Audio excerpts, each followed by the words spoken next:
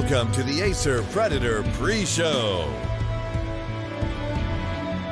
That's right, it's time for the Acer Predator pre-show here at the CIS Minor.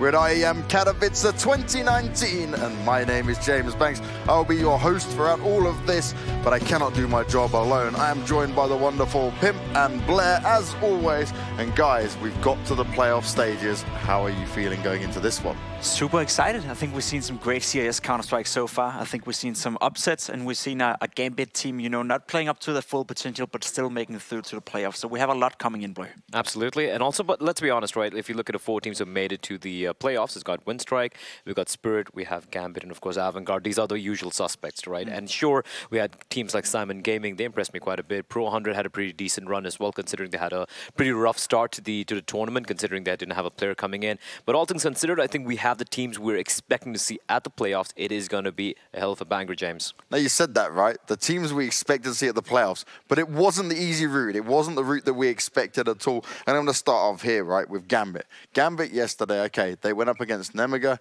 It was a nice little starter for them after they lost their initial best of 1. They kind of got caught off guard there. But this team in Nemiga, they didn't really be able to put up a fight against the Gambit, who certainly looked like they were back into some sort of form, right? Back into some sort of form, I would say. You know, again, it comes off an easy ground, so to say, playing against Nemiga.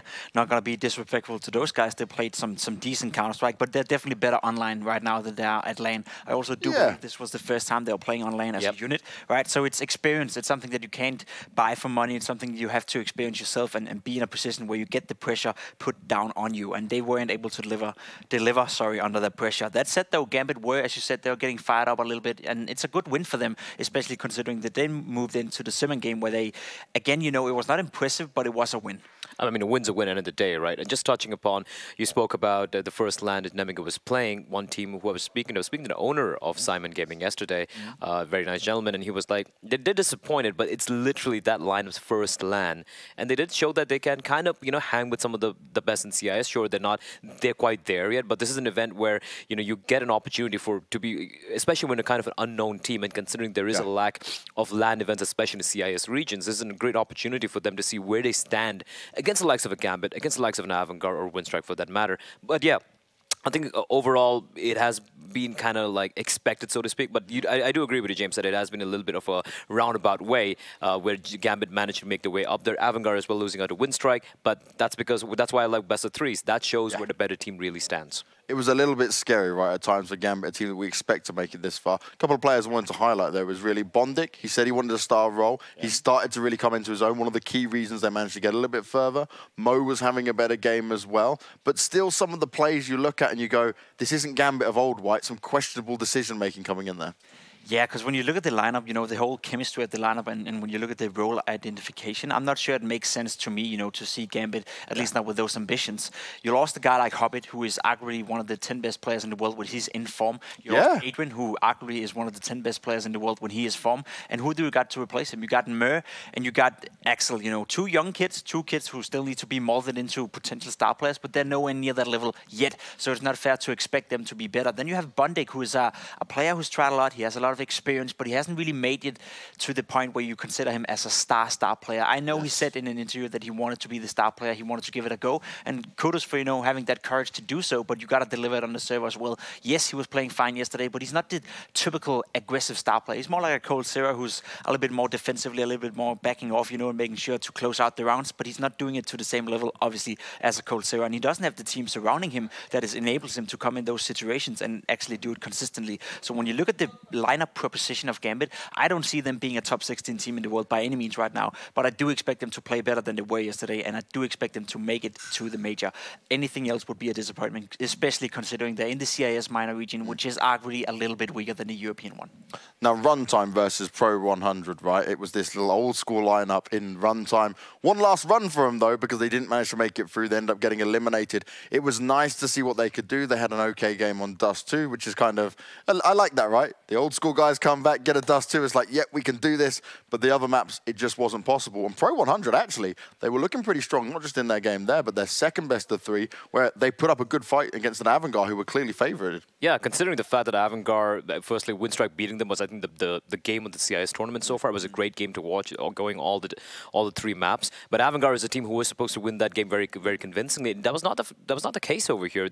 I think they won 16-12, 16-13, something like that against Pro 100. And credit to Pro 100, they started off in a rough way. They didn't have a player who was only allowed to play because he had fallen sick. I think it was Kryzen, if I'm not mistaken. And they had Sania with that team as well, old school guy. The Run 100 game, sorry, the Run 100, the Run Time game, or the Run 100 game as you can call it, because these two teams did play against each other, was pretty interesting because Runtime won the first game in a very convincing fashion by Pro 100, showing that they have something to show for. Taking it all the way against Avangard, they're going to be pretty happy with the way that kind of panned out. Because bear in mind, for many of these teams, apart from Spirit or Winstrike or Avangard or Gambit, this is one of the first lands, because most of these teams are pretty new, so to speak, when it comes to the roster, right? And it is a learning experience, and this is something, that's the thing, it's what do you take away from this tournament? Like, sure, you didn't make it, you want to make it through from the minor to the major. Obviously, you got the stickers, you get to play against all the prestige, against the best teams in the world. But, you lost, it's okay. You can always, learn where you made those mistakes, and that's what I would like to see from these teams going forward. Well, let's bring up the graphics there for the brackets so we can have a look down all of that and have an understanding of where this all kind of broke down yesterday. And this is the next game I really want to look at here. The Gambit Esports versus Simon Gaming. Simon Gaming, a team that sent them to the lower bracket in the first place with the opening game. Gambit come back a little bit more prepared, feeling a little bit more comfortable with the pressure on them, and they get it done. But Simon, the whole way, there was definitely a chance that you would go, this could be a complete upset. You sat with the feeling watching that game that Gambit was not in control right over the whole situations. It was a Gambit team who were being pressured by all limits. As you said, Simon Gaming were playing some of the best Counter-Strike we've seen from that team, in pretty much forever, since they are a fairly new team. And as you said as well, the first LAN event, it's cool to see them come in, and show that sort of, I would say the most impressive thing to me is the confidence they showcased in that game. They weren't afraid to go toe-to-toe against Gambit. They weren't afraid to make the plays needed. They weren't afraid to do the stuff that was needed in order to pressure Gambit. Obviously, it didn't pan out the way they wanted to. They did end up lose 2-1, but they had great honor in the game, and they definitely were able to pressure a team that should, under all circumstances, be able to beat Simon Gaming 10 out of 10 times. Absolutely. And one player I want to really point out, that's the thing, we look at his teams and like, what can we take away from their experience and watching these guys play? One player who stood out for me for that team was Sanji. He's not just the in-game leader, he was fragging out of his mind. And apart from him, sure, players like Balance, he had a rough time. Again, first line event for him, right, on the stage. So you learn, you get better. I just wanted to, just looking at this group though, Team Spirit, right? We see Team Spirit over here. They just had to play 3 maps and they're through to the playoffs. But the thing is, the teams they played against Nemiga, who in my opinion were kind of one of the more weaker teams in this entire tournament, and of course Simon Gaming, where they took them down 2-0, right? So they haven't really been tested. Yes, we're saying Simon Gaming played pretty decently, but Spirit haven't had to face off against Gambit because Gambit got upset in the first matchup. So Spirit getting into the playoffs, there's still a kind of a question mark. They showed signs of how good they can be in certain maps, but for example, the Mirage T site was pretty horrible for him. Yeah, I definitely agree, and we will see them being tested today, right? They're going up against Avangard, which is a team that we all predict to be the best CIS team, a team that also progressed from Group B that we're about to see now. Well, it's going to be an interesting one for our opening game, but let's take a look at Group B as well. And the interesting game here for me was the Avangard Pro 100 game, because I honestly expected Avangard to walk away with that 2-0, but Pro 100, they are certainly showing us that this team's got more than just some capability. They're growing as a team now. Not only did Pro 100 play a great game and played better than we expected, but it's also one of those scenarios where if you're Avangard, you're coming into this tournament maybe for the first time as a unit being the heavy favorites to go through. There's sort of like a pressure that is being put upon you, whereas before we didn't think much of Avangard. Last year was one of the teams that we initially thought to ourselves, all right, this team has upset potential, but we're never gonna expect them to win the games. We're never gonna expect them to do well. Whereas coming into this year's minor, we've had so much faith in Avangard, we've seen them so much as of late, doing so well that we expect them to be the favorites, and they expect themselves to be the favorites as well. And that's a completely different ballpark of pressure. Not only is the fans out there, not only is the clever guys like us, putting pressure on Avangard and saying they need to win, but themselves, the pressure they put on themselves, knowing it as a player, it's so tough to deal with sometimes, especially if you're facing a team as Pro 100 who are playing way better. You sort of start to fear that disappointment. You start to fear that, all right, are we not good enough to do this? Are they really gonna upset us, on this rather lucky day or whatever they may think to themselves? So the pressure that you as a player put on yourself when you are the favorites, is so much more tough to deal with than when Blair or James Bank, for example, you know, tells you that they have to win. All right, Avangard, let's have a little closer look at them. The Avengers of the CIS region, this team, they are showing us some signs of life, they are showing us some signs of skill, but what have they got to say?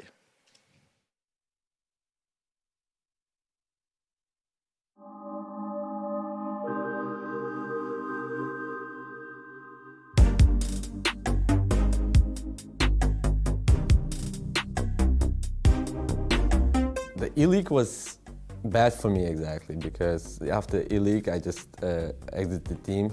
I leave Gambit and then I just joined the Avangard. To be honest, like our team really confident right now. We had really productive training time.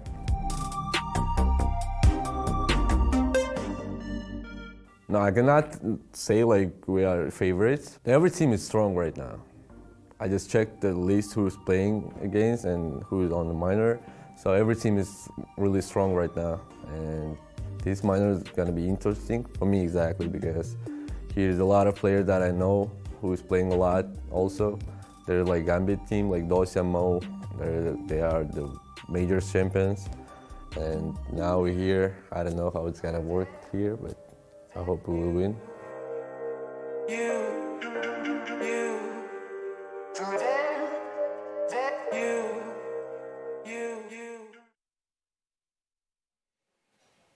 Fitch there saying how he didn't know exactly how it may go, but he hopes to win. Well, they've won so far. They've made it to the playoff stage. And this is a player that Gambit had themselves for a little while, right? He had a short bit of time playing in that roster, didn't really get his chance to shine. But this is something for him to build upon and kind of show that he is a more than capable player from this region.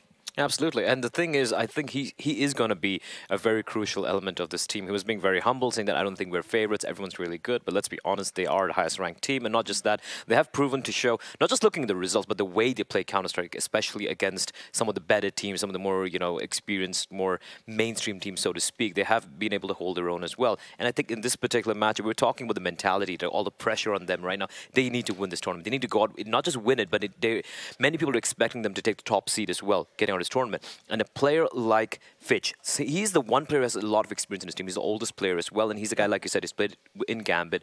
He's played in high-pressure situations as well. He is going to be, in my opinion, like he might not be the Mad Fragger that he could have been once upon a time, but I think he's going to be the key element here in this team. I think Avangard is a perfect example of a top team in the making. A team that definitely produces better results when they're facing better opponents. You know, they're better at playing from behind, basically. Yep. So when they're facing a Gambit or when they're facing a FaZe for that matter, they play up to their level and they sort of like extend down level just a little bit. Now, being a top team, being a consistent force to be reckoned with, you got to be able to do that against the weaker teams as well. And that's where I think Avangard is learning and struggling a little bit right now. And that's why the CIS minor qualifier can be so tough for them, because there's no doubt when they're playing well, they're the best team in the CIS minor. Well, let's take a look at the playoff bracket and exactly who's going to be facing off against who today.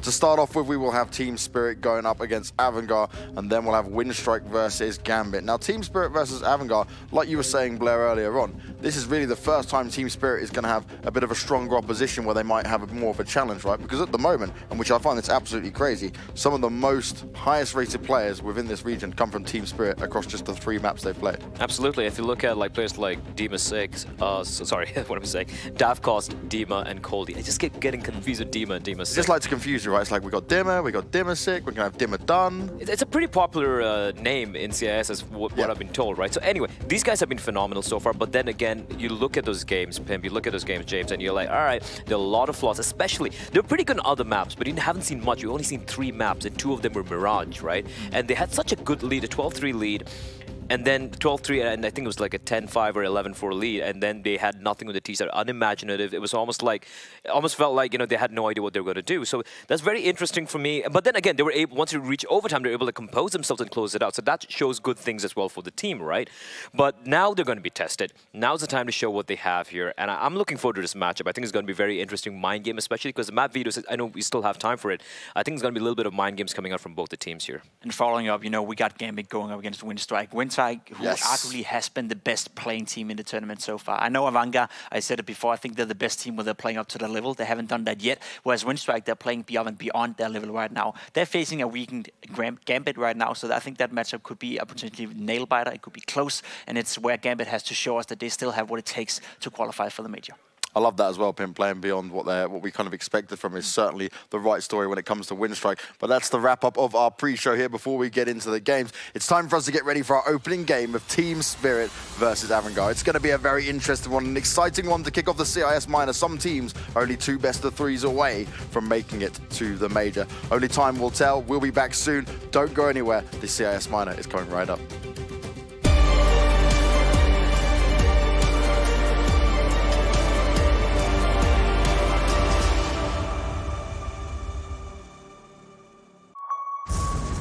Champions of ESL 1 Cologne. Do you remember? Welcome to the Cathedral of Counter-Strike. Think you've seen it all? Are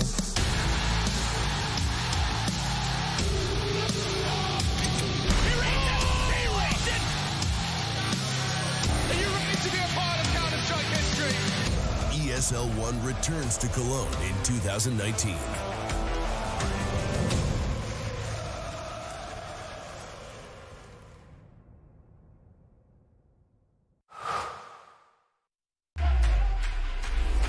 Think you can't capture a clutch in full resolution while streaming the play to the world?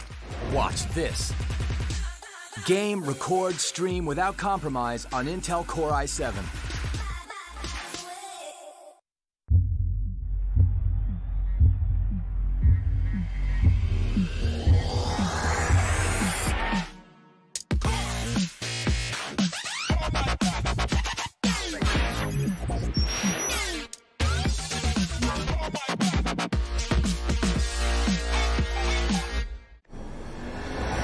Synergy of brute strength, born of elite core power, to thrive under pressure in the most hostile conditions, and built to overclock.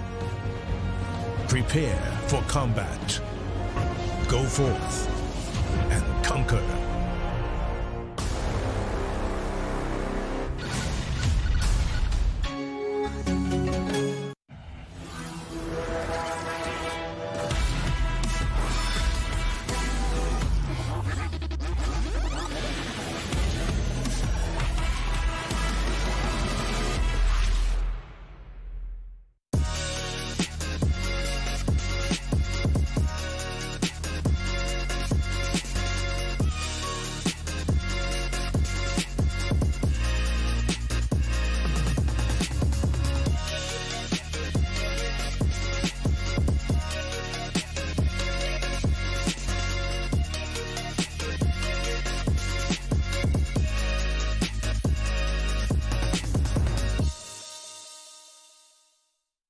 I've been there since the beginning. Every map, every frag, every moment. I run, but I never hide. With knowledge comes power, and power is to be wielded wisely. Which is why, as the expert, I bet with Betway. If you know CSGO, then you'll know the best way to bet on esports is with Betway, for the love of the game.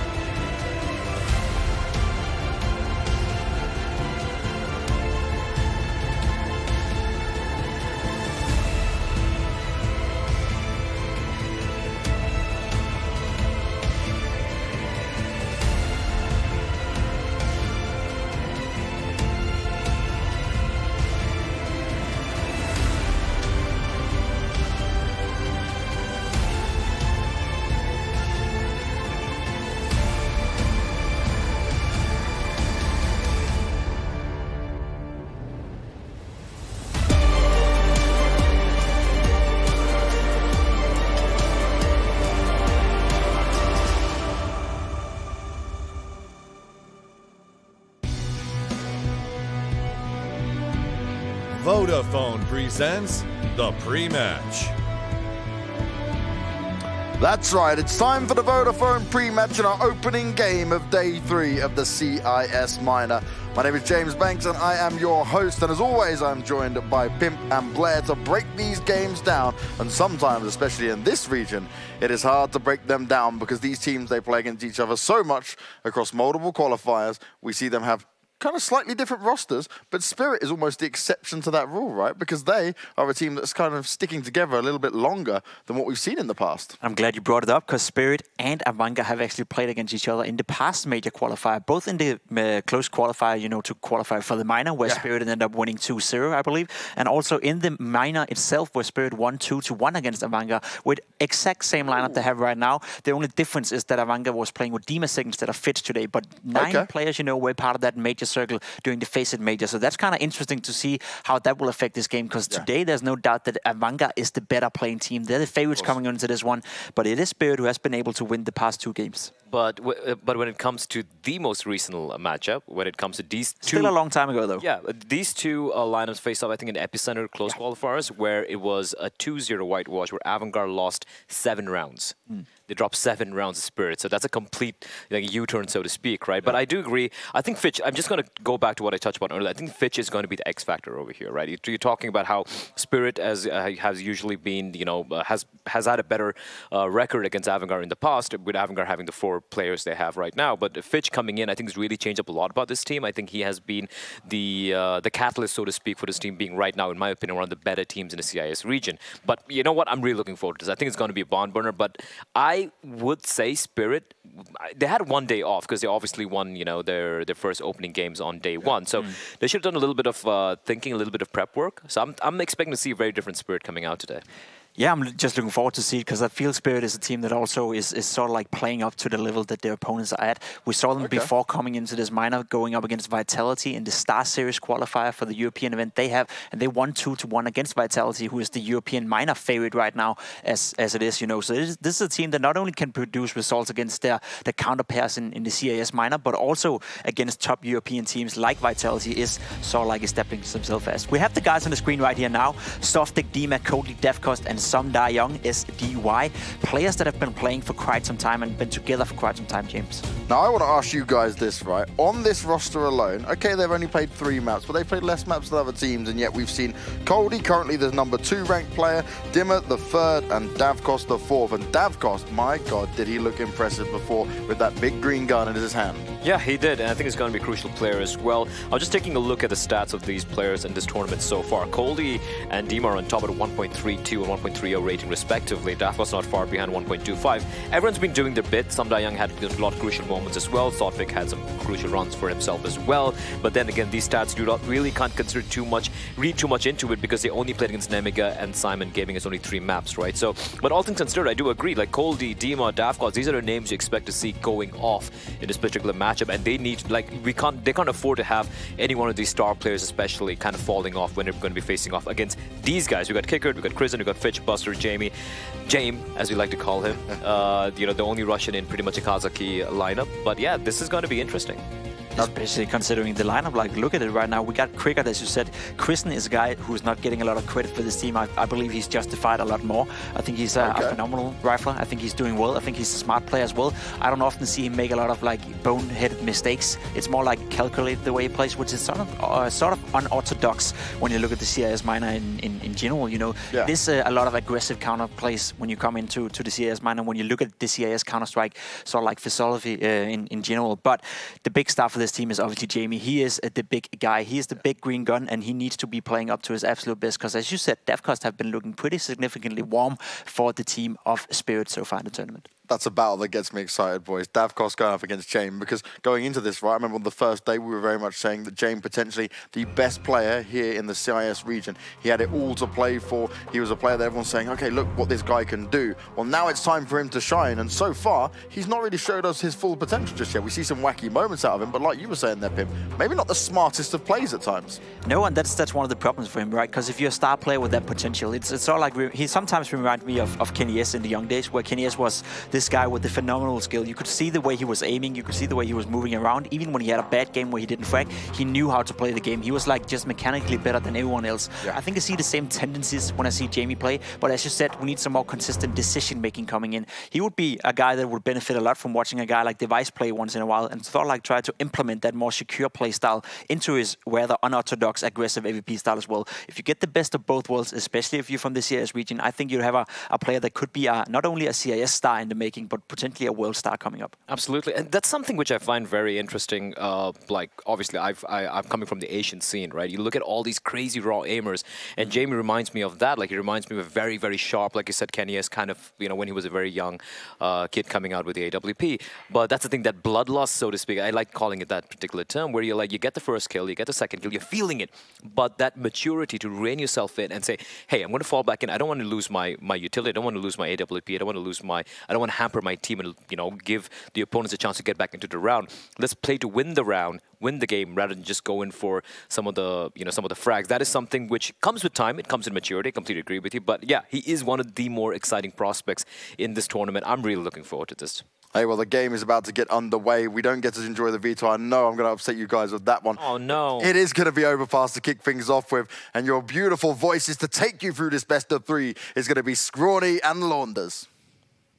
Thank you so much, James, and thank you, gentlemen on the desk. I'm excited for this one, Launders. The playoffs have begun, all right? We had the group stage, we had some wonky up and downs, but this is where the real matches start. This is where the real pressure sinks in. And this is where the real challenges begin for a team like Spirit. Like we talked about, you know, not the hardest of routes to get here into the playoffs, but they did their job correctly and they did it well. That's what is most important. Now, however, they have their hands full in terms of individual talent because Avantgarde have it from head to toe. They definitely do, that's for sure. James, you know, leading the charge, has just taken a hold of so much of the conversation about any of the players in the CIS region. Right. And that's because he just has such a different play style. You know, he's plays slow at times. Sometimes he's ultra aggressive. He's always offing. He really picks when he goes for clutches and when he doesn't. And it's hard to predict, even from someone who gets to watch him the whole game, what he's going to do next. And that unique decision making, I think, is what helps him be hard to kill. It might be a big feature of his gameplay. But he, as James mentioned on the desk, has had variable impact throughout the event. And it's crazy because even in games where he doesn't have an amazing amount of kills, he gets amazing kills within that. And that's something that we can always count on. So he'll be a big player in this match if they win it. And if they don't, you can definitely point to him as the opper to put a lot of the responsibility. So now we've got Spirit walking up through the stairs, clearing things out. Really good with the Glocks to try to create a train and just clear stuff out, clear all the close angles that you can. It's very easy to convince players to fall back on the A site. And now they turn their attention to B. Yeah, Buster's going to float around the pillar. He's got support off barrels as well. And it's a quick kill from Crizzen to get this party started. Dima responding from short as that bomb does push up into the A site, but you can see Avantgarde trying to work their way back upwards. Davkos with a double, and James, well, he stopped the bomb and pushes it back down to this man. 2 kills already, but he needs another couple. Grabs the bomb, puts down that suppressive fire off the Glock, and he's yet to prioritize plant. Seems to want to get a 1v1, but there's just corpses in his way. Oof. Blocks the vision, and Buster will blast him back. Yeah, could have been a free plant there, but he wasn't sure where the second player was. And if he didn't overcommit to the peek into CT spawn, he would have known that there could have been 2 players there after seeing a couple bullets, but it was too hard for him to fall out. Would have loved for him to get the kill, obviously, then go back to Dicebox, play the 1v1, and then it's a much more standard, much more easy round. But they don't get the plan off that, and that's a big loss for Team Spirit here. So we're not going to have any reinvestment. There's Glocks and only one piece of utility. At least Dima's got a flash for the team. Can make a world of difference for sure. But it'll be difficult to score themselves a plant. Avantgarde have taken stairs control. They've got forward A aggression as well. James has a nade prepped and ready to go. If he doesn't release that too early, it might do some good damage. Spirit paused for a moment there just outside of spawn, anticipating some kind of deep frag nade, but it's only at this moment that it is thrown out. James hitting Dima and soft picked ever so slightly. It's really not all too substantial, but what will be is this flank from Kicker. James drawing all the attention, calling for the reinforcements, and Kicker, well, he's got a teammate with him here, so the two of them should be able to corral the remaining members of Team Spirit. The smoke makes things slightly more awkward, but it's all good. James, 2 kills, $5,600 at the end of this one. That's an easy rebuy with his 4-1 start. And Avangard happy to convert off pistol. Yeah, the kills allow him to get the half armor with the op, so he can move right into that. His teammates bought up SMGs. There was basically MP9s only that round, so there's a lot of money to be made, and Avangard will turn this into some kind of bonus. James doesn't want to be too aggressive to the point where he could risk losing the op early, because this is a round that could be lost pretty easily. Spirit have pretty good weaponry, artillery, and it's going to be on Avangard to make sure they're careful enough they don't throw this one away. So Team Spirit off to a pretty standard default passive setup from them, out towards the playground area, and Cold here. It's working on the stairs. So Dayoung just playing back, holding for pushes. Avangard have poked around at the A site, but now have started to walk back to the sites. This can be okay, considering it'll be a difficult round for Spirit to win. No ops for them to move up to the A site. And so long control can be good. They can throw the aggressive smoke to the end of it, then take control of it. And with a minute up, they've cleared out bathrooms. And so they have enough time to walk the entire way, make it difficult for Avangard to guess whether or not they need to stack, or it's okay to play 3B. Kicker's smoke comes down at a decent time. Sections Dima off. Kicker's going to try to win that duel, but it does ultimately cost him his head. Dima looking to follow suit, and the CT is already rotating upwards. They've erected a smoke for their own accord. Got that potential bomb plant for the bathroom side. Dima charges through this, though. He attempts to challenge Fitch, and it is a trade frag back and forth. Good job by Davkos there to pinch in from long as bomb goes down. So Spirit, with their first plant and the fact that they killed the man on B, makes things really tricky for the remaining Avangard players. Yeah. Buster, he's got 100 health. He is that front line, but look at Coldy, just tucked away behind the flower pots. It's going to take one hell of a play from Avangard to make this happen. And the problem is the threat's so near. It's not really like they can leave. They are going to throw themselves into the smoke, and there's a man within it. Not to mention Coldy is the insurance policy. They're trying to bait the players here into the open, and, well, sure enough, there's one. But, haha, Sodvik emerges, and with an element of surprise, it's just James to survive. That's Spirit on the board. Yeah, and here's that bit of a strange situation. That's luckily a situation where James can play passively enough that he can save the op, because, again, they didn't have as good guns as they'd like to have. Now, I don't know if they can rebuy fully on everybody, but we'll certainly see more rifles, hopefully more M4s for Avangard. But here's a good attempt from Avangard to try to deal with the A aggression. Spirit threw a couple of good smokes, kept it nice and simple, moved at a consistently fast pace, and then got to the A site with plenty of time to spare. So it's no surprise to me that they were able to pull it out. Can't blame Kickert for trying to go for that kill. Would have been much harder for him to sit at the truck and then go for a long-range spray, and so he saw an opportunity with one player there and a smoke behind him that he threw to try to isolate him so he could eliminate him. Now, in this round, another setup in the default. But again, much more focus on the rifles here for Avangard. They even got an AUG on Kickert. It's always terrifying to hear the AUG on the server. Can really be a game changer. Buster poking around short, kind of by himself, so it's not quite as safe to actually get into the sewer tunnel. But he still has a decent amount of information. If that door swings open, he can alert his teammates.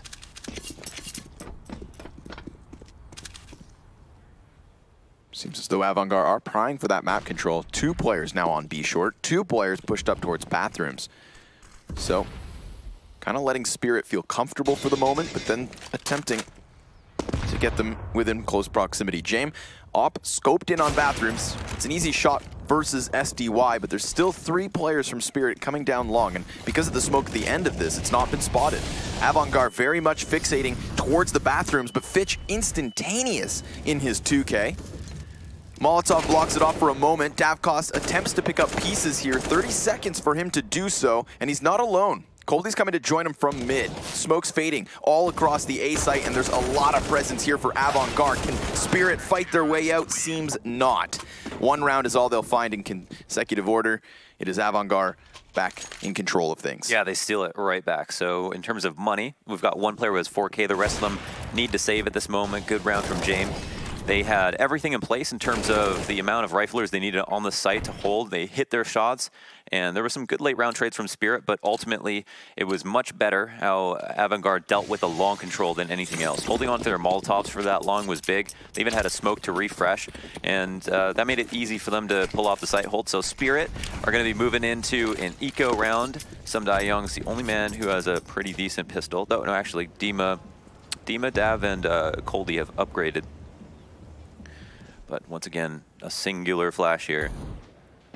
We're going to go ahead and spot things. And Avant-Garde haven't done that really forward aggressive A aggression where they jump up to Fountain, they pick balloons. Instead, they've been hanging around the bathrooms, have been easy to convince to fall back. And once they've fallen back, it's been a bout on the A site. But on this anti-eco, not surprised to see them playing far back. I do think that Spirit, once they get close, becomes pretty 50-50, whether or not they can execute and kill people behind the dice box and truck. But at the moment, it'll just be time burned off the clock, which Avant-Garde will be happy to see. Just because we didn't have time to touch on it in the pre-show for this matchup, the 3 maps of the series are Overpass, Dust 2, and then Mirage. This one here starting off, of course, on the choice of Team Spirit. So Avant-Garde's decision to start on the CT side has begun with a little bit of momentum and some economic woes for Spirit. They've got that one single flashbang left now that they do have closer proximity in bathrooms, but the problem for them is that Sotvik's been spotted and Kickert's going to call he sees bomb. Sure, their bodies may stack up, but he's got the trigger discipline. Peeks wide, 3 instant kills here for Avant-Garde. That's a great way to shut down anything Spirit could have thrown. You know, the odds were always stacked against them, but maybe they find an opening, maybe they find some damage even. Not this time around. Yeah, there's some value in holding bathrooms where you have a fast flank on bathrooms itself. If you hold top bathrooms, you can control long, you get info early, tons of reasons that you want to push up, and they found a tricky way to do it safely. So now Avant-Garde pulled that one out. They have minimal losses to think about, and Spirit going to be scratching their heads a little bit as to what they should try next. They haven't done a lot of testing in terms of rushing, in terms of monster hits, in terms of taking short control, combining that with stairs control, and I feel like they should at some point give that a shot. This is a great round to do it. They've got lots of utility to work with. Davkost, fortunately, only has a scout, so a bit of a downgrade for him. Wouldn't be surprised if James finds a duel and wins it versus their scope, but he's kind of the only person at A, and I think this was a spawn-based call where he can go and spot, and if he spots early enough, he knows they haven't crossed. And even if they do cross, as long as they aren't rushing him, he doesn't have to tell his teammates to move quite yet. Instead, you can see the amount of vision he has will be able to allow his teammates to just freely roam around the B site, take their time. And I don't actually like how timid Avant-Garde are being about their setups right now, but they're working so far. And knowing Avant-Garde, they're not going to shy away from being less timid. I just feel like since it is working at the moment, it's a fantastic way to establish a good amount of economy control, kind of figure out what Spirit's got to throw. Because like you said, we haven't seen much from Spirit either. You know, Avant-Garde, they wouldn't be making these aggressive decisions based on a very large sample size. But Sumdai Young, who has been consistent over towards this B site, does lurk into Crizzen, however, doesn't expect the second man, that's Buster, to trade into the short control. So Avant-Garde will rotate all of the remaining members up, other than Buster, who serves as that anchor towards B. It's going to be the 32nd hit to the A site yet again. We've seen Spirit come into this position late. James off of the boost. Now that's going to open up a window of opportunity. They cross past Fitch, not able to hold Dima back, but luckily Coldie can still trade, and that enables a bomb plant. Molotov really ensures that nobody can rush out unless they have the balls to do so through smoke. And a stray shot off James misses the mark as well. Bombs planted. Team Spirit, in a decent enough position, have been given a chance to fall back. Are they going to take it? 3v2. Dav is looking for big flanks here. They are moving far away from the site at the moment. Bomb's not halfway ticked quite yet, and that is not an op holding that down. So smoke could be pretty powerful. Section off the choke points. Now force some awkward peaks. They've got both bathrooms blocked and the bomb itself. Now they just need to throw their bodies in front. You know, the meat shield should be the tactic here. I love that James goes to the high road over the boxes, gets that op shot versus Coldie. You know, it gives himself the most upwards of positions. Seeing as he was low HP as well, it's a bit of a risk to run, but it pays off. He's 8-1. I think the amount of time they were taking there, they were kind of worried why Avangard were taking so long, and they immediately looked for some big flank as if someone might be walking long or coming from top bathrooms, flanking from stairs. And when they didn't see anybody, then they were finally back in their standard spots, but the smokes were out and they were put in good spots. To smoke the diffuse is really easy. It's actually important that if you hear a smoke plume, that you know where it plumes so you can remember how to line up, because if enough points of reference have been blocked off by the smoke, then you'll be spraying into the smoke thinking that's exactly where the bomb was planted, but you could be completely wrong. So it's really helpful. So a good tip is actually to try to, because of that points of reference note, it's really important to look for high buildings behind what is smoked, so you can try to visualize the rest of the site. And speaking of, you know, cutting off those points of reference, it's nice to see that Avangard, they pick up a second smoke as they go for the retake. So not only is bomb blocked off, but then they clear bathrooms as well with the additional one. So you could see that you know, valiant spray attempt from Team Spirit. Well, he didn't have anything to look at other than 2 smoke grenades. Really missed the mark, barely damaged him, but that's all he could really try to do at that point. Solid retake helps out Avangard to establish their first 5 rounds and pushes Spirit back down into pistols. Not where you want to be early on the T side, especially not here where you find yourself 2 members short already. Luckily, Davkos still has that AK. He was the raid boss of the round, the only man equipped with a gun. And we know why. He's been having himself quite the minor. He has been hitting shots, hasn't he? Yeah, most certainly. You know, Davkos on my radar ever since he had that stint with Flipside. But, I'm sorry. That's usually not how that boost goes. No, not quite. Usually a free kill on headshot, but Bitch just jumps up on the barrels, takes the fight himself. 4-2, and Coldie finally finds an opening. See, luckily Coldie's really good as well. You know, the AK falls into his lap and he still blasts one back off the B site. Then swaps it over to Sumdai Young. Playing a little game of hot potato with the Kalashnikov. Coldie's going to come in from short. That's 2 entries from 2 separate players, and Sumdai Young does one better. Unfortunately for him, though, it's cost a lot of HP. 15 health and almost only 15 seconds, too. Kickert, patient. He's got eyes up and above thanks to James. SDY would have to have a hell of an entry and another. But he'll just desperately try to plant. He actually has the cover from the pillar. Oh, damn. He knows what's up. 7 seconds left in the round. Good, slow attempt there from Spirit. Considering that they were immediately pushed into a 3v5, I still think they made something of that round. Yes, I mean, Sumdai Young getting those 2 kills is amazing. And he played that 1v2 very smartly. I think he just kept an inventory of where the players were the whole time, was extremely careful of James' off angle that he had on Heaven, thought he would definitely get caught off guard crossing into the site. But the smoke was pretty good. Didn't have to expose himself to throw it. Almost got a bomb plan off, but Avangard dealt with the 2v1 really well. And one thing that Avangard have done that's been amazing this tournament is play their 2vx's to perfection. You know, win rounds they should never have any business winning. And that's been important. So we got a fast monster rush now. Straight up charge into the bomb site. No entries and no hold even. Just lots of smoke and now lots of shots to fire off. Coldie with an answer. Dima finding one of his own and Kicker flying through the flames. He actually burns himself near half to a crisp. Fitch takes his place, walks up by the barrels, has the element of surprise and support from James. Now, bomb's been thrown out into the open, and Sotvik looks to clutch. It is the 1v1 with so much time left over. This is where it gets really exciting. The problem is the bomb down on the site, and James has full vision over it.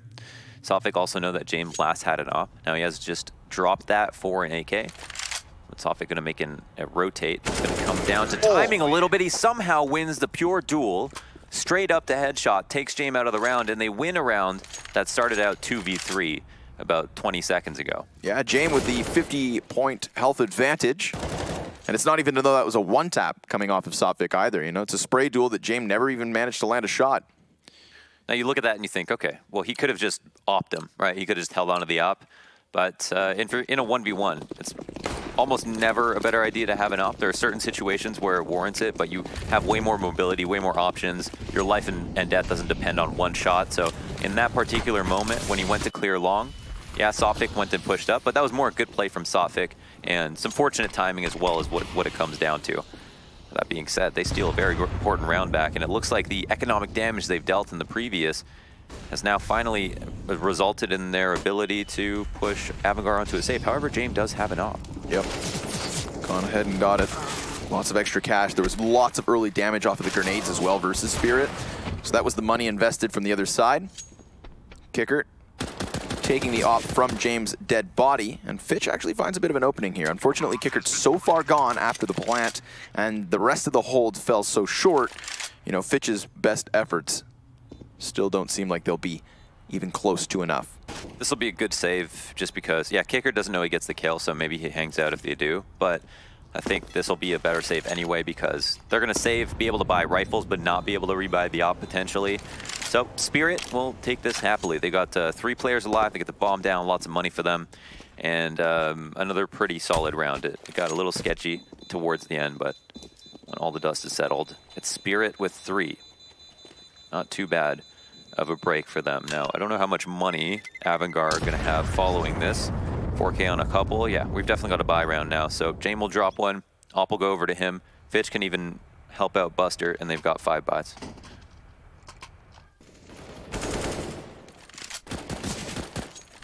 The CZ can be quite unreliable at that distance and spraying in general, and it's a shame.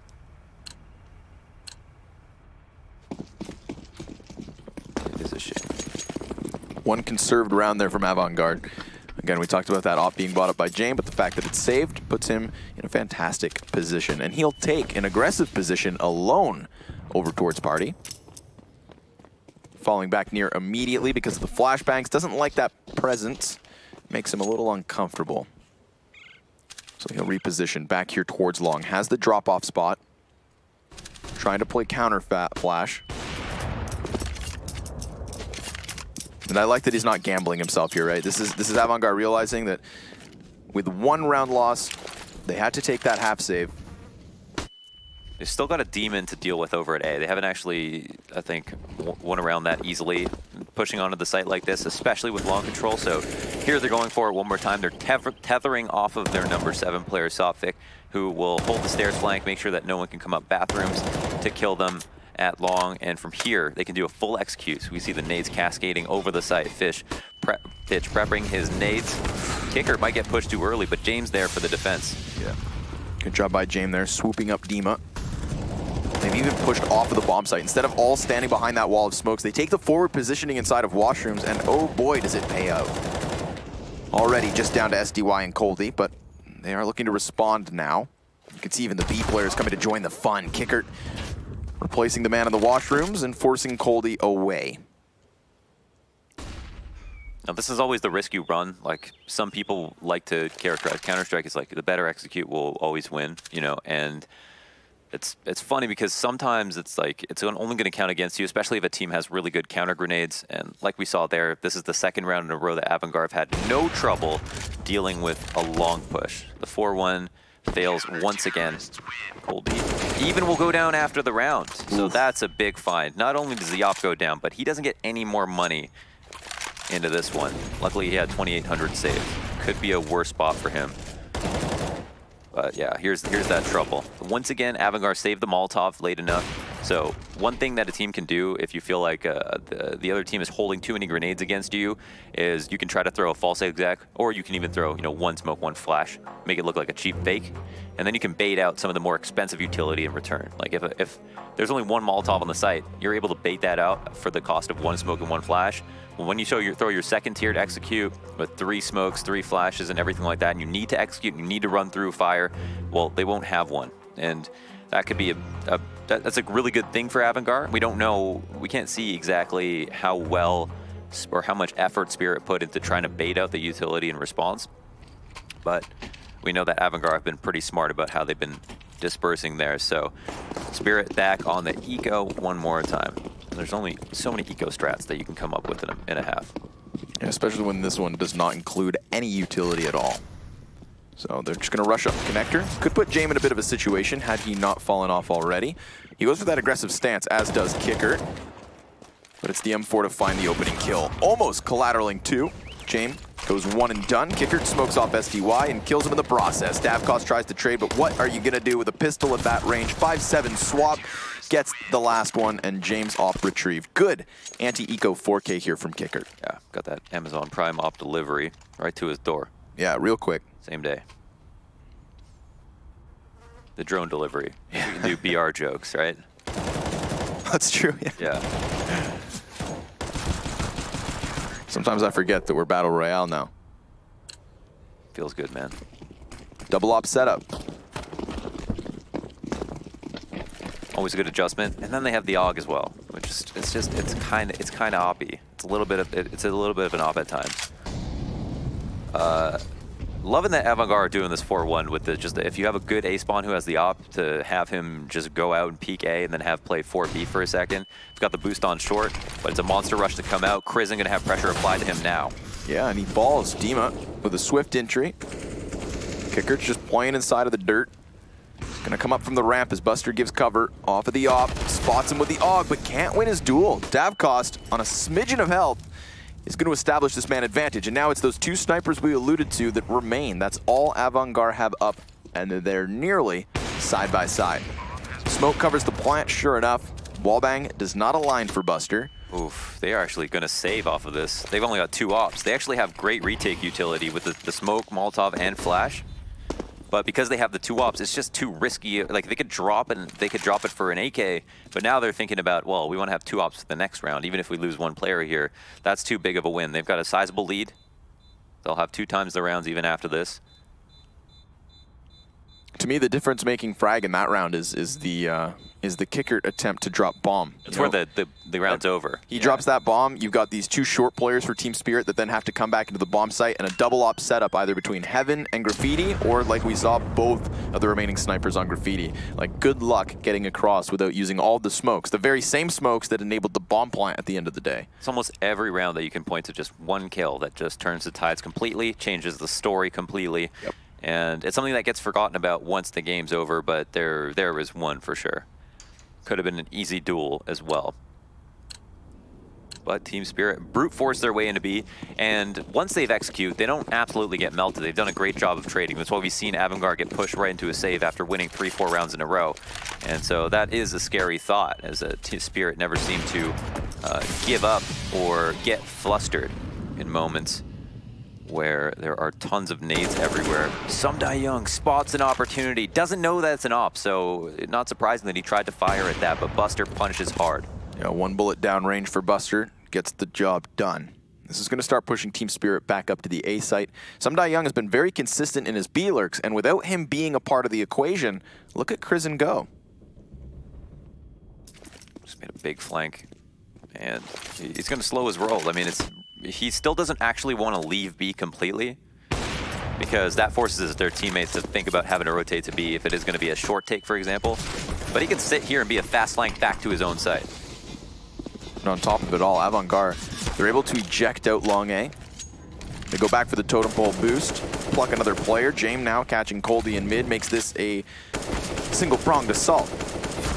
Sotfik tapping away through smoke, just trying to get lucky. But unfortunately for him, he's also getting flanked. Here comes Krizen, all the way from B, all the way through the spawn of the T's. And he could very well find Sotfik in the corner with his back turn. And Fitch gets the kill. And then slaps Krizen in the face, right? with a dink, you know? Yeah. It's I'll take your kill and back off. Yeah. But yeah, the ease of the peace of mind when it comes to pushing Monster, which is one of the most dangerous things you can push on CT side. And oh my god, that flick from Jane, that was ridiculous. And we'll definitely see more of those if we hang out for these next couple of maps for sure. But just being able to find the round that you're able to safely push Monster is enormous on CT side, on Overpass for sure. Like, you can push everything else, but Monster is the one thing that's very dangerous. And Spirit let off the gas pedal, aren't fully aware at all times, and they leave that open for the wrong round. It'll come to a close, and they won't know why. This is curious to me. Sotfik alone with the bomb. Clearly in a round like this, you know, like you said, there's only so many things you can do on an eco. This one's going to be a fresh face for Team Spirit, but they still face an uphill battle. It's a QB sneak. Kicker immediately with a 2K. Oh my god. 5 players, and they're all rotating. Fitch, is he going to hang out? Noise has been cut, so... Oh, there we go. Sophic just has to slip by. It's only going to take a... His team could have just committed to A there. They pulled as much of a distraction as they possibly could. At this point, like, why wouldn't you be worried about both sites now? Right. It's kind of... His teammates are just kind of wasting time on the other side. We'll end up having to take these duels. And now Avangard are wondering why they're still at A. Like, yeah, if you're going to pull that 4-1 QB sneak, as you called it, you got to make sure you just go all in, you know? And especially when that bomb carrier is only wielding a Glock. Yeah. It's not even any of the guys with a pistol. A Spartan team's probably not going to rotate, but if they see 4 players, there might be miscommunication, and they might have someone turn their back at the right moment. Just allow the plant to go down. Even if a guy gets to CD spawn, he might still technically be in B, but if someone comes out monster and plants behind the default box, they'll be able to get away with it before they get rushed. So, small mistake probably. Don't know what the value of having the pistols pull off that lurk is. You're almost always going to lose that round anyway. You're probably not going to get a plant in the first place. So you've got to kind of try to join forces and go all in. So now we've got the monster setup. We're definitely going to see some nades coming over here. Interesting to see how Avangard will deal with it. The man throwing a flash. Fitch goes 1 for 1, but will it be enough? Ooh, Dima grabs another. Now it is that short control in the hands of Buster. That off aggressively pushed up, but he's not challenged straight away. So as he doubles back to the bomb site, he finds himself way too much to handle. And we're going to have Jame in a 1 versus 4 here to close out a very commandeering CT side. Avangard, for the most part, have been successful through and through. Never once did we see Team Spirit win more than 2 rounds in a row. And even that only happened 1 time. Straight smack dab in the center of the half. Bomb also halfway gone at this point. Smoke and a flash. What you got in you, Jame? He's going to try to work this one forward. Does have the kit. He's got to go. But instead, he'll just drop. Davkos through smoke stops him. And we're going to be back with the second half after a brief break, folks. We'll see you there.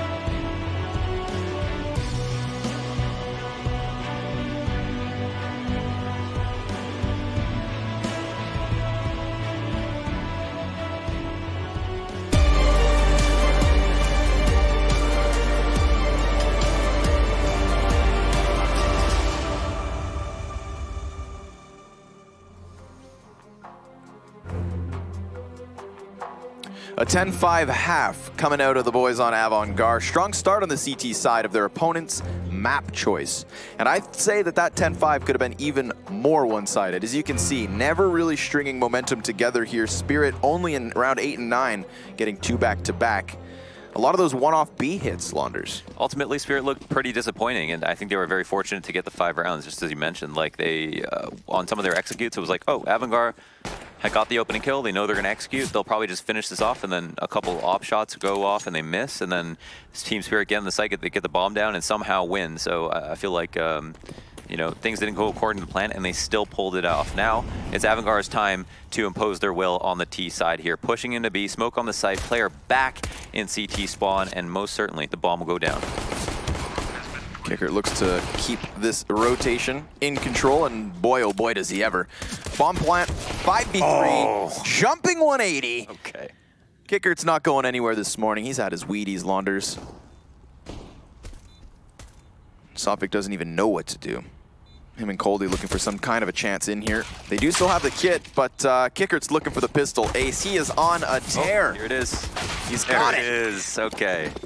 Well done. Hold him downstairs. So his job is obviously to activate his lurk from the stairs. Once the door swings open, it's great because the door has to make noise. So if he can just hide behind the corner and then hope that the CTs don't push him. And even if they do, he has kind of an advantage. So at this point, he can just kind of wait and try to get the drop on one player. Ends up getting the drop on 5. He's working time and a half for no extra pay. Just the love of the game.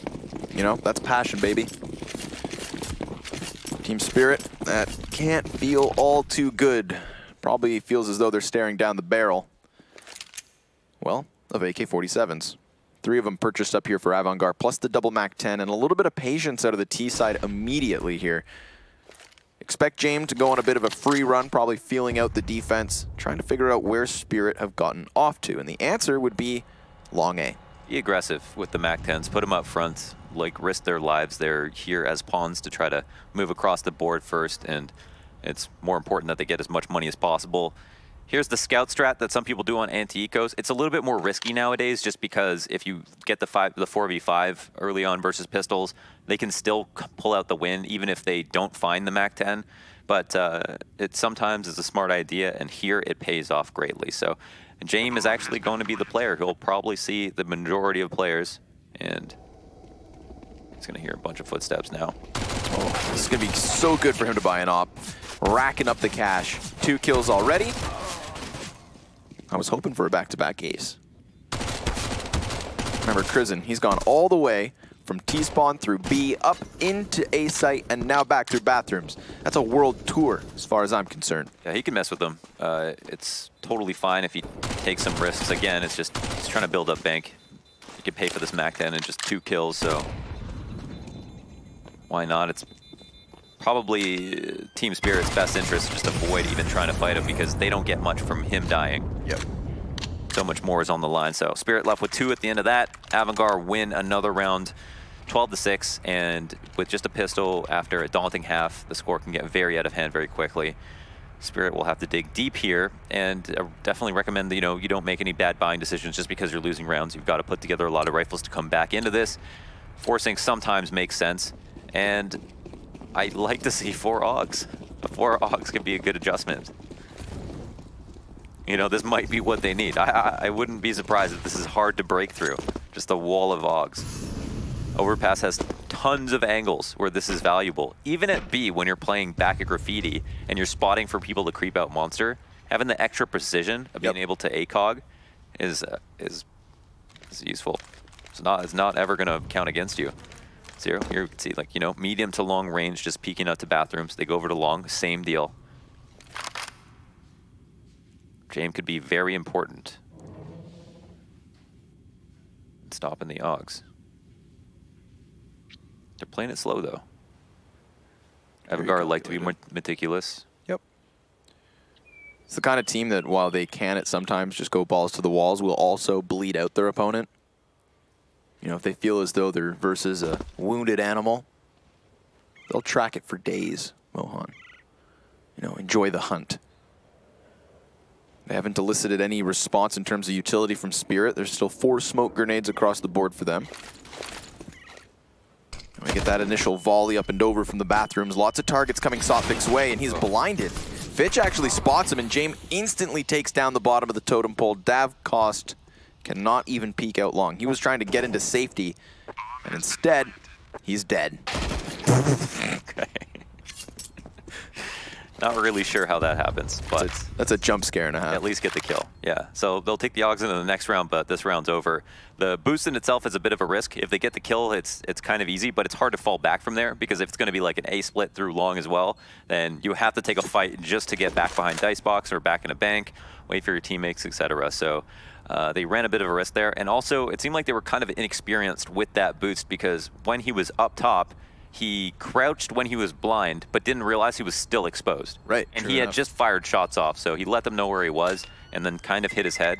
I feel like that's kind of like when you close the door and try to hide from your dog. Yeah, you like knock on the door. Right. Or when you like close one the by you, door. they don't see you. Not quite the cover he'd hoped for. Mind you, Fitch did have a really killer angle from the side of bathroom. Look at that. Insane game sense from Cold. Have we got a stress ball? Yeah, I think so. Or a Furby? One of the two. Yeah, this is one of those teams that's got all kinds of plushies. Check out the end of the table. Is that look like a slowpoke? Yeah, that's what I was thinking. Is that a slowpoke? Right? No, I think it's a pink moose. Okay. Some kind of antlered animal. Honorary Canadian? Yeah. See, it's got something on its head. Maybe it's a cow. I don't know. It's a strange looking animal, I have to say. Well, maybe those memorabilias are giving them fond thoughts of home, but there's not much fondness for this game so far from Spirit. I mean, we need a little explosiveness. I know it's early, folks. I know they've had a day off, but holy mackerel. Avant-Garde just stampeding straight through them. They took all of that action and adrenaline from their close series versus Winstrike, got sent down into the lower bracket, had to play and fight their way out yesterday, and now they don't want to go back down to the dirty depths. They don't want to hang out with the plebs. Avant-Garde is royalty, Londers.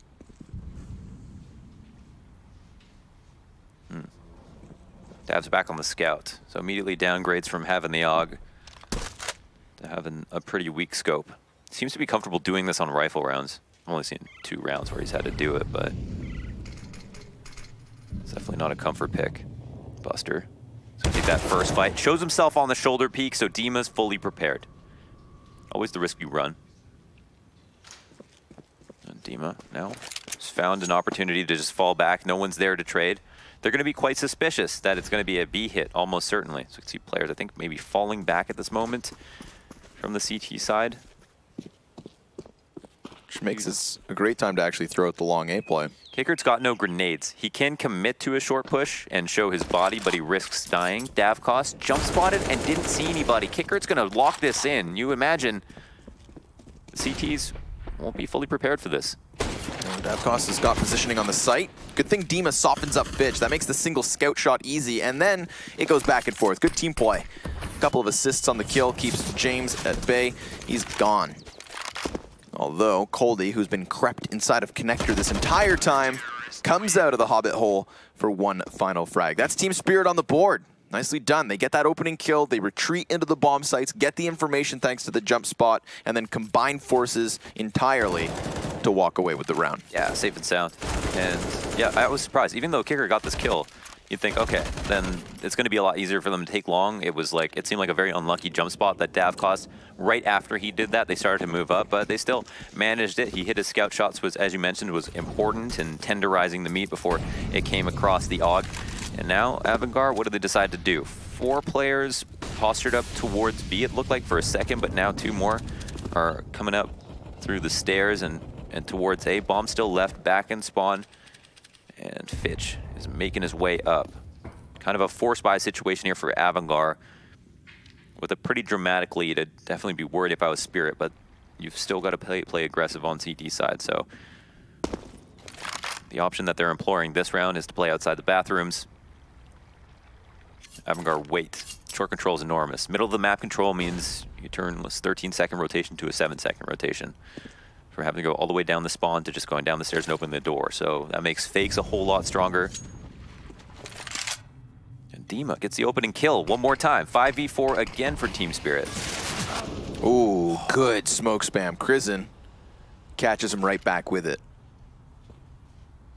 This opens up things, but Sophic looks to have a good angle here on Buster.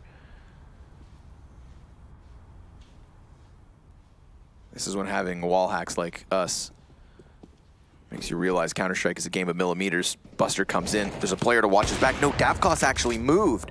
So, I mean, Avant-Garde just find the timing. The moment Spirit give up on their initial setup, you know, both teams making moves, they exchange frags once more from 4v4 to 3v3, 20 seconds up.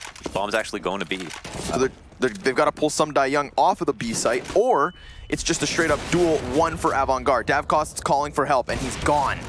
He ejects Buster out of the bomb site. Fitch then rotates right back down, and Krizen's going to get this plant off. Look at that. Because they had short control, they just go ahead, have Fitch rotate so quickly that it seemed like they were committed hard to A, but they were ready to take B instantly. Krizen and Fitch. Damn. That's a bamboozler from Avant-Garde. And this goes right back into the similar trend of what we saw in the first 15. Team Spirit struggling to win rounds consecutively. But this one's not over. Davkos, he gets taken down from the lip of heaven, and Krizen's not sure where Coldie's gotten off to. Time really the issue. Oh my god. He's not going to clear his corner either. 14 for Avant-Garde and a reset versus Spirit, which hurts even more on this CT side. Krizen was glued to the heaven. He thought for sure the second player was going to come there. Coldie had him dead to rights. That could have been around for a Team Spirit to win. Even though Avant-Garde pulled off the sick bamboozle. It seemed like they almost overplayed the fake just because Buster couldn't commit hard enough to get that kill, and then they were down numbers when they were up dramatically and could have actually hit the A site easily. But yeah, I mean, that's just where the chips fall, I suppose. Avant-Garde get 14, 2 away from closing out the first map.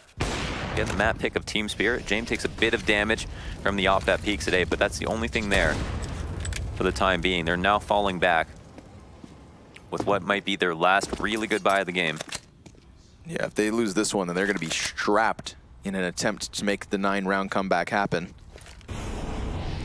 I mean, this has just been a clinical shutdown from Avant-Garde, keeping Spirit's options and economy in a very limited state. However, at least they've got 3 defenders here on the B site, and there's a lot of Avant-Garde's players ready to go. How far back they are. They've taken Monster, they've thrown nades over, but they've only escorted Krizen out. The rest of them have played back and are just waiting, I think, for counter grenades, maybe for him to work a frag.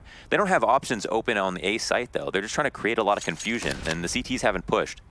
Right, so the CTs will rotate downwards. Avant-Garde just waiting for smokes to fade, trying to create an illusion of a potential walk back, a fall off, which is not what has happened at all. We get more utility sailing over. That's Heaven now smoked, so the rotator's possibly blind. Dima reveals himself, but there's no Molotov to get him out from here. So we're still waiting for Avant-Garde to get their entries, and Krizen starts it off. Sure enough, traded straight away. Dima, he needs help from his teammates now because he's just so pinned into the barrel. Tries to pull off the shot from over top, but nope, not gonna work. Again, we're down into the 20 seconds, playing to the nitty-gritty. And Team Spirit just looking to lock down the line. Avant-Garde have irked their way slowly into the bomb site, enough so to get their plant, which is really all they need because now, well, the ball's in Spirit's court. Quick exchange from Coldie. James peeking out, missing a shot, and the bomb's tapped, so now he knows there's at least 2. He sees SDY just crab walking outwards. James with a second kill on this after plant, looking to win the round near single-handedly. They bled out Spirit. They crept into the bomb site. They made them feel awkward and scared, and then they robbed the round right away. Yeah, that's frustrating to have to deal with when a bunch of players you know came out Monster, but you can't clear it safely. The smokes come out as well to deny them from being able to have a teammate in the backline spot over top, and that allowed Krizen to just sit there and wait. And the patience paid off. I mean, it's nerve-wracking to have to sit on the site thinking, all right, did we let someone out or not? Are they going to execute B or are they not? They ended up at a minute 20 getting out onto B site, and then by 20 seconds still hadn't planted the bomb yet. They sat there the entire round. It's super unique, but they seem to have a game plan. They wanted to follow through all the way to the end of the round, and it ended up working well. So Spirit on the back foot, if that wasn't the case already. And they've only got 1 rifle this round. It's a FAMAS. Never a great place to be. Davkos goes out to kind of flagrantly seek information, whatever he can get, but doesn't see anything. Avant-Garde, however, we're just tucked in. Waiting to exec one more time on B. I feel like that last round is a really good analogy for just this entire map so far from Avangard. They've been comfortable. You know, comfortable in an awkward spot all the time. Comfortable to wait those last few seconds. And it's Spirit who are looking shaky. SDY's got a gap to play with. Sees Kicker jump across, lots of SMGs, and the bomb is dropped in the process, so that's a good opening.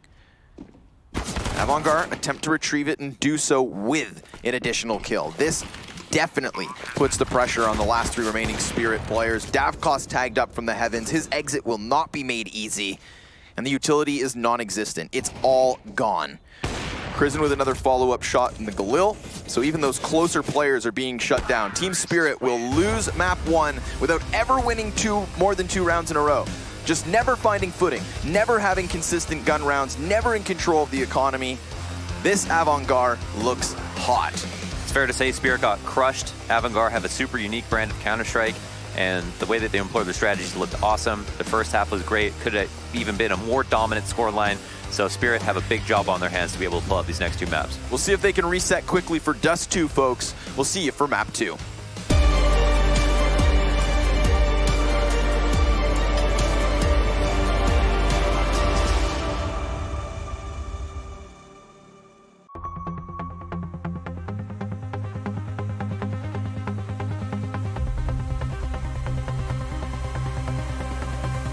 One more time. Are you ready? Let's get it on!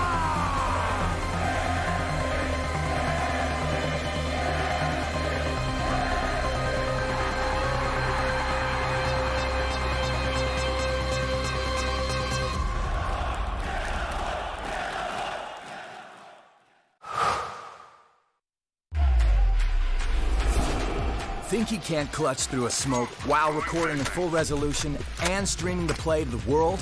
Watch this. Think he can't get famous in a flash? Like become your own meme famous? Watch this. Think he's been there, done that? With Intel Core i7, he's just getting started. Game, record, stream without compromise on Intel Core i7.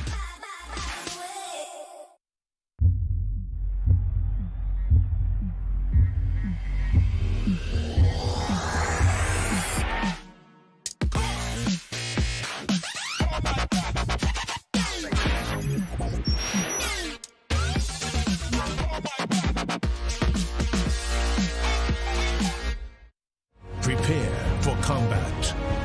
Go forth and conquer.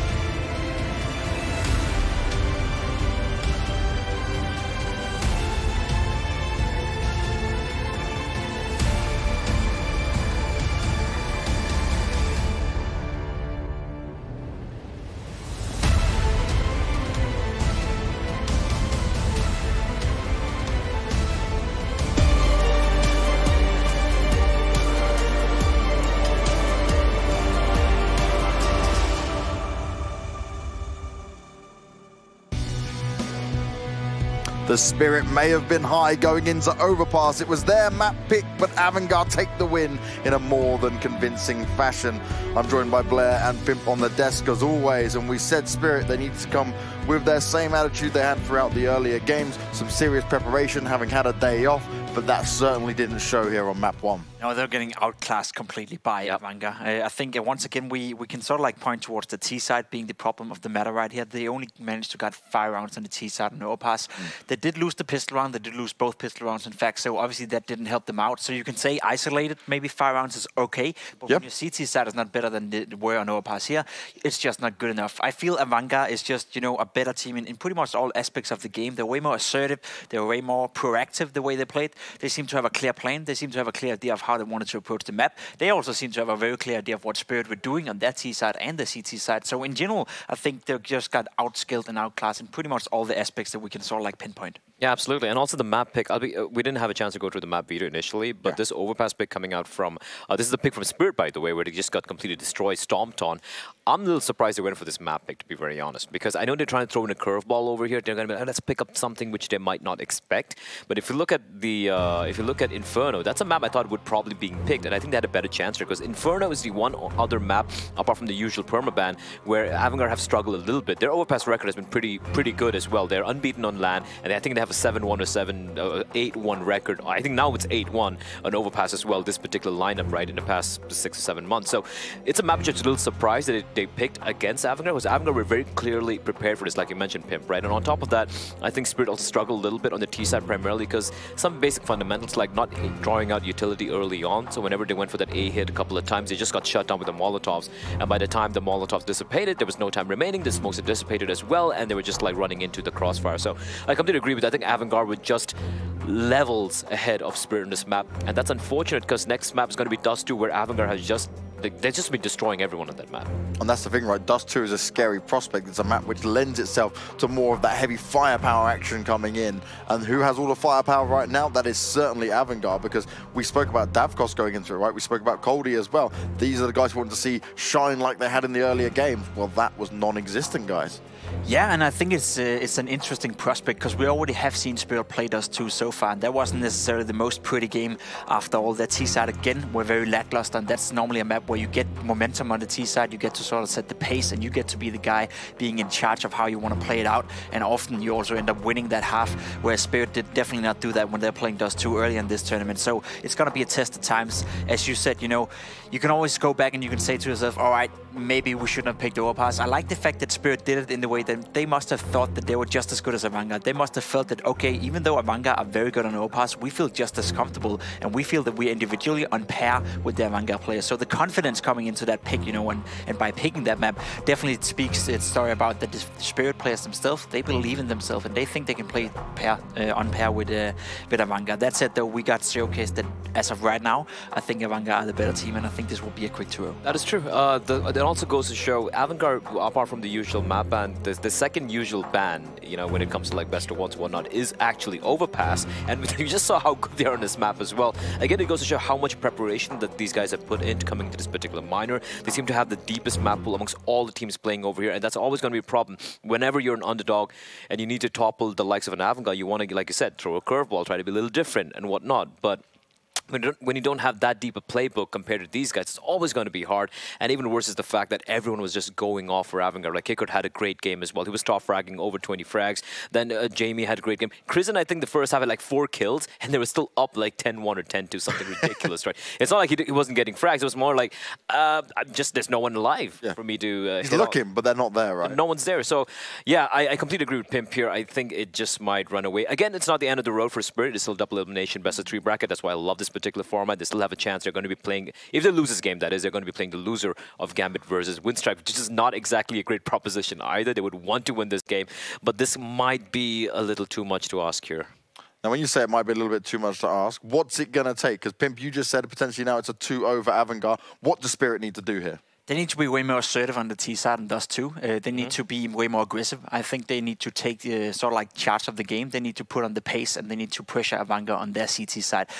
as you said, Avanga is very good on Dust 2. That's a map they really know how to play in that regard. So we need to see something new from Spirit, something we haven't seen so far. What I've sort of like produced and what have been the catalyst for Spirit's run so far in the CIS minor is the strong CT sides and their individual play as CT players. But you need to be able to replicate that over on the T side. So if they can take charge of that, if they can put on pressure on Avanga, and if they can, play with a pace that is going to throw them off guard, then I don't see them winning this one. It's going to be Avanga. It's going to be pretty convincingly. Spirit, they're going to go down to the low bracket. Decisive as ever, Pimp, and who else is decisive? It's our commentators that we'll be going over to. You know what time it is. It's time to get into Dust 2. Is it going to be a 2-0, or are we going to be going to a third map? Scrawny and Launders, what do you guys think? Scrounders. Well, James, personally, I can't help but feel like Avangard are definitely a cut above and beyond. I mean, I'm right there with Pimp when it comes to asserting the fact that Avangard look like world-class Counter-Strike players. I like that hard-hitting analysis. To put it plainly, they looked better, at least in that map, in almost every aspect. And I think the thing that makes Avangard really special is they do the fundamentals, which a lot of teams are getting good at, but they also have just really creative mid-round calls that make them hard to predict because you can't match them up against anybody else, right? I mean, compare it to that, say, B-site hit we saw from them on Overpass, where they just come to this grinding halt. They let the smokes fade, and then they don't move at all. Everybody's tucked away just behind the corner. And so they could still just then explode into the bomb site. And you saw Spirit, very shaky, not sure where to head off to. That indecisiveness really came back to bite them because Avangard, they look comfortable in the chaos. And then on top of all that, they hit a lot of shots. And this is a great map for them to showcase their mechanical skill. James goes to town here. He loves camping out around mid on the T side and the CT side. I think the weakness for Spirit that they kind of want to try to focus on is the mid area, and they also rely on James holding down card for the cat exec. So if they do like a 2-1-2 setup, maybe the early round have it spent trying to clear out the double doors, give that an especially high amount of attention, and then try to do your cat executes where you do a deep CT smoke, a cat smoke to cross, and then you jump into spawn and try to rush down James, because if they end up with the 2-1-2s, that's going to be the weaker site to hit, and we know they like that. Well, it's going to be Spirit out into long. Crizzen, not going to stick around at all. Runs entirely back to the bomb site, gets into safety, calls for the rotate over, and it's James here to support him. But does Spirit go all in? I mean, they have no other map control. That's a hell of a gush. Glock at that distance hits the head. Crizzen's going to have two players in front of him now, and those Ts are enabling themselves to get this A site because they've managed to use ramp with that bomb in order to find a plant. They have deep, long A control as well here from Sotvik. He's hoping for Fitch to make noise. That's going to indicate the flank has arrived, and oh my goodness. Hello, Fitch. This guy's always picking up multi-frags in the pistol, and he gets that key flank going. James and him. Now all that remains versus Coldy. Coldy's uncomfortable. He pops his head over the wall, and sure enough, Avangard steal this. Absolutely dirty. And Avangard, I was going to criticize them for constantly having a pistol round on CT side of Dust 2, where they stack 3 on B site, and then they play 2 at A. Every team has not gone B, and it's probably because they've watched one demo, or watched a bunch, and seen that they always stack on the B side. So it's probably because they're confident in the retakes. It's kind of like what you would do on Cash if you feel like, okay, we can let them know that we let the A site, we let teams have the A site, and we usually stack B or push it. But if you're confident in the retakes, then that's fine. There's a situation where that happens. Now, Spirit do get the bomb plant, so that's something. But apart from that, there's not much going on for them. So now, they've actually decided to force into this. So right off of that loss, they've managed to pull out 2 AKs, a Scout, and a Galil. It's not too bad. We've seen worse on second round buys. Avangard seem to be aware of this threat, though. Haven't actually bought those 3 to 4 SMGs like we've seen them do sometimes. Instead, they've got an M4, FAMAS, UMP, and 1 MP9. 3-2 setup, and again, here's that mid-exploit coming out. Dima looking for his frag, and he gets it. Fitch out of the round. It's the M4 down. Of course, the 2 players over towards that A side are the ones with the SMGs, so easy upgrade for Crizzen. And nothing else after the fact there from Spirit. They get that pick, they fall back into mid, they have their man advantage. Yeah, now it's a 2-2, and the problem for Avangard is that they don't have info on mid now. So not only can they not cross, not only would they be really thinning out the B site to have one person leave to cross mid, but they can't tell if it's going to be a mid split to B or if it's going to be an A hit. That means it's hard to rely on rotators in this situation. Going to come down to site hold, and Spirit have a perfect A split. Look at this, just Crizin from the high ground. A great nade from James, though. That's gnarly. Drops Coldy and SDY as well. So here we have it. James gonna offset himself. No second smoke for that cross. Bomb thrown out in full display and a Molotov to burn the car. That's gonna be right at the feet of these two remaining Ts. And they only have 20 seconds. I mean, the pressure is mounting and they still don't find an opening. They're gone. Or no, never mind. Gonna double back. Really playing this down to the wire, but Coldy almost with more than 2 kills. Only gets the double, but definitely puts things in questions at that final hurdle. Avantgarde, hell of a hold. Yeah, Buster doesn't get an upgrade there, but that was crazy because the spots were terrible for Avantgarde. They needed the nade from James, and they needed Crizin to pick up that kill on Cat as well. The split was perfect from Spirit. They had all the map control they could have asked for. They got the opening kill as well. They only had one player was low, and he got targeted by a really well-placed HE. So once he was down, it was a much scarier round for Spirit. They couldn't deliver with their long players to make up for that fact. Out the long now on the pistol as James makes his way to top mid. He's got a threat and lower. He'll go down first. Falls back to clear. That's the long hold from Crizin. And that nice mid push from James. Not shying away from the gunfights at all. A ton more damage from the MP9 so it's just rake in that money. So that's a solid anti-eco here for Avantgarde. And a pretty cool previous round. Now, again, Spirit have found a weakness. They've exploited it once properly. They just haven't been able to follow up with the execute in the 5v4. But that still leaves that option open. Work those mid double doors and then move into a mid B or an A split. Both seem to be viable strategies. Lots of utility being chucked back and forth here. Dima, he's got to get down into the pit. Barely makes it. 54 HP. Comes up for the gun duel, and there's a lot of CTs ready for him. Crisp headshot versus Crizin. Such an awkward situation. It was actually 4 players at long. This is something we saw North doing. Instead of having 2 fighting with 1 throwing nades from the back lines, they have 3 fighting, 1 throwing nades. But the CTs don't hold, they don't push up. I think too many of them ate the flashes. Now, here's where I would look at utility, because we saw a bum smoke from the Ts last round, and Dima finds what could be a round-changing frag. I mean, they did get the opening kill. It was 5v4, they get long control, but that round was far from over. Avantgarde still had the note that it was a lot of attention on this side of the map. They had information.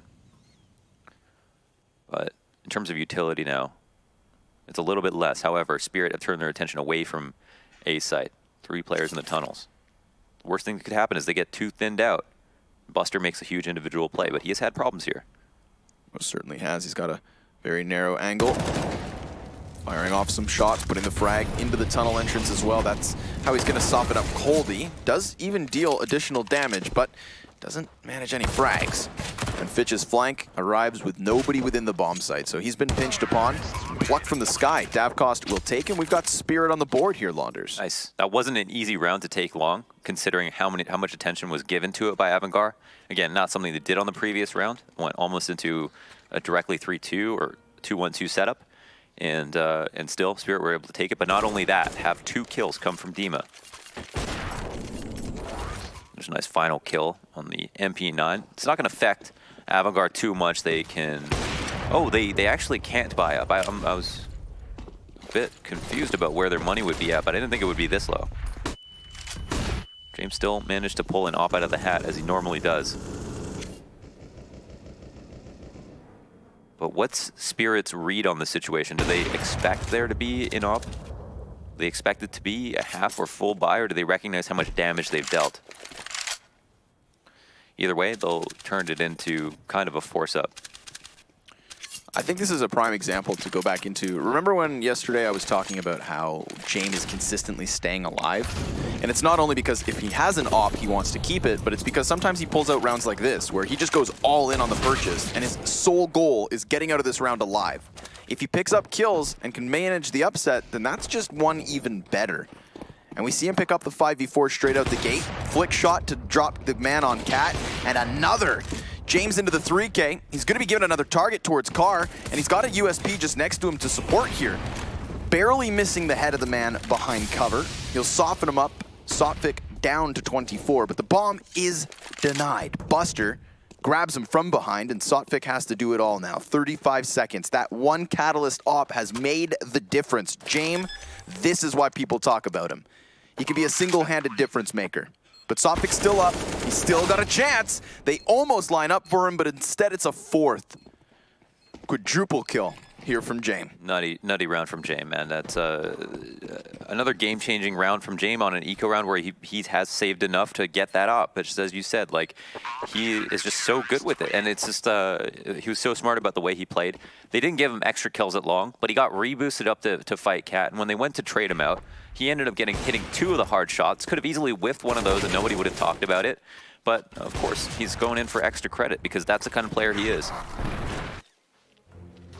It's a lot of pressure and a lot of responsibility to make such an aggressive purchase decision. Like, if he dies and they lose all that money, then, you know, he's down in the dumps, Launders. If you're not willing to do that and buy the op, you shouldn't be opping. You know, and some players don't. You know, some players don't recognize that, like, they have more responsibility than their next teammate to both stay alive and have more impact. It's easier to get kills, and it's more important that you get the kills as opposed to your riflers who are more at risk of taking a lot of damage or straight up losing their fights. And you can ease up rotations for your teams. There's so many reasons why you're the more valuable player, or the most valuable player on the round. On the CT side, Jame up to 166 ADR, inflated stat obviously because we're only 5 rounds in, but with the way he's playing, wouldn't be surprised if he keeps that up. Smoked across and a couple of players jumping suicide. Looks like it's going to be a fast cat. It's a pistol round setup for Avangar. We might have one player drift back to mid. But it's going to come down to both Jame one more time and Fitch here at long. Jame putting down his own utility. Smoke grenade to work with here. Gives him temporary cover. That means Krizen can hide and also focus on Cat. They're not worried about that long walk up because Jame has this smoke. And Krizen doesn't have to try and hold back what was 3 players pushing up. Now that they arrive, he's even gotten himself an instant kill. Jame refixating his attention. Now that his cover is gone, he is in a bit of trouble, but he has the boxes still to play from. And not only 1 teammate, but 3. If you can include Kickert up from CT spawn and Fitch residing outside those long doors, they have effectively just stopped the Cat push and then taken the second push from Spirit through long doors and boxed them in on that position. It really does come down to Coldie trying to get him out of this position, trying to open up an avenue, or they lose that man there. But like I said, Kickert's here to trade. Avangar have multiple layers to holding back this round. And of course, Kickert's just as capable as the rest of his teammates. Avangar skilled through and through. And Davkost looking pretty screwed. He's dead, yeah. Could even be a knife kill here. Oh my god, he's going to go for it. Look at Fitch just stalking his prey at the moment. Last player alive, just trying to study this creature. Wants to get him out. Here we are on BBC. Davkost in his natural environment, scoped up, walking around. The Davkost moves slowly when it doesn't know the threat looms near. Fitch, a natural predator of the Davkost, follows its prey to try and find its... Oh, never mind! He wants to get him after time, and instead, he's fully denied. Oh boy, that's awkward. That's so awkward. Av doesn't know how long that player was following him, but humiliation. You know that feeling you get when you feel like someone's watching you? I wonder if that translates into video games. Yeah, you definitely. I think something went off in his brain. Like, a little bit too quiet right now. Like, what's happening? Oh my god. That was great. It's good they're having fun with it. I mean, they've definitely earned it so far. Strong lead so far in this game. Stomped in the last one. That is wicked. Oh, Davkost. He's at least got to keep his op. He definitely earned it. But can he pull a Jame and be a complete game changer in a round where his teammates can't help him? Whoa, whoa, Glocks. Gets the job done. Kicker will get him from beyond the grave. And a follow-up nade hits no one. But at least an effective 2-2 split now. I mean, if Spirit just group up and play numbers, like you said, Davkost could pull the Jame. We know he's a competent opper. He's been fast. He hits those wall bang headshots like we see with all the craziest oppers in the game. He's pretty nice with those explosive flicks. It's one of the reasons he came on to Team Spirit, having left Flipside, because with that team, he had to secondary op behind World Edit. So now he gets to be the main man on the cannon. He's going to face off versus Jame, and he wins this duel. So Krizen comes up around the box, drops the op. That's important. Does get into the hands of SDY, and he's very wary of a potential long push, but he hears the footsteps close. He's got the supportive Molotov coming in as well, and while he does ultimately die, bomb plant, not going to go in just yet. They're not letting him get comfortable. 2 quick kills, although very scary at the end there. It's a setup that totally could have fallen apart, just given a couple of better placed shots. So somehow Avangard still pulled that back, but it was a good attempt. Spirit, not bad at all. Unfortunately, lose an op as well, so that just grants now a situation where even if you lose your mid player, you've got an op on either side. Maybe your op's at mid, and he has a better chance of winning.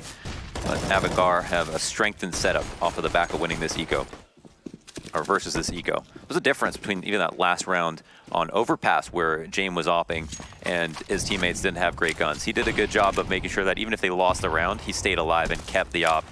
And most importantly, didn't give the op to the other team. 3-2 here for James, or for Avangard.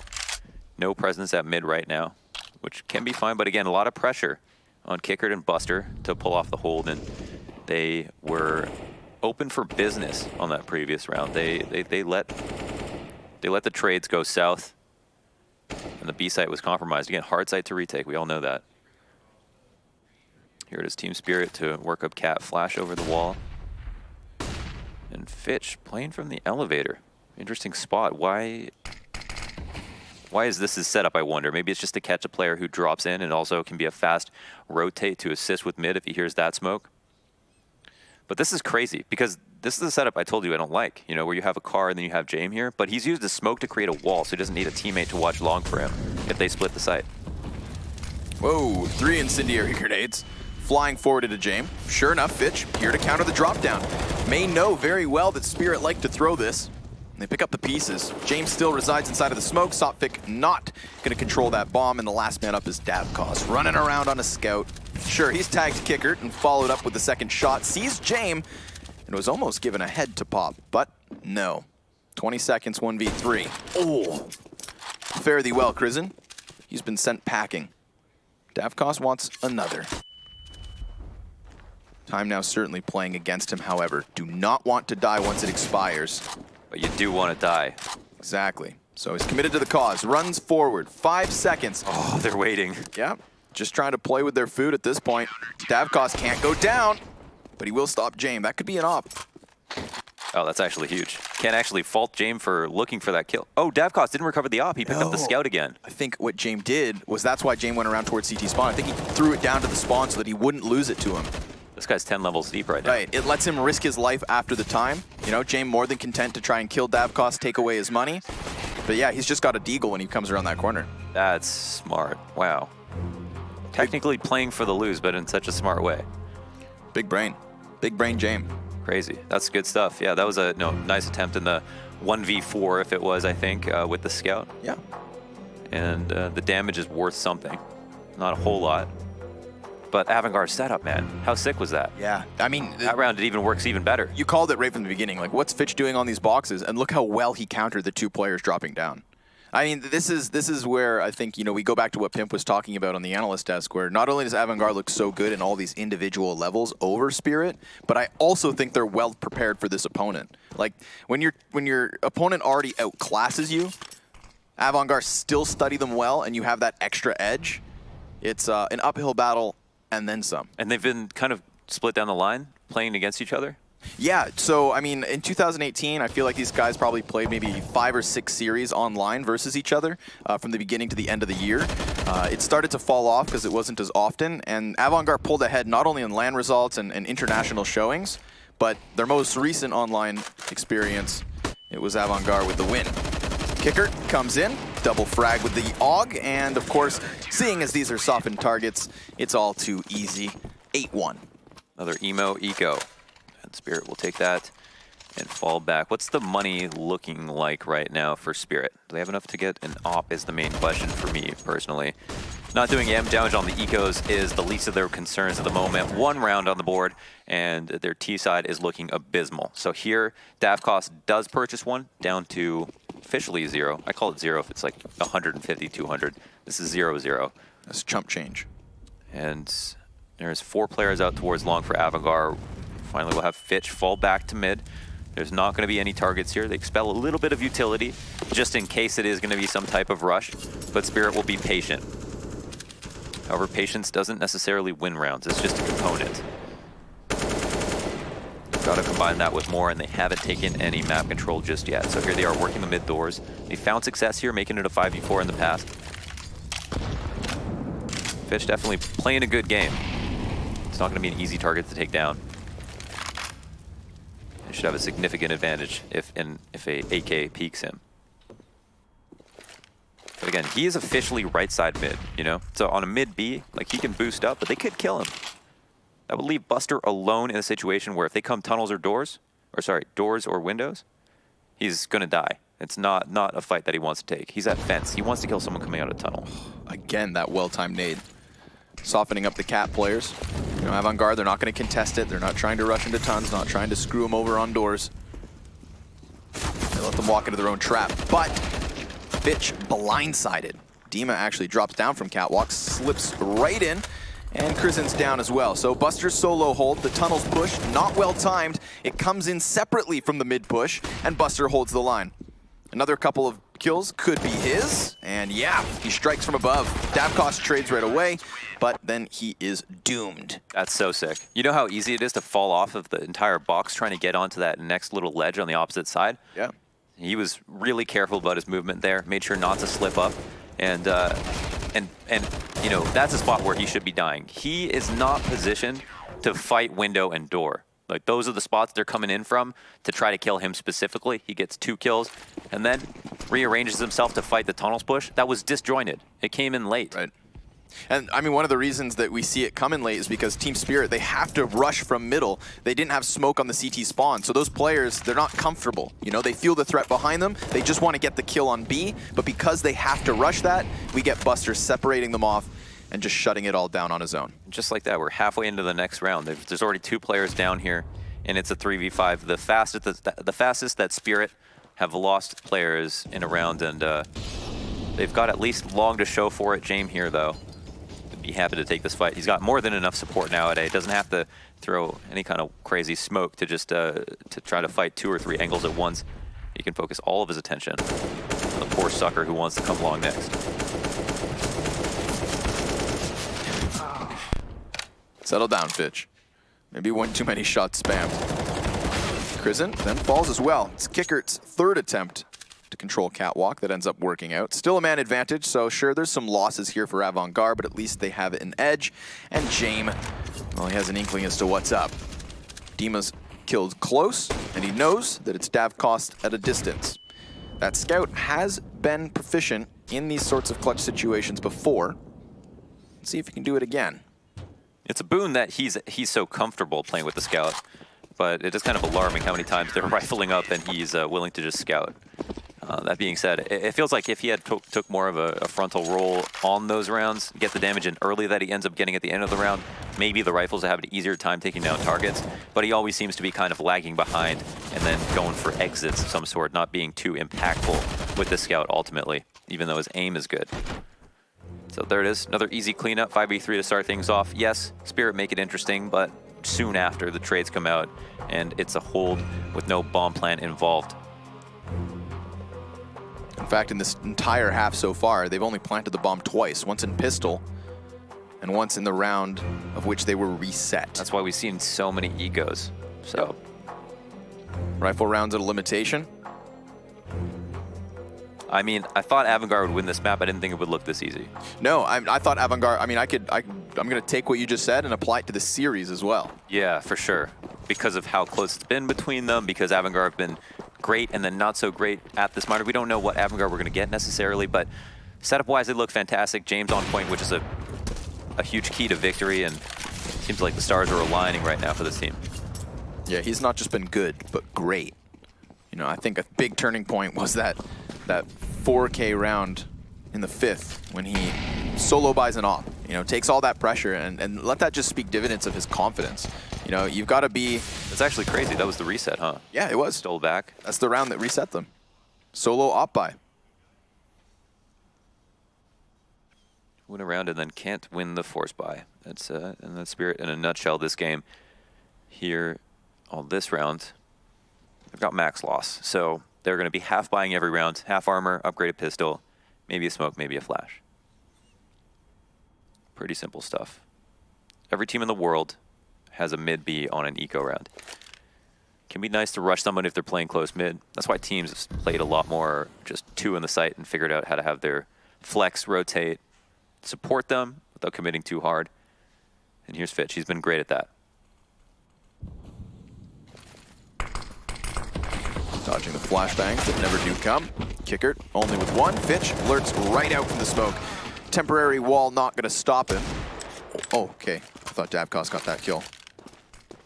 But no, he does have the entry at least. He gets inside of the windowsill. Very wary of Buster in the back of the bomb site, and you will find him just through the edge of the corner. There you have it. 15 seconds left as bomb goes down. Jaime and Krisen trying to combine themselves in terms of timing. Davkos caught in no man's land. Wasn't given separate 1v1s, and because of that, all he'll have is a bomb plant to his name. So what can Spirit do right now? They have found, they've gotten the ability to get a 5v4 a couple of times. Even when Avangard have gone for their full long control with 4 players, Spirit have still won it a few times. They've just had trouble completing splits on the A side. They've had trouble taking a 5v4 and making that work for them.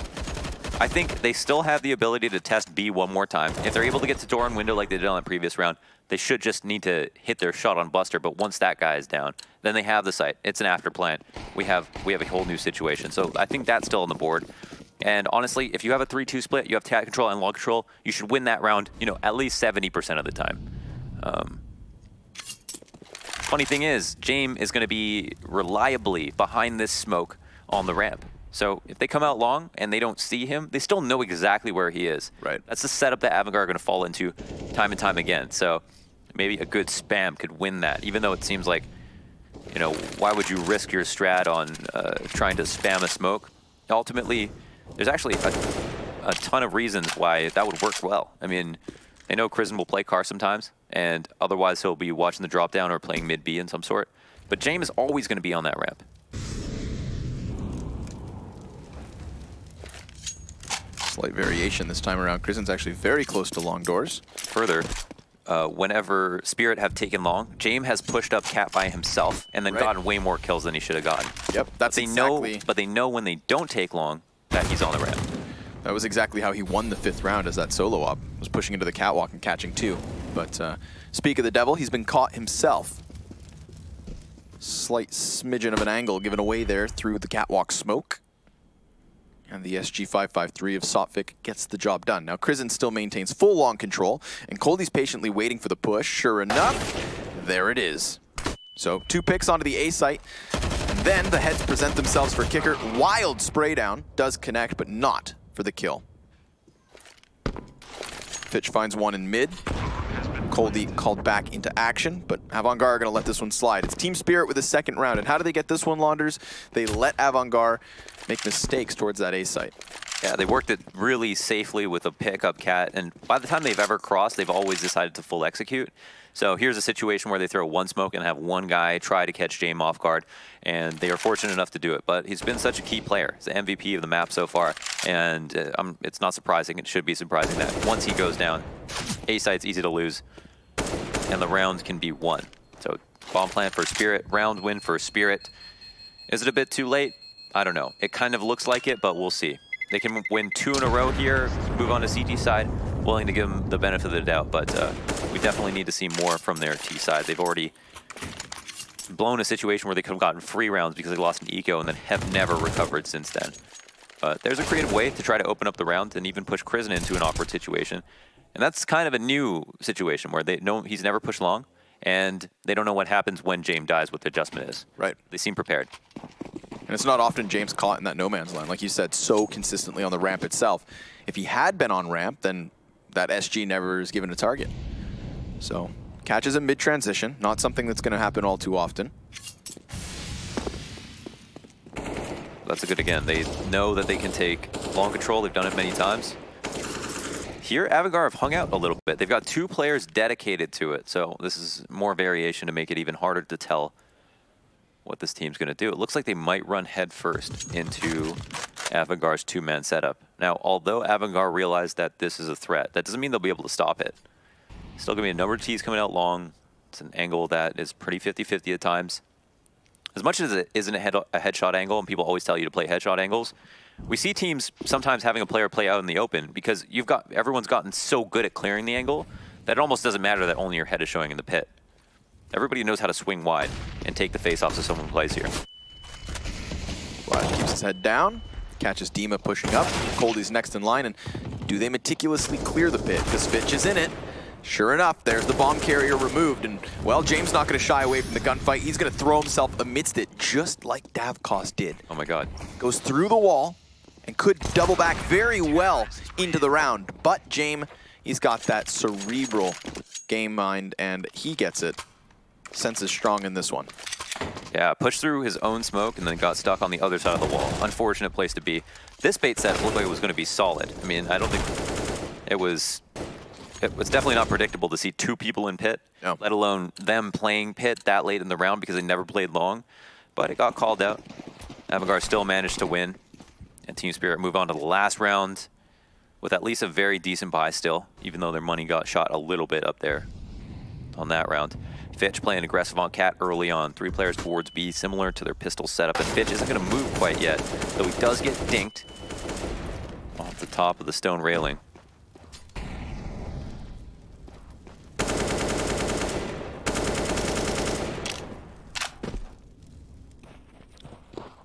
Of the 8 rounds that Team Spirit have won in this entire series so far, only 2 of them come back-to-back. Constantly 1 round, 1-offs. Which is not a consistent way to win games, let alone versus a team like Avangard. So we'll see if they can do it a second time here, the 15th round, and last attempt at Spirit's T side.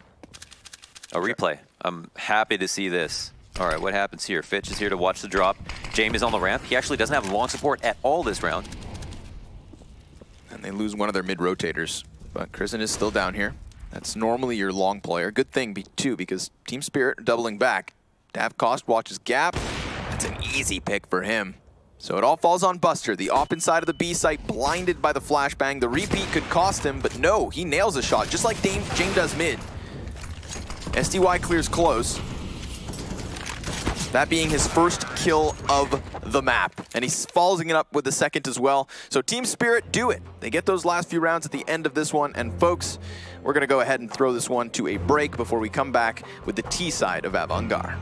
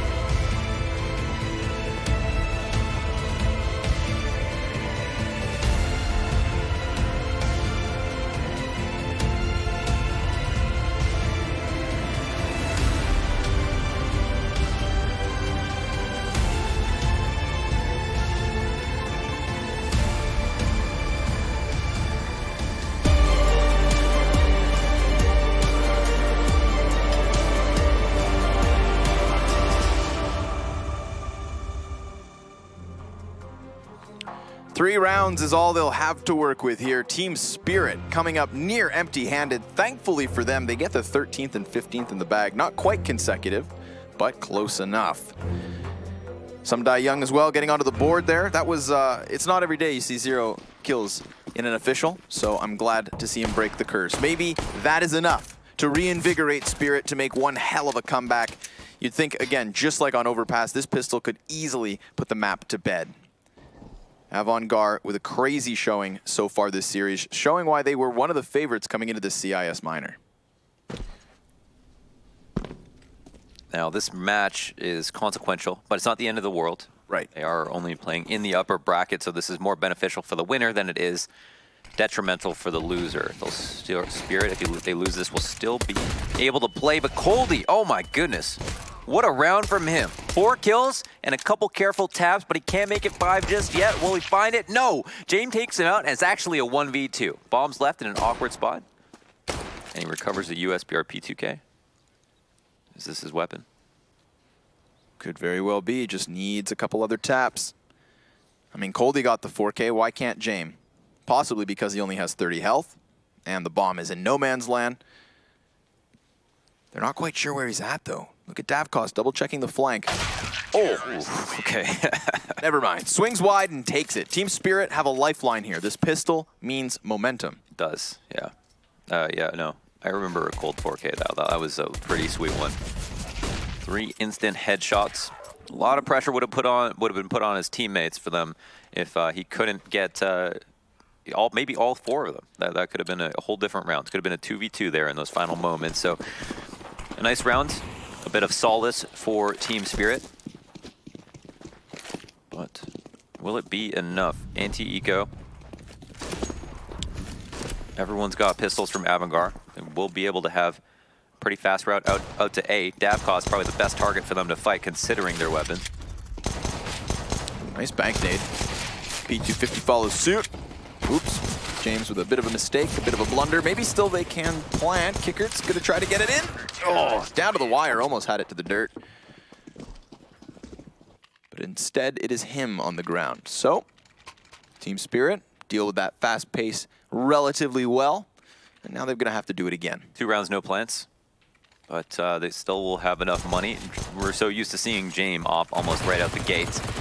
Here's a situation where he'll probably have to rifle up. Let's see.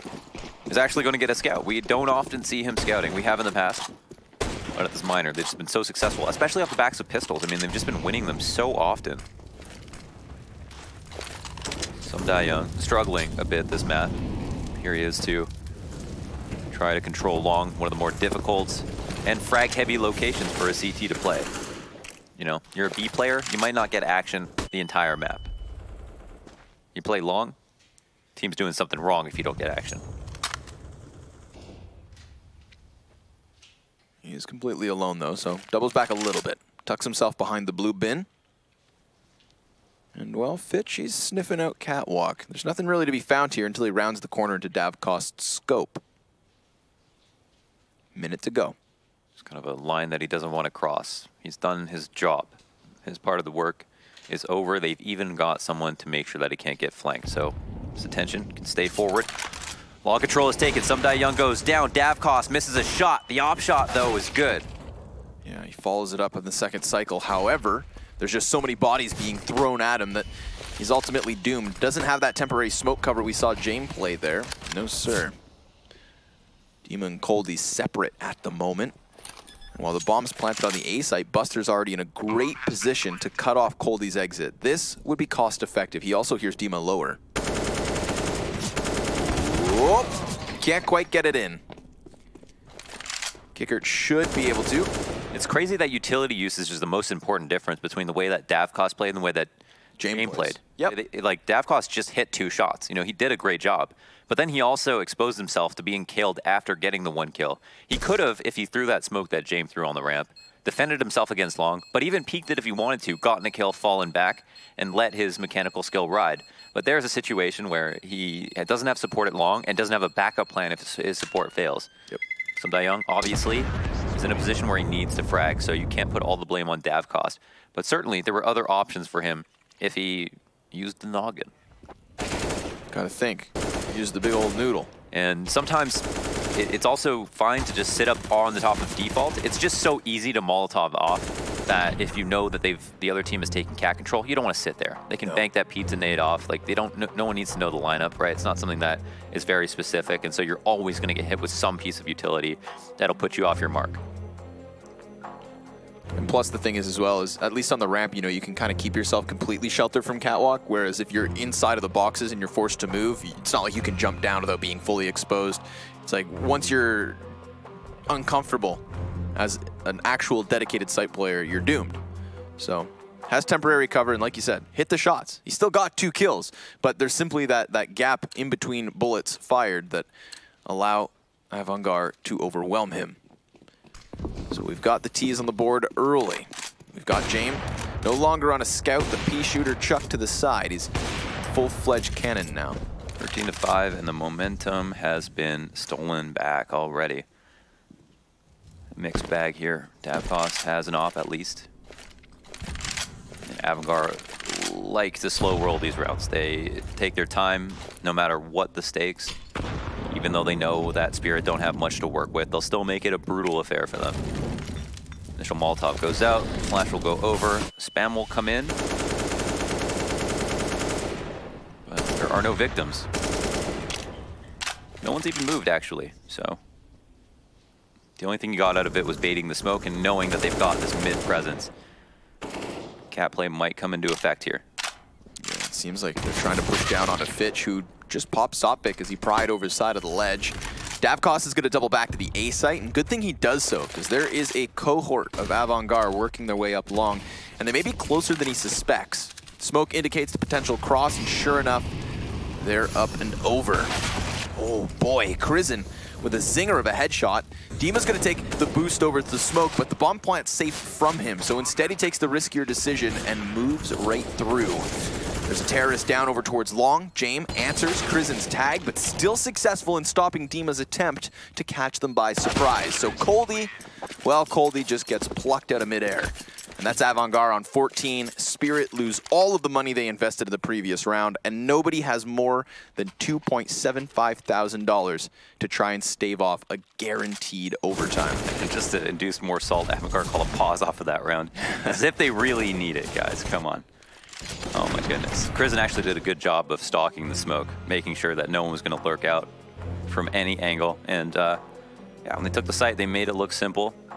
There's definitely a value to cooking that Molotov as long as possible. Just letting the fire burn up, because that smoke gets darker and darker and it becomes harder to see.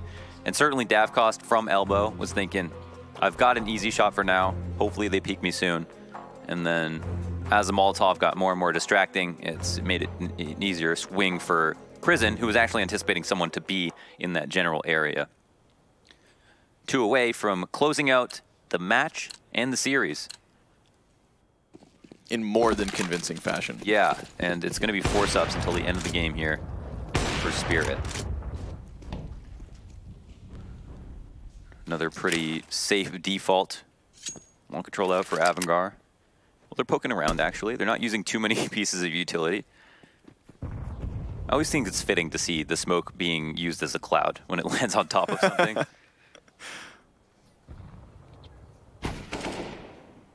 You know, those UV rays, real deadly. Just like Dima's positioning here for Buster. Considering he's tagged up by the scout, falls off. That 5-7 could have swooped in at a moment's notice. If we saw this half play out, Buster would be used as a lurk over towards B a lot. He's actually really good at it. You know, the difference between a bad lurker and a good lurker is that they know when to push, whether it's early or late. And that just takes a whole lot of game sense, right? It's like using your sound, communication from your team, reads on what their setups have been, conditioning that you've employed to see if you think it might work. He always seems to find a way out at a good time. Davkos putting the scout shots down range, softening up so many players already. Look at Buster, Fitch, and James. They're going to have to limp into this A site. But do they just go incredibly silent and then eventually creep in? Because the thing is, Dima knows towards mid that it seems clear enough. Smoke is so poofy. They actually wait to cancel out the site smoke, which the CT's through. And then it might be a problem, but all these players at 30 HP go down to these pistols quite easily. Yeah, Kickert and Krizin Oh my god, 4 of them tech. Gonna have to be the difference. I mean, they still have enough health. They just need these AKs to rip through the counter-terrorists, and some Die Young can't manage more than one. Dima hot on their heels, and Coldy's sectioned down to CT spawn the bomb plant in the nick of time. Very scary situation there for Avant-Garde, but they still best Spirit on the bomb site, despite there being numbers and a health advantage for the counter-terrorist side. It was a huge health advantage, too. 4 players down, I mean, they were all so lit up, and at a certain point, Davkos is probably confused as to how he knows he's hit so many people, but no one's died. Right. It's kind of unlucky, to be honest, but he did his work. He really did the most that he could possibly do. That's even maybe better than hitting someone twice because you get more damage out of it. I love seeing Avant-Garde in those kinds of moments when they know their lives are on the line, just really slow it down, and you can see them peeking literally angle by angle. You know, if you expose yourself too much, it's just going to take 1 or 2 pistol shots to drop you. So they isolate duels, 1v1s after another.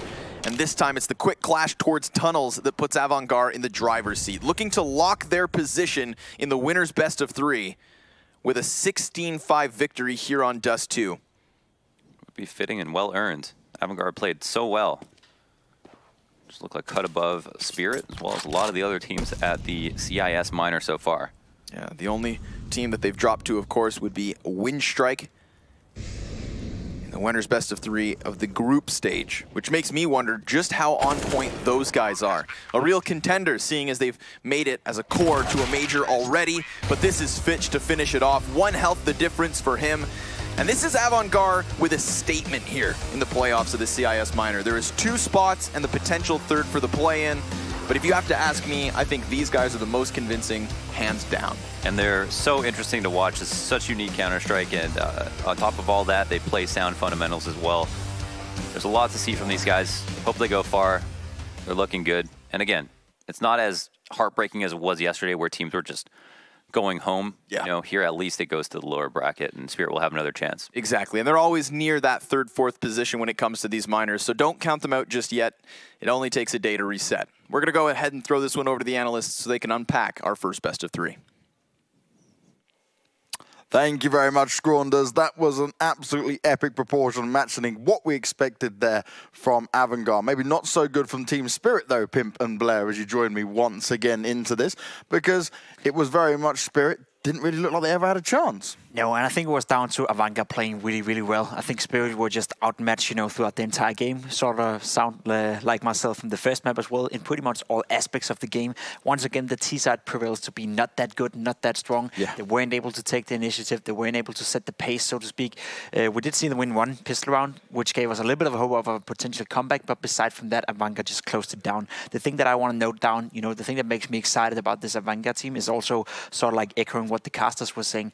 The fact that they're playing so fundamentally strong Counter-Strike, the fact that they're not making a lot of rushed decisions, not making a lot of mistakes that you sometimes see the CIS region do a lot of the times, makes me super, super excited and super, super happy for this team. Not only, you know, with the prospect of them qualifying to the major, but also with the prospect of them going up against some of the top European teams at the major itself. I believe this is a team that's going to make Ravok.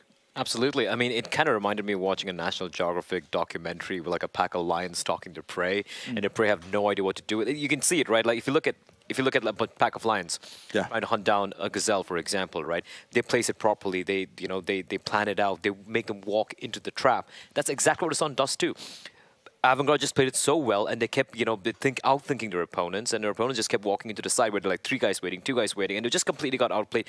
Really not much to add to whatever Pim just said right now, James. They just got completely outplayed. A great point just quickly to highlight here is the fact that we saw a lot of the times during this game that they were like waiting with the kills when they already run around, obviously, you know. They didn't want to kill the guy before the time ran out. Yeah. And they tried their absolute best, you know, to go that extra mile, to be the Astralis sort of like approaching it, you know, to make sure that even though it's such a small factor within the game, you know, even though that it probably is not going to make the difference, it could be the thing that would make the difference in a close game. Those extra money that you save, you know, from saving a gun or making sure he doesn't get any money into the next rounds.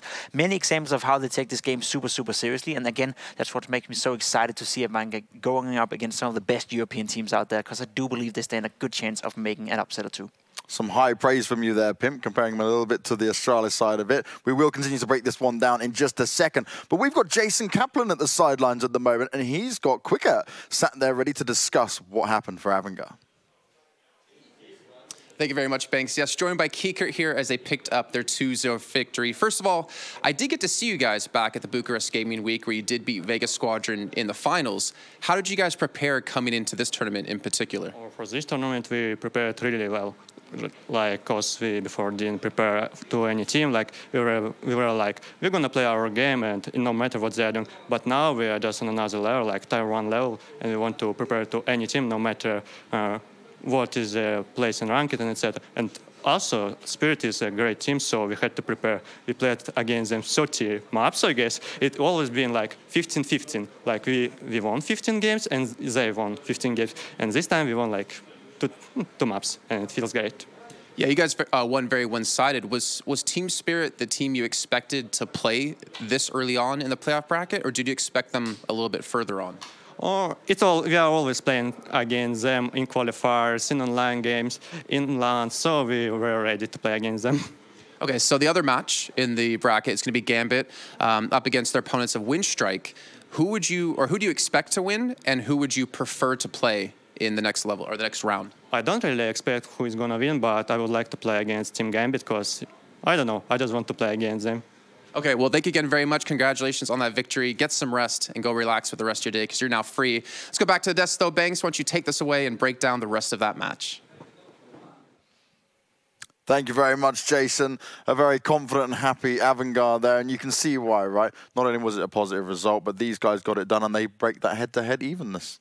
Yeah, they do. Enough about Avangard. I think they have gotten enough praise. I think Spirit still have a decent chance of making it to the minor or the major as well. I think this is, not a sort of like a showcase of what Spirit can bring to a server. I think they're much better when they're playing in a position that is not as good. And I don't think anyone is going to play to the level we just saw Avangard play right here. So despite Spirit, being absolutely destroyed, and you may think to yourself, looking at home right now, that Spirit is not a team you can expect too much from, I still think they stand a decent chance of making an upset or two here in the minor. Yeah, I just want to wrap it up kind of about Avangard with the fact that when people ask me like, hey, how do you play good Counter-Strike? How do you, step out from, stand ahead of the pack, so to speak, right? Yep. You maximize the chances of winning the game. You minimize chances of you getting screwed over. Like you mentioned, like the small little nuances where, you don't allow your opponent to save a gun, you wait for the time to run out, all those small little things. And I think that's what Avangard have done here. That's why they're so different, is the fact that they take care of small little things, putting in the hard work, and I completely agree with you. They are the team to beat here at the minor, and I think everyone, I know we have the lower brackets, Spirit still have to play the loser of Gambit and Winstrike, and the winner of that game is going to play Avangard later on. It's not going to be easy for any of these guys. Winstrike already did beat Avangard, though, so it's got to be an interesting one. Yeah, I am excited to potentially see that matchup unfold once again. But for now, we're going to be going to a break, and then our second best of 3 of the day will be coming right up. So don't go anywhere, stick with us, and we'll be right back.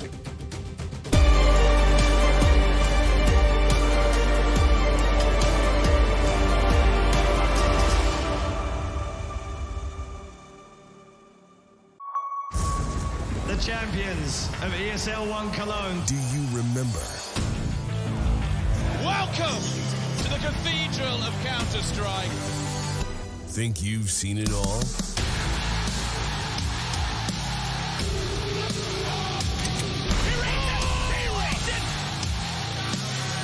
you ready to be a part of Counter-Strike history?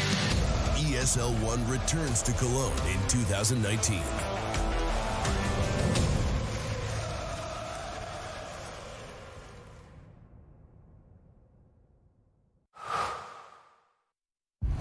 All eyes are on you, so give them greatness with Intel Extreme Masters certified PCs and notebooks and game like the pros.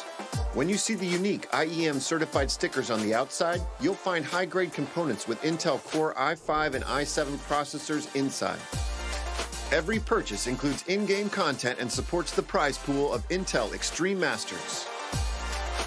Game like a pro, because the world is watching.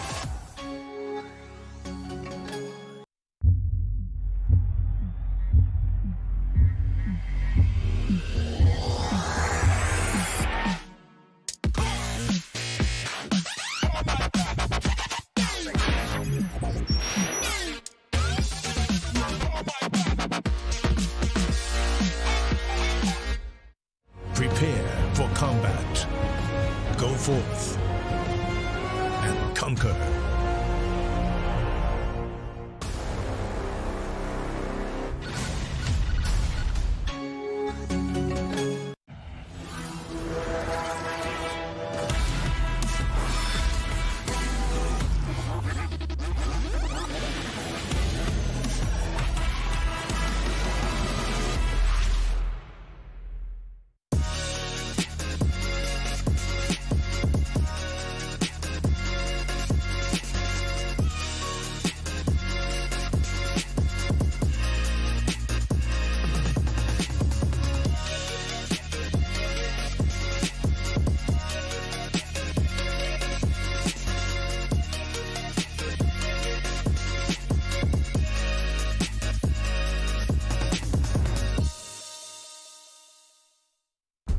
been there since the beginning. Every map, every frag, every moment. I run, but I never hide. With knowledge comes power, and power is to be wielded wisely. Which is why, as the expert, I bet with Betway. If you know CSGO, then you'll know the best way to bet on esports is with Betway, for the love of the game.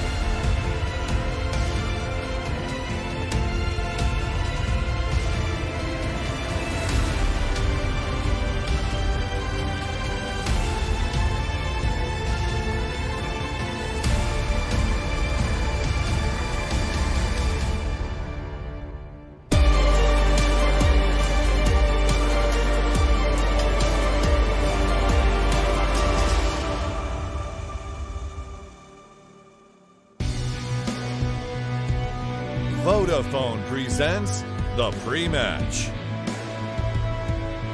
It's the Vodafone pre-match time, guys, and it's going to be Winstrike going up against Gambit. I've got Blair and Pimp joining me as always to break this one down in whatever way we can, because Gambit, they haven't looked too hot at the start, but they've creeped back up into it, as they seem to do across many tournaments. As the time goes on, they get better. But Winstrike, they're looking like a more dominant team. They've beaten Avangard already. This could be a scary point for them. There is no doubt that of these two teams, Winstrike have been the better playing team so far in the tournament. Obviously, they face different opposition, so it's maybe a little bit too early to tell which one is the better. But as you said, you know, Gambit slowly but surely getting started. I'm just interested to see where the limit for this squad is. Now, we don't have Adrian on Gambit anymore. We don't have Hobbit anymore on Gambit. Now, instead, we have Axel and Bondek, two players that potentially for the future could fill out those roles and be, you know, just as useful.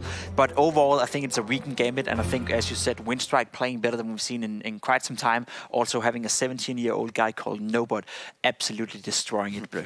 I think it's going to be kind of a tale, it's like a kind of a small side story between Norbert and Axel, right? Like Norbert coming into this tournament, we're like, you know, he's got promise, obviously been picked up by his team, and he's been phenomenal, like insane this entire tournament. And by the way, they beat Avangard. Sure, they got completely stomped on Dust 2, where Avangard seem unbeatable right now. But apart from that, they did manage to get those wins against Avangard, which is very impressive right there. And then we talk about Axel starting things off when they lost the first game on Train against Simon Gaming. He was kind of nowhere to be found. Everyone's like having a rough day, but they did fight all the way from the lower bracket, right? Since they lost the opening game, they had to play 2 best-of-3s back-to-back yesterday. The first one they won, I think, pretty convincingly 2-0. The second one, Simon Gaming gave them a fight, but in the end they managed to, you know, bring it all the way back. I think that's great. It says that the team slowly started to gather steam. The engine is starting to warm up, right? And then we have Winstrike, who had a day off. And looking at the way they played on day one, they would have done their homework. They would have been ready and prepped for this. This could be a very interesting clash. I definitely agree. You know, looking at the names on the screen right here as well, having Dosha, having Mo, having Mur for that sake of the matter is strong players, right? It's experienced players who've tried it before, especially Mo and Dosha. Obviously, they're not playing up to the same level that they were previously, maybe with the exception of Mo, but it's a team that needs to get their shit together, so to speak. Get their shit together. Yes, Pimp, that's certainly what a lot of people need to do right now. And Winstrike is a team at the moment who are looking good in between experience and actually having some of the young guns in there, right? Playing a bit of how Counter-Strike the way we like to see it get done.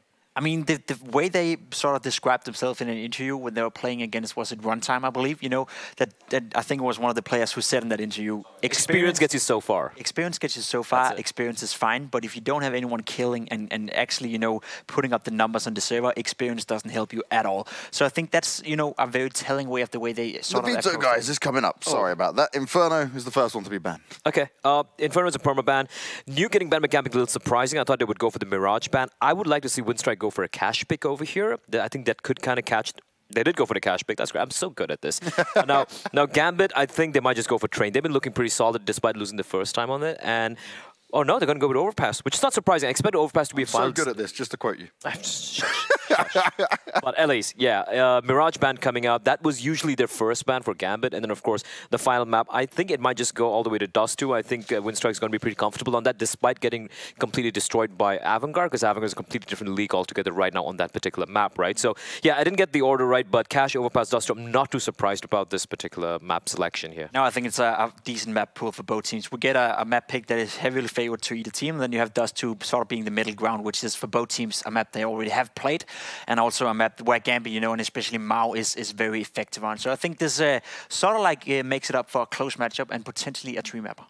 Potentially a free mapper. We know how Gambit can be on Dust 2. Really quick, guys, which way do you think this is going to go? Ooh. I think Winstrike is going to win. I think they're the better team overall. Because they have win in the name? Nah. Yeah, I'm gonna side with Pimp on this one as well. I think Winstrike do have everything going for them right now, and it's going to be a tough ask for Gambit, but I don't think it's going to be as one-sided as the previous game was. Well, could Gambit potentially not be making the major? Let's see how it's going to go.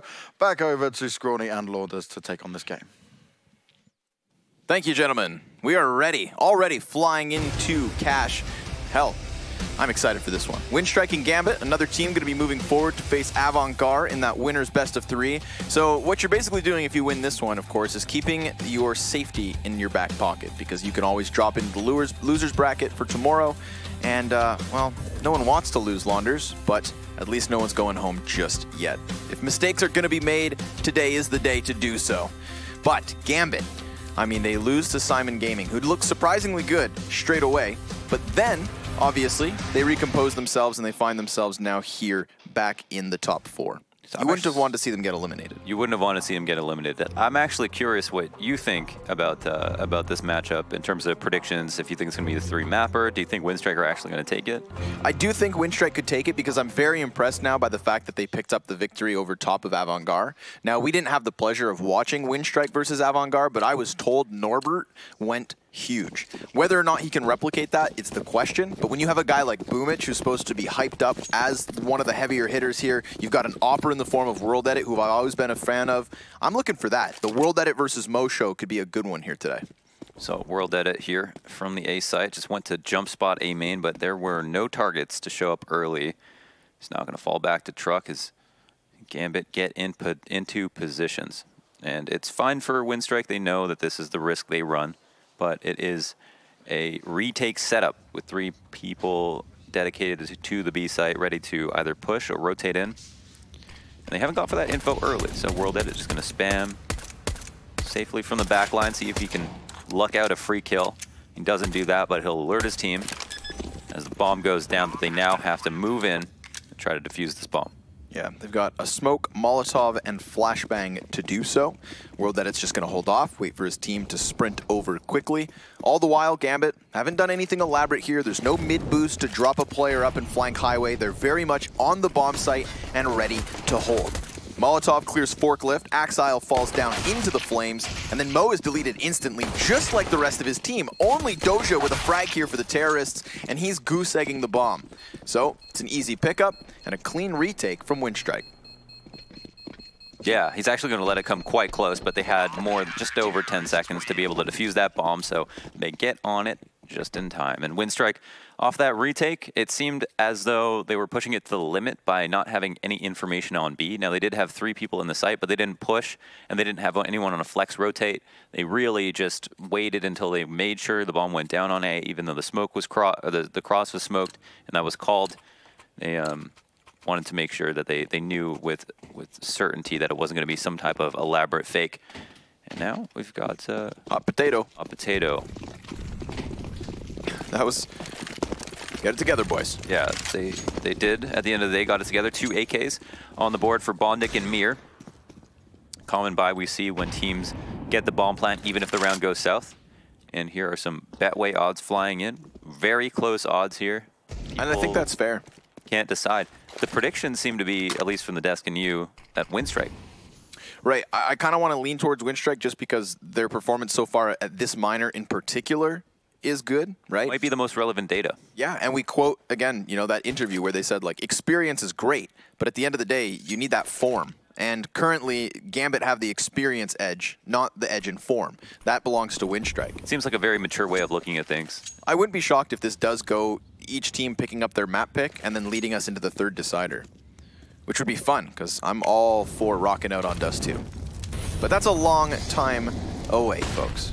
That's a big miss. They want to take mid here. They're going to go over the boost. And if they don't peek over soon enough, they won't even know that the Molotov missed. So player and vent, they could assume we're reboosted. But yeah, quick, had no problem. Was able to get in and get out. Gambit shoot themselves in the foot by even attempting to molly the boost, considering it missed. Norbert then takes his place, spots the Deagle barrel of Axile, so he charges him down. Now Mo up and over will respond back. So at least some kills exchanged here towards middle. 3 versus 2 edging to the favor of Winstrike. And we're going to see Waylander try to come join Boomic on the A site.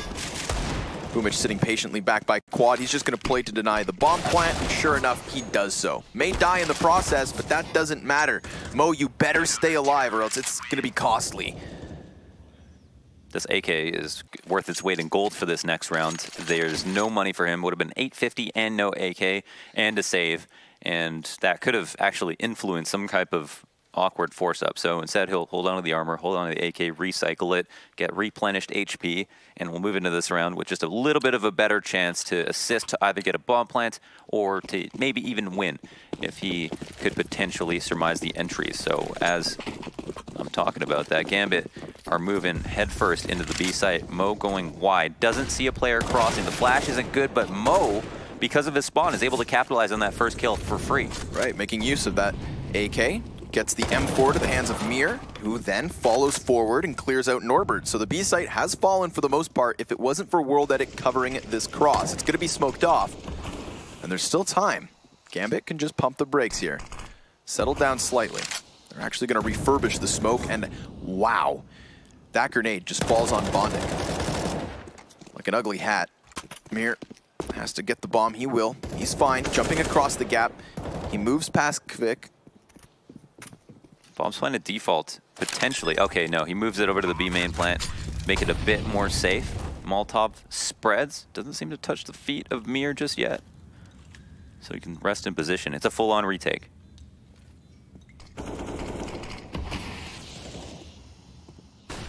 Boomich waiting. Here's footsteps. Strikes perfectly timed. Catches both of the T's with their backs turned, and it's him and Kvik to actually get this retake under wraps. Now, you know, they talk about the experience on Gambit, and if you talk about experience in terms of years of Counter-Strike, sure, they still have the edge. But the two surviving counter-terrorists, those are top 8 major performers. The last 2 remaining players from that Quantum Bellator Fire core that went on a miraculous major run, you know, unprecedented stuff, and here they are going toe-to-toe with 2 major champions on the other side. They held it down. It was a good attempt from Gambit. You like the strategy. Sometimes a B rush is all it takes, especially if there's going to be an op. This works at the highest level. If a player or a team wants to play a solo op in B, holding it down to try to get that opening kill on a player crossing or win the duel versus the T opper, well, that can backfire if CTs, or excuse me, if Ts run up against the wall, jump across, and rush the op down. And in that situation, it was 2 rifles, but Mo played it quite interestingly. Just kind of ran in straight, swung wide to the side. His teammates ate the flashes. He was in Sunroom, and then he peeked out, and they didn't identify that. Number 1, he was going to be out there. Number 2 was going to be a rush. And number 3, that he'd already found the safety of Sunroom because he was so good on that spawn. So now, quick here, and Co. be locking down mid with the standard Molotov to boost, smoke to mid main. They're not going to have any initial targets. And you've got to decide how much utility you want to use to lock down mid as a CT. Sometimes early on it takes a full nade set, but it looks like the action's over at B. So much damage dealt from Waylander. A bunch first to Mo, but then he gets the kill on Axel as well. Whoa, just barely Mir having that angle. Both him and Boomich dropped to exactly 15 HP each. Gambit really sizing up the whole map at the moment. Except for B, that's just left to its own devices. Mo's starting to shuffle over. Unorthodox boost. Yeah, and off angles can be so important because these choke points are wide. They're very welcoming to a terrorist who wants to swing, to kill you at headshot, to try to take you down on default. People have gotten so good at clearing these angles that now sometimes imploring a boost, even though it requires 2 people, and it's from a similar position, just that slight change in angle can make the world of difference. Boomich has also found a kind of interesting way to play the forklift. It's a little bit more of a volatile position. It's harder to fall back from. It's in between the seat and the back of the forklift, but he doesn't get spotted. Nope. Fires off for Bondic, tags him sure enough, but well, everybody's still up here on the exit. 10 seconds. Not very much time to play with, especially considering World that it's tucked away in the back of the bomb site, but Bondic's just going to try to plant the bomb. He's left alone, and he's got it. Reload's good. He's got Boomich over towards Fork, and he'll take Kvik with him. Lickety split on the headshot, and a defuse just as fast. It's kind of nice to get that, at least that extra kill at the end of the round, but Winstrike win the round, which is most important, and the defuses will keep Gambit afloat. Another buy up instantly, before we even move on to see the replay. Waylander here starting things off strong, and Boomich found a good way to be useful. Ends up getting 2 kills. Doesn't get the 3rd, but yeah. They don't deny the plant. It's actually World Edit getting caught off guard at quad. Could have very easily lived in that situation. Yep. But as we've talked about many times, it's a game of moments, and sometimes you can get unlucky. I gotta give props to Boomich just for staying alive there. You know, he was tagged up in his engagement with Mir through mid. Comes back for second servings, wants another fight, and this time he takes it quickly. Headshot instantaneous. Sprays the door and gets lucky with it. Oh, but then nails Mo as well. That's smooth, like butter, Mohan. I mean, if opening the door was what they needed to win the round, they barely did that. so that's something. But that's one of those plays where just everything goes your way. How do you plan for that? You see the movement take effect for the second kill, right? It's that one-off bullet from the spray that actually hits the headshot. Yeah, he's running. You know, he's just trying to throw that spam in just as he falls back to make sure that they feel unsafe about peeking him, and he ends up getting the kill. Oh my God, another kill as well. 4 kills on this round, and it was just him working every part of the map. What a beast. Every part of the A site. Peeking into A main, he realizes once he takes that fight, it's very easy to threaten the fallback from the door. It's actually quite safe. A player who goes in the door is going to have to, or has to worry about fork, for example. But if they think that Boomich would be the fork player, then they can swing it open, no cares in the world, and then try to catch him on the fallback. But he was too quick and too aware. 4 CZs on the round for Gambit, and they are losing rounds tragically. So attention given to A, in particular Squeaky. But World Edit has the tightest peek possible on A main, and this kind of covers Squeaky as well. Probably doesn't want to be double scoped if that door opens up, but... And you know what? He doesn't have like immediate support. Boomich can kind of drift back and forth between mid on highway and help him at Squeaky. But if they pop, which they might do, it's going to be difficult. And also these mid cross smokes are here to hold his attention on highway so that door can come open. Crisscross smokes are out, but obviously with Quick past the smokes, he knows it's just a ruse for the moment. There's that A split, shut down by Boomich again. Can't manage a third frag, but at least middle's been completely shut down. So Bondit grabs an op. He's got the bomb on his back, but he wants to take the players down beforehand.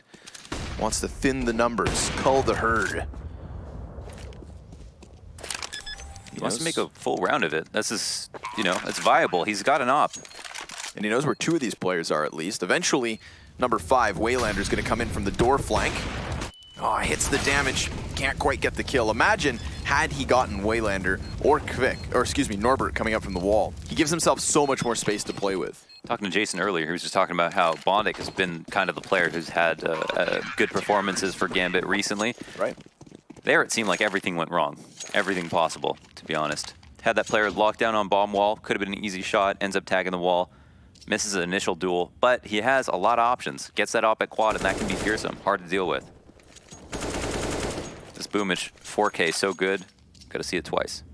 I like that this time they included the random headshot kill where that stray bullet goes off. You got extremely lucky. Yeah, it's the one we missed the first time in the replay. So we're really dedicated here. That's our Gambit, dedicated to the cause, dedicated to the hope of getting at least 1 round on the board. Eventually they'll crack through, you'd think. I can't believe he just jump cleared that with an op. I'm not sure what he was actually expecting. Hopefully it was just a mouse wheel problem. Eyes trained at the back of A main, and the door doesn't come open, so Doja doesn't capitalize. When he probably could have. 6-0 for Winstrike, and they're keeping it simple. Light mid control. Players moved over to Fur. And they're back in the vents. The late mid control didn't work so hot for Gambit last time. Fluffed a Molotov, and I'm not sure they know they did. Expect them to try it again. If they do take mid.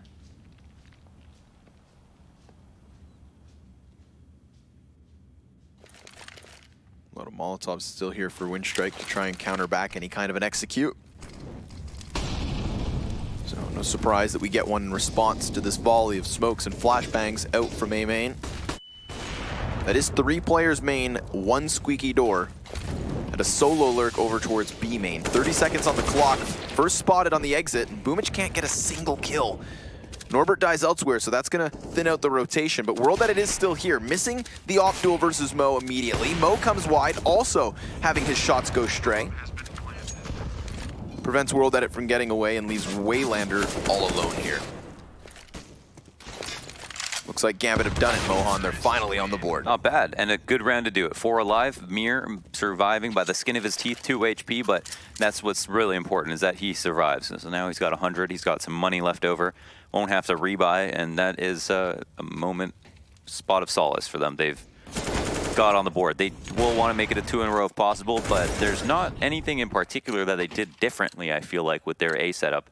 They took their time, made sure that A main couldn't be cleared out, just avoided tackling that op early on as opposed to banging their head into a wall trying to fight it and then, you know, subsequently dying as they have been. But then they just went into a simple squeaky and A main split. Ooh. Wow, man. Great grenade. And even a little follow-up damage off the molly. That'll severely hinder the execute, obviously, but Mo up on the boost, takes quick out at mid, and this opens options up. In fact, it looks like they're gonna go ahead and change it up. Oh, doesn't see the second one right away, so Mir will escape with his life and a kill on top of it all. Meanwhile, Waylander's playing proactive at this B-bomb site. Waylander, a good individual player on Cash. You know, he's comfortable here. So even if this is the choice of his team, he should be the difference maker too. And Dojo wants a fight, but he's not going to make it easy. World Edit knows where the danger can come.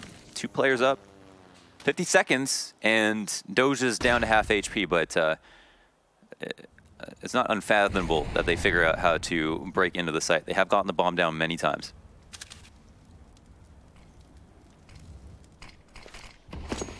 Last bit of utilities out for Gambit, so they have to go off of this. There's no change in course at this point. Molotov shouldn't prevent any kind of a plant, but all right.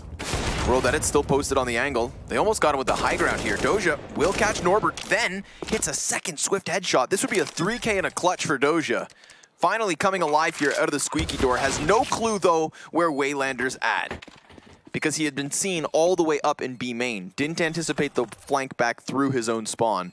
So Waylander will clutch this. It's been a long time since we've seen a Doja clutch, and that's why he got hired to play this game in the first place. That would have been a cool one to bring it back, to roll back the years. I feel like, you know, Doja has this kind of solo lurk play style to him. You know, I always think of like Ivy when it comes to train. That's a place that I always see Doja playing proactive and kind of doing his thing.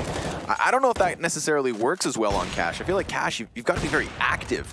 You know, if you lose a portion of the map, you've got to be willing to push. And I feel like he's been pretty stagnant inside that squeaky door.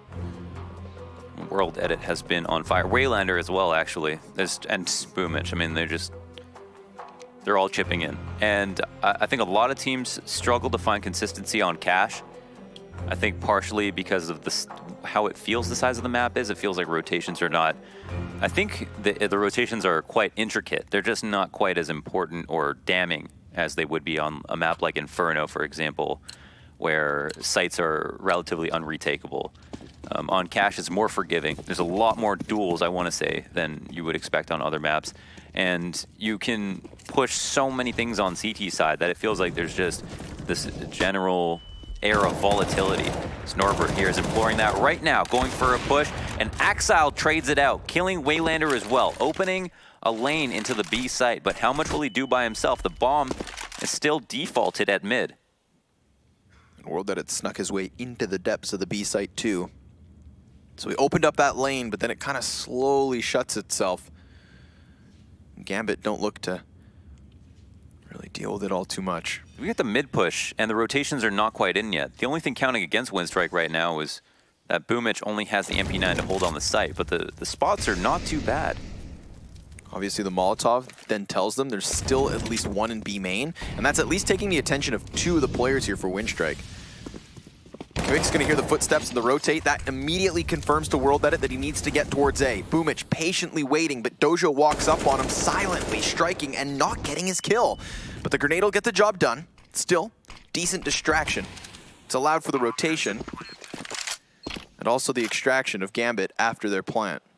They'll put 1 back in squeaky door and hold 2 on site. They've got to take their time here. 2 AWPs. They do have a Molotov, and I'm not sure if there is a kit to be picked up on the site. But certainly, if there's no kills given soon, they're just going to call it quits because there's just too much to sacrifice. And it seems like they might just simply be holding for exits at this point. Both safe from the bomb radius, obviously. But there it is. A kill. And that takes away the majority of the players from Gambit here. Ooh, but they're not going to be able to grandfather forward that double op setup. Just 1 sniper survives. Good fadeaway headshot, in fact, there from Gambit. So a second round, Mohan. It's not back-to-back. There is that one defuse in the midst of it. And speaking of defuses, of the 7 rounds Winstrike currently have, 5 of them by way of defuse. So clearly Gambit, despite having this 5-round deficit, they're doing enough. You know, they're getting their foot in the door. It's just holding it open long enough to close out the round that's the issue. And that is the name of the game on Cash, and that's particularly conducive to the way that Winstrike are allowing the game to go, where the A site is wide open a lot of the times. Boomage can go ham, World Edit can get a multi-kill, but for the most part, if the T's force their way in, Winstrike will allow it. Now, an Operum Quick gets a kill, but everybody else has pistols, but that doesn't matter if it's going to be a 5v2 20 seconds into the round. Ridiculous. They know that Axile's been opping over towards B main, so that's where they try to counter him with Quick. He wins the op despite not being that primary opper. So good on him to open it up. And within the chaos, we get these follow-up kills with pistols. It's separate 1v1s all over the place. And only Mo trying to respond back here. This would be a killer economic reset that leaves Gambit strapped for cash. Another thing that takes away from the consistency for Cash is just how strong your ecos are. Yeah. You know, I mean, I can just speak to the feeling that you get on certain maps, right? Like, there's certain maps where you feel like, okay, I've just got more of a chance to win around with pistols. I feel like I have more options with a pistol. There's just so many CT avenues of interest for guns that aren't as good as M4s. And there's a round where a lot of these kills go down on different parts of the map. It's not a rush that's shut down by spraying CZ. It's 1 kill here, 1 kill there. And there was an op as well. But Mo's not quite out of this. On for the ace, 3-piece so far. A little bit of time remaining for this player under vents. Yeah, that's all they need. Just waiting, creeping and crawling underneath the exit. Grabs himself an AK and chucks it to World Edit. Surely gonna trade with Quick. The most impressive part, I think, is that they haven't even had to get to... They haven't had to perform any kind of expensive map control tactics where they smoke deep B main, Molotov, sunroom. They're doing very light pushes where they're using a single flash or just peeking dry with an op on A main. They're getting a lot of control for cheap. Yep, being cost effective. Holding on to those tidbits of utility. Oh, Bondic now knows. Quick fires off a single round of 5.56, then creeps back to the white box. Smokes in mid, eventually gonna fade. Remember, Bondic's alone here. Gambit very much poised to strike this A site quickly. Oh, Boomage, bad bank smoke. Still just gonna play all around it. And he's not even gonna get 1 kill. Mir slams him back with that CZ. And like we talked about, Winstrike, they've been fine going for the retakes. Just allowing Gambit in, the way that Bondic was just afforded space towards mid. Yeah, they leave it to Boomage. Boomage only leaves them an MP9, so there's not even a lot for them to post up with in this post plant. If it was an op at quad, maybe they'd have options. But look at this, all players melted. Mo sneaks out for a nice 1D, gets 2 in fact. Those are some quality shots. Yeah, just pops him. Broken jaws over towards Truck. Good little effort. That's 2 back-to-back rounds now where at least Mo's, you know, curbing the cash of Winstrike. It's not enough to put rounds on the board, but it's at least keeping them honest. 9-2. Winstrike have survived another eco round, and Gambit will have back-to-backs. Pistol and flash for Doja, Deagle for Bondic, but most players around 2K, Mo saving for that op, and we'll see what the strategy is going to be. They've had a lot of success on T side, killing players who are pushing B main. It's varied, but on an eco, this might be a good time to try it. Bert trades out after 1. World Edit just playing the sidearm here. Well enough, but still, deadly Deagles coming out of Gambit for a moment. Yeah, and again, they're so light on the nades. They're either relying on just like an op to go and peek, or they try to catch the cross the sunroom, or they push late with 1 flash. A lot of these things can be countered by a rush. And I mean, if it's the pistols running headfirst into an M4 and a flash comes out from the T's, it's kind of just, who knows? Who knows who's gonna win that duel? And you're willing, you just have less to lose, right? You're just willing to run and try that. So it's totally fine. I think they should probably try to get on the rifle round. I think they're blinded by the fact that they're getting lucky by getting the bomb down at A, but the post plants haven't been strong enough to secure them a lot of the rounds that they need to convert on, and also they're getting melted on their way in for the bomb plants, and when the bomb goes down, they're almost always lower on numbers. I think one of the key points for winning the rounds on A side on cash is not only getting the bomb down, but getting it to like a 4v3 as opposed to a 5v5 or a 4v4. That can be CT sided. If I have 4 players who have saved all their utility, like say Boomich goes down with an MP9 on the site, then you can Molotov out quad, you can Molotov out forklift, you can smoke A main, and then you can Molotov out default, and then there's barely any spots for the T's to stand in and fight. Although it looks like, yeah, time's ticking down, bombs down. Still not a good chance to win, but oh my god.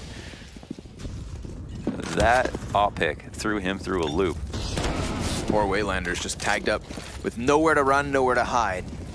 So, Quick tries to call back the 3v5, and it's just not gonna happen. This is Gambit with a finally convincing round. You know, we talked about it, how it comes down to these closer situations. Winstrike normally having a numbers advantage on the retake attempt when bomb is finally planted. That's not the case here in round 13. Near flawless, in fact, from Gambit. And I think this plays nicely off of what we just saw from them with their pistols, right? We talked about that pistol rush with the flashbang combination. You know, they saw some openings based on fast timing at the B site. They do that again with weapons, and it all begins with a run boost op pick versus Norbert. Yeah, and unlike with the A site, you have 5v5 retaking B. I mean, that can mean almost nothing. You know, sitting on quad, I mean, sitting on heaven, you could smoke B main, you could smoke checker and stuff like that, but there's just so many ways that you can take damage sitting up there, especially if the early picks come. World Edit is looking for the kill. I don't think they care to even get the double op setup, so it's not going to be too much of a concern. Actually, no, I'm wrong. Winstrike have taken so much damage, especially from that last P250 round. They can't rebuy the op. They can't even buy M4s. They've actually decided, I think now, that they're going to just save. Upgrading a pistol, Waylander's got a smoke, so this could be a good chance. A way back into the game for Gambit. An eco round, actually, for them. And seeing as Winstrike had already won a round by saving a single op, I'm sure that is kind of a sigh of relief here from Gambit. You know, they've completely cleared out their options. Still finish this with a 10-5 half. Boomich, what are you up to, buddy? Ah, spotted by Axile. I was going to say, if he lets them all cross, at least it's info. Winstrike could sprint back to the A site, but instead they've flanked from behind. They've dropped one opper, and World Edit even through smoke finds Doja. Just tapping away with the USP, gets lucky, but then his luck runs dry. 10-4, and a final 15th round is upon us. It's also not going to be quite a difficult round here. There's not that much money for Winstrike, no op in play. And they've used a lot of their aggressive options so many times, at least Gambit could be potentially ready for anything that they try to do. And it won't be any more elaborate because they're so low. They can't even afford Molotov, so... Some things that we see sometimes are like a deep Molotov on A main, a flash, a double peek, and then a player and his teammate who refreshes smoke to hold on to it for 30 seconds or even more.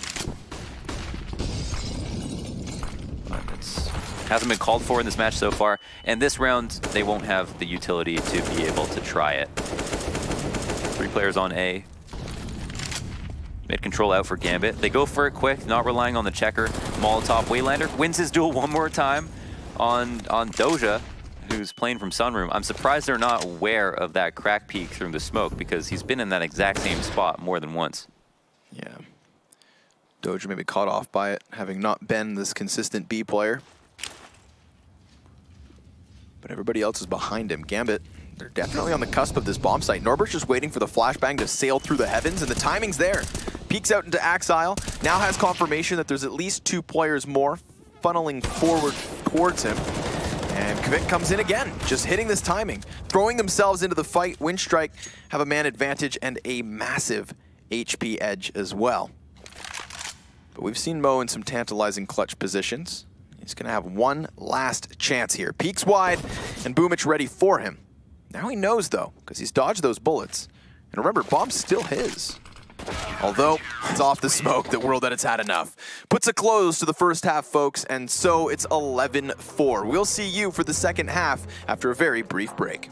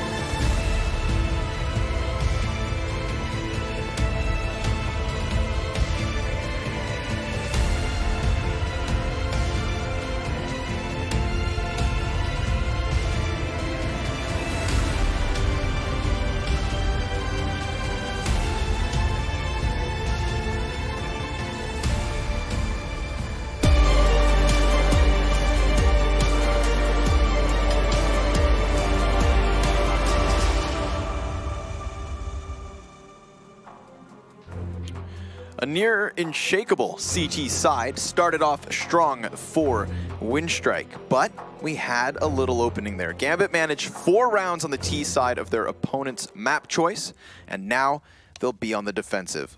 Launders and Scrawny coming at you live with the second BO3 from the CIS minor. They look good for so many reasons. They had everything working their way, and it was a couple of good B rushes that netted Gambit a couple of rounds, but apart from that, it seemed like they needed more than just luck to net them any wins. Here's the setup for Gambit, 3 towards B, similar setup to what we saw from Winstrike. Probably won't be too much of a surprise, to be honest, but would they run into B if they knew that there were 3 players dedicated? I don't know. Axile just tucked away in the corner too. Winstrike not going all in on this. You know, they've got time to play. I'm sure they realize with a substantial lead like this, pistol seems all the more valuable. Is Axile going to get cleared? Oh, he doesn't. Norbert is just worried about checkers the whole time and totally blanks out. Axile even gets in a follow-up frag as well. So down goes Waylander, down goes Norbert. Quick, Boomich, and World Edit remain, 2 of which will push through B main, and then Bomb on its own goes in. Mirror in the back of the site, trying to use flames for cover. Axile unable to trade, and now Kvik has a bit of an advantage here, you'd think. His head was on full display, and it gets popped. Sometimes that can help. In this case, clearly not. Boomich, wrapping around through mid, has no teammates left by the time he gets into position. And this could officially be a long match for sure. 5 rounds now for Gambit as they win a pistol. That is a good way to start this half after having kind of in an alarmingly, I don't want to say alarmingly bad, because it was more Winstrike being good than anything else. Yeah. But they did have problems. They did look somewhat lackluster, and ultimately, numerically, that came up very short. So, yeah, this is at least going to give them a second wind and alleviate some of the stress of having to think about losing a pistol round into ecos, and therefore sometimes having to make the tough decisions as to whether or not you want to buy early. Pistols here for Winstrike, USP of Quick, a Deagle for World Edit, but not a single piece of utility as they stare in the face of smokes for the next few seconds. Already having lost 1. Axile again opening up shop early in these rounds. You know, even despite it being an 11-4 half, I think it's easy to forget the fact that we had so many after-plant positions for Gambit in the previous half. They were economically reset in the middle of it too. So you take those 2 things into consideration, there were openings for a closer score. Do not write these guys off. I know Winstrike have not. 1 Deagle, 1 Glock. Oof. And a Deagle's all you need. That's nasty. And you know what? It could still get more hairy. There's a player right here at White Box. World Edit wants to fight him. He's out in the schoolyard. Shirts are off. They can't hit the shots. Is all the damage mitigated? Well, Bondic will stay peaked with the FAMAS. Survives for a moment, and oh! Will eventually get taken out, but the best way to trade is to never have to see your opponent when you do it. So Nate comes over top of the White Box. Round ends, and Gambit survive, but just barely. That actually might hurt them quite a bit. They invested quite heavily. The M4s are rebought. Mo and Bondic have compromised. There's not going to be an op for Gambit. Winstrike have the full AK buy. Pretty decent utility. Let's see this T side. Full-fledged guns all around. 0 ops in play at the moment. All good. Bomb left towards spawn. Mo gonna get close to mid, however. Oh, just dodging those bullets. They zing right by. Good lineup. He actually hits the mark, but just clearly not in the face of Bondic. Still, that'll wake you up. First boost event. Be unsure if they realize that this is a potential threat. Norbert's got the job in Squeaky to either dish out a ton of spam damage or take some. It looks like do both. Both, yeah. It's so annoying to be able to, or to have to sit on default or against the wall behind default and still be risk getting spammed. Right. You're still like out in the open, but that's the only place you can kind of feel safe and still feel like you're doing your job at the same time on the A site. Right around bomb wall, you can spot for the jump out, but Axile's got that covered from this position on fork. This is the angle I normally use. You could see right under this tiny pixel angle of players cross. You're relatively unspammable. He gets mollied out of position, but takes one with him. Right, at the very least. Boomic catches one as well, but Mo had slipped into mid-main. However, A-Site falls, it fumbles, and we have Gambit now on the retake. Clear utility advantage for them in this attempt. Neither CT currently possessing a kit, but there is one just here by the barrels. That'll help. Shaves off half the bomb. Now that first smoke, Banks meant to block off A main, so Waylander's gonna have to come out into the open. Perfectly done here. That allows Mo for an easy frag.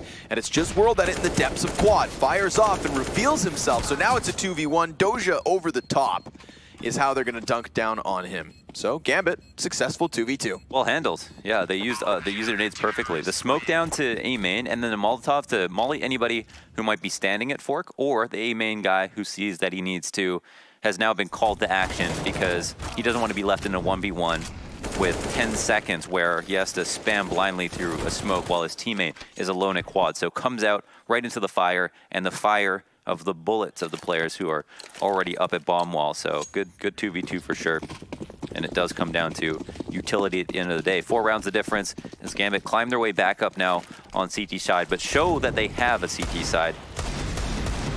Winstrike come close, a lot closer on the A site in the after plant than some of the rounds that Gambit had. But that won't tell us a whole lot. Can they do it again? And can they actually finish? Definitely a big question. Oh, the Deagle shots are not that good, but good enough. Gets him on the 6th. Bondic floating around the bomb site, has support from Highway. But the terrorists eject right back into A main. They'll scuffle back.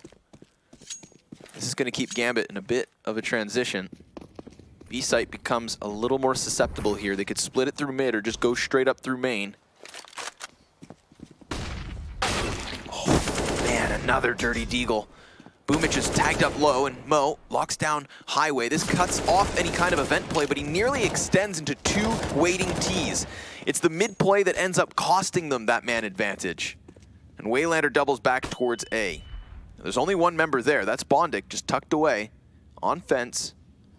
And Quick seems to be pulling the attention into B. Yeah, if Quick manages a kill, I expect a heinous rotate out of the site. Oh, this could be it. They just have to wait a little bit longer. Quick doesn't want to die. Oh, he could just go ahead and nail another shot. There's no choice from Bondic but to go for this. And he ends the round by himself. 3 kills on this eco off of a lurk. What a play. 23 and 10 now for the young Lithuanian. World Edit helping out here towards middle 2. Young, a relative term, but experience speaks not louder than aim. That's it. I mean, Mo just doesn't think he has the audacity to go that far after getting the kill. Thinks that it's probably going to be in afterplant. They might try to recover the gun, but not peek into CT. But Quick's not even done there. He just goes ahead and finishes off everybody in the server. Deagle in hand for Bondic.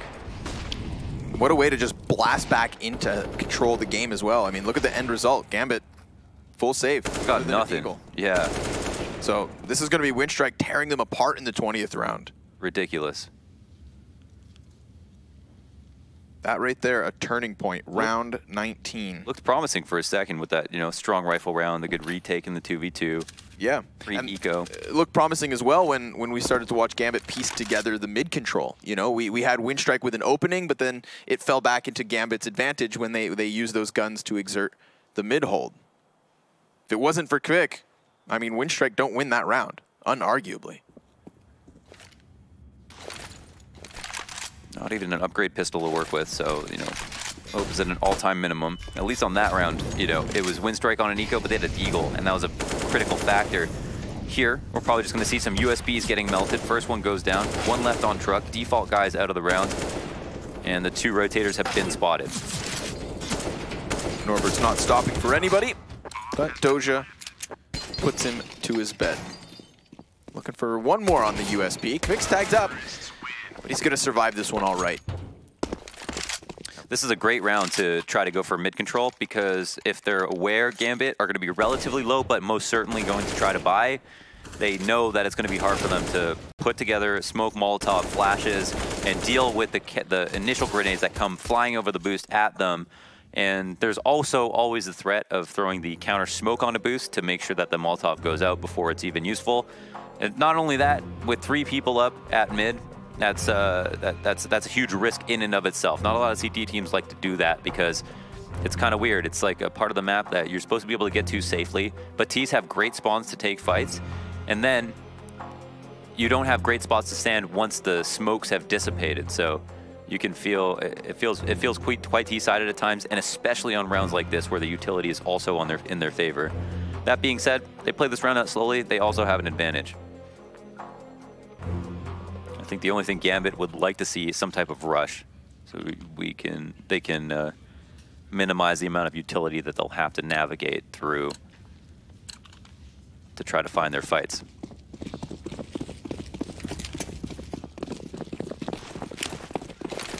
Counter smoke for the boost. Smoke to block off highway box.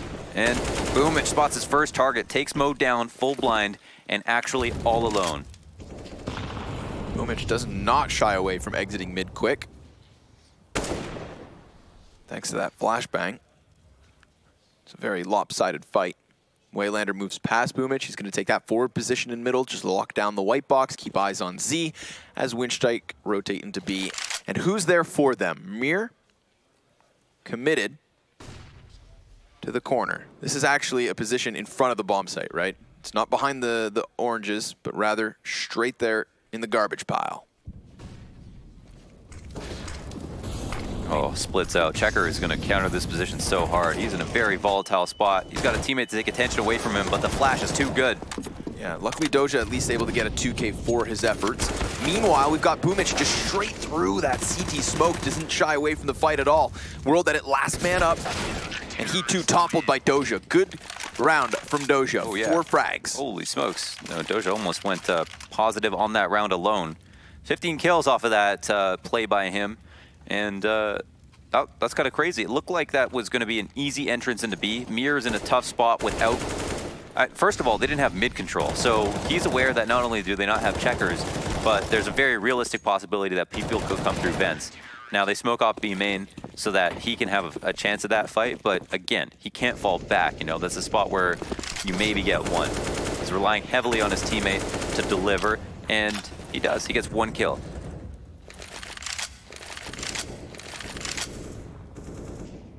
Another shot at it for Winstrike. Slowed it down one more time. There's a lot of good reasons to do that. It comes down to 2 players last round. It's expensive for Gambit.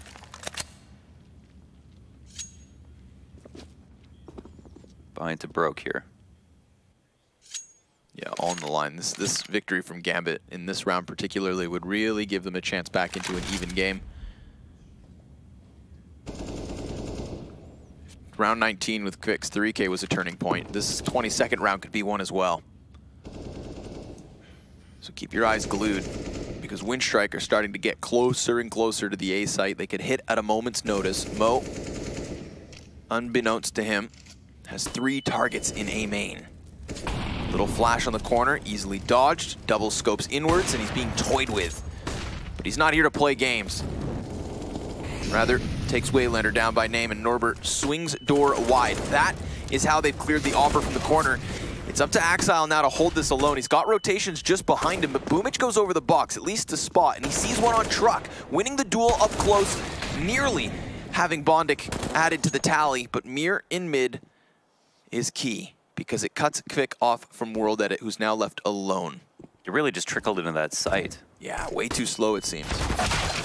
Wow, World Edit, yeah, Blind doesn't know where he is, gets killed immediately. Gambit deal with that nicely. I'm surprised, though, that Winstrike just didn't focus their attention on crossing once that first kill came out. The door swung open, kill was had, and then it's time to group up and trade. Yeah, they lost an entry in Waylander, but it's here is the time to support Norbert. Those trades could have come more easily, and Boomich gets 1. But then again, you know, Bondic walks onto the site. It's not a great angle to walk into. If someone comes swinging around default, they have Peeker's advantage on you. They're going to be more prepared to hit their shot, excuse me. Yeah, I mean, of the 4 players up there still, though, for Winstrike, I mean, very much separate 1v1s. You could see it. Axile comes out quick, or excuse me, not Axile at all. Norbert comes swinging out from door first, sectioned off entirely. Boomich trades, one to the same. World Edit the entire time over towards Forklift, really relying on the first two entries to kind of get that bomb in at least. And then, most notably, we have the mid flank shut down by Mir. You know, if that highway player gets flanked because of the white box push from Winstrike, then things really hit the fan. But they kept it under control, and they've got this under wraps for now. Nearing double digits, Gambit versus Just Pistols should certainly take that 10th. Hopefully they do it without losses. So far, so good. An absolutely key hold. No doubt about it. Here it is. They earn themselves the eco. Waylander's creeped his way out mid, or sorry, out of A. Doesn't know if there's one fence, but doesn't bother to clear it. Gonna take a small risk here. However, Axile's too prepared. Locks on it. It's going to be good enough as well. And Winstrike win the round 5 alive. Or sorry, Gambit win the round 5 alive. All the money in the world now. Barely used any of their utility as well. So we'll rebuy slightly and it's Winstrike to try again. One of the only rounds they've won in this half so far is actually the eco. How many rounds have they taken? 2. Okay. The 4th and 5th of this half in particular. So they ecoed Gambit and then they converted an anti-eco. Yep. No actual gun round wins as of yet, but they'll try their hand once more here in the 24th. Already just exploding their way out mid. This one's got a little tenacity behind it. Boomich ferociously pushing up highway. Gonna try to get into the mix. The flashbangs come flying over and Axile seems ready for it. Unable to get himself the second kill. Waylander will trade straight away, bonding back behind red box, trying to isolate duels, and he's done it yet again. The 1v1s are separate, and Gambit slowly but surely closing this lead. We can see, you know, what this team was prepared to do. Their CT sides are much stronger, it seems, in the rush. The tempo change is nice from Winstrike, keep it fresh, but that's not enough. Gambit shut him down. The individual duels are there. They're one. Axile contributes. Bondic goes hard on the A site, those 3 kills. The Molotov comes into play, 2 kills with just his straight up rifle. And Gambit, again, have earned themselves another eco. This is where it gets worrying for Winstrike, who looks so strong. Just a few rounds ago. Whoa, quick play again. Mir gonna let Doja die. Falls down into the bomb site. Can't actually get another. Now they're gonna swarm him. The numbers are here to the advantage of Winstrike most certainly. Oh, and Kvik with another dirty deagle. I mean, he was the reason they kicked into this game on the T side to begin with. Like you said, that eco and the anti-eco to follow, the only rounds they've managed to get. Looks like this round's not quite over. So they didn't invest in the utility. It looks like Gambit are honestly really good when it comes to these late round retake type situations, but the 1-deeks have just been so unbelievably impactful. There's just been an enormous amount of them, like it's ridiculous. They won an eco, they converted the anti-eco after that. Now they've won another eco. And if Gambit had won all those rounds, this game would be over, basically. Yeah. But instead, Winstrike are 2 away from closing it out, and they haven't even had to win a real rifle round in this T side. So it's only going to take one of them to at least secure OT. And they come in with a blossoming buy. All sorts of money still behind them on top of it, so it's not going to be a hard reset. Always made possible by those sorts of eco wins. Seem confident about this fast mid play. Gonna try it one more time, even though it fell on its face last round. Boomich comes out with the opening kill. There's no one in Z to flank the highway players, but it's actually on Winstrike to decide if they even want to do this. They've fallen back now, close to the vents. Reverse boost is out. Who wins this duel? Depends. Waylander seems cerebral in keeping his eyes on it, but no, turns his head at the worst possible moment. Luckily, World Edit ready to trade. That's what's really important, right? We saw a lack of trades when they came onto the A site, and as long as they keep the man advantage, even if it's only by 1, the post plant will be easy. Someone will have to double back for bomb before they execute out. And of course, you can see Doja still now just floating around the CT spawn, kind of keeping his options open, giving up the B bomb site so that either they can transition into the save, because I highly doubt they go for the retake with just 1 kit and a Molotov. Doesn't seem to be enough. So a bit of a gamble here from Gambit. Then again, Doja has moved his way slowly closer to B. If you can just drop the bomb, buy some time for Gambit to rotate. There's nobody at least in middle dedicated to the front side of it, say Whitebox or Z from Winstrike, that can cut off the rotations. They're not prepared for a retake is the problem. So Axile's the only one with utility, and Doja dies playing a rotator position. Right. That means 1 foot out the door, and he ends up dying without getting a kill. So, you know, that's the worst case situation. It's immediate save call from Gambit. Maybe if he lived, they come over to the B site, but they are so far away. I mean, ultimately, it just comes down to maybe it's just a gamble for them in their mind. They get info on B, but they ultimately are looking for some kind of A hit. I'm not sure. Winstrike pull out that that rifle round finally. And Gambit don't have money. No, they need this save. Winstrike seems to know it. The thing is, remember how Winstrike get this ball rolling. They have extra cash. They can afford to lose a couple bodies if it means taking Gambit to the grave with them. Fantastic flashbang. Boomich right there with the timing. 15-11, 4 map points here for Winstrike's map choice. And it's looking good here for the boys in black. Force ups on the board. 2 Famuses, a UMP. Mo bought down to 0, got a CZ out of it, and Doja's got 1900, doesn't know how to spend that best. Some solid trades, and you know what? Doja dies through a spam through CT spawn, so it's not like he flagrantly ran through a CT smoke with a right-click to flash, turned out backwards, hoping to make a hero play. He died trying to spam safely, and so, you know, that's something. But ultimately, did they have a plan to win the round if Winstrike went B? It's not clear that's true. Now they've got to start off with a force, come back into this with some more rifle rounds.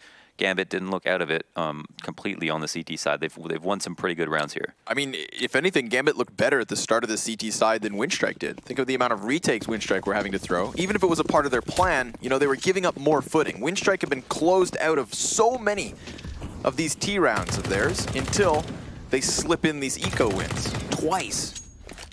You know, you can afford a mistake, but it's a big one to make ×2.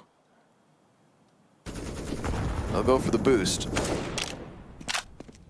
Mir, one of only 2 rifle players here for Gambit in round 27.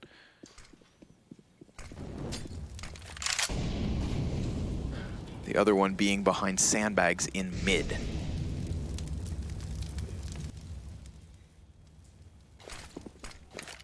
Utility out towards the A site. Axile's going to hear it. Doors swung wide as well, so this confirms 2-pronged assault. But what kind of a commitment? That's the question. So far, none at all.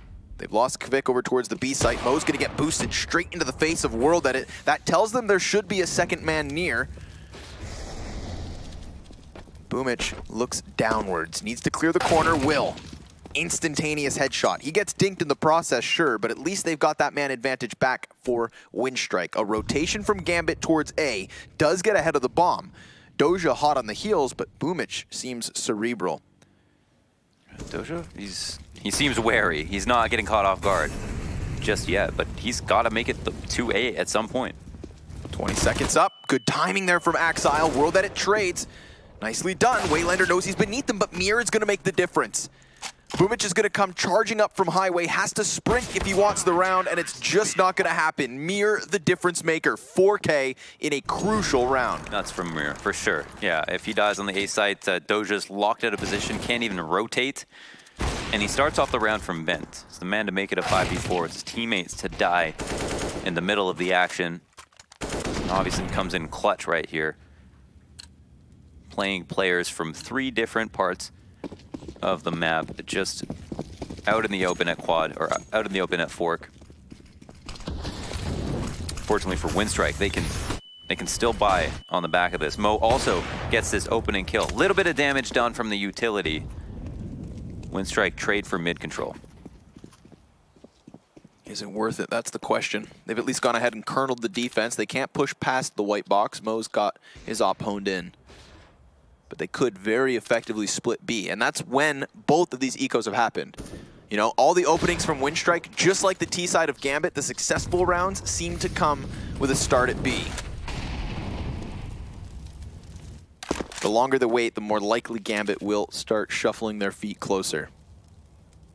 most curious. Didn't see anybody come past sandbags, but knows mid could be that of Winstrike's. Sure enough, the vent split ready to go. Good call by Mo to get himself back here. Starting to shuffle around though, and now he's going to be smoked off. Nope, runs back in. Molotov at his feet, completely blind. That's going to cost him. A little too much shuffling going on there from Mo. And the rest of Gambit are so pinned into the back of the bomb site. Doja around the box, tagging up Norbert, trying to hold off, trying to get that rotation inwards, because here comes Bondic from the heavens, attempting to skewer the site, but nobody gives up a fight except for possibly World Edit over towards B main. He has a read on this, and it's a crucial kill. It looks like Winstrike have done it, using this B bomb site for 3 successful rounds on a T side that was coming up flat-footed. But Bondic, an incredible clutcher. Unfortunately for him, half the time now gone. No smoke to block off the op, no Molotov to flush the feed of Checkers, so he just has to dry run in, and that's never gonna happen. Considering the first half score, it is a decent comeback from Gambit, but it's still ultimately a loss. And Winstrike will have map 1. Map 2, the choice of Gambit coming up next, folks. We'll see you there. Don't go anywhere.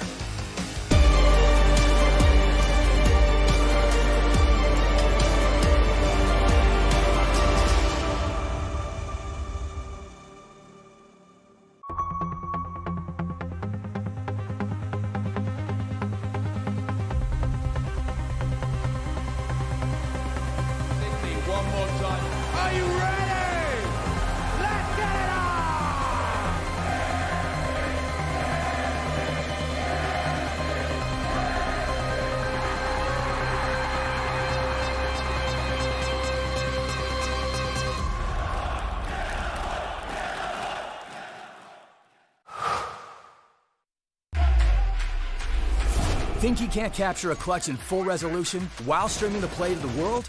Watch this. Game, record, stream without compromise on Intel Core i7.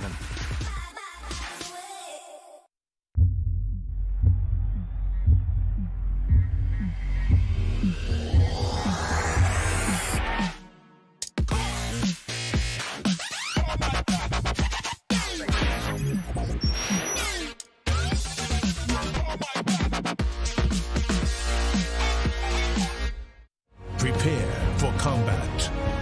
Go forth and conquer.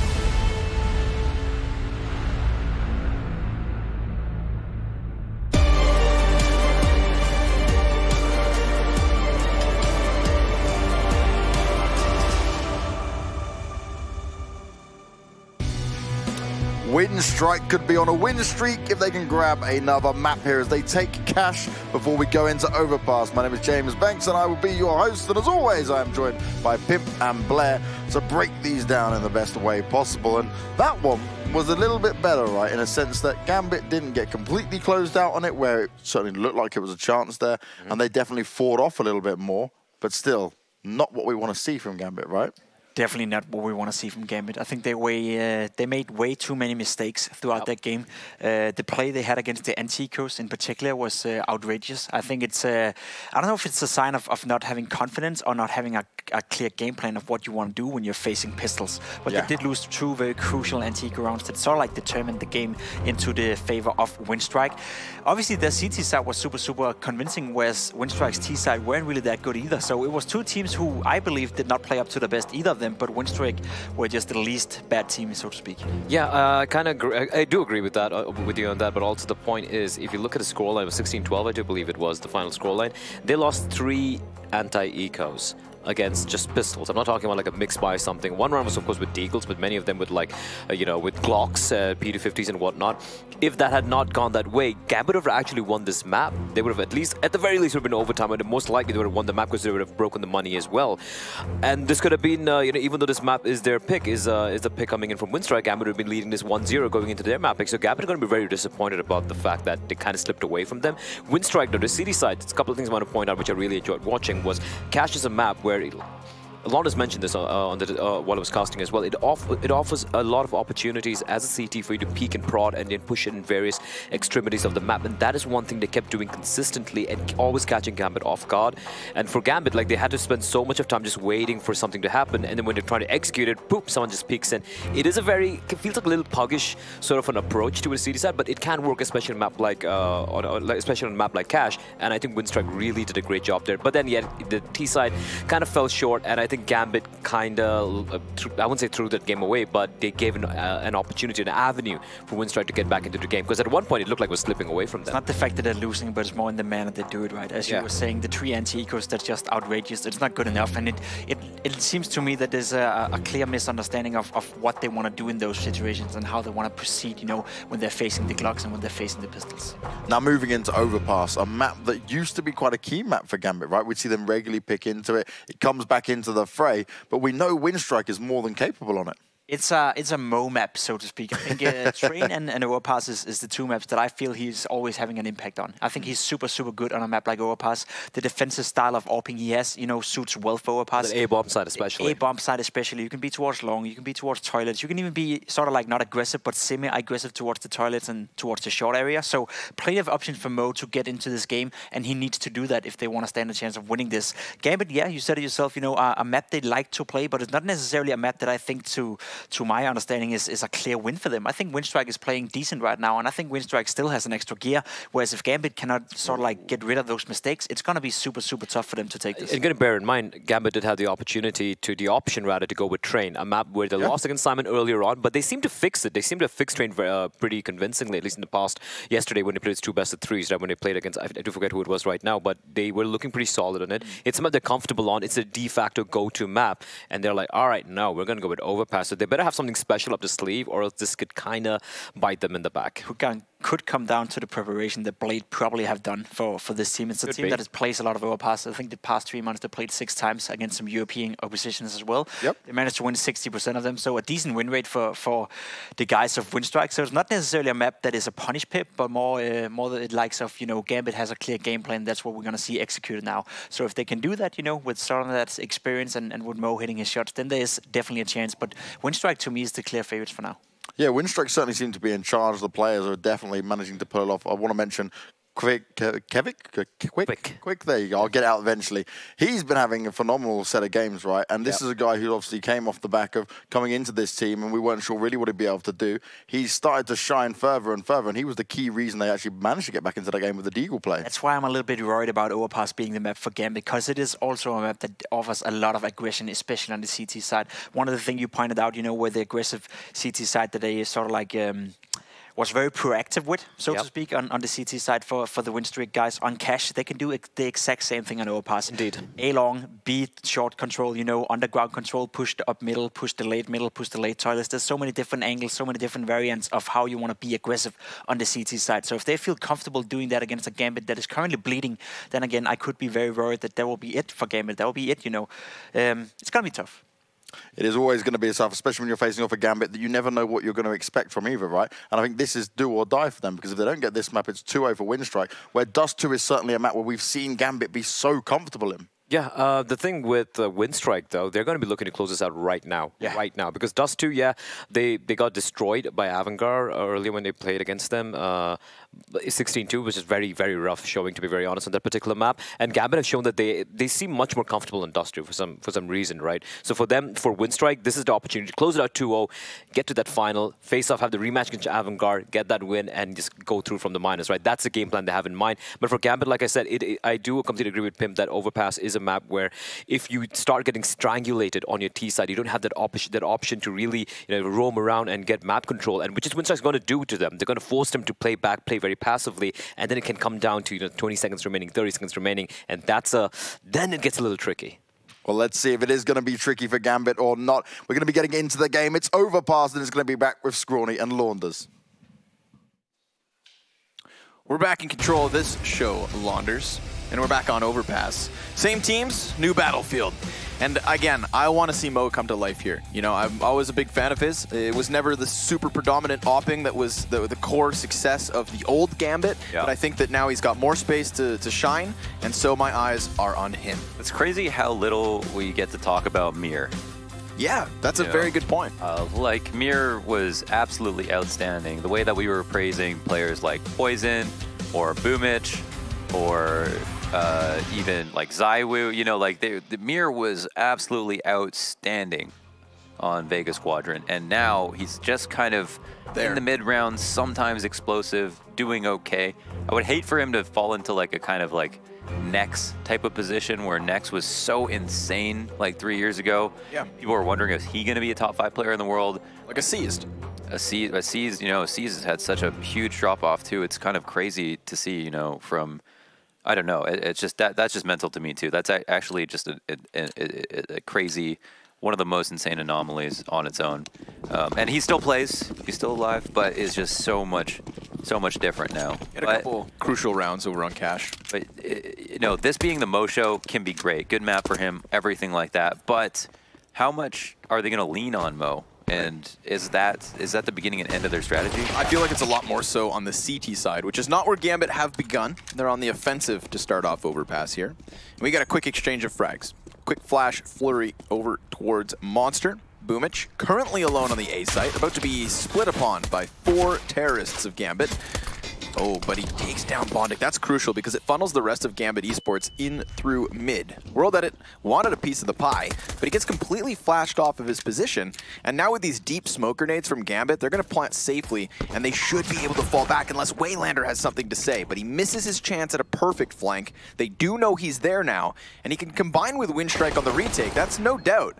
However, numbers continuing to fall into the favor of Winstrike here. Greatly done by Axile. Excellent hold on the bomb site. 3 quick kills for him. Ridiculous kills from Axile. Obviously, that's a position where sometimes that player gets traded 1-for-1. Sometimes they die without getting a kill.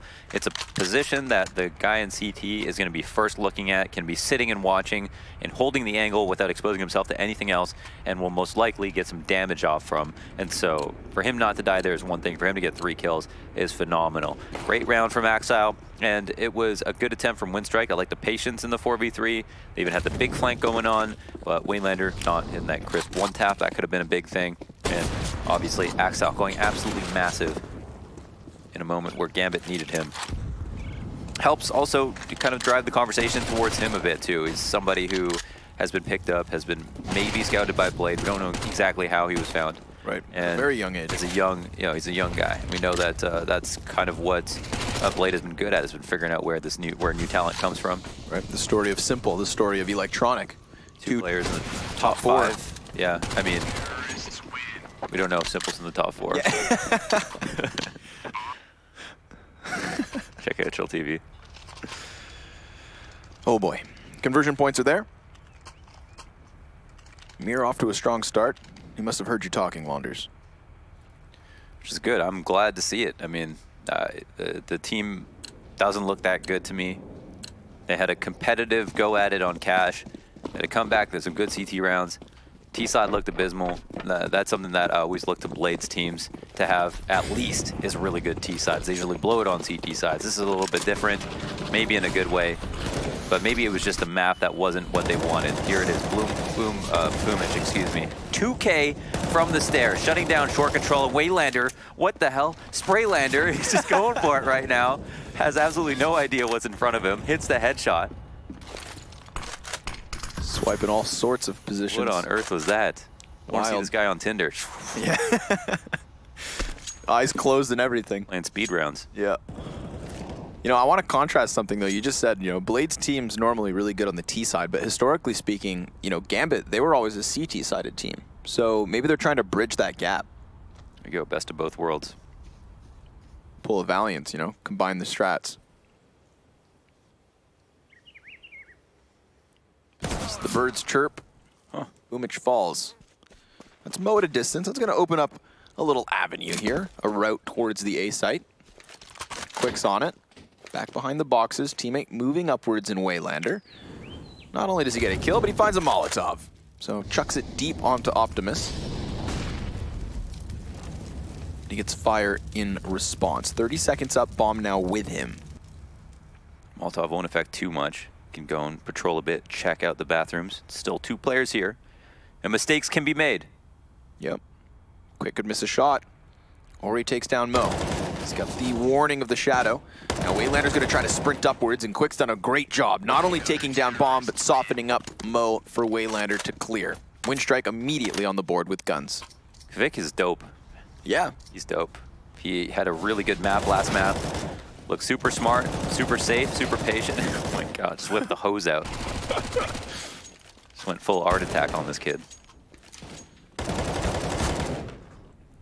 You know, I first learned about Quick because of Tom Biz.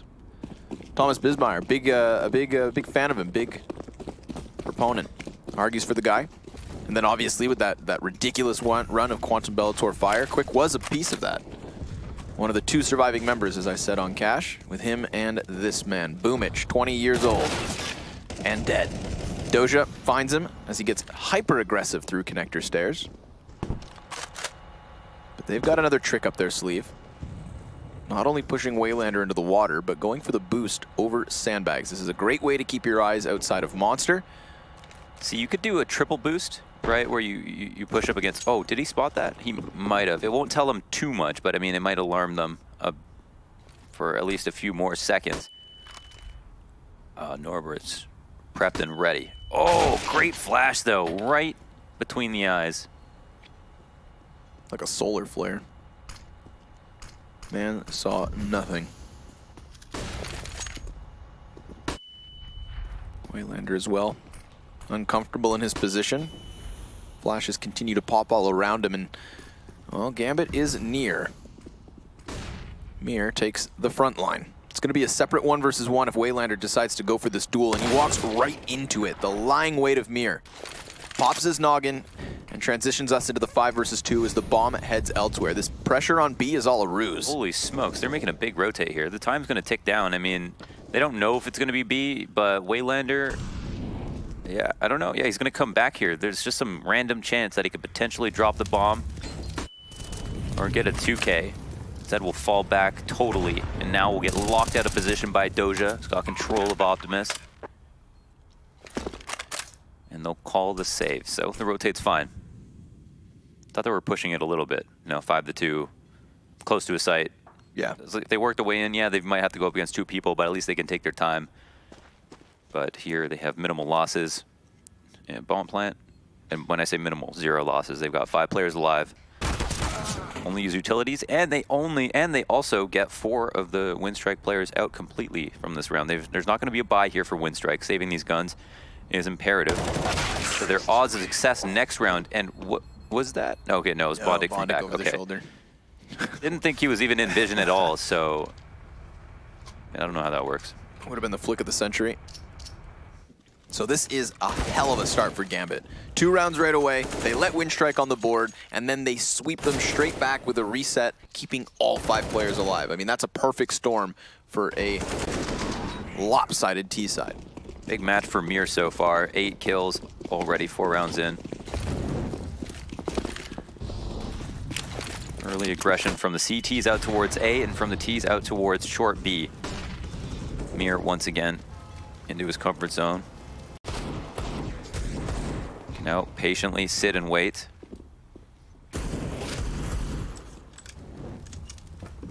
Anti-eco. Molotov to try to flush anyone out playing from the barrels. Mir's gonna spot one. Might want to stiff a snack. Didn't even realize that Norbert was there. Can't control the spray beyond having no armor. Just gets skinned alive. Doja playing Rainbow Six. Just gonna fall back up to the top of connector now. A is completely open for the taking. They're starting to figure that out. Moving forward, not with bomb, although it is in tow. Winstrike obviously realizing they left a gaping hole in their defense, and they're gonna try to plug it as fast as can be. They get into position fast enough, sure enough. A just now under question, and Mir very susceptible. Yeah, he's low. The USB, sure enough, there it is. Now that's gonna be a second weapon picked up, but World Edits goes down instantly. Nothing else of a hold here on the site. 30 seconds. If last round made us nervous, this one could very well too.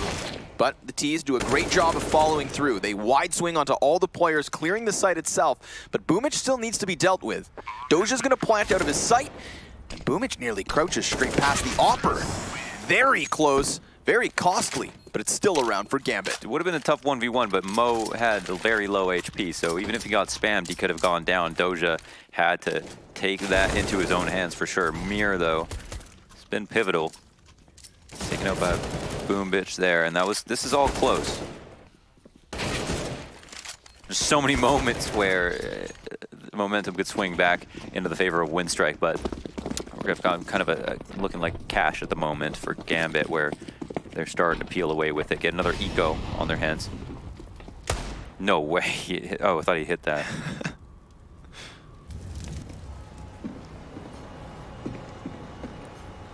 Still being proactive at least. You know, this is something Winstrike got props for on Cash. Kind of poking and prodding Gambit. Even if they were the smaller dog. Still trying with their best efforts. That's a crucial dink. Exile down to 4 HP. Doja.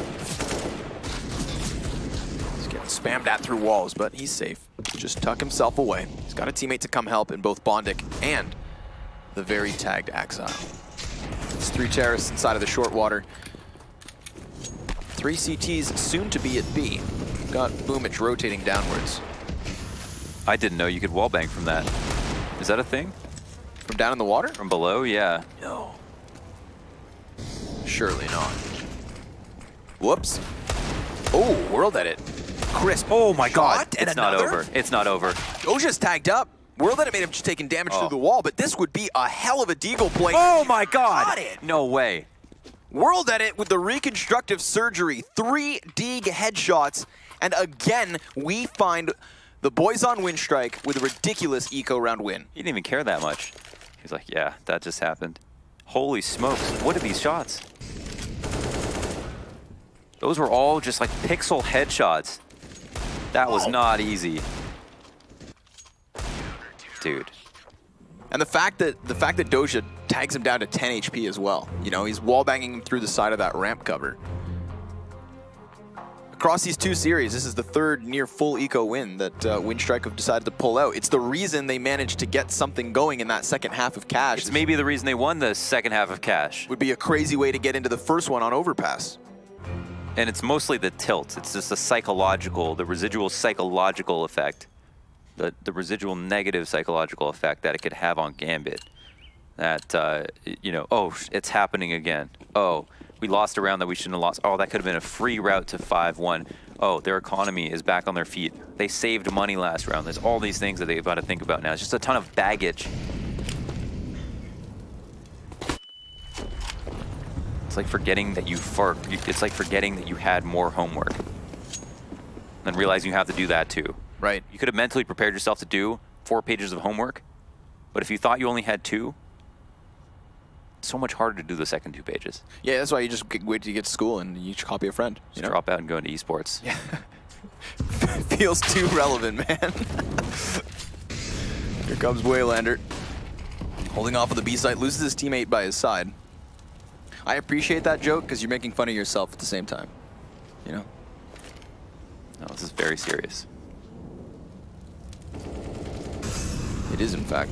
Winner of this going to meet Avangard in a best of 3 to qualify for IEM Katowice 2019. Oh, that's a shot. Oh. I mean, he's got to, you know, stop jumping. Otherwise, we'll have some inaccuracy. At least they know that, that there's a player indoor watching short.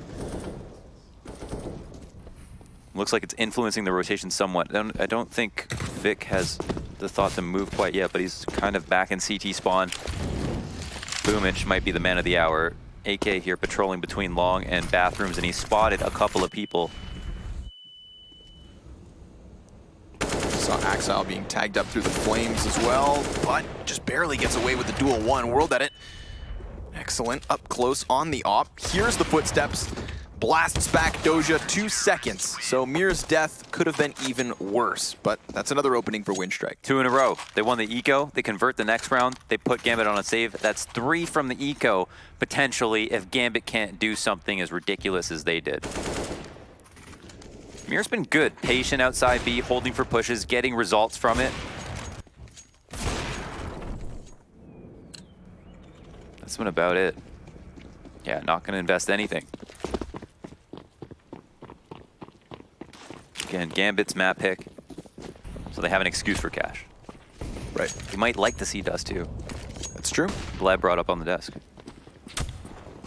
Bleh. That's my reaction to this pistol round for Gambit, because it's a hard spot to be in. Like you said, all a result of another astounding eco. You know, normally we talk about how experienced teams are the ones that punish you most for mistakes. You know, you can't make mistakes against them because those are the kinds of openings they turn around with, but it's been Winstrike to do it now 3 times across these first 2 maps. Gambit slipping up and being punished for it. They're going to try something sneaky. Bomb, no, Bomb just comes back. They just said, screw it, let's go to A. World Edit can hang out at long, off the cross here, crossfire with his teammate. Suddenly, the bomb coming back is like, what have I done? Exile. Goes out early too. Tie score, it's Winstrike, bring it back off the back of an eco. And here's a round where Gambit can buy, but Mo can't op. I don't know if he wants to on T side. That's also, you know, a question he'll have to answer. I would anticipate some of the rounds he might want to have it, but it's totally reasonable to not use the op on T side. It makes it a lot easier to clear out bathrooms and to take peeks on Dicebox, you know, to walk up long and clear out bank if you have an op yourself. So much safer to gain that ground. Also, the choke point that is the A site is so wide, 2 smokes wide. Yep. So you don't typically smoke it out to get close like you would at long. Much easier to have an op. And that's what we were kind of looking forward to with Mo on the AWP, but World Edit's been doing exactly what we anticipated from the other side sniper. You know, just floating around those dice box, solid 3K next to Optimus Prime. And just to really hammer this home, remember, it comes off the eco, but not only does Winstrike follow up with round wins, they do so with keeping so many players alive that they have shifted their way with momentum. Now they can start taking a few risks. You know, the money's in the bank. Lives are expendable. Confidence definitely at an all-time high, seeing as they've tied this up as quick as could be. From 1-4 to 4-all. Oh, interesting Molotov. Let Mir get comfortable in his spot and then push him. They can put pressure on this. I mean, they know he's there. They're probably going to want to spam. And Vic is kind of playing it safe, and Axile actually takes out part of the threat. Waylander can't trade. He knows Mir is hurt. He knows Mir is in the corner. But Mir's got a bodyguard. That could have been a huge opening for Winstrike. Quick goes in for the kill, doesn't know exactly where he is, doesn't want to just be distracted with spamming smoke. Here it is, Waylander will take the peek. Flash out to Monster. A couple of targets here for Norbert. He gets some spam damage in and the counter flash is good. It's holding the T's back. Yeah, they're trickling out finally through Monster. Will catch Waylander. Sure enough, Norbert changing position and trying to fall off into the hands of World Edit, but only Boomich left over. Full HP, flash, and a kit. Doja and Mo ahead. No utility here for the T's, but the bomb is now down as the smoke fades above. How much is he gonna walk out? And will he catch Mo? He does see him. There's two fights here. He can win. He's done the damage and he finds the duel. Doja dies and he's gonna defuse. Are you serious? Just switching between the two targets, Doja was waiting for the walk up, but he had a chance there. So an easy op moving forward, and that's a robbery from Boomich. Doja was trying to cover Mo. Mo was worried about the big flank. He's allowed to. He has his teammate right there. I thought Boomich was so far away, there was no chance he'd even be able to get the first shot off. Axile bailing his teammate out of trouble. Waylander trying to cull down the numbers as the entry came heavy through Monster. Oh my god. It's because Boomich, you know, softens up Doja with Mo still having his back turned. Mo not sure if it's graffiti or heaven. And it was that crouch and crawl back from Boomich that just barely gets him out of the shots of Doja. I mean, down to the wire, Boomich taking substantial damage. Good thing he had 100 health to begin with. Now we're right back into the action. Waylander shutting down the Monster push. Boomich swinging squeaky door wide open, and Gambit Esports come to a grinding halt, a grueling stop outside of Monster. That's tough. That's tough. You're showing your hand here. I mean, again, you know, if you rush Monster, it's a viable strategy. There's a lot of ways to do it well, but you're doing it versus a team that just won 2 rounds. They have lots of money to buy utility. They're gonna probably molly Monster, nade it. It's tough to get the rush out. And a team that in Winstrike love to play these kinds of aggressive setups down there towards short water. So you should be expecting some kind of close proximity. Go back around. You get that push up between Quick and Waylander. This time it's Boomich by Squeaky Door. You know, they're not just hiding inside bomb sites, Winstrike. They're playing proactive. And that's something we alluded to on Cash as well. You know, poking and prodding Gambit and not letting them get comfortable whatsoever.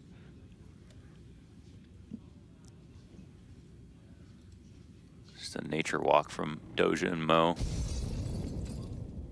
They're relatively out of options. Just a Molotov apiece. They probably talk to each other about this. Situation where you reset yourself. Hey, what do you have? What are our options? What should we try? Either site's going to be equally difficult. No reason for Winstrike to move. I was going to say the preemptive mollies for sure going to come in. Close player, down. Mo with a couple of kills, sure enough, but the Molotov blocks off the push from Doja. He comes in the last few waning seconds, and Quick is already prepared. So 6-4, Gambit back into the economic dumps. Yeah, and they might save. Gambit could save. I think they'll probably just half armor, pistol up, try something new. But Winstrike go above and beyond versus the rush. Waylander especially holding it down on Monster was a key factor there, and the counter grenades were great. Oh, Blade's chatting it up. But unlike Simon's coach, he's not hitting them. Yeah, maybe you should. Just let loose. The first time I watched it, it looked very violent. Yeah, but then going back, it's just passion. It just looked like passion. Right. He laughs it off, you know. Yeah. Passionate violence. My favorite. Double op setup out for Winstrike, coming in hot. And sure enough, Gambit by. What's that? How is Doja taking damage? Don't tell me that's a team knife. I'm surprised. Yeah, it might have been. I'm surprised they even had enough money to buy. Like, they don't have a lot, obviously, to work with. They got the head armor. They got a couple of nades. Oh, Doja must have dropped down ladder and done it to himself, because he's the connector player now. You don't take 30 damage, though. Maybe you do. If you don't touch ladder, I think so. You take 10 from on train. Well, gravity's higher here. I'm not going to ask you why, because I know you don't have an answer. Thanks, Launders.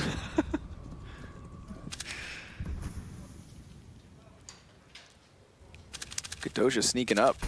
World Edit scoped in. He's going to be blindsided if Doja nails the timing. Matter of timing, for sure. Oh my gosh, that scope. The double scope. Punching in. Pressure on Monster once more. Gambit ready to hit this B site. Norbert just floating on the pillar. He has that secondary op in addition to World Edit. He's going to go for one more, and Mo is ready.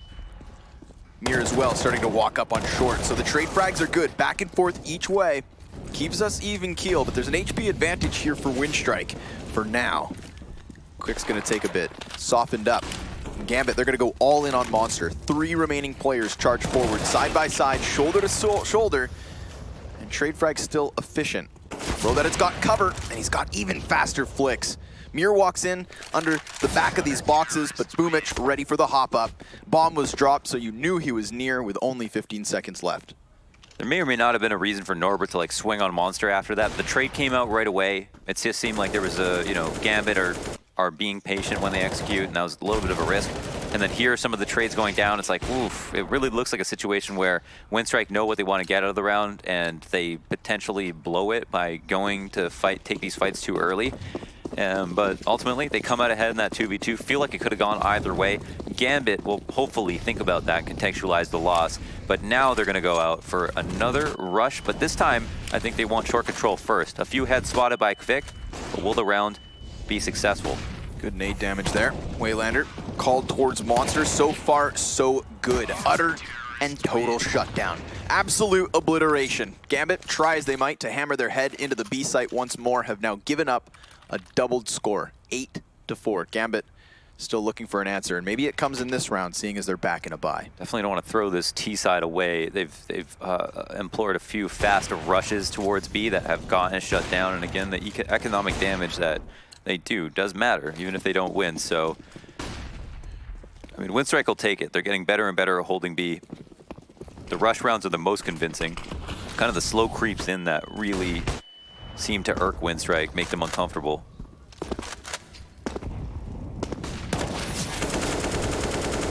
A little bit of damage each way. Here it is. It's like Operation Mirror for Winstrike when they spot that it's a default and he's sneaking out here. He's been pretty consistent at holding, however. Waylander is playing a dangerous game with the smoke. It's about to dissipate. He doesn't know for sure. Ball top to the deep corner. He's going to move his feet, even despite not being tapped by it. Yeah, looks like they want to target it. They don't have stairs control, though. No, sometimes we have Boomich floating in there, and he's actually inside the bathrooms with eyes on Long, Mo, and Mir. Going to find immediate entry frags here, and both on separate sides of the map. But Boomich is still unknown to the T's. So, the timing looked right. Good on Mo to keep this success rolling forward. Very likely a 5th round now for Gambit, unless Quick can do anything, but Doja's got his head. This is a clean sweep, Mohan. 5 alive for Gambit out of nowhere. All they seemed to need was guns. Their defaults look good. They're super strong, actually, and it seems like Winstrike, they just get so... They get so itchy for a push. Yeah, very antsy on these kinds of plays. And just they fall into the laps of Gambit, who seem to have talked about their defaults quite thoroughly. They're prepared for all of the trades that could come about. And Mir is protected at all times on short. Whether it's by himself, he's good. And when he needs help, his teammates there. They have stairs, making it difficult. But it seems like Winstrike, they see him at short B. They want to attack him. They want to close off his angle, throw the nades, double peek him. But they're too afraid to do it with conviction. They don't smoke off short tunnel. They don't get out there with a flash and run out and swing on his angle. Instead, they throw a nade at him. They see what he does. They fall back. They leave one person there. Mir gets the kill. His teammate comes out like... Layers of response from Gambit, but there we go. Let's give him praise. This time caught off guard. Still 3 CTs on short, so the wall bang's good. Doja down. Waylander gets his revenge. Boomich ejects out of Long. No reason to stay so far away from his teammates, even if it would mean early information. Mo firing shots off on mid. World Edit's going to find him. Isolated because he had the sound cue. Gives World Edit a bit of a tip-off. And sure, Mo could still win the duel. that's not the way this one crumbles. 4v2, 40 seconds left. 14th round of the first half. Gambit, they started off with 4-1 and now find themselves down 5-8. Solid turnaround here from the CT side of Winstrike. Let's see, last time it was Mo and Doja. Up in the 2v5, Axel and Bondic moving out to the same site in a 2v4. Norbert is perched up outside. Monster has to readjust his aim, had to aim there to hold, but I don't think that kill will matter all that much. This one could, however. Yeah, big on Exile. Instead of just going straight for the plant, he uses those last few 5 seconds he has to clear out water, just barely catching World at it. Or Waylander, excuse me. Up here in the heavens, the op scoped in, and the same can be said for Graffiti. That wallbang just skims by Axel. He is holding on for dear life. Just beneath World Edit is where the first man falls, but Boomich is still working up, and he's got it, of course. 9 rounds for Winstrike. Gambit with 1 attempt left, but a valiant effort there on the 2v2. Yeah, 2v4 in total. Came close. Yeah, that was insane. That was good composure from Boomich. I really liked Exile using those last few seconds to clear the water. You know, finding that player on ramp is what gave him a little bit more breathing room. This kill right here. Yeah, it would have just been a plant for the money if he wasn't able to do that, and he had to run a risk by exposing himself to CT and also taking time to get back to default. But, you know, it's those risks that can pay off, and it's rounds that are important. Gambit, they get another buy. They'll try again. They've only got 5 so far, and this is how they lost Cash. Cash was an 11-4 CT side to Winstrike. They can't do as good, but only 1 round less. Still, that one did come close in the end. Haven't really been big critics of Gambit's CT side. It does tend to be the offense of which they struggle. And this one, no different. Again, Mir, he's been isolated as of late. It really started off this half with some successful short plays, but in most recent rounds, it's Winstrike back on top. And a quick boost, a little readjustment with Norbert on the top side, almost finds Doja. But he plays the murder hole well. Murder hole well.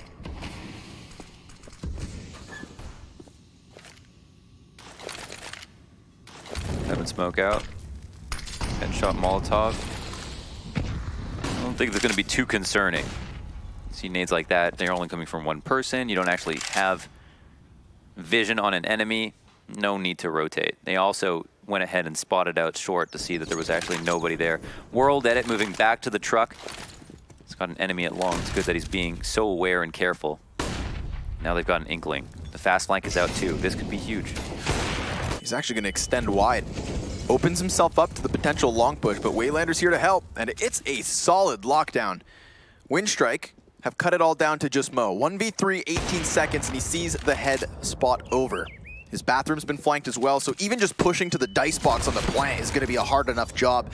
He knows he is doomed, especially now being low, so it's no surprise, folks. 10-5 at the end of this first half. Winstrike again solid on the defense, but can the offense also succeed? That's the question. We'll see you for the second half in a bit.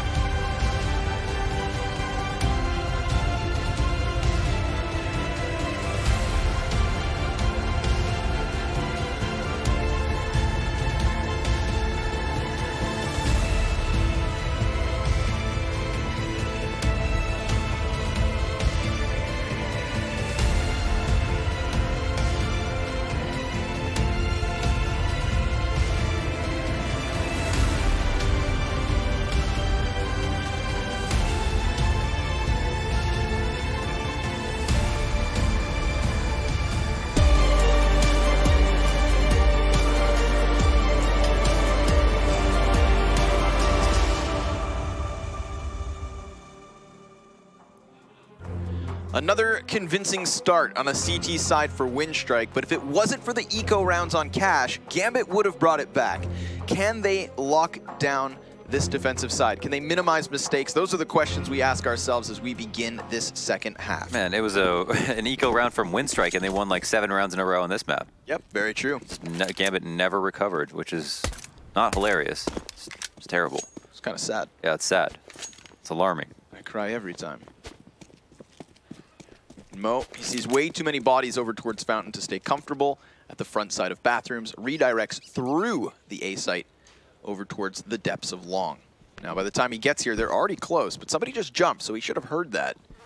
He's going to have cover over the shoulder. It's Exile over in the site itself. Even Doja ready on A. Clearing out bathrooms, always a good thing to do. It's kind of simple, it can be predictable on the T side, but it's very consistent, reliable strat that you can do pretty much versus anybody, regardless of anti-strat ability. And it makes it hard to tell if you're going to A or B. Here, they'll have confirmation, however. 2 players poking it long. Axel back on the site. Can he hit the shot? Does a lot of damage, but it's not quite enough, and it cost him his life. Yeah, Norbert drops him. 5v3 as the bomb gets onto the cusp of the site. Bondic distracted by the hands. He wants Kvic's head, but can't quite get it. Finally, T's coming in forward as well, past the plant on top of it all. It's quick to make the difference. 4v1 for Mir. He knows where there's a lot of players at, but he just can't hit their heads. They're being elusive, peeking, crouching, hiding, and then popping back up just to keep him at bay. Bomb halfway gone. No kit on him. Oof. No head either. It rains, it pours. 11-5. Winstrike winning pistol could be momentous for this win. That's got to be so annoying to be Bondic in that situation and see Kvic showing his hand, but knowing he can't even shoot at that. Like, that's not worthwhile. Waiting for him to peek, but then thinking, I'm probably going to get pre-aimed anyway, and then losing the duel to him after just staring at him like a bug to a lamp when you could have been doing anything else. Could have been trying to stop plant, could have been spamming smoke. Yeah. That kill's so tantalizing. He just hung it in front of him like a carrot on a stick. Good on Quick to know his positioning. Norbert out from Monster, completely alone. This is a classic. You throw those Mac 10s forward, figure out where the stack is at, and in this case, it's certainly B. So Winstrike transition quickly through mid. They'll be hitting up that A site in no time. That's it. Tether off Quick. They move on to the site. Smoke go, is that a smoke that went over? Maybe it was just to make him a little bit worried. Don't know if he just free-handed it or if he had some kind of crazy lineup, but it seems like he just threw a Hail Mary. But Gambit will not be allowed entrance in. The cover is too high. They don't have the money. Or the guns. Nor the nades. Oh. It's a little something. But it's traded right back, of course. So Bondic and Mir are the only true survivors for the moment. Mir maybe wanting to go grab that SMG. It's very easy to survive inside of Bank, despite being close, but World Edit, Goomba stops him. Jumps straight on him. Is there another, did they only have SMGs besides that one AK, or is there a gun that they could upgrade to? Looks like they just... I don't believe so. Yeah, so they're just fine. Like, they didn't lose anything valuable. And now the beauty of this as well is that even with these SMGs, we know the viability of a fast B play, right? It's a genuine option. Yeah, it works really well on ecos. It's just hard to stop. It's just like a juggernaut coming at you out of Monster. And if you don't have counter grenades, well, I mean, you can try to do one flash and peek with a pistol, but Monster rushes are very good anti-ecos. They're a little bit more volatile. Typically, you want to go long A. It's kind of like the long A on Dusty, a little bit more safe. Back against the wall, long angles.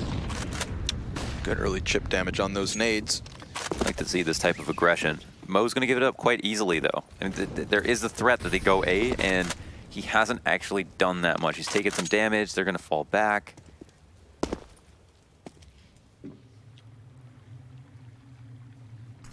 They at least maintain presence in bathrooms. Yeah, they don't fall entirely off. And understandably so, you know, you're not going to let 2 grenades get you all the way back into the A bomb site. Not holding party and instead in bathrooms, I get that. You know, meet them halfway. Give a little, get a bit. Quid pro roll. Mo focused on long, but sure enough, Boomich making noise. That's going to be his demise. Exile comes in to try to help, but he sees 2 more bodies, and Mo's going to handle this problem on his own. Easy. So it seemed, until he gets pinched. Just like that, it's over on the B site that Norbert finds a push into short. And it doesn't look like they've made up their mind as to where they're going to go. Oh, options open with 40 seconds, surely. Ah, that's big, though. They spam the door and close it immediately. Bondic is going to see that nobody's exited out of the staircase, and that it's most likely going to be he can set up to be a fast flank. It's going to come down to the 2 on the site, but they're going to be ready and clearing these angles carefully. Waylander, can he get this duel? No, he doesn't. Oh, this is huge. Not only do they have long control for Gambit, but also that hot flank. At any moment could strike from behind. Winstrike, they need clean entries, and that's not going their way either. World Edit pinched in 2 directions, but he burns Mir as he finds Exile. If it only wasn't for Bondic. That flank that was in position the moment they left Connector, sure enough, comebacks to bite them. This is still a situation where they could buy. I honestly would call this buy at the moment. You know the other team is low. A monster rush could be huge. And you could get the reset. Yeah, you kept 2 SMGs into this round as well, so you still have that bonus cash behind you. Something to think about. Don't know if they're actually going to indulge or not. We'll see. No, they've only got pistols. They could have 2 AKs on this round. They didn't even spend enough money to give them a chance to do damage. All the damage they could do here would be huge. Playing it super safe. Yeah, maybe being tempted by the 6-round lead they have. Just wanting to play that textbook CS, shut it down proper. Mind you, I've seen Winstrike do more with less. Already 4 times today. That's true. So, and that's the way they saw it. Yeah, confidence at an all-time high. Why would we buy and lower our chances of winning? This far, not going well at all. Unless you are Gambit, of course, in which case this is fantastic. 5 players up, feeding T's into the machine guns, and it's only Norbert left over. Unintended, close. Unintended side effect, since they have 5 alive. Probably not going to upgrade. Yep. 2 SMGs next round as Winstrike do pull out a buy potentially. I guess they saved fully on their 2 players so that they could drop because someone's got 3,400. I hope that it is still able to get an AWP. He was fantastic on the sniper in the first half. Yeah, he looked awesome. Yep. Yeah, he looked awesome. Really liked his opping. And he didn't even get that many multi-frags. His movement just looked really good. Great positioning. Super great positioning. Really calculated in the duels he took, and not to mention, like you just said, you know, the end result is that Gambit, the odds are, don't upgrade. So if there's ever a chance for World Edit to be able to use the op without the worry of being counterpicked by Mo, a player that we kind of highlighted coming into the CT side of Overpass, then the time is now. But oh my goodness, 1 ump does get chucked away. For what reason? To equip Mo with the sniper. So that freebie op duel I was talking about, yeah, not gonna happen. Good move. I like it. Not too expensive, and they have a mountain to climb in this comeback, so can sacrifice on rounds. Norbert would have taken the liberty of creeping into B almost certainly if not for that Molotov, but there's a high amount of attention from Gambit here. Great. Knows the flashes are coming over. Does get fully blinded, throws himself inside of the smoke, but Winstrike are just as blind, full white, and stuck inside of Monster. Good job for Waylander, at least picking up another, but Bondic ready to do the same. World Edit alone 1v3. And this, well, this is going to bottom out the funds for Winstrike. That was very disappointing. That, it seemed like, okay, they wanted to go B, but when the smoke came out and they weren't ready and weren't like halfway through the smoke, just deciding to go over off of a flash, I mean, why? Yeah. Like, just... You're so early in the round. Just looks so... It looks terrible. And there's so much value in them bringing the round close because of how much money was spent. Like, what is the point of... Why'd you save for that, you know? Yeah, yeah. Why'd you save for that? That's the perfect way to phrase it. They didn't even use... They could have done that same rush. Less grenades, SMGs, and a couple of AKs, and probably would have got the same value out of it. Would have used a similar amount of grenades. Instead, they lose a whole lot more quickly. And yeah, I mean, Gambit are going to be happy about that. That was the round for that Gambit had in the first half that looked kind of equally as foolish. Yep. Now this is Gambit's chance to start racking up funds for a CT-sided comeback. Just running through smokes. Whoa. Good flashbang. Everybody seemed blind for a moment. Exile not going to let them stray too far. As he falls back, he's covered by Mo. Fantastic. Another round whereby Gambit keep all their members alive thus far. World Edit does have a nasty deagle at times, but he's staring Ops in the face.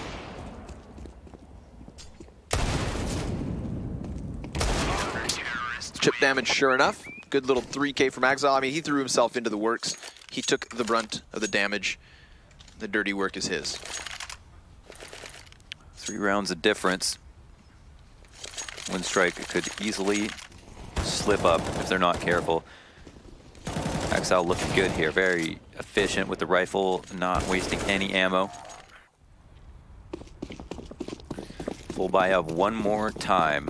Roll that on the off, no utility to work with, but that's fine. They might have looking to toss a flash, but instead World Edit says, hey, let me pick. Here's that op duel. Could happen. Mo's got a good position for it.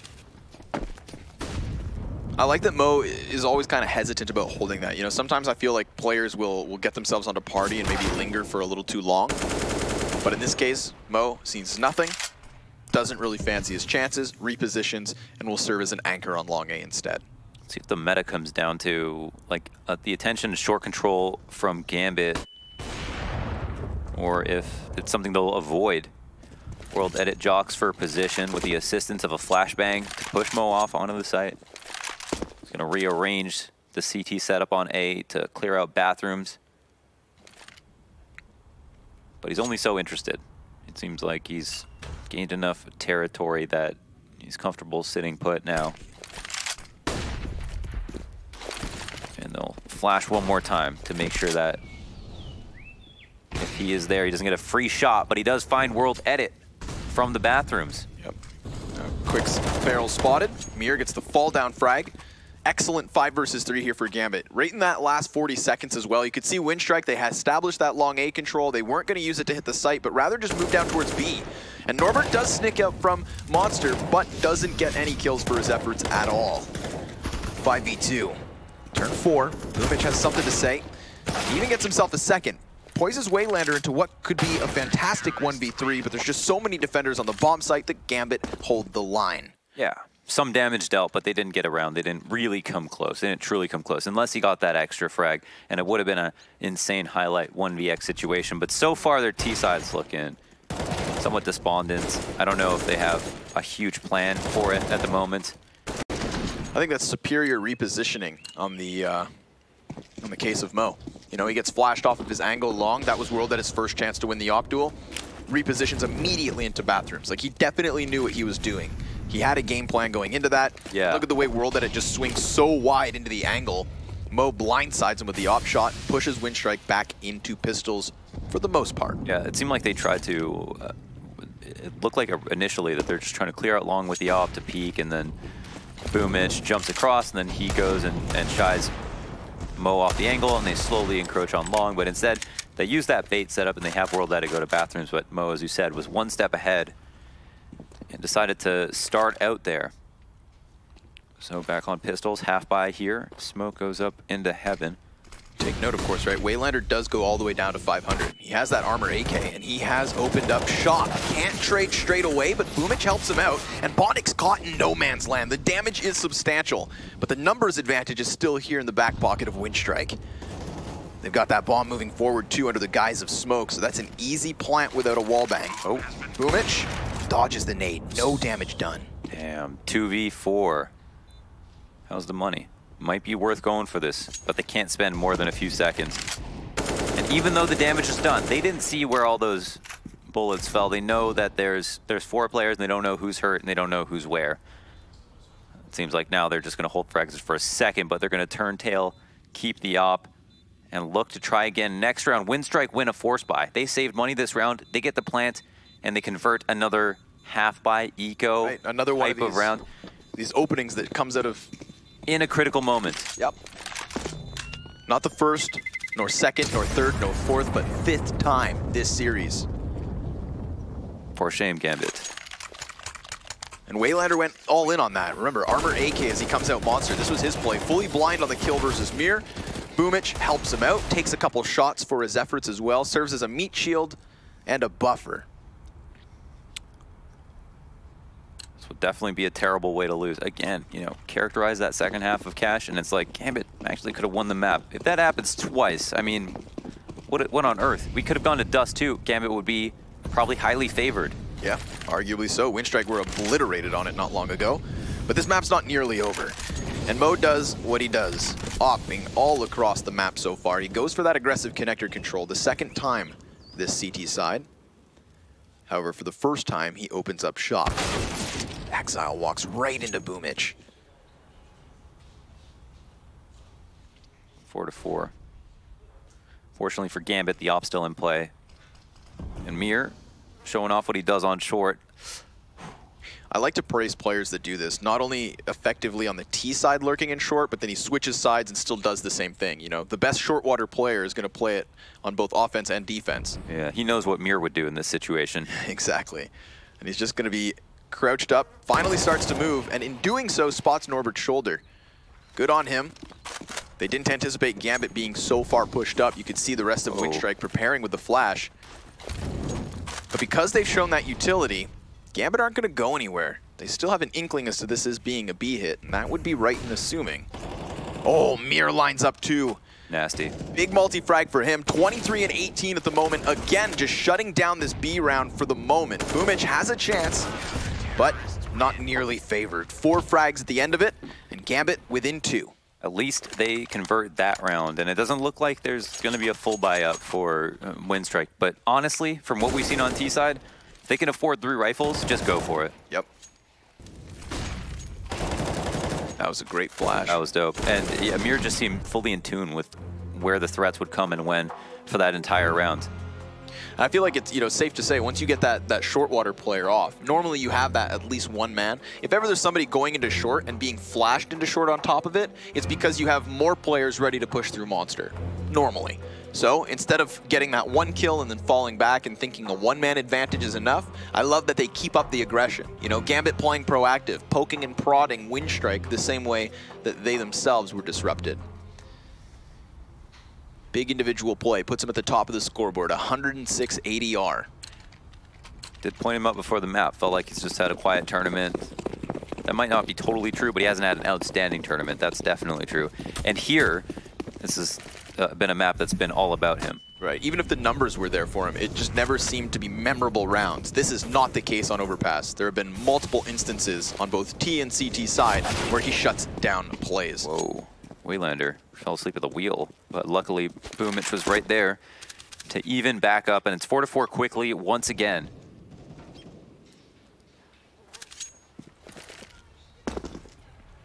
They're on the move, looking for bathrooms control. 2 full nade sets for Gambit. Oh, he's going to start to deplete his, but they've got a lot of impact damage left over. The 2 HEs. The Molotov to try to delay for time. You know, if I'm Winstrike, I'm going to make sure that they don't have all these nades if I'm going to go for some type of execute. It feels like they're postured up to do that at A.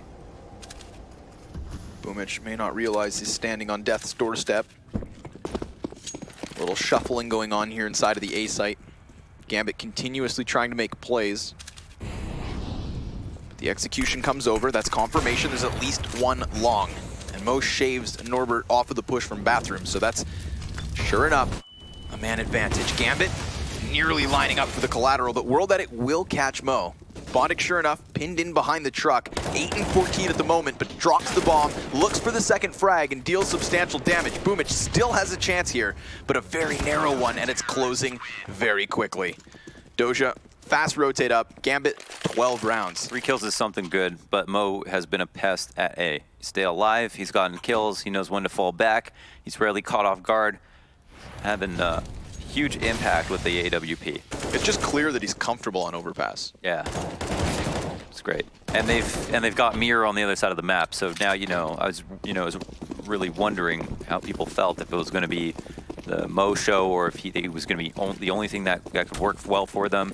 But if he's rotating to retake B all the time, that's not going to be good. But you've got Mir, who is consistently beast, making the other side of the map kind of just as unfun to try to take. And that's a huge factor as well. I mean, if you go back and watch Gambit overpass maps before Mir is on this team, you'll see Mo being used a lot more as this rotational operator. He'll be thrown to the A site, to the B site, like his position was never as secure. Whereas nowadays, like you said, with Mir doing so good at the B site, Mo's constantly here on A. Sure, sometimes it's aggressive up on party, sometimes it's back in the depths, but he never seems to find himself on the other side of the map.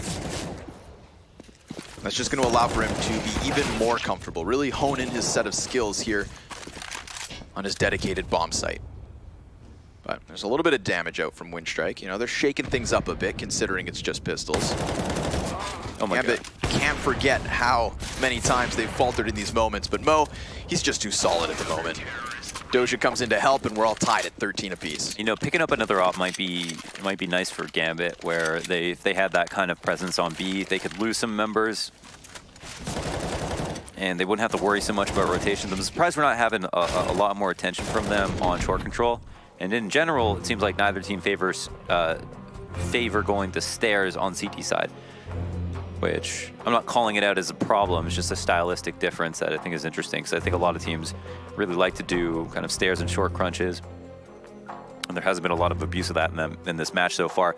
13-13, the final moments of this match. Winstrike win it. That's the series. Gambit, if they win it, we'll see another map versus Winstrike on Dust 2, and that could be a very Gambit-favored affair. Yep, definitely feels that way.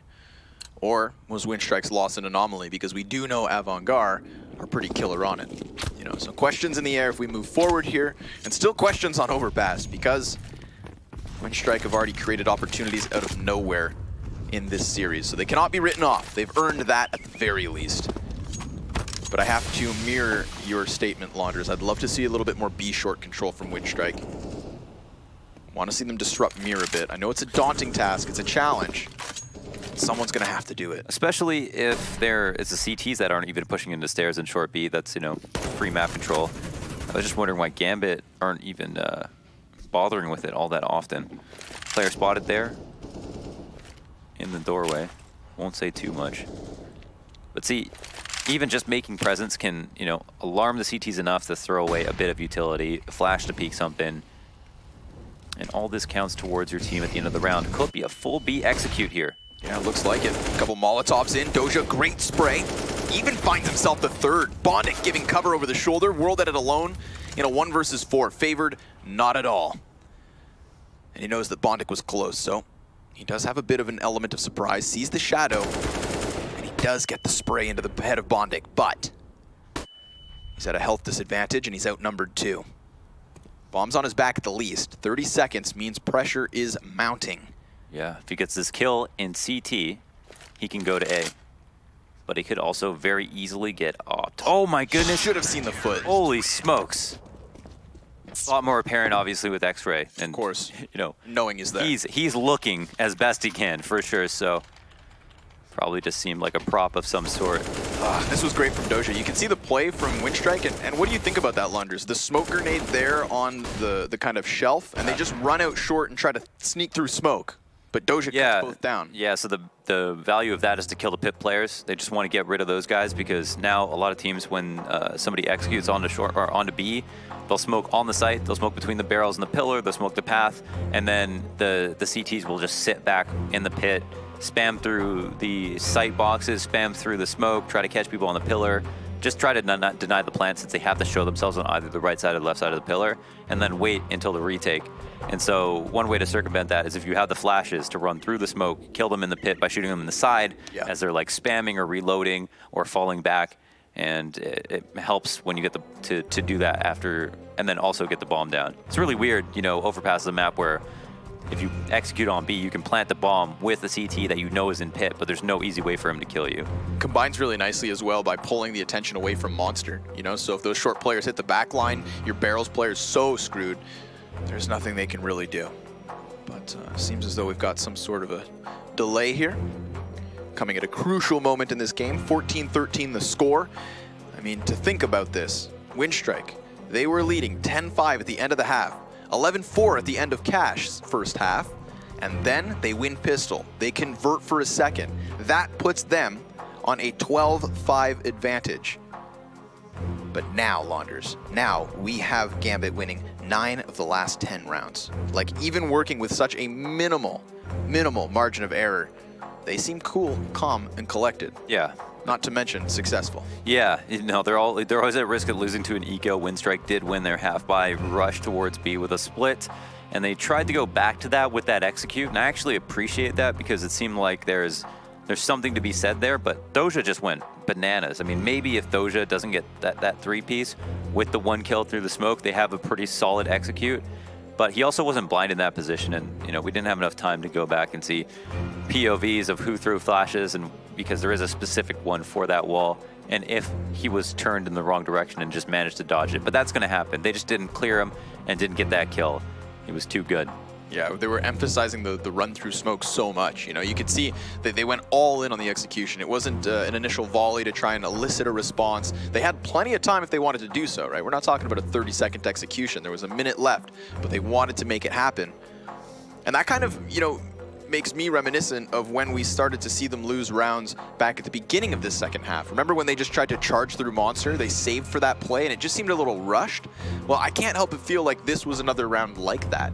You know, you've got a lot of time to work with, and I can see why maybe they're a little less comfortable here on Overpass, because they have a very kind of singular track strategy.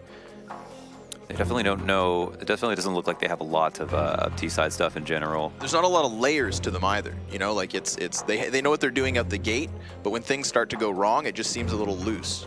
Yeah. Also, Gambit CT side is just pretty good, and again, Mo's been great, and so has Mir. Oh, excuse me. Everyone, even Gambit, just pulling it up piece by piece. But alas, here we go. Round 28, Winstrike down by 1. They come in with a bye regardless. Not everything invested. Bit of a curb purchase. Still enough to make magic happen, most certainly. They opt to go out long A, and they're playing at a huge disadvantage with these pistols. But they do have a lot of utility for not only the execution, a potential after plant. They're doing what they did in the pistol round. They're clearing out bathrooms, getting that long A presence, and just asserting themselves in some sort of map control before they make their move. Yeah, making a whole lot of noise with a number of people. Unsure here what's going to happen. If it's going to be an execute right behind this, or if they're going to use this to try to bait some attention and then take it down the stairs. We don't know. Looks like they're moving up long pretty fast, however. Boost on the site. No spots, nothing. That doesn't mean he's still not worried. Exile cannot see at all. He's just going to hold off in the smoke, going to let them trickle past. That does give an advantage to the pistols because they're in such close proximity, but the element of surprise is fantastic. Exile with 3 kills. He lures them in like a Venus flytrap, snaps down upon them, and puts Gambit on 15. Norbert, 1v3, 30 seconds, no bomb, and 5 health to work with. That Molotov's gonna force him straight into Mir's lying wait. Cool, calm, and collected from the newcomer of Gambit. Nice. It looked like he was taking a bit too long to come out of the smoke, but he seemed fully prepared to do what he needed to after he got out. A couple of teammates died in the process, but they win the round, and they had no idea that he had camped out for that long. So there it is. Gambit securing match point, at least overtime for them now, after having a very lackluster first half. You know, they can now think very fondly of the thought of going to Dust 2 if they can survive these next 2 rounds. Winstrike won't count them out quite yet. They could get lucky. They could come out with something. But it's going to be trying. They haven't won many times. They've only won 1 T round so far. Norbert's got the first entry. Looking for a little bit more on top of it, but this is all right. A 5 versus 4. It's a decent stance for Winstrike. Sorry, did I get that wrong? No, they won 3 T rounds so far. Yeah, 1 outside of the pistol. Pistol, yeah. So like pistol one actual round. You know, pistol's an anomaly. Gambit going to be given a chance to go for the boost. We've seen T's caught off by this, and it's going to happen again. You've got to be wary of those sorts of plays. I mean, if you're not watching the short push, your eyes should be on that wall. You can see Boomich blindsided. Immediately, we then have Gambit follow suit with an op frag as well. Mo comes down to put in the hard work. You know, never here from the get-go, but called in as reinforcements when needed. And this is what I was talking about when Winstrike seemed to be at a loss. You know, these mid-round situations on overpass, not nearly as smooth as Cash, but Exile, advantage of a shadow on the angle, gives him a 4v2. 30 seconds, and this play stinks of desperation. Couple of smokes up. And they're going to go for the boost. They don't have a lot of time to work this, so they can go and spot Heaven. Get shot from... I mean, they could go ahead and try to spot that, at least for the information. It counts for something, I suppose. You've got a lot of people to kill. It's time to move into the site. Yeah, and in doing so, he's doomed. He knows it. Quick, well, stays true to his name and falls instantly as the last man up. Folks, we've got a third map on our hands. It's a Dust 2 Decider. We'll see the analyst desk after the break. Me and Launders will meet you there.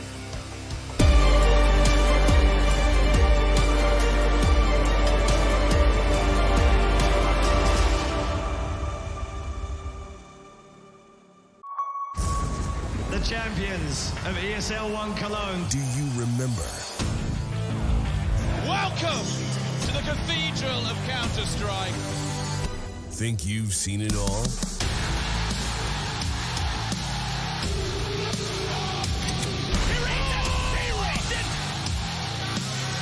Are you ready to be a part of Counter-Strike history? ESL 1 returns to Cologne in 2019.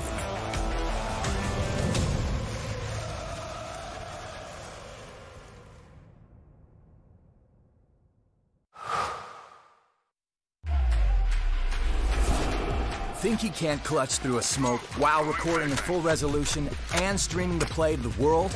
Watch this. Counter-terrorists win. Think he can't get famous in a flash? Like become your own meme famous? Watch this. Think he's been there, done that? With Intel Core i7, he's just getting started. Game, record, stream without compromise on Intel Core i7.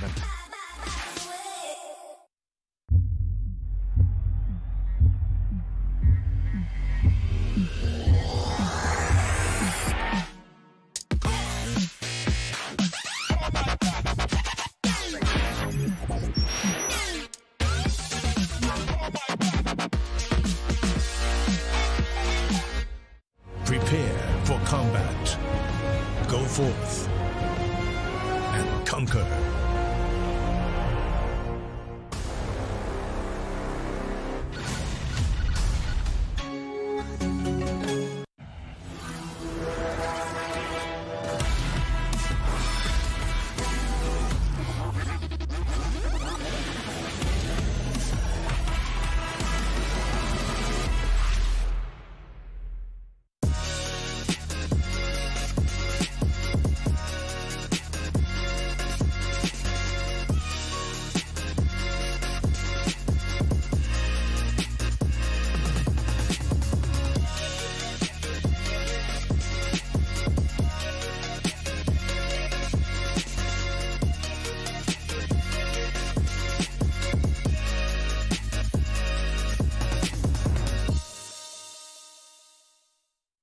I've been there since the beginning.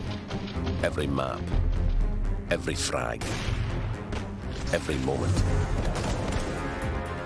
I run, but I never hide. With knowledge comes power, and power is to be wielded wisely. Which is why, as the expert, I bet with Betway. If you know CSGO, then you'll know the best way to bet on esports is with Betway, for the love of the game.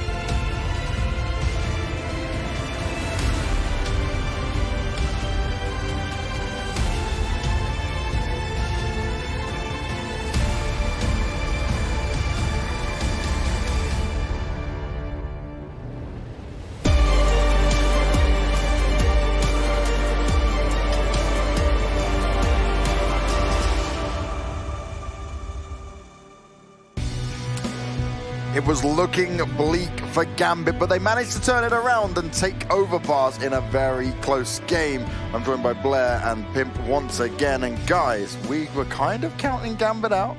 We said there was a slight chance with it, right? And they do it once again. But even with Bondic dropping off, it was looking like potential game over. But the young guns stepped up this time around. They surely stepped up, especially the CT side of Gambit. It was quite a fun contract, though, to be looking at. Because the CT side of Gambit was very passive, very defensive.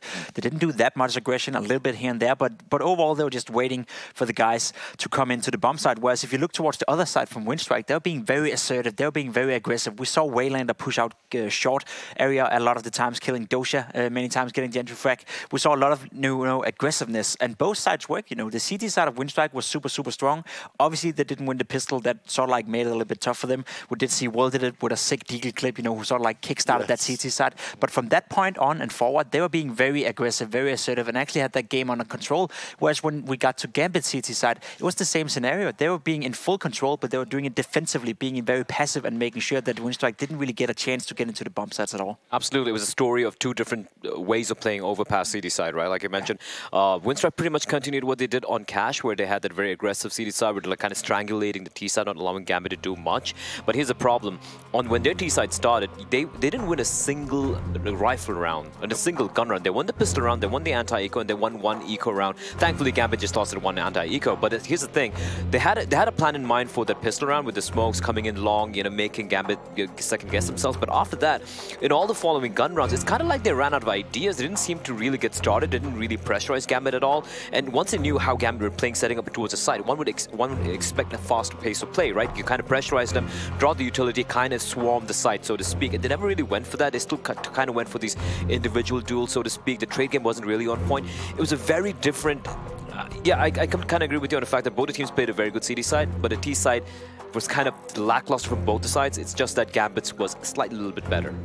Now, when we come on to Dust 2, right, this is a map that Gambit continually pick into. They've had some really solid results, even here at this minor. But both teams quite convincingly play this. They will play into it. It's a map which the CIS teams seem to love.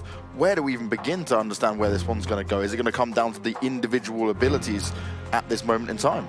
Yeah, I think it will be. For Gambit, as you said, we've seen them play Dust 2 so far, and it's been looking decent, I would say. Mo, has been hitting his shots, and again, it's going to be the CT sides that's going to pre-roll for the Gambit side. Whereas for the Winstrike guys, it has to be the T side. When you look at the CT side on Dust 2, there's not a lot of room to be aggressive. You can't really push out long, you can't push into dark, or you can't push out to middle. At least if you do it, you do it with great risk. Whereas compared to some of the maps we just seen, there was a lot of space to be working with. So for the CT side of Gambit, that needs to be strong. We need to see Mo step up with AVP, and for Winstrike, it needs to be their T side. So we get a direct class of which one is actually stronger on each side in that regard.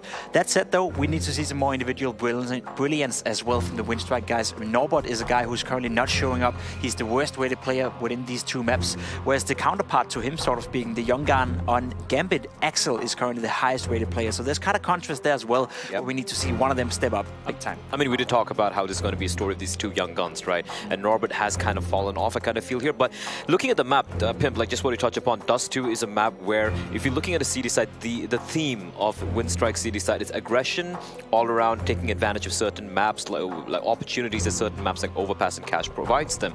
Dust 2, like you said, is not that sort of a map. This is going to be a problem. Like, the CD side relies on being aggressive and whatnot. Dust 2, if you get your gamble wrong, you're going to get punished really, really hard.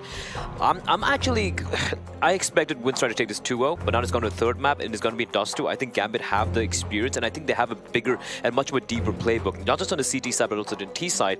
On the other hand, for Winstrike, like I said, whatever we saw for the T side and Overpass does not really give me any confidence. They ran out of ideas really quickly, and if that happens in Dust 2, you're just going to get destroyed. Yeah, I definitely agree. I think it's a 50-50 game, to be completely honest with you. I think if Winstrike managed to take control over the T side and put the pace on, so to speak, Gambit will struggle on the CT side, despite it has been strong throughout this tournament so far. I do feel Gambit is still a little bit volatile in the way that they can still be rattled out.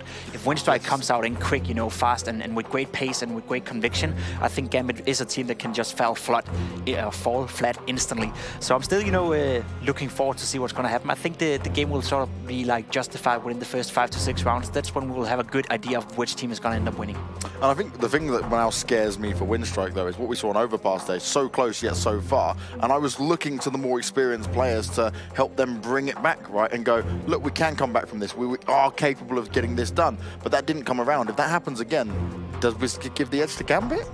I think so. I think so as well. I think the biggest problem here is Bondik, right? Like he, again, there's a storyline of Bondik. He came into this team in the interview. He said, "It's like I want to be the star player." Right now, you have experience in the way of World Edit and Waylander. Then you have the new guns. And I mean, even though Boomich is the in-game leader, he's a very young player as well, alongside Norbert. And then you have, alongside Quick. And then of course you have. What am I even talking about? I'm talking about Winstrike here. My bad. I'm talking about Gambit. If you look at Bondik, he's been set up to be a star player, so to speak, right?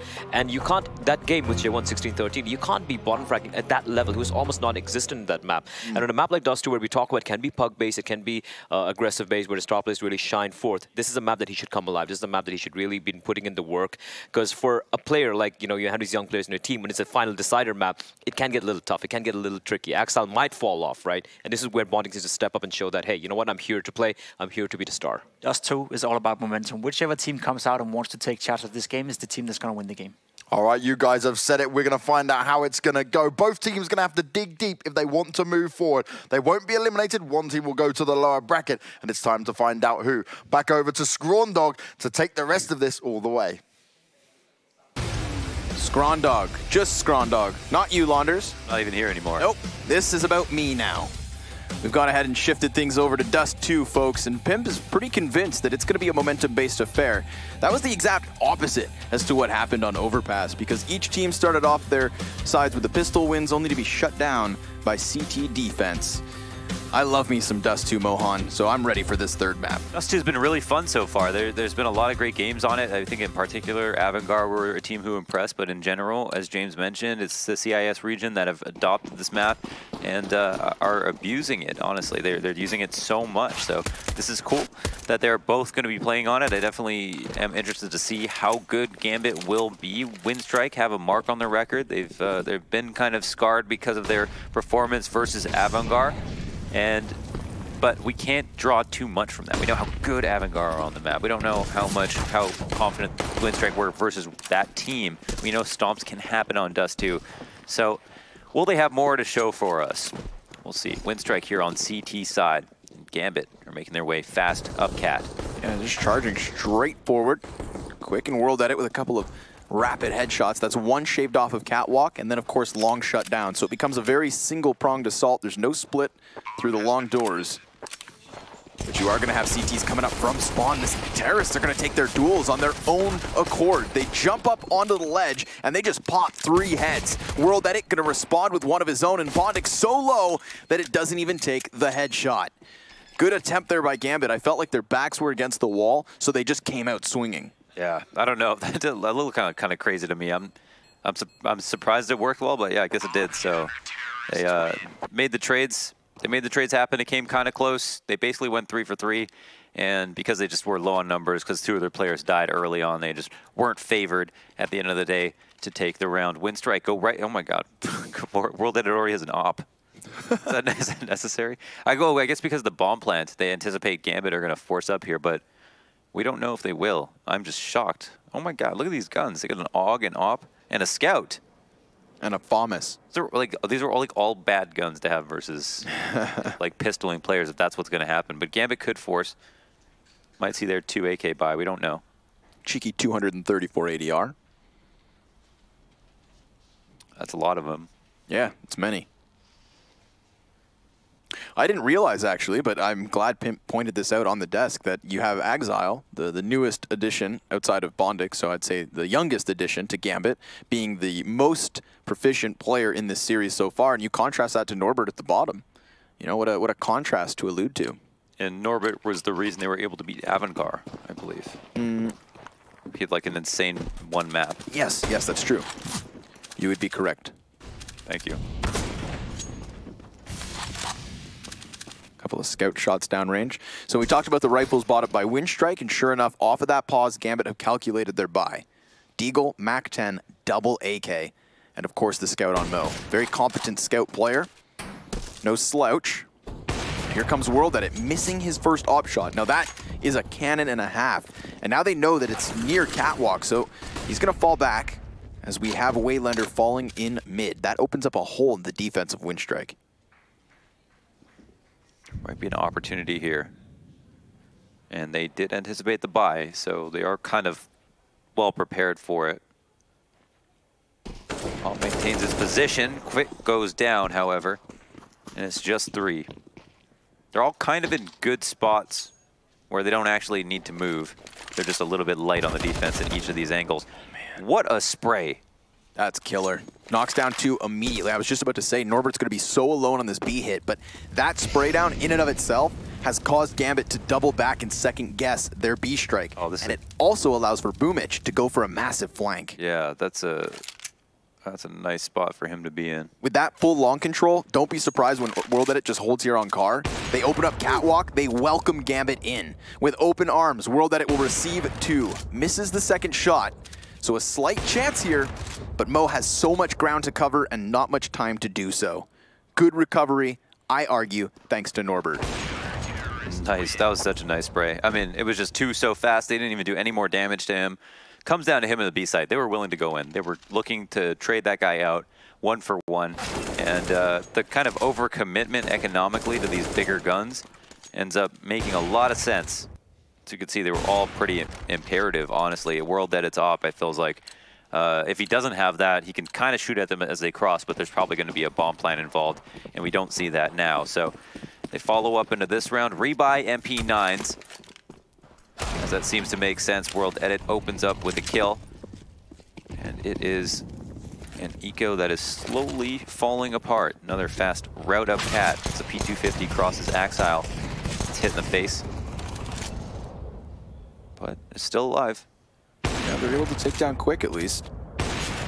World Edit missing up a couple more follow-up shots. This is really giving some distance here to Gambit. They're going to really charge him down, but because they're unarmored, World Edit survives on the USP. And these last 2 remaining Ts are kind of stuck in the elbow. Greasy. 4 kills for World Edit, so minimal returns on those frags, and that was an eco round. That's one you want to try to farm up, but they were at risk of losing at a certain point, so it's pretty much important that he got them, or they just got the kills one way or another. Not concerned. So obviously, the kill reward is great, and it's important, and you don't really see the effects when you're watching the game play out. They just matter when there's a situation where you might be low on money, but because you got this like 4K with an MP9, you can now buy. But that being said, it takes a backseat to winning the round every time. So, World Edit will take this gun. He's got 10 kills. He's 10-0. I was going to say, seeing as we have a slight delay here, if we could bring up scoreboard, that'd be sick. I just want to see if the ADR of World Edit has stayed consistent. 10-0. What was the kill record that he set a long time ago on Train? It's like 47 kills. No, it was something ridiculous. I can't remember what it was. I wish I knew. It was opping on Train. I was a huge fan of World Edit back in Flipside. You know, and then he kind of, that entire team, that whole project is kind of falling off. You know, where's Markelov? That's the question now. He's probably passing out on stream.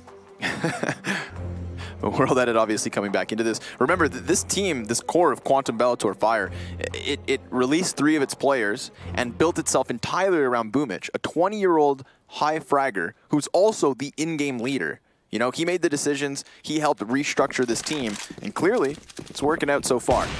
Got themselves into the 3rd map of their opening playoff. BO3. Ooh, fast upper push. On an op from Norbert. Oh, right to the crosshair of Bondic. Good placement by him. And there's a player to attempt to try to defend the op if he can. It's not going to be super tempting for the Ts to try to reclaim it, since they have one already.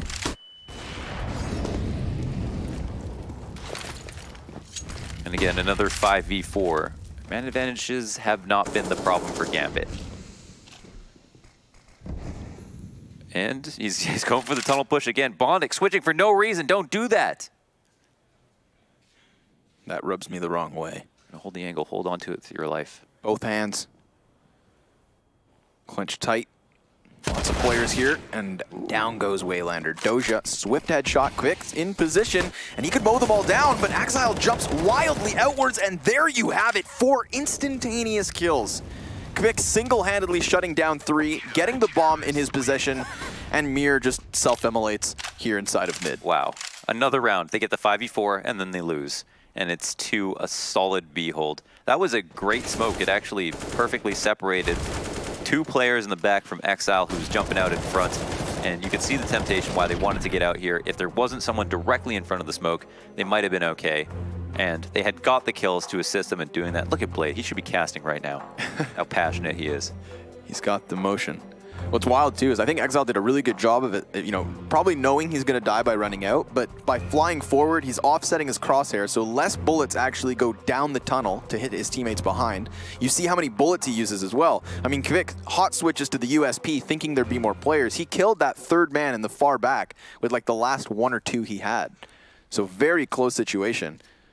Had anybody from Gambit been able to at least puncture into the B site, then we have Mir still inside of mid with a potential split. I mean, options were there until Kvik shuts it all down.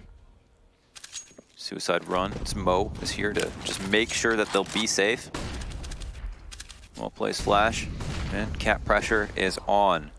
It's a 2-on-2, so no one plans to move. There's no one on Cat to actually get caught off guard. It's basically going to be world edit, looking for the smokes, the flashes, to get set up to catch the picks on the cross. He's got direct assistance in Boomich here at long. And there's only 1 player for Boomich to fight. So a lot kind of rests on his shoulders. But the same goes for his opponent.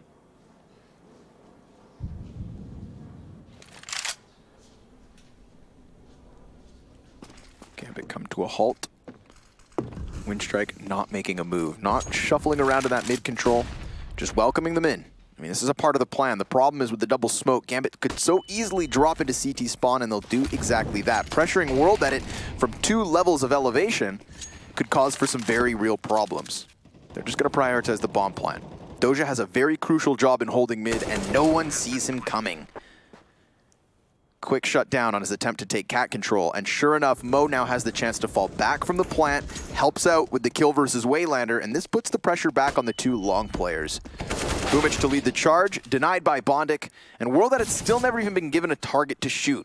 You know, for an Opper who has fired off so quickly in this first 4 rounds, he is now completely denied. Excellently done here by Gambit, just minimizing the chances for Winstrike to get kills. That was actually really crazy how Doja was just outside long and could have come as a late flank to kill Boomich at long and tried to threaten World Edit's position on for killing players on the cross, but instead turns his attention to top mid to deny people from coming up cat, and then they turn a strat that could have been a long control strat into a straight up cat plant strat. And then they end up getting all the kills as well.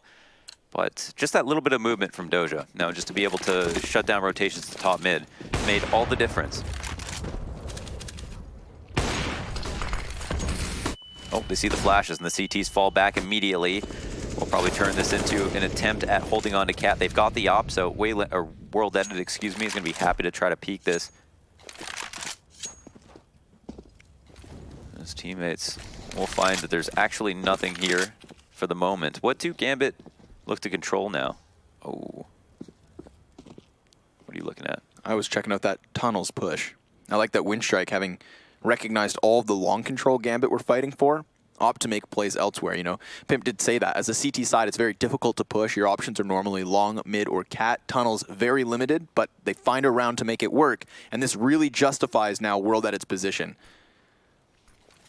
Very possible that the wall of smoke goes up, forcing him into a bit of an awkward position. But it's a 5v5 nonetheless. We've got the automatic gunfire pummeling the smoke. World Edit, because of the Molotov, not comfortable at all, but still able to drop Exile.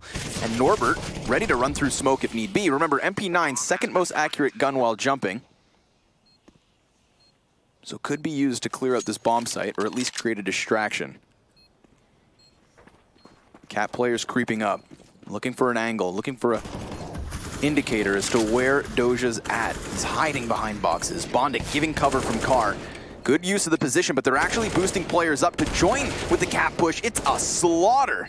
Everybody down except Waylander, who sure enough comes in with 2. That MP9 works out, doubles back for Mo, but he just gets sandwiched as Doja dodges bullets.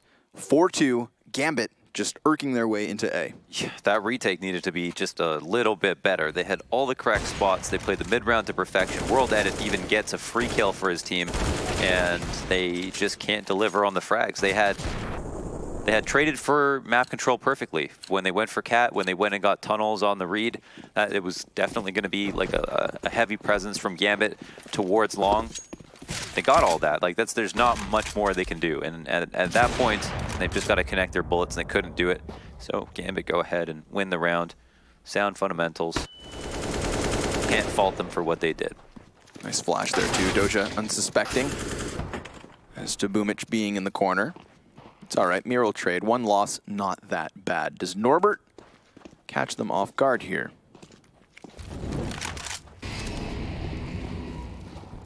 Oh, hey. Okay, yeah. I mean, that's, yeah, I guess what the Molotov does. Just pushes them into the one angle he'd be safe in. Yep. Why not take the shot? Cerebral play from Mir. 2 frags for him. And now that momentum really shifts. I mean, that was the question, right? It was a question of, does the initial momentum transition through the entire half? Well, it could have, but the entirety of the beginning here from Winstrike was really on the shoulders of World Edit. You know, he's 12-2, and the rest of his team combined make up the same amount of frags. Yeah, but they're all eco kills. Exactly. It's all a ruse. Numbers don't matter, and I lie. Exile. Oh, that flash went a little bit too high. Oh my god! That's nuts. What a spray control, but Boomich is still here, fighting it back, putting in the heavy work. He's gonna try to fade away. Exile does have the angle, but the AK gets dry, so the swap to the Glock that's distance does nothing. This kid is the CIS Ethan. Just pellets. Bouncing off Boomich as he rounds the corners. CTs might be even in the body count, but they are very spread out right now. Oh, okay, there it is. This time the Molotov to follow up. Mushroom hat pops up. He gets wall banged one more time. Not an unwinnable situation though, even though Winstrike are low on numbers and health. Yeah, they don't have a second smoke for cross. Oh no, excuse me, they do. But they're it's layered. I believe you call those poofy. Oh, bit poofy. They wanted to go for the boost, but Norbert loses his ally. To the smoke spam, of course. 1v3 clutch attempt. Just gonna walk out into Exile. The offer's not watching. There's the first one, but Mo, fast fingers, flicks back on long, gives the cover they needed, and we're all tied up at 4. Yeah, all tied up, and Gambit look solid. Post plants have been good for them, for sure. We saw them play on Inferno. Their post plants look awesome. On that previous map, they had a lot of trouble on the T side, so we didn't see a whole lot of that, but on CT side in general, and post plants are kind of reminiscent of what it's like to be a CT side, like how to play your spot well. It really feels like once the bomb goes down, you're kind of switching roles all of a sudden. Whoa. T's really not shying away from these fights on long, eh, Wanders? Yeah, it's just pistols, but they have been trying to fight. That last round, I was surprised because they threw a late flash to try to re-aggress, and it went a bit too high, and Exile didn't get blind and got 2 kills. Combined with a fantastic spray, mind you, but surprised it didn't blind him. Here, on this round, trades are going down, and it's not looking too bad for the blue guys. No, not at all, because they have pistols, something they've used to rob rounds away all day long. Mo's flash meant to help out on the cross. Further damage done to both Bondik and Mir. Here you have it. No way. Yes, this has been a very real issue for Can't Gambit. even say no way anymore, huh? Nope. It's just, it's going to happen. Consistently so, it seems. Bondik, you've got no health. Yeah, I mean, it's going to be hard to live, but it's going to be even harder to win. So maybe save the op if you can. Enough money to buy. Mo has about 10K. Rounds like this and robberies were the way that Winstrike managed to wrestle their contention of cash. Started to help on overpass as well, despite it not resulting in a win. Sure enough, Gambit, they just can't seem to avoid these kinds of mistakes. They've already got way more rounds than they did versus Avangard. That is fair. Farewell, quick. Oh. They probably don't want to die here. 6 HP though. Oh boy. Hide, Bondic, hide. Oh boy. Oh no, after time. At a second AK retrieved. Yikes. How far does that put them back? Not much. Most, I mean, it wasn't him. He had 4K in the bank, so they don't get the op, but at least Mo has 10K, so he can drop for the whole team. They won't, however, have an op. He doesn't have it, hasn't picked up his gun yet. I don't know if he's got an op somewhere, if someone dropped it for him. He does. Okay. So it has some effect, but at least everybody's got what they need now. Looks like we're gonna keep flying out long. Boomich trying to line up the shot. Exile in no man's land, flashes up and over again and again. And it's the CTs to pick up the opening kill. They've got their own utility to continue playing with, but Quick gets blinded by it, and Doja with a zinger of a headshot right through the telephone pole. Quick's just hoping the Bondic doesn't check, which he doesn't, but he's left alone. The Lithuanian out in the open doesn't realize Doja's back there. Good presence of mind, but still denied. Doja with another kill, and Mir in tons has bomb behind him. It was something like half ready for that, where he was at risk of getting shot, but still wanted to clear it. It's like he knew he had to check it, but didn't think anyone was there. It's like someone forced. It's like he had to wash the dishes. You know, he didn't want to do it, but he knew he had to. Norbert gets into cover just as Mir starts toying with the corner of tons. There is a second player here with Waylander on the windowsill. Norbert can't land his shot. He just burns to a crisp. Now Mo's going to come in to try and help, and Waylander doesn't want to take it all on his shoulders, but instead his shoulders ripped clean off. Mir and Doja, double headshots, and we've got Gambit with 5. It's hard to tell which way the game is going to go with how volatile each of these rounds are. So rounds where there was a lot of flubbed stuff at long, whether it was Kvik getting caught out by the player remaining, or Boomich fluffing his flash and then like blinding his teammate, missing an HE, or Axel whiffing his spray on him in the first place as he got out into pit. I mean, there's a lot of things that went wrong that it's like tough to analyze that. It's tough to account for it when it just could have been so back and forth. And it looks like both these teams really like taking long. And then you've also got to factor in the fact that if Winstrike go on pistols, their chances of winning go up. Explain that one. Ooh. This would be an awkward time for him to get pushed. And they are coming for him. Doja does get his hands back on the AK. Hands. They're gone. They've realized what he's done. Damage control. Swaps the op out of the map. Gets his AK back in control. And all the while, Gambit have slipped up catwalk. Kvik smoke goes out. Misses its mark. It actually bounces down into CT spawn. Winstrike have been making these issues. Errors on the utility play. Double Molotov towards site. Still, a little bit of chip damage here with the pistols. Flashbangs slowing it all down. But Mir still gets out. And Mo lands his shot immediately. Quick, not wanting to offer up his life, but Boomich does get closer. We've seen Gambit try to force these fights from CT spawn. Doja comes wide from mid. He served as a really good anchor in these sorts of rounds, just denying any further cap players. He's been good, for sure. That's true. Yeah, he's been a consistent player for them on the map. Winstrike call a tactical timeout. 3 or 4 remaining. Boomich, 93 ADR, not doing too bad individually. But overall, the problems are, I'm just wondering about the level of comfortability from both sides at this point. On the last map, you could see where Winstrike got uncomfortable. CT side was fine, T side, not so much. And then on the first map, same thing. They had really good, well, there's T side that they felt really good on. CT side almost blew it. Dust 2, as Pimp said, 50-50. Yep, and that's a fair assessment. Pretty much split down the center at the moment. Do you feel like Winstrike have been kind of hanging on for dear life while Gambit have just been making slight mistakes and letting them in on the rounds? You know, they've done a good job of countering World at it since his fired start. Had like 10 or 11 kills in the first 3 rounds, and now he's on 14. So Mo is going to assist for the suicide run, and they're actually going to go right out to mid double doors for the fastest mid to B you've ever seen. Yeah, it's good for 1 kill immediately. Norbert, however, maintains this with the M4A1S. Now remember, is the split? Doja, late mid. We talked about his consistency in being here as an anchor. Blinded as Mo. So Bondic rushes out forward first. Spamming to try and cut off the cross. Doja's gonna look to swoop down into CT spawn or call for the rotate.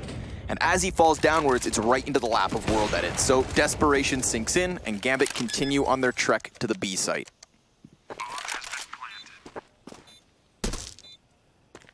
And the bomb plant may feel nice, but it's still a 4v2 retake, plenty of utility, one kit on quick. Oh, that smoke is so annoying.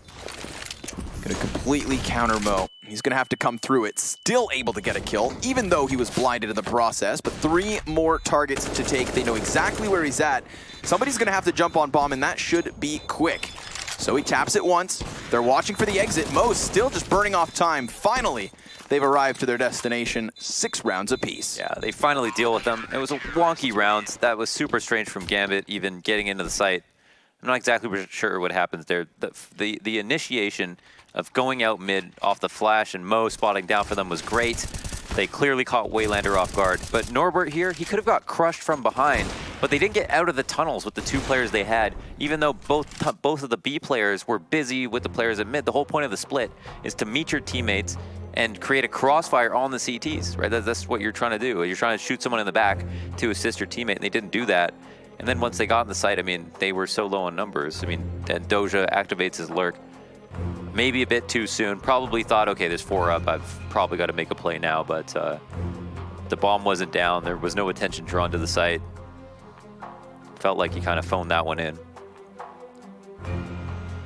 Another really odd one for sure. A lot of these rounds have been weird. Outside of the first 4 from Winstrike, that 5th round was an immediate reset. Let's see if it happens yet again.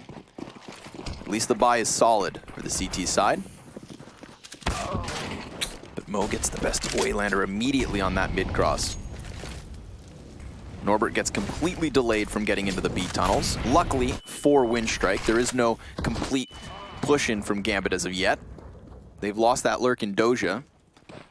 Nobody here has bomb, and Norbert's just playing on the other side of the smoke. Catches Bondic, nice spray down.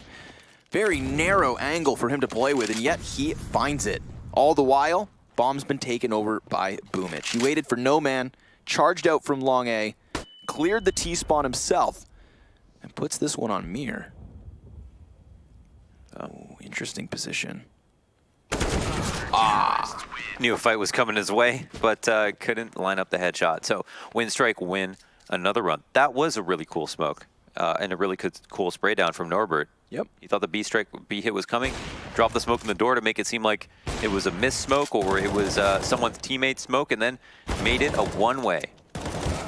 Almost actually lands all 3 frags. Nasty. Here we go, Winstrike in the lead. It's been a while. It has been a while, but they've clambered their way back in charge. And wow, deep grenade does good work.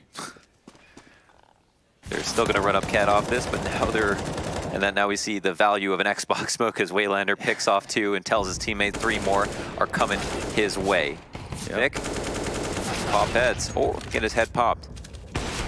You know, whatever you're into. Ooh, good track there from World Edit as the man falls down. Winstrike just making mincemeat of Gambit on the anti-eco. Fair enough, it was barely any Glocks. Not even an Xbox smoke, like you said, made it really easy for Waylander not only to chip away at the numbers, but also telegraph the play. It was straightforward and simple and unsuccessful too. Back-to-back rounds for Winstrike, and one final attempt here before they swap over to the T side, which I am looking forward to. Round 15, Waylander peppered down at mid one more time. Winstrike have been losing out on mid over and over again. Mo's been good at controlling it. They've just been getting a lot of people down here. Axel takes a big tag. And Mir looks like he's going to flash for himself to peek this, but that Molotov incendiary is going to give him a different idea. So I've got to sit and hold. Everybody kind of falls back. Stalemate for a moment, but Mir swings out and deals with his business. Yeah, gives chase to Wolf too. Damn. like a bloodhound, hunts down World Edit. Finds Boomich as well on long A, so that's going to be called as the rest of the team comes charging up Catwalk. They could very easily just hold this off in the after plant. Norbert does catch Mir, really starting to chase, and then flicks back, even doing more damage, and assisting Boomich in his kill. It's a 2 versus 2, and the bomb is down for Catwalk, so Doja, instead of pushing doors, will go through mid instead, trying to play into the backside of a Winstrike, but he misses the timing. Player in CT is not going to be useful for this after plant, and the smoke's down, so they can potentially stick this bomb.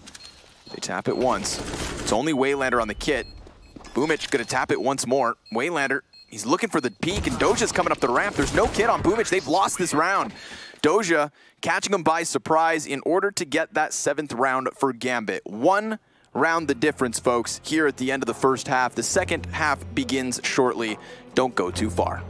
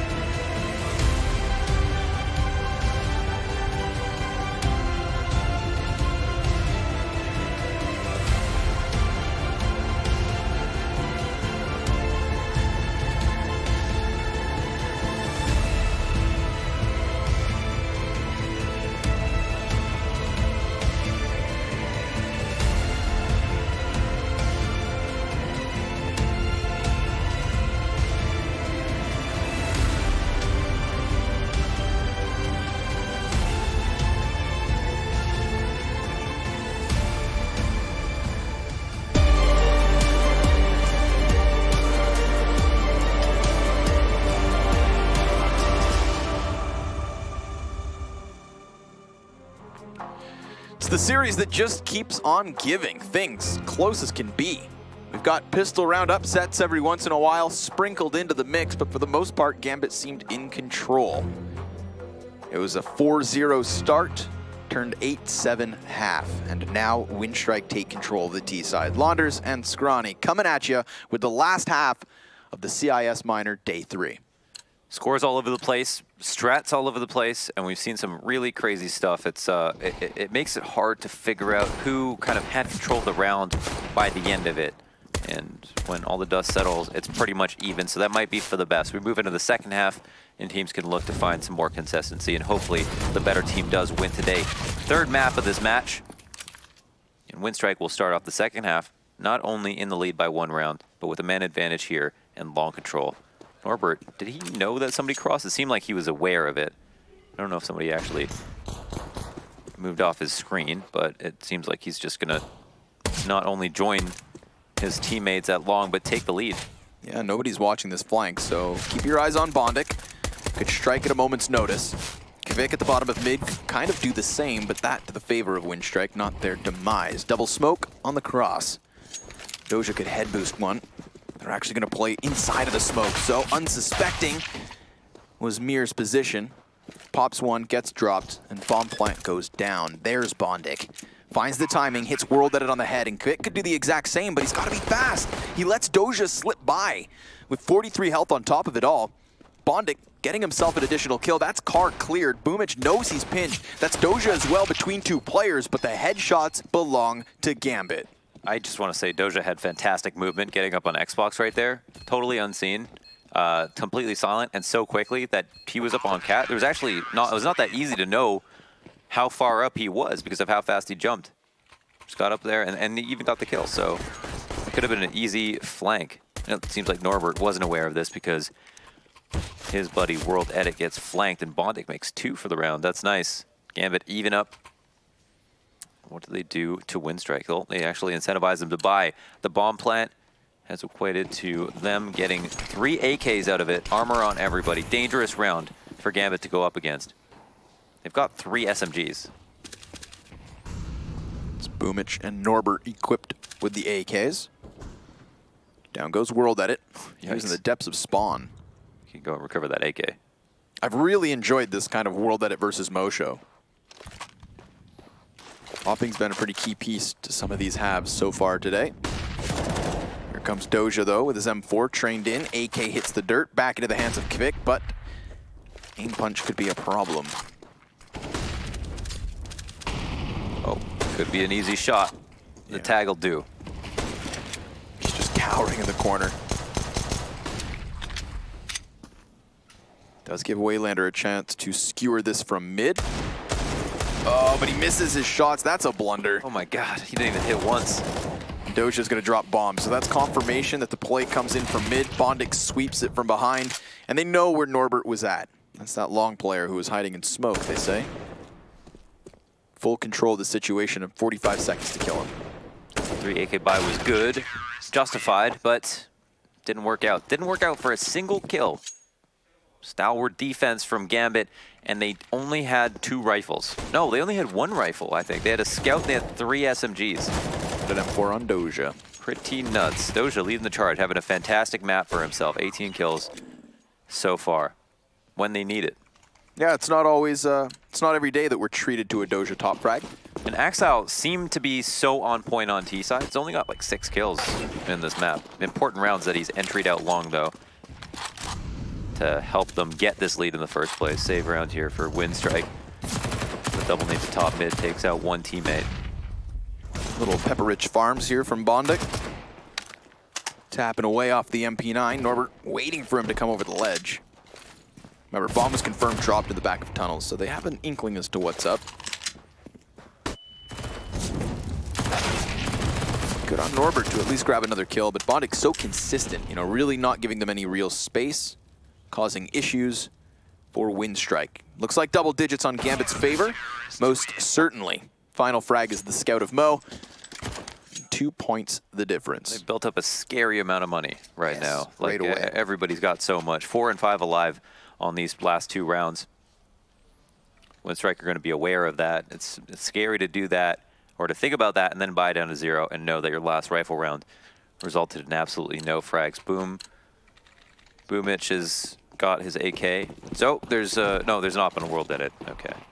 At least have that. Long control on the menu for Winstrike. Then we're going to move out. The CTs here are ready to fall back, though Doja is being supported by some good flashbangs. I think spots a player jumping into pit, but decides to fight the players coming out of door first. Yeah, so the first big long clash ends up winding into the favor of Winstrike. And heavily at that, you know, a little bit of damage versus Norbert, but nothing else over it. And we get some smokes down. Action comes to a standstill for a moment.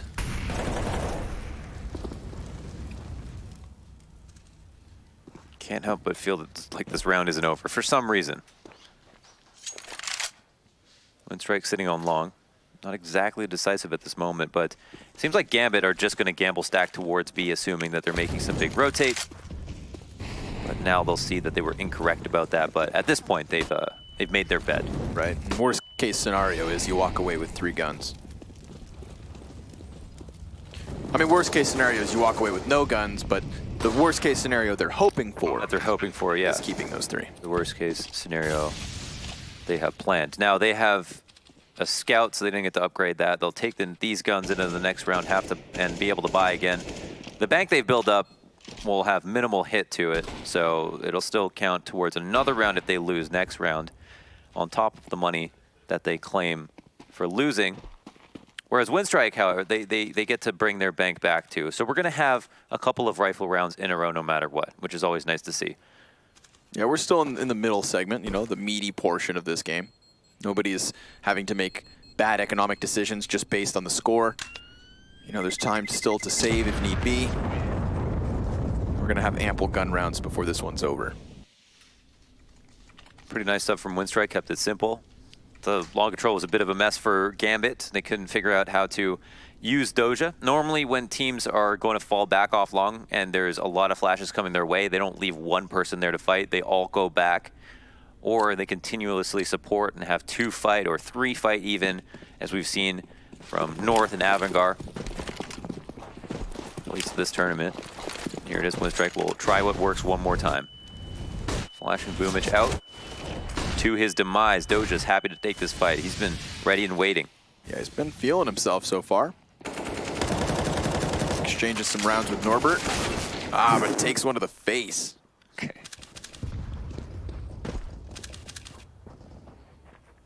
He is upsetty spaghetti. He's gonna have to sit out the rest of the round. First casualty there for Gambit. And it comes by way of a bit of chance. You know, Winstrike obviously going to take it with open arms, but transitioning immediately here into the mid hit. Deep Molotov, shallow smoke. Now they're just going to try to hit B. It's going to be Mir and Axile on the defense. Great flash, great headshots. Fantastic couple of kills. They turned their attention back to cut off quick. It was not well timed. They didn't have that simultaneous push into the bomb site. Kvik just a few steps behind. Maybe he could have skewered both. You never know. All I know is Gambit have another. Yeah, and for us, we can easily move those pieces. Now, we don't know if Kvik wasn't aware of how far back his teammates were, but he's got to keep an eye on the minimap and make sure he's pushing it at the exact same moment so we can try to backstab someone. Right, and to be fair, it's not like it's necessarily his fault on the timing, because it's Gambit who actually take the initiative. You know, they flash over. Those are good flashes. Yeah, they disrupt that mid push, so they're the ones who actually kind of put the timing on their own accord. And Mir was so patient with how he dealt with the fights. You know, knew that they were blind, didn't freak out, didn't assume he was going to run out of time, made sure to let his recoil reset, aim for another headshot, take them both out. Just straight hitman. And that's the perfect thing to do on a mid-split, right? Is like, once you are, as a terrorist, committed to the mid-split, once you're past that last corner, the wall, the run-up of ramp to B, you're kind of at the expendability of Gambit. You know, they choose when they try to fight you if they do decide to force.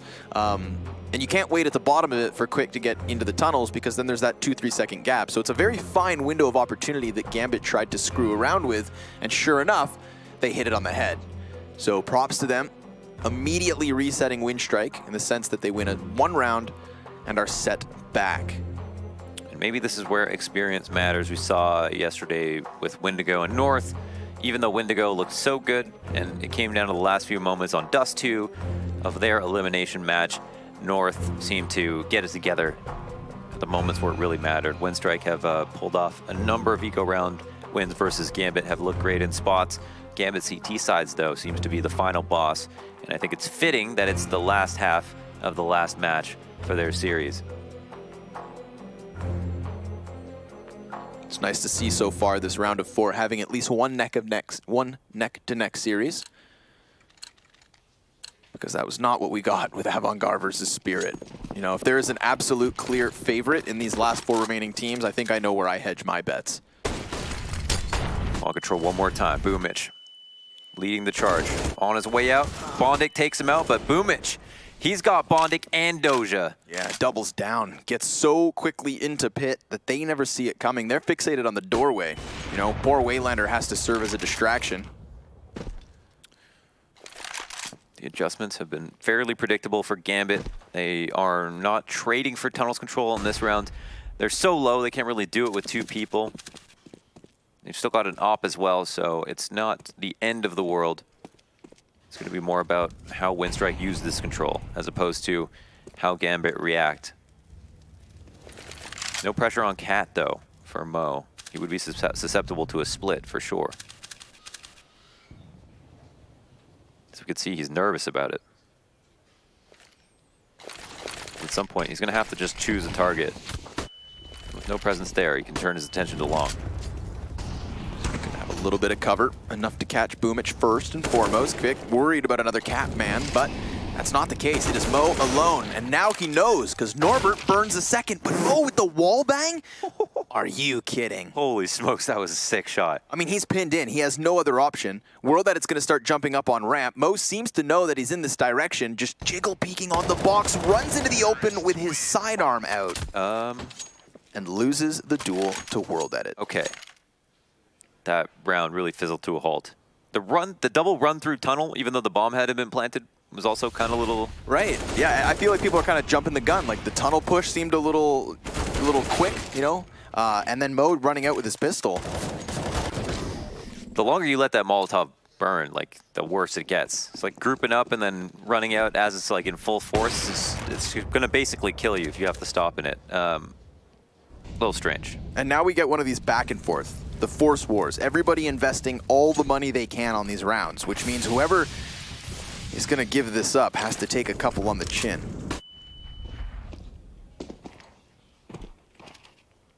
This has got to be a tantalizing opening for Winstrike, especially on their T side where they're looking to set the pace. Mo destroyed by his very own op. World Edit bests him in the duel. The hop he picked up, like his op from last round. Yeah, exactly. And then he tags Mir too. Mir gets smoked. Cat control is theirs. Winstrike keeping it very bare bones here. Just either Cat, either long. Last round, Gambit they were wide open to a split. Mo could have got crushed. That did not even need to come down to a 1v1.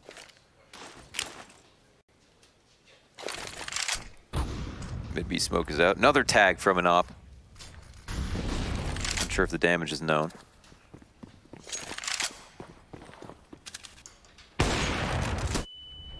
Good op shot from Car. Comes Exile. This is a solid hold. I mean, I thought maybe we get some entries, but that falls very flat so quick. The only good thing going for Winstrike is they've got Boomich coming up from middle. He's lost his teammate. 20 seconds. Will catch Exile. Mir's tagged up, so that could be something, but he doesn't have bombs, so unless he's going to go in with a flurry of frags, this is another round for Gambit. Back and forth. When will this wild ride end? Exile, if he came through tunnels, he could have helped. Instead of going through mid, he had like tunnels. There was no one pressuring him in tunnels. His two teammates died, and he didn't want to die with the bomb, but Boomich was coming out mid. He was already out there, and Exile dies coming through the doors. I feel like there's more ways for him to die going back to mid than there was just continuing on through tunnels and just splitting with his one teammate. But it might have been a call from his teammate to like go follow him after that. I'm not sure. So they had an opening. There's no doubting that. Winstrike, solid buy. It was even keel in terms of weaponry and hardware. And that is no longer the case, Launders. I see a lopsided affair ahead of us here in round 23. Double lob setup between Mir and Mo. They'll leave open this middle push, but Mir already aware. He had a fantastic game on overpass. He's up there at the current moment. Catching Waylander the moment he rounds the corner. There are players close, and that's a face full of P250. Bomb now tries to just sprint its way inwards. Bondic as well being tagged up as he attempts to pry through CT spawn. So just the pistols, just the smokes, but Winstrike still manage.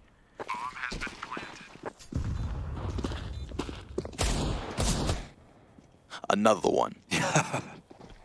This is feeling like yesterday. Yeah. This is looking just like yesterday. I'm getting flashbacks to North versus Windigo. So many ecos. Gambit have lost so many ecos to Winstrike. It's just like over and over again. I mean, this is a force. They did spend a lot. They got armor at least. Yeah, everything they could afford. You know, just enough to make it happen with the smoke on CT spawn.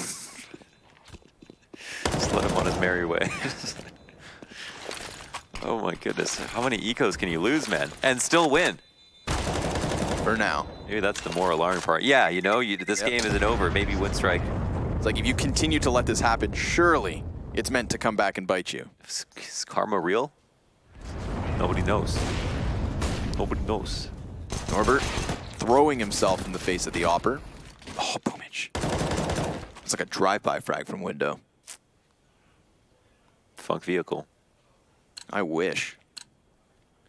Stressful game, it must be for both these teams. Like, they just must have no idea how confident they feel, knowing that anything could happen. Right, it's a round-to-round basis. No denying that. And we've immediately got Winstrike just holding the top of middle, moving one piece in Norbert through tons. Gambit willing to open up mid once more. Caprins once again, keeping it simple. They haven't actually gone into a full cat exec. Smokes the cross, jumps into CT like we saw from Gambit. Actually well handled from Winstrike on some of those rounds. Here though, got the standoff at long. Yeah, that could be a crucial duel here between Doja and Quick. And Mo, obviously, from Markelov. Standard spot. That smoke grenade's going to obscure his vision. It's going to cut off at least one of the angles, the initial shot that sometimes connects.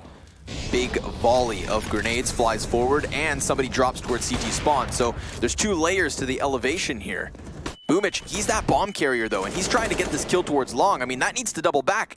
Bomb's been chucked into the back of car. That's a bit of a problem, but the man advantage as well does at least help. They've picked up the device, moving it back into the bomb site. Quick, not pushing outdoors. So Doja's in a position to strike them from behind. I mean, they must know there's a possibility. This is actually the round, like a round where a cat plant would have been even better. They don't know that there's no one flanking, but they have Kvik at top mid to make sure that they can't. Norbert, he's not watching either. It's kind of a single plant. Yeah, there you go, Doja. Doja found an op. That makes his job so much easier. And he could wallbang them potentially here. Axile comes flying up ramp, and they've fallen. It falls on Quick, who doubles back. Molotov, sure enough, is on bomb, but that's it. Yeah, he has to peek. But time? Is there time? Not with the Molotov. No, he gets it off utility. Okay. That's a bit of a blunder. I mean, a very costly after-plant situation. Leaving Doja unchecked seriously cost them. I'm surprised they assumed it was clear. Yeah, he was just there for so long, I guess, you know, just not making any noise. And you get more patience in your age, I suppose. Thing as well is, it would have been one thing had he come around that corner with an ump. You know, so what? He just has an SMG, but he picks up an op in the process. Yeah, it's actually kind of funny. It just comes through at the end of the round. Like you think the hero's gonna die. Yeah. And then someone comes through with like the biggest gun possible to save the day. That round, it's so interesting how like if that, I mean they still won, but that could have been a cat plant with an elbow player, cat player, or two cat players, and then Kvik at top mid, and Doja would have had to flank for that round to have ended. But instead, it came down to Kvik, luckily having a Molotov as an insurance policy for his team. But the team wasn't in the best after plant spots possible. They just assumed they didn't have cat control, even though he was top mid. Yeah, they assumed there was players catwalk, and they assumed there was none on long. Which is strange. Nearly cost them. If it wasn't for that Molotov on Quick, I mean, he would have had to extend all the way out from elbow. The bomb diffuser had a teammate to cover. Scary situation, but alas, we're all tied up at 12, and we do have Winstrike in an advantageous position because 3 of the players here for Gambit don't have guns, one of which already dead in Doja. Yeah, they like to just, Gambit keep sending him out as a mercenary to try to deal with long by himself. This time, I mean, sometimes they have flashes and Molotovs and stuff like that to assist him, and then they still send him out, which is crazy enough, but now they do it him alone with no utility. Big flanks out for Gambit as they just ran through upper B tunnels, so it's understood that Winstrike once again are just committing to long. Right. Last time they've taken their time, so I would really slow it down on the actual flank. The Shadow will give Axile away. Bondic trades out, but Waylanders made his way up to the site. Yeah, killing Mo is crucial. You know, he was one of 2 rifle wielders. He's been one of the more impactful. Bondic, arguably lucky to be alive. Mir will find a Galil. Waylander can't catch him on the exit. So this is the 13th for Winstrike. Winning a round they should have, considering the buy from Gambit, or lack thereof. But it's been such a close game. So many back and forths, round-to-round basis that I'm not calling the finish just yet. No, nobody knows. Nobody knows. These teams don't know. Neither of these teams feel confident. It's unclear. It honestly feels like Winstrike are not super ready for Dust 2 here on T side, but it's simple enough that they can stick to fundamentals, go for long control, and still close rounds out. Right. You know, they can grind them out, good aim, don't make their teammates do anything comfortable or too crazy, and it's fine. And honestly, Gambit, like the CT side is good, but this like one decision is making me wonder about their setups where they're constantly sending Doja out to like kill everybody along by himself. Is it Doja who's like, I'm nuts right now, let me take long? Or is it like being called that he is meant to do this by himself? I'm not sure. Some players elsewhere, and he's just been left to his own device. But not this time. Bondic takes the front run.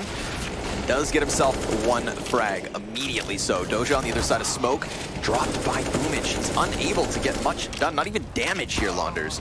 But luckily Mo's still in the mix. And immediately Exile's going to try to come join them. So a 3 versus 3 situation with utility still for Winstrike to play off of. Mo inside of smoke. They really want this kill. Right, it's an all-in on long. I mean, it's no surprise to see Winstrike uncomfortable on Dust 2. You know, the general consensus with the analysts was that if it came to this third map, Gambit would be favored. And Winstrike are making this happen, but not in a pretty fashion. They lock Mo down on that on this round. They don't even have to get cerebral with it. They know they can take A, but now it's much harder. This mid round is terrifying for them. They have not opened up options on any of these rounds. They've gone for straight long control, haven't had a lurk. On this round, if they did a 4-1 or they had someone go lower, they could potentially have gotten a kill in upper B and then open up B site for a situation like this. But now I'm really doubtful that they're going to make an informed decision about what to do. Xbox Smoke goes out to threaten Cat presence and is back to long A, but they're oh, and they've actually just picked up another smoke. So there's that. And oh my God, somehow Mo misses. Too many targets to choose. And a Molotov on Mir. That's going to call him out of his spot. He does wait a moment, so that does catch them by surprise. 10 seconds on the clock, and Exile's wide. He manages to push this to the clutch, and Quick is going to take it. 14 for Winstrike, 1 away from securing OT here. Gambit strapped for cash, but damn, again, it comes down to the wire. Down to the wire, and I mean, they've just got to feel lucky. Like, Mo, it's not even one of those situations where someone peeks on either side of your scope. There's 3 players that took up most of his scope. I'm sure in his mind, he's like, as long as I press mouse 1, I'm getting something, right? But no. But no, he hit the one part of his screen that didn't have a player on it. Like, super unfortunate, I want to say. A good triple peek, at least, but yeah, they literally had to triple peek because they didn't have a flash. Exactly, they knew that they had to just straight up duel him, right? They just got so lucky. If somebody at least slows him down with a little damage, then he's not going to get to run away. I feel like in that position, it was harder for Mo to miss than hit something. Exactly, that's what I said in like 10 sentences, but basically, he'll be given another chance. Doja. At least he gets to op again. I would be so tilted. I would be so tilted. And I mean, this could be the end of the series, so we'll see. Bondic moving out to long by himself. It's been long control every single round. Tries to do a pirouette. It's not enough to dodge the bullets of Waylander. Deep CC smoke is lined up, and they're just going to probably speed it up here. They don't know that Mo's opping, actually. They're probably going to be pretty relieved to see that CZ on Bondic. Yep. But that's about it. Thing is, as well, as Mo has a decent position for this. They haven't gone with the wall of smokes on cross. Instead, they've thrown them down deep. So that should have given Mo an angle, except he gets nullified by the cat smoke. He goes for the boost over, and that will give him the kill versus Boomich. But then they all reposition. There's a cohort of Gambit players here towards Catwalk, and Quick is still the anchor at the very top of mid. Bombs down. Save must be tantalizing for Mo, at the very least. But everybody still stays in close proximity. There's no kit for the defuse. There is the smoke on Mo. He's going to throw that out on long. Creates a chance for them to move out, but Waylander's ready for the boost. The elevator is sent back down. Quick blindsided, however, here by Doja. Patience on the pistol pays off. He'll grab himself a second gun, and now the save is on. The after plan's good. Match point secured for Winstrike. Finally, on this third map. Didn't seem like they're going to be good. They would be able to do it, and I have to appreciate that if they weren't fully prepared, they kept it simple. Gambit have had no good answer for long, and they've taken it almost 5 rounds in a row. Right.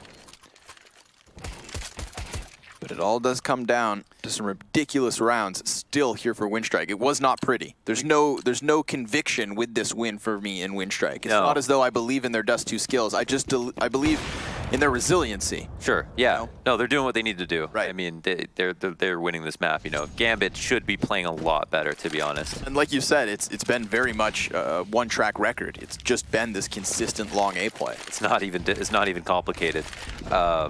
And just to contrast that with the way that Avangar or North would deal with the potential threat of long control was one person throwing nades, 3 people fighting. On so many of these rounds, Gambit have assumed it could be long control and have fought with 1 player or 2 with one of those players throwing nades. You know, like sometimes players are literally throwing nades for themselves. Right. So there's been a lack of cohesion as for sure, for sure. I mean, Winstrike kept it simple. There was definitely answers, however. Oh yes. Oh my God, that last. If only. That would have been insane. Just to destroy those 2 players. Norbert's going to walk in. He was tagged up, so the assist from Mir's grenade, and there you have it. Axile lining up 3 players, completely denying any entry from Tons, and Mir here to help out. Quick is all that's left. Gambit not down just yet. You know what I'd like to see that round? What? A little bit of long control. Yeah?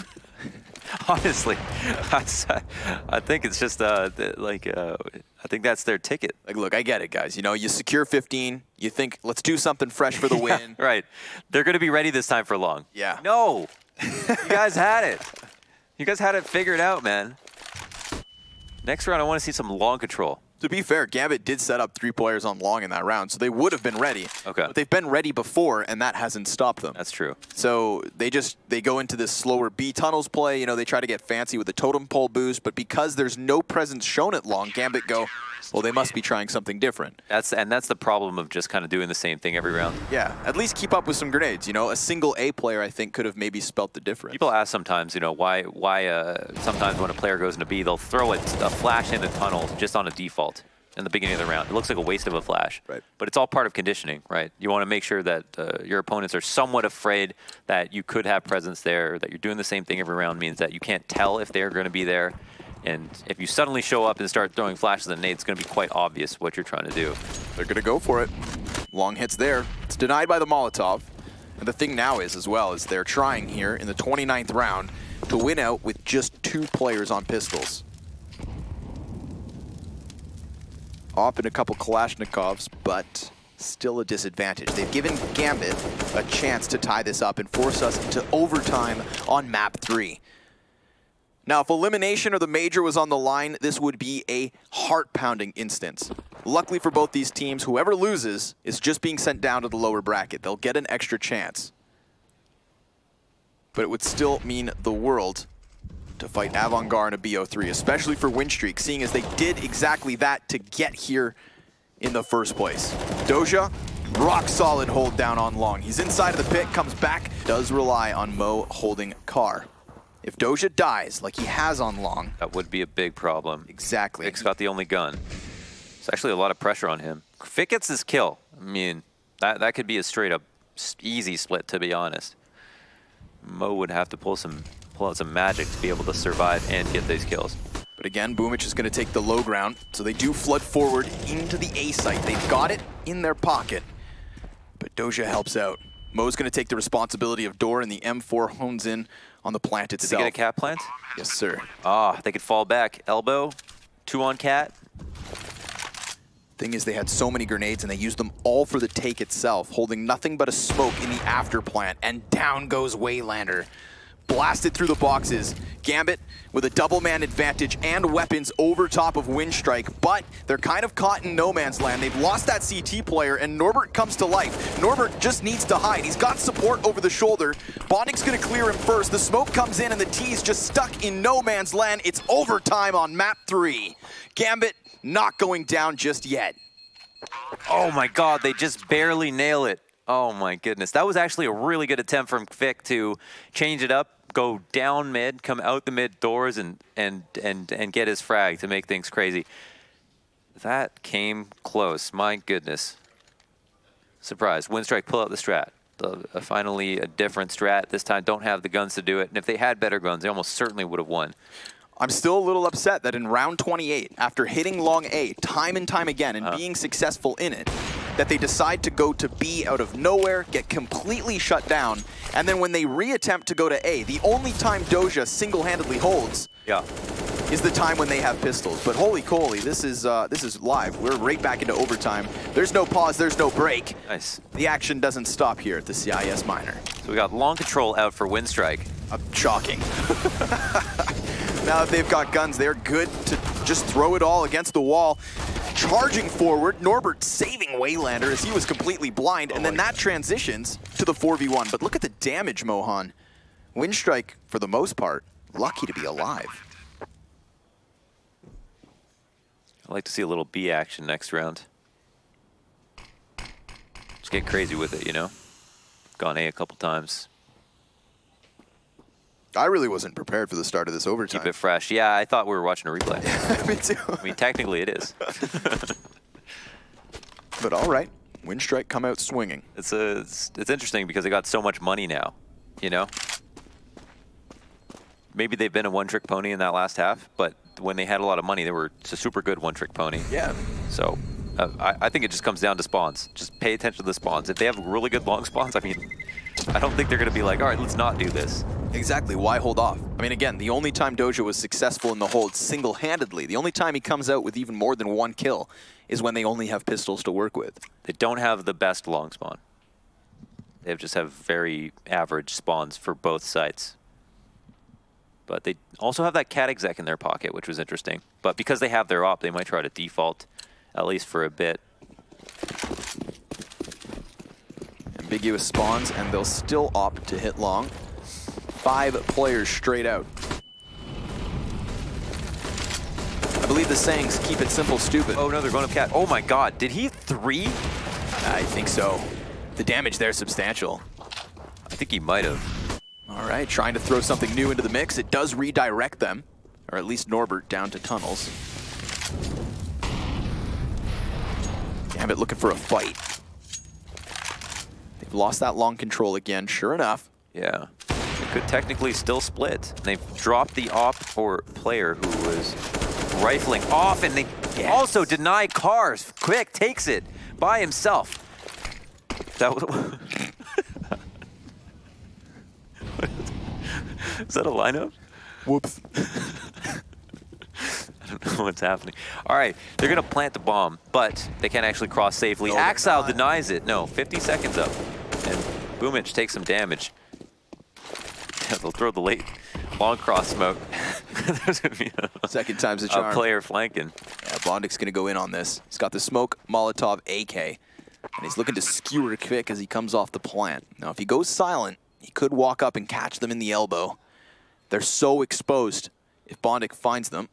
Yeah, they'll soon realize that it might not be Cat, so Bondik could be in some trouble. Yeah, and they've gotten to their after plants now. Oh, he's got a Molotov and a smoke. I'm mollying. Oh, and he could get a kill.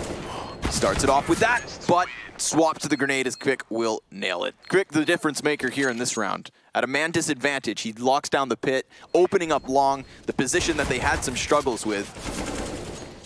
Yeah, I mean, they saw success with that one cat exec. They went back for it after just kind of opping mid, and this is the key play, man. That's nuts. Mir maybe a little ballsy on that jump out, you know. Long play. I mean, sir. Good spawn. Norbert looks like he's going to go for it. He'll have the support of 1. Yeah, he's going for it, baby. He is out straight away. They're not even going to try to stop it. Gambit have given up on so. Whoa, that's an opera, bud. Yes, good damage. At a risk. Okay, they've got long. They have 5 players at long. So this could be tough. They don't have a fallback plan. They usually delay a long time. You know, even a World Edit straight up wins a raw duel versus Mo. This changes things up. I would move so quickly at this moment. Right, it's gonna pull the trigger on the push. Doja underhands the smoke. He's just gonna try to play within this. Does have a gap on the ramp, and Norbert falls prey to it. There's a support over the shoulder, but is Doja going to go big again? Does grab the double, World at it, missing the shot on the box, will follow up versus Bondik, but in that moment, Axile throws himself into the mix. Here's the split from Kvik, and then the ramp player is all that remains. And down he goes. Flawless T-side from Winstrike, long, long, and long again. Well, I mean, technically the second time was Cat. But it was a little long. Oh yeah, Kvik at long. Right. Oh yeah, he did work it by himself. Like Cat wasn't working, and Kvik is what opened up long. That's like 8 rounds in a row. Yeah.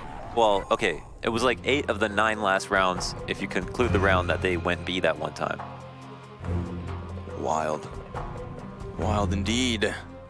So we've got ourselves what we kind of expected. Again, this is what I was going to say if we had more time before overtime started, was that I expected them to just, you know, accept round 28, the time they went B, as a mistake. You know, let that be the reminder that, like, we shouldn't have done that. Yeah. Let's go back to what was working, because we're clearly working an exploit. You know, we're working against a weakness of Gambit. It's on Gambit to adjust. Exactly. So they didn't. Okay. And now they come into OT, they go back to what was working, and it works flawlessly for the 3-0 sweep. And they're on CT side now. So they already had, well, they had 8-7 half on CT side. There were some good rounds, some not so great rounds. Be hard pressed to say that Gambit would be able to 3-0 this no problem. It's not going to be easy.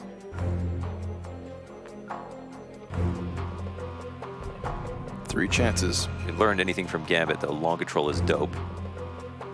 Here's the thing as well, is, I mean, Winstrike, they knew what was working on their T side, and you go from T side into overtime T side, whereas, you know, it's been a while since Gambit have had to work the offense. It's true. So it's not like you have it fresh in your mind that long A is open for the taking.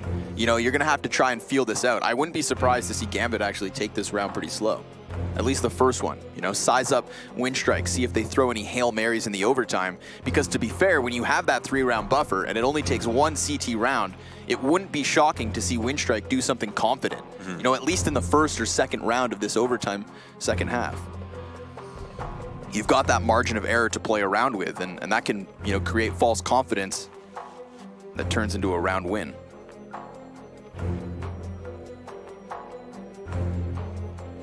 We've got a little bit of an issue. Certainly not attack.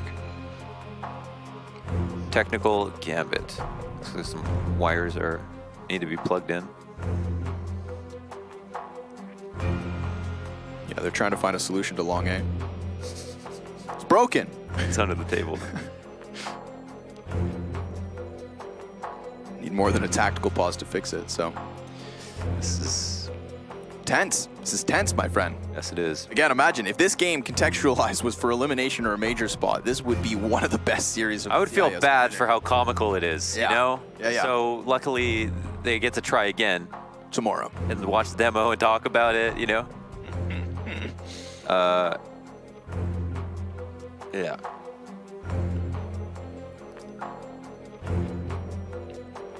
It's been one hell of a series, Launders. It's been a long one, so it is not the time to lose focus, folks. Somebody get Kvik some more water. Your daily reminder to stay hydrated. You remember that story I told you about the Winstrike coach, or the Quantum Bellator coach? Yeah. So here's the story. At the CIS minor for E-League Boston, Quantum Bellator Fire, now Winstrike, was in the last BO3 of the CIS minor. And tempers were flaring between them and Team Spirit for that spot. The reason was because at the time, QBF's coach was lying to the players and saying Team Spirit were talking shit during the live rounds. But that was not true at all. That coach is still behind Winstrike. They've brought him back. If you guys revisit the interviews that were done during that major, once we saw this miraculous run from QBF, once they were in the final legend stage, you know, that's when all the truth came out. And they laughed about it in hindsight. Yeah. But, you know, his reasoning was that he said his players played best when they were fueled by that hunger, that fire. Yeah. And, so they were totally fine that he lied to them. Right, exactly. You know, because it got them fired up. So it's this gentleman here on screen. I unfortunately forget his name. I'll take a look at the Wikipedia page. Look at this crafty little liar on the screen. Wonder what kind of lies he's fed them today. Iksu. I-K-S-O-U. Iksu. He's got a nice jacket. I like that. He's like, we're going long. You know why? Because I heard that they said that our long sucks. Yeah. So we're going long. Doja says you can't do that again. Yeah.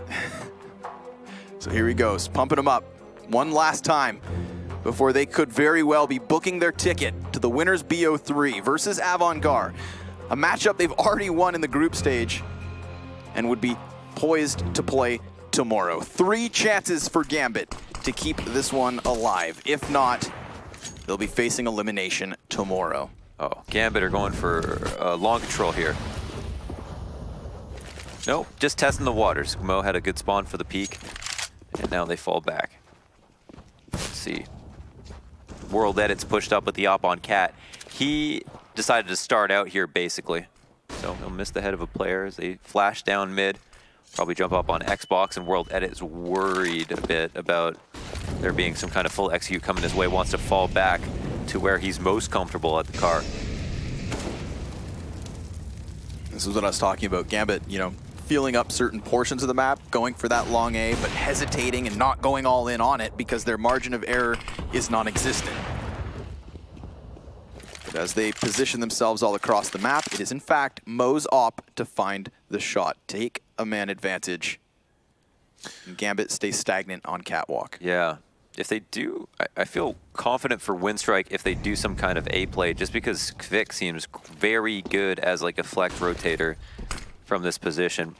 Coming out mid now. Is he going to swing on Mo? Are they going to see this happening? Yep. Oh my god, they actually eat the flash, and Axel just barely spots him and continues to spray into his death. Here it is, Norbert, who's actually been quite good at B at times.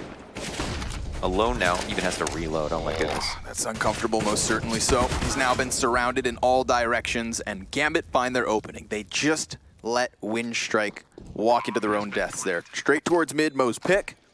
Isolating Quick in the corner of mid, and then isolating Norbert right thereafter. So Gambit, cool and collected as they walk into the B site for at least a 16th round. They're smart, they're patient. Mo worked his pick at mid. And then I honestly thought Kvik's reposition was going to be extremely powerful because they had cleared it out. And, you know, it's rare to assume that you're going to have 2 players working mid B like that. So he almost got away with it. Axel almost ate the flash and died, but didn't. Now they've got 3 kills in the post plant. This was okay, 4. It's not going to matter too much just because OT. It is 10K, so the economy is somewhat relevant. But unless they lose this, if they lose this next round, they still have plenty to buy. Yeah, chasing on a win doesn't matter. Wow, he barely noticed that. Yep. Good thing he saw it right before, because Quick was ready to turn his head. Exit kills here. Winstrike keeping a couple guns in hand. Everybody dies for Gambit other than Doja, who gets himself the auto sniper. Doesn't hit a shot. 2 assists on the fast cat. Mirror's working his way up. There's not going to be an op here that I think he initially feared.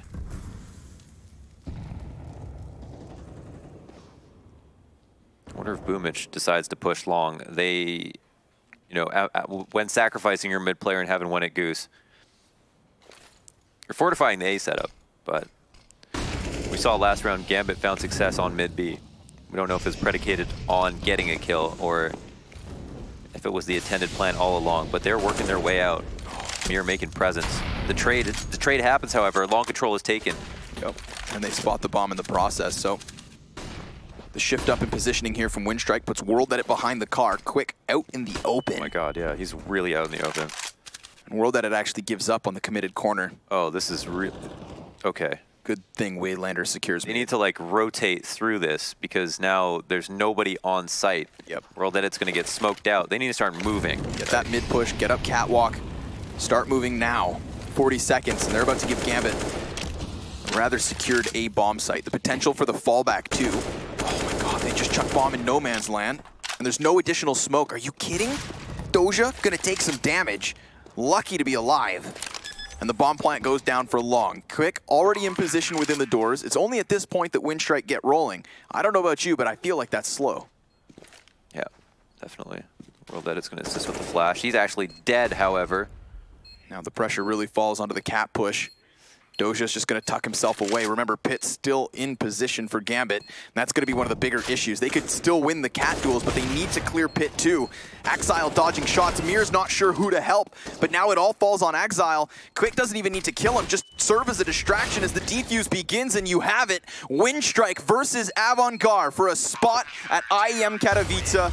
Gambit will face elimination as they are sent packing down to the lower bracket of the CIS minor playoffs.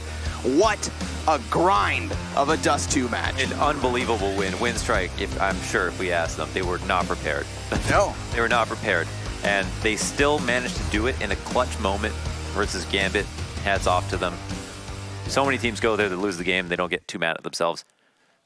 They did the impossible. Most certainly so. It was a general consensus amongst us that if that went to Dust 2, we may have seen Winstrike lose, but they hold on, they hang on, and they upset over Gambit. The preparation they put in through the player break, admirable, and it's already starting to pay off. We're going to throw this one back over to the analyst desk. That's Launders and Scrawny out. Great stuff, guys. It is the way it is. Winstrike now move a little bit further forward, and we get to see them go up against Avant-Garde in the upper bracket match. But guys, that was a little bit too close for comfort. Did Gambit just throw that away? Not sure if they threw it away. I think both teams were playing pretty evenly throughout the matchup. I think both teams got to show some of the best strengths and some of the weakest strengths as well, so to speak. So I think it was a fair matchup between the both of them. I don't necessarily think that Gambit threw it away. They were the leading team in that one. I think they had, the momentum going for them at some point. But Winstrike, once again, coming in strong. And I think the individual skill on that team right now is just a little bit bigger than it is in Gambit. They have the experience going for them, but when it comes to shooting heads and when it comes to actually winning these clutch situations, we did see Winstrike time and time again be the team with a little bit better aim. Yeah, that is true. And I think it was most telling when it came, I think the scoreline was 12-10 in favor of Gambit and that on the third map. And Winstrike hit A long 5 times in a row and won all 5 times. And Gambit, they threw whatever they could. Initially, there was just Doja alone. And they threw 3 guys and 2 guys. And they're like, all right, maybe they might be tired of hitting A like towards long. They might come towards B. And they still kept hitting A. It was a little ugly, I'll be very honest about it. It was like very one-dimensional approach, but they did grind it out. And you're going to give credit where it's due. They were not really prepared, like Lon mentioned, they were not prepared for Dust 2. Gambit looked like the better team overall if you look at the at least during regulation time. But then they showed that they can hang in there, and especially when they got to overtime, they kicked it into overdrive rather, and they managed to close it out. Well, let's hear from Winstrike real quick now, guys, and then we'll get back to breaking down the game. It's back with Jason Kaplan, and quick to see how these guys are feeling. Thank you very much, guys. And if you were not downstairs here, I'm not sure if you can hear on the stream, but after that last round, the screams I heard was insane. First of all, quick, how does it feel to win like that in such a high-pressure situation? It always feels good to win, and it felt like the game doesn't gonna end for a long time, and we were just trying to, I don't know, calm ourselves down and just finish the game, but it didn't work round after round. So we just thought that we're gonna hype this up in the end and just do our thing, and it worked out, and it feels good. It has to feel good. Again, you guys were celebrating like crazy. And now looking forward into tomorrow. You're playing against Avant-Garde. Can you give me some quick thoughts into that, how that match is going to go? Is that the team you maybe wanted to meet, or was it Team Spirit? Actually, we thought about that Avant-Garde is going to beat Team Spirit, and we actually feel really confident playing against them. But right now it's going to be even harder because they're not going to underestimate us again. So they definitely going to prepare more, and it's going to be tough, but we expect to win. Okay, and then last question here. Technically now you have 3 chances to qualify for the major. You can either win in first place, second place, third place from this tournament. You still have the last chance qualifier as well. Is that something that's on your mind, or are you just focused, win this game tomorrow and then just close it out, get ourselves in the major? Yeah, actually, just winning the game tomorrow will be much better than just thinking about the third place and going to the minor requalifiers or something like that. So I guess we aim to win and just qualify today or tomorrow. Well, I mean tomorrow, and that's it. Okay, quick, thank you very much, and congratulations once again on that victory. In the meantime, let's head back to Des to break down that crazy series. Winstrike looking like they're happy with their decision of getting to go through, and they're also getting to face Avangard once again, right? So something to be come out of it. But to continue what we were talking about there, Winstrike, they got it done in overtime. They're looking very convincing. But the fact that they took Avangard down already, now you've just taken down Gambit as well. This is looking like a pretty damn good run for them. They've taken down the two predetermined favorites coming into the CIS minor. So yeah, you're right when you're saying that it looks good for them. That said, though, I think Avangard showed us a different level today. I think Avangard showed up, you know, to play the Counter-Strike that we know them to play. So I think Winstrike is going to have their hands full tomorrow when they do face Avangard. That said, though, I think it's going to be a great matchup as well. And I do believe this is a team, no matter how you're going to look at it now, it's them and Avangard who are the two favorites of proceeding directly into the major. Then we have the third team who's going to play the whole playoff thing with the other regions. But for now, I think these two teams that we actually have in the upper bracket finals are also the two best playing teams in the CIS minor so far. And it's a privilege to have it like that. Yeah, you can't take it away from them, right? Like Winstrike and Avangard, completely agree with you, are the best two teams right now. But I don't think they should get ahead of themselves yet, because there is still a chance that they don't make it to the major. It's so close right now. They're going to face off against Avangard. And like you mentioned, like Quick mentioned right now, Avangard are going to be ready this time around. It was kind of an upset, let's be honest about it, and now Avangard is going to be... They were looking like business today, Avangard, correct? So tomorrow when they face off against them, if they win, great, they're through, right? And they also get a top seed. If they lose, they're going to have to face off against the winner of Gambit and Spirit, where I would give the edge to Gambit right now, but it's not over yet. There's still a lot to go, so I think they're going to go back, compose themselves, and go through it. But yeah, I'm really looking forward to this matchup. It's going to be one hell of a game, because firstly, rematch, it's going to be mind games coming in. Again, the map selections and whatnot could make things very interesting. But one really cool thing about Winstrike I want to point out is, even when it seemed like they ran out of ideas, they were able to grind it out, and that's going to come in real handy when you're facing off against Avangard. Now, so close, yet so far for Gambit. Dozy are having a pretty good performance that we haven't seen out of him, but it was Bondic that dropped off a lot this time, especially early on. What are we thinking now for them going into the lower bracket? Should it be an easier first game for them, give them a chance again to try and make that run back up that they love to do? They love to make things hard for themselves. I mean, it seems to be a tendency that the Gambit loves to take it from behind in that regard. You know, they love to take it from behind, okay? Yep. In that regard, you know, they like to play backs against the wall, so to speak. And I think they're better when they're doing that. So in that aspect, I wouldn't be too worried if I were Gambit. What we saw from Spirit today against Avangard was not necessarily pretty by any means. So if Gambit can just nut it up a little bit for tomorrow, I think they will be the favorites for that one as well. Thank you very much, Pimp. You are brilliant at these wordplays. That is us done for the first day of playoffs here at the CIS Minor. We will be back tomorrow, and Europe will be coming up. But until then, we'll be going to a short break. But don't go anywhere, because Europe was crazy yesterday, and it's going to get even more crazy today. Oh, Pimp.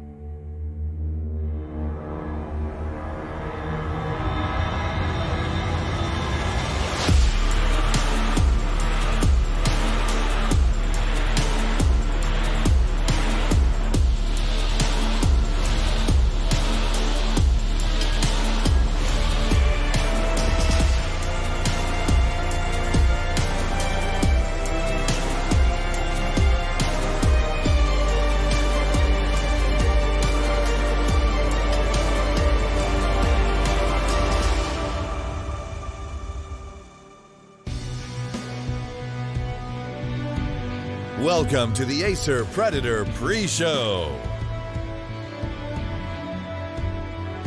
Traps have been set, visions have been tarnished, and Space Forces have been beaten here at the EU Minor thus far, and we're going to only be getting even deeper as we go into this bad boy. That's right, it's almost time for the Intel Extreme Masters Katowice Major 2019, but first we got to find out what teams we're going to be sitting there. My name is Trey Saranthus. I'll be picking up the reins here on the desk and hosting this one all the way into our best of threes today. I'm not going to be doing it alone. I do have my esteemed counterparts, the analytical crew, known as Natu and, well, Sponge. Hi. Sponge, I just didn't know if I couldn't see you, man. I'm trying to really just blend in here with the backdrop, mate. So I don't know if my spotty shirt shows up on broadcast. I was trying to hide with the stars. Yeah, you got that one with the stars. It's true. You got that one German line. I think it's pretty good. Deine Augen sind wie Sterne? Yeah, that one. Your eyes like stars. It's not bad, Chad. I think you've been practicing that one for a while. Sort of like the teams that we're going to be talking about, they've been practicing, getting ready, and ready even more so for the games at hand. It's getting ultra dicey for the teams that we have left. I can say at the very least, no one could have expected or forecasted how this one's gone down thus far. Sending home a Mouse Sports, sending home an Optic, the Space Soldiers. When to go, maybe yes. But at least in those three, I think everybody had high expectations. Yeah, Optic and Mouse was always the biggest ones to not be a part of this tournament anymore. But if you look at this matchup, I think it's interesting. Like the setup for this one is that Vitality has looked like as one of the better teams in the tournament so far. North, on the other hand, they've kind of struggled, especially against Vindigo, obviously. But they are a tough team to play against just because of stylistically how they play Counter-Strike. So it can be a hard task to try and adapt to it. It can be a hard task, but the big hard task that you might want to think of when you come into this tournament would be that of the brackets. Right off the get-go, we can begin to understand how Group A unfolded and how it all started to come together and why some of these teams have had just a little bit harder time than others. Perhaps Group A will be where we start with the brackets, and we can begin to take a look at those. Yeah, and I think, you know, we shouldn't be dwelling on the situation too much of Mousebots being out. There's lots of tweets and lots of news coming out and from their mouth that they didn't prep properly for this situation, which kind of sucks. How dumb does it sound? Well, let's worry about that at another day. I think what we should worry about right now, Trace, is the ramifications of these opening matchups because the fact that ESL have been able to have the format changed in the minors, every game now really matters. If you're able to win this first opening bracket stage, you go through to the top 3, which means worst case scenario, you still play off in the last chance qualifier, which will be taking place on Sunday the 27th of January. So every game really matters, right? So what's going to happen is if you win this one, you go through top 3, fantastic. If you lose, then it becomes very dire and you're fighting for your life. So I'm super excited to see how these ones go down because we saw how much it just meant to the CIS teams playing. Winstrike were getting so loud, we could hear them from the green room and they're bloody miles away. So they're basically a whole other building away. Yeah. Multiple walls in between, but walls have never stopped anyone playing Counter-Strike ever in the history of any version of this game. They're not going to start now because we do have a pretty action-packed playoff here. We've gotten to the end of the road, basically, of this minor. And again, what Chad touched on with that sort of last chance qualifier, definitely a very interesting tidbit here. But as I promised, we do have the playoff brackets, not A or B. We're going to go straight to them playoffs. It's going to be Vitality in North and Ints and Valiance. Now, some might say it's easy for Ints, but this is where things start to turn up a little bit. They need to win this BO3, another BO3, and, well, what do you know, Chad? Technically, it's only 4 maps of victory for either of these squads here on your screen to make it all the way to the major, right? So that's all you need to do is win 4 maps, and that doesn't sound that difficult in the realms, but if you actually look up these matchups specifically, the Vitality versus North one, even though North has all the experience, they have a lot more players who've been playing towards the top over the last 12 months, the difference is Vitality throughout the tournament look like they played better against structured teams as opposed to teams who were being scrimmy. So that's one of the positives they have going in this, whereas Ents, they just have to be the favorite based on the fact that they have a lot of structure, but Valiants love the counter-strat, and structure hates counter-stratting because you can actually pick off players in their defaults, right? Tendencies can be exploited. Yes. But we've seen instruments of that failing as well, too. I mean, we have seen some teams come in here and say, hey, we hard anti-stratted everybody. Sometimes it can turn away from your favor, but I believe you have a little insight on what the Ints camp is looking like, Natu. I mean, I think so far pretty solid, considering the fact that coming into this, you know, a couple guys being sick, I was personally a little bit worried how is that going to affect the way they play. But no, their preparation has been really, really good. I think they're going to each match. They're not underestimating anyone. They're looking through all the numbers, running all the odds basically, and trying to make the best educated guess into how the match will go and what are the best chances for them. And so far, what we've seen them play as well, it feels like they're really dialed in, and I'm just hoping that will continue in the playoffs. games. Well, one team that has been dialed in the past, but they're trying to get that compass back on track would be that of North. We're going to take a more in-depth look of this team that is, well, they're having a tough time, but they're certainly on the path here to defend that Danish honor. Let's go ahead and take a look.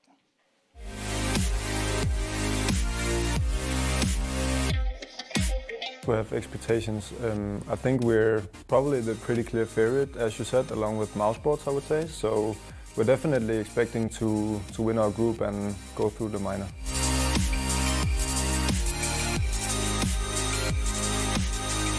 I wouldn't say we are afraid of anyone, but a lot of the teams are tough teams, and you are never to underrate anyone. So I think we're going to go in with a mindset of being favorites, but we can't underestimate anyone. So I think we're just going to take it one game at a time.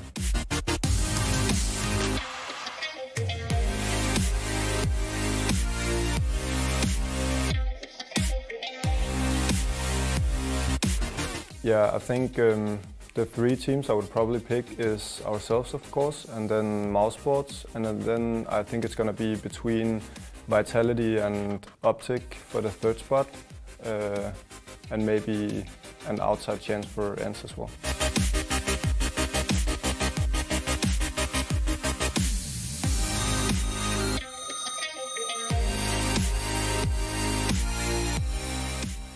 And he says an outside chance, but what he didn't realize when he said all of that was that it's actually going to be Mousesports and Optic heading on outside of this venue because they're out. And that lets us continue down this path here, where we have seen this North lineup play against Windigo twice, and they have seen a little bit of resistance there, too. It hasn't been necessarily the easiest of showings. In fact, Windigo took a map off of them. Yeah, I mean, first of all, I don't think Valde should be taking any chances on trying to do predictions anymore. That didn't seem to pan out too well. Oh, foot and mouth disease. Look. While obviously that was done before the tournament happened, Valde. That's live, Chad. Here's the situation. You have the 5 best players right now in Denmark and Australis, and then you have Valde, and then you have everybody else. So regardless of maybe, you know, making a bit of a poor prediction there, which I also did, he has been a shining light for this North squad throughout this tournament so far. He's been a consistent factor. He is absolute class as a player, and if there's ever going to be a change in this Australis roster, which it shouldn't be happening anytime soon, Valde would be one of my guys I'd be putting up there first and foremost. What if Australis got to that point where it's like, you know what, we've won so many times, we've won so much that we actually need to challenge ourselves more and go ahead and adjust this roster around. It's just too easy for these guys, right, Chad? That'd be crazier than me if they decided to do that. But another interesting fun fact from Valde, he did an interview with HLTV.org yesterday, and the headline, which is all I read because I'm pretty ignorant, is it has shaken our confidence that we've lost to so many of these upset teams. Now, coming into this environment, that's always going to be the case, right? Because we painted North as one of the favorites, and you're going to have teams who are hungrier, who are, you know, counter-strating on a lot, and they're coming into this situation.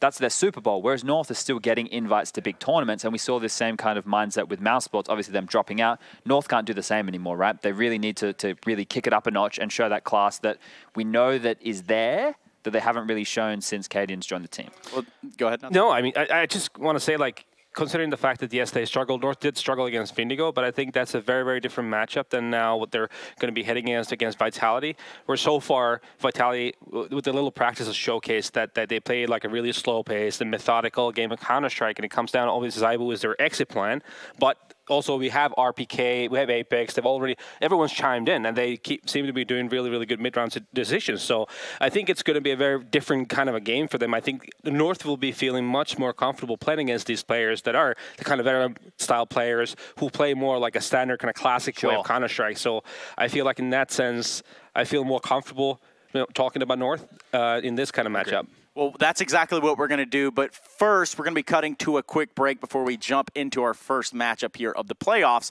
of the EU Minor, because we're going to have a little bit of North taking on Vitality. And I'm sure the Danes versus the French, you're all ready and rearing there in the chat and ready to get this one underway. But I got to take you to a break first. So we'll be right back with that first best of 3. Don't go anywhere.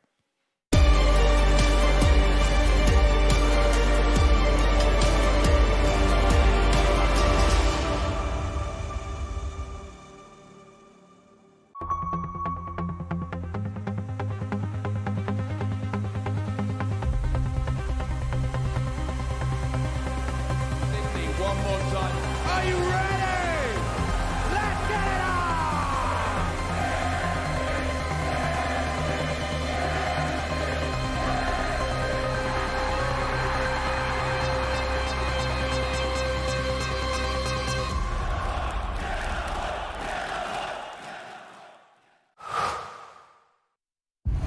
All eyes are on you. So give them greatness with Intel Extreme Masters certified PCs and notebooks and game like the pros. When you see the unique IEM certified stickers on the outside, you'll find high-grade components with Intel Core i5 and i7 processors inside. Every purchase includes in-game content and supports the prize pool of Intel Extreme Masters. Game like a pro, because the world is watching.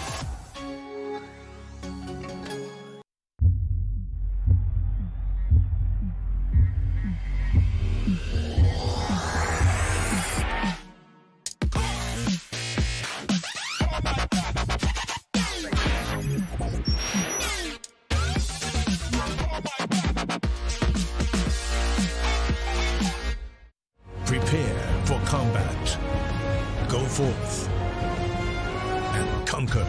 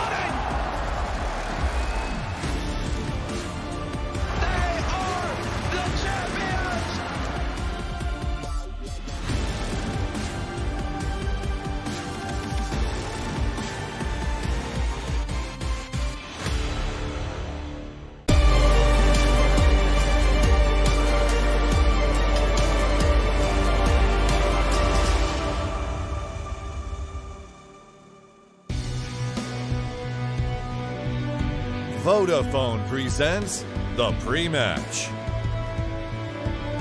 The time is vital, and so is that of this best of three. All the stars shining, and they might be heading north. They might be heading you right into this best of three, which is that of Vitality versus North.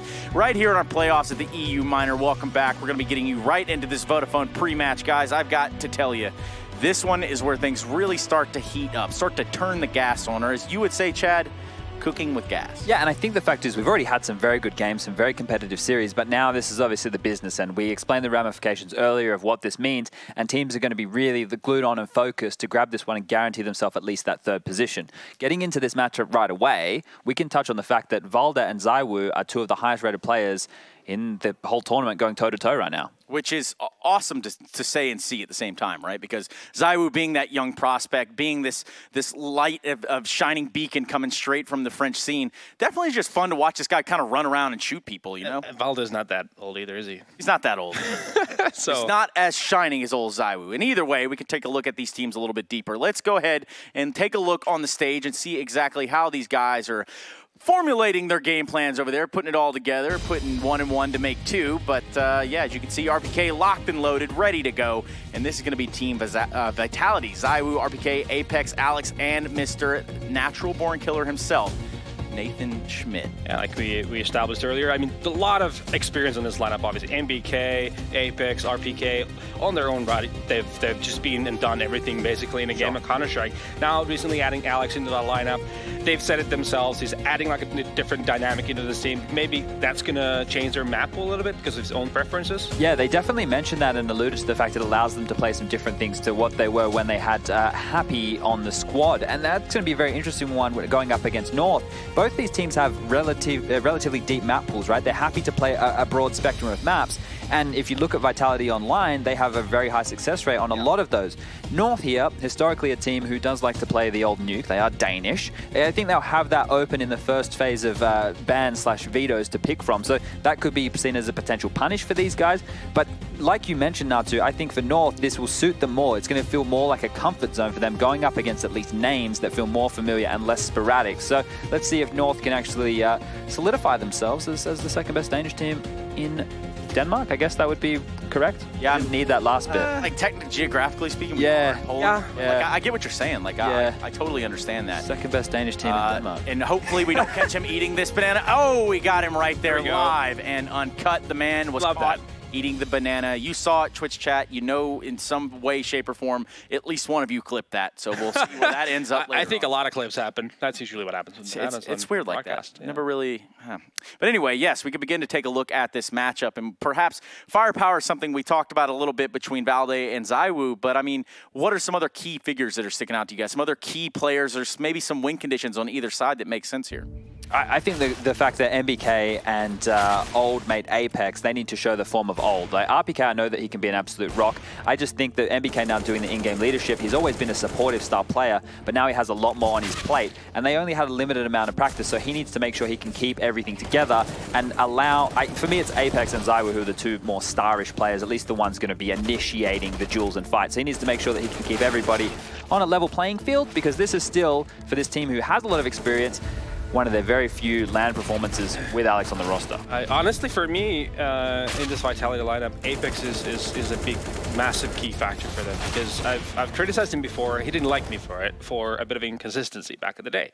And it's fair enough, considering the fact that when you're an entry fragger, it's a lot about your team and how they can set you up and everything, and how you're just put in the best possible situation, if you will. But then again, you do see situations, especially in like post plans and like mid rounds, where Apex might be able to get that one kill where he creates like a 3-on-2 advantage to his teammates. But then for one reason or another, he feels like it and he goes for another duel. Bloodlusting. Yeah, it just drops down to like a CT spawn and Dust 2, for example, to go for that one more kill to seal the deal. Those are the things where you just don't necessarily have to do them. Just play it safe, play the numbers, and let the time run out, and so and so. So those are little things that I want to see from Apex. A slight bit of patience. We're not quite to the apex and ready to get into the game itself, but we are ready to seal the deal on these vetoes. It's time to start talking about this best of 3 and what it means here in terms of map choices, because I think that this one's going to be one of those that comes down to, hey, who's going to get the maps they want and where they're starting. So, like I said, I think that Nuke is going to be the pick of North here, and that means the CT side start is fantastic for Vitality, because the individual Brilliant should be able to shine through in that regard,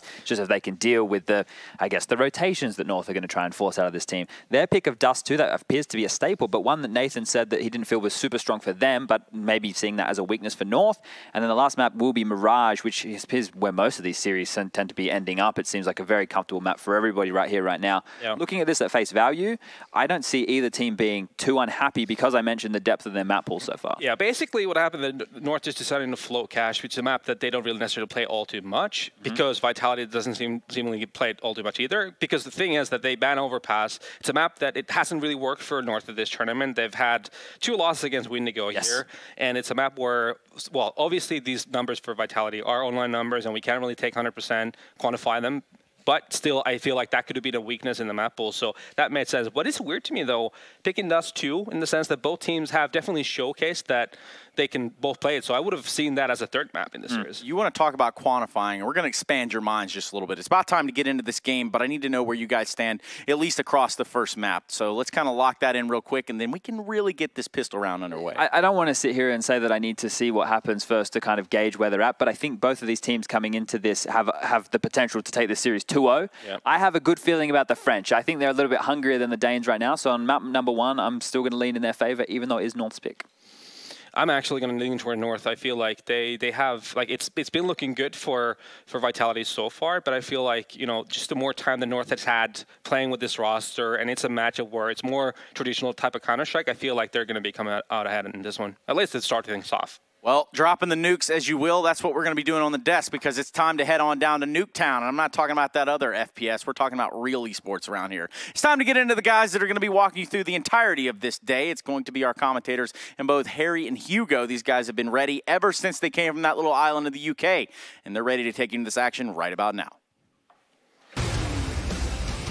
You should come visit sometimes, Trace. It's a wonderful place. But yes, indeed, we're heading into the first game of the EU Minor today, North versus Vitality. I'm here alongside Harry. Harry, I've got to ask you straight off the bat, who are you seeing taking this series? Well, for me, Hugo, I'm going to be looking towards Vitality, right? I'm a big believer in what this team could do. I think they've been looking good. Betway as well seems to be siding with me. You can see those odds down on your screen. They also seem to be edging this one in favour of the Frenchman. One thing I'm excited about is getting to see more from Alex since he's been added into this roster, of course, recently just replacing Happy. But let's get into this pistol round before we talk about that anymore. North going to be setting up over here towards outside. Valde does have that smoke and a flash, but they're not looking to give anything up. The only issue you're going to find is Alex and co, they've already pushed this B ramp, so they're going to have a very clear picture as to where North should be residing right now. The outside wrap is going to help, as Zaiwu's already in the yard playing very passive. No smoke for the cross. It went down in main, and North are trying to take over this A site from behind enemy lines. Kierby finding the first kill here for the Danes, and he does take control of the hell, but Zaiwu is still in position, and they know it. Can't quite find the angle for now, but he's a little bit aware of the possibility. His team still do get themselves up into heaven. They climb out from the back of the yard, rather. AZ's now in position, able to drop down into that site, but the bomb's still not with them. It's still back in the yard. Vitality taking things slow, not aggressing here on the CT side, rather waiting to see where North push and where they commit, because B is still very much an option with these T's holding the yard, but Zaiwu, he's just picked off Kierby. That's going to make things very difficult. Oh, most certainly. And now, I mean, North kind of scrambling to regroup back up towards outside. AZ still up in the heavens, going to try and find something. He does spot at Apex here. Zaiwu continuing to push on up, and Alex still in. Ooh, AZ, that's pretty keen. Can he do it again? No, he cannot. Alex is good for one. Going to go to get that trade now. Has support from Zaiwu, and together they are going to go ahead and lock in this pistol round for Vitality. That could have gone very, very wrong for Vitality, though. I mean, the big reason they actually are able to get away with it is the ramp push. They get so much information off the back of that they know that North have full outside control. The smoke in main gives it away, and as a result, Zaiwu, he doesn't challenge too heavily in the yard. He gets one pick, he backs off safely, and he gives North the control, and he gives them the space to play. But Vitality still picking things up on the pistol round, and North, they've gone for the force. Yeah, they most certainly have. North going to be feeling a little bit spurred on. Going to try and get this buy-in early, and they throw all the smokes down towards outside. Pushing on up, Vitality don't actually have anybody here to keep an eye from Secret, but you do have a man spraying on through that smoke. Going to find a little bit of chip damage is Zaiwu. MBK already rotating down into this B-bomb site. They would have heard that window break, so they have an idea as to where he is. And what light from beyond this window breaks for MBK? He's managed the first.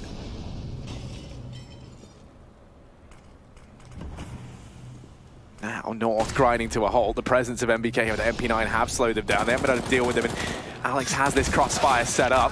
Valde is going to go ahead and pick up the point man inside of the bomb site. Now MBK falls, so a 3-on-3 secured here for the Danes, and a chance to get that bomb down perhaps, but no, it's been dropped. Oh, and so is RPK. There's a trade right back here for Cadium. With Apex tagged up, this is getting a little bit awkward for Vitality. The lucky part is they still have the bomb dropped, and North have yet to retrieve it. Cadium kind of come down from the A site and group up with his teammate to try and grab this package, and they can just dart back up to A. They know Zaiwu was last seen on the ramp, so this site is free for North. The plant can come in, and they've got a gun on Cadium retrieved as well. So far, things are going swimmingly here for the Danes. But Zaiwu, he's creeping up from the vent as well. No kit. So has to be more aware of the time than ever, and there's no noise being made by North. He has no idea where these two Ts sit, so creepy coolly into the site. Got to hope that he catches one off guard, and there's the first, but flick background. He doesn't know Cadian's swiveled round the angle, and he's going to be able to peek wide as Zaiwu gets close to the bomb. 3 kills from the in-game leader of North, and a bounce back on the force. Yeah, very, very back and forth around there throughout. I mean, you know, you see when that push goes down towards the B-bomb site, they have that crossfire set up, if you recall, between MBK and Alex inside of that site. The issue is MBK gets brought down so low, and suddenly, you know, you have him trapped. The Molotov was down at ramp, so he couldn't fall back. Smokes were in as well, so suddenly that rotation through the ramp, I believe that was from Apex, couldn't come through in time. So now the force buy here for Vitality is they try and pull a North, try and win a force of their own. No presence over here at ramp, though, and that does mean that North, they're all over this B-bomb site. Yeah, these reads from North have been very, very good so far. They've been able to take a lot of map control without necessarily taking early gunfights. Now they're in the B site, but they do lose the first man. A very heavy push down the secret stairs for Vitality, and if they can find a second here, that would really open up this site. The issue is, it's equal trades, and they're already disadvantaged in the weaponry. ZywOo needs to land a kill here, and he starts things off well. Still being pressured, though, and the reload has to come through. Valdi glocks him down. And that's going to be the round cleaned up by North. They do get it done down on that B site with another fast execute. And now Vitality not able to bounce back with the force buy. They're going to have to go for the standard eco. Yeah, this round you're not really expecting too much from Vitality. They just have vanilla pistols for the most part. There's a bit of investment into PT-50s here and there, but there should just be a chance for North to keep things clean. And I'm kind of happy about that. Gives us a bit of time to speak more about this matchup and why it is so exciting. Yeah. For me, I'm excited about this Vitality roster. I don't know if you caught that interview with MBK done by Striker. It's a fantastic interview. You should definitely go ahead and give it a read if you haven't. But in it, you know, they break down the decision process to why they brought Alex in over Happy, his role within the team. And the whole aim of it is Alex is going to be managing two of the players over here on their CT side. He's looking primarily at keeping ZywOo and an Apex, I think it was, or maybe RPK in check. Yeah, ZywOo and RPK. So that's an interesting kind of take. You know, MBK still taking the main lead, but now you have Alex. Obviously, you know, he was IGLing back in LDLC, so kind of, you know, not a similar role because he's not the overall IGL, but he is still managing players, and that there does give him a little bit more freedom. So maybe you're going to see an improvement in performance. We already see him in this round, finding that first kill. And now North, I mean, being a man down, they know that they have to be a little bit careful here because stranger things have happened. These vanilla pistols and PT-50s can still be deadly. They're trying to take outside. Kierby's going to get tagged down through that smoke. So Vitality, there's a chance they can find something here. That time is going to be ticking down more and more. Pressure starts to fall onto North that much more as it does so, and AZ's even been dinked down by Alex there. And they're not even splitting either, so Vitality are going to hear all of this. They know exactly where North are coming from, and look at how heavily they're stacked up on the bomb site as well. 3 players grouped up. They could line up, but North need to check the angle, and they don't. ZywOo finds 2, and AZ with a double trade back, but the time is still ticking. 13 seconds on the clock. MBK trying to delay them as much as he can, but ZywOo's also going to go down alongside him. North do recover, but by the skin of their teeth. To think that was a near full eco from Vitality, and they bring it down to a 2v2 with 10 seconds left. Definitely nerve-wracking for North, but a round is a round. And now we have a buy from Vitality with the AWP straight into the hands of ZywOo. And none of that yet for North to respond, so definitely losing some money in the previous round with so many casualties, but this is their chance to break Vitality once again and put them onto pistols.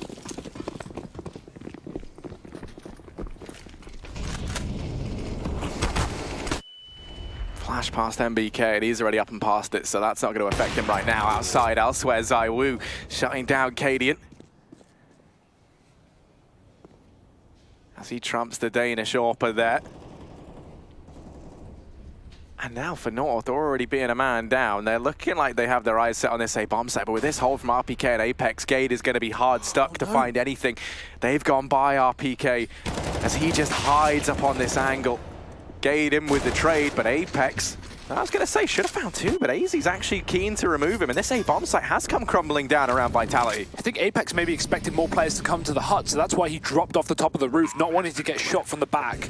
Unfortunately, he will die in the process. AZ's still half HP though, and Vitality a man up on this retake. ZywOo still on the AWP, but the main smoke has just gone down, and Kierby's picked another one up. He's going to be able to be a real nuisance here to Vitality, who can't find a clean line of sight. AZ's caught in the corner, and now Kierby is the only question mark left up for North. Vitality realised, smoke in the hut, wall bang down, but it won't finish the kill, and Alex is just sticking this bomb. No kit at all for Vitality, but it's not proving to be an issue. Kierby does not expect the full defuse, and Vitality will be able to get away with that. 3 players surviving for now. Make that just 2, but a round is taken from Vitality, and the orb is still saved, which is pretty important considering we are going to have North coming back in with a buy. Regardless of all that, though, the scary thing is here is ZywOo's already putting up some serious numbers early on. He doesn't even really play into that round all too much, aside from finding the first kill outside. I say all too much, right? He does take the man advantage early on. He deals with Cadian, denies them that entire outside portion of the map. You imagine if that had gone down a bit differently, maybe Cadian's allowed to come in through hut, maybe they're able to make a, or mini rather, from outside, wrap into that A-bomb site. Could have been a different round. So, but yeah, like I said, he's getting off to a good start. That's always a worrying sign of the times. You look at an AWPer like Cadian, and you know, ZywOo, lot flashier. He's that high flying, high fragging, you know, lots of just ridiculous kind of nut stuff from him. Cadian's, you know, more kind of your consistent AWPer. He kind of more passive in how he approaches the game. A lot more methodical. That's always what you and I attribute to him. Very calculated, you know, does like to be a little bit kind of air on the side of being more conservative, right? Yeah. It's definitely important we have ZywOo on this AWP in the yard, because, I mean, we're only 5 rounds in, and we've seen a lot of attempts from North to wrap this heaven position and get down into secret. Obviously, yard is a huge point of contention on this map. And so having your best player there for Vitality is definitely going to be great to hold that off. But for now, it's looking like a lobby cruncher. Quick A execute for North. We've got Cadian in the yard, so he's going to be coming in likely on that main split later on in the round, or at least creating a distraction for now. Already a lot of nades going through, and Vitality, no line of sight, no information, but they will work it out pretty quickly with this A rush. RPK's already found the first. The bomb's been dropped down into the open. It's a clean house for RPK. Empty A site as he finds 3. And Cadian, he wanted to come in from the main ramp, but his entire team have been killed. Yeah, I mean, he's lost absolutely everyone. There should be no hope here for Cadian in this one. That bomb's down in the middle of the bomb site. Yeah, I mean, he's just hoping at this point maybe someone goes meandering into his crosshair, maybe someone walks his way.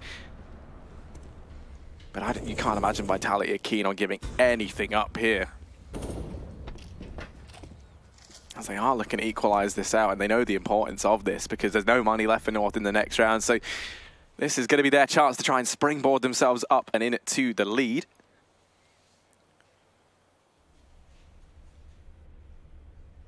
Cadian just tucked away. And yeah, I mean, he's just, you know, I'm curious if he's going to try and hold on to this. I think they're onto a, would it be double eco anyway?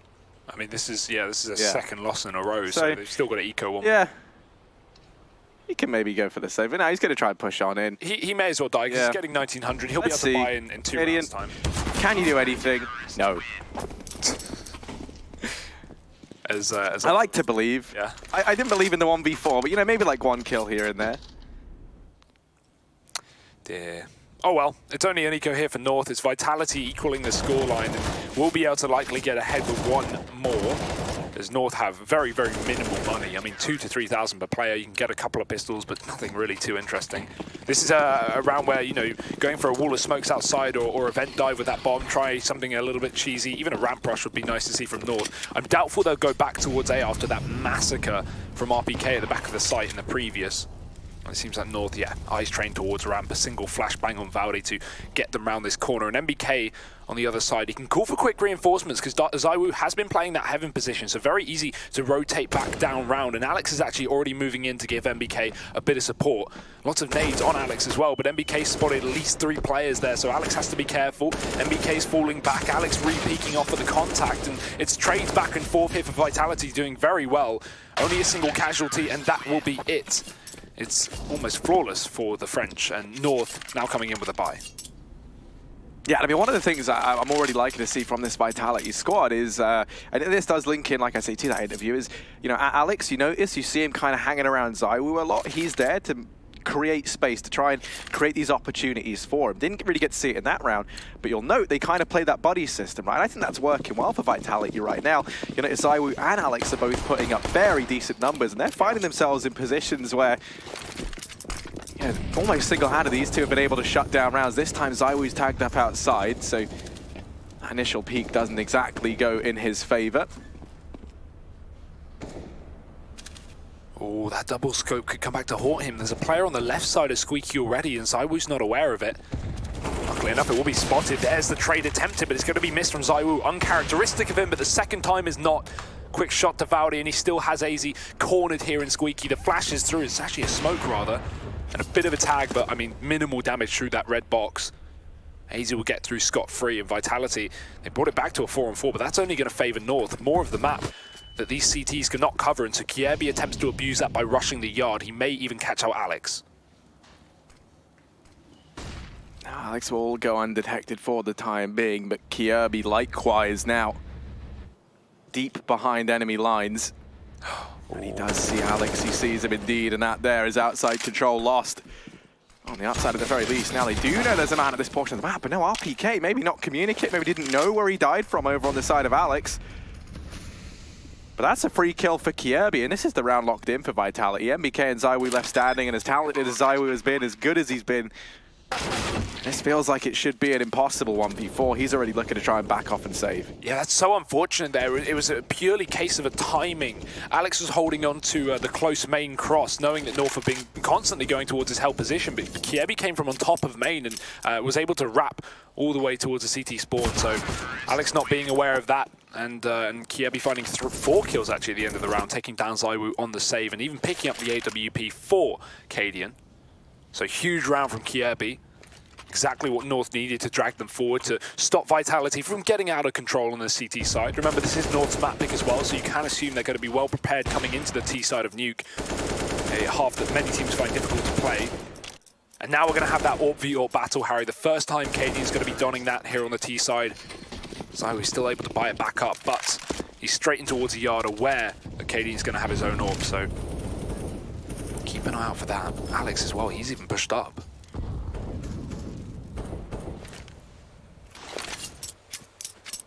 And North do have Cadian pushing back, but yeah, I mean, Alex doesn't go any further forward than that. Kierby just drops down into his crosshair. That's the kill that Alex wanted. That's the man advantage secured for Vitality. Now they can just look to go ahead and back off outside, play a bit more passively and defensively inside these bomb sites. Wait for North to bring the fight to them, because now it is the Danes under pressure. They're the ones trying to make up for something in this round. You see Vitality have no information. They're constantly checking back towards main and heaven, and that's because Alex dropped down vents after the first pick and has wrapped the secret stairs. He's not challenging the yard. And right now, while there's no one in the yard for North, Vitality don't know that. They may be scared of a potential split that's not coming through. North is still stacked in the lobby, and I think this looks like another fast A play. Oh, it certainly does. RPK and Apex, they've been doing a decent job at holding down this portion of the map, but they're going to have to do it once again. This time they do have the youngster ZywOo up in the heavens to help out. That one kill has sent the bomb back towards ramp. Cadian maybe gets a little bit overzealous trying to sell this fake. Gade and Valda just meandering into their deaths over at ramp. Vitality back in the lead, and once again for North, similar sort of situation they've been in for a while now. The money has all but ran out over here on the T side. Yeah, that definitely didn't look like the game plan from North. I don't think they wanted to back off ramp, but after losing that first man and throwing all their utility out on A, they just had to chance it and run out, hoping that there was no one holding down that position. Unfortunately for them, the AUG reigns supreme, and North are going to call out their second tactical pause. Vitality now leading 5-4 here on the CT side, and a strong start again for ZywOo and Alex, as you just mentioned a couple of rounds ago. ZywOo's sitting 13-4 right now. He is the 4th highest rated player so far of the EU minor, just sitting behind Valde, as Chad mentioned on the desk. So maybe he wants to move himself one rung up in that ladder. This game may be able to do exactly that. Yeah, I mean, most definitely. Everyone's really behind ZywOo. That's sort of the thing. Right? Everyone's been behind him for so long. It was so exciting when he joined this team, Vitality. You and I obviously got to cast him back in Atlanta, I think it was. That was where they picked up the victory.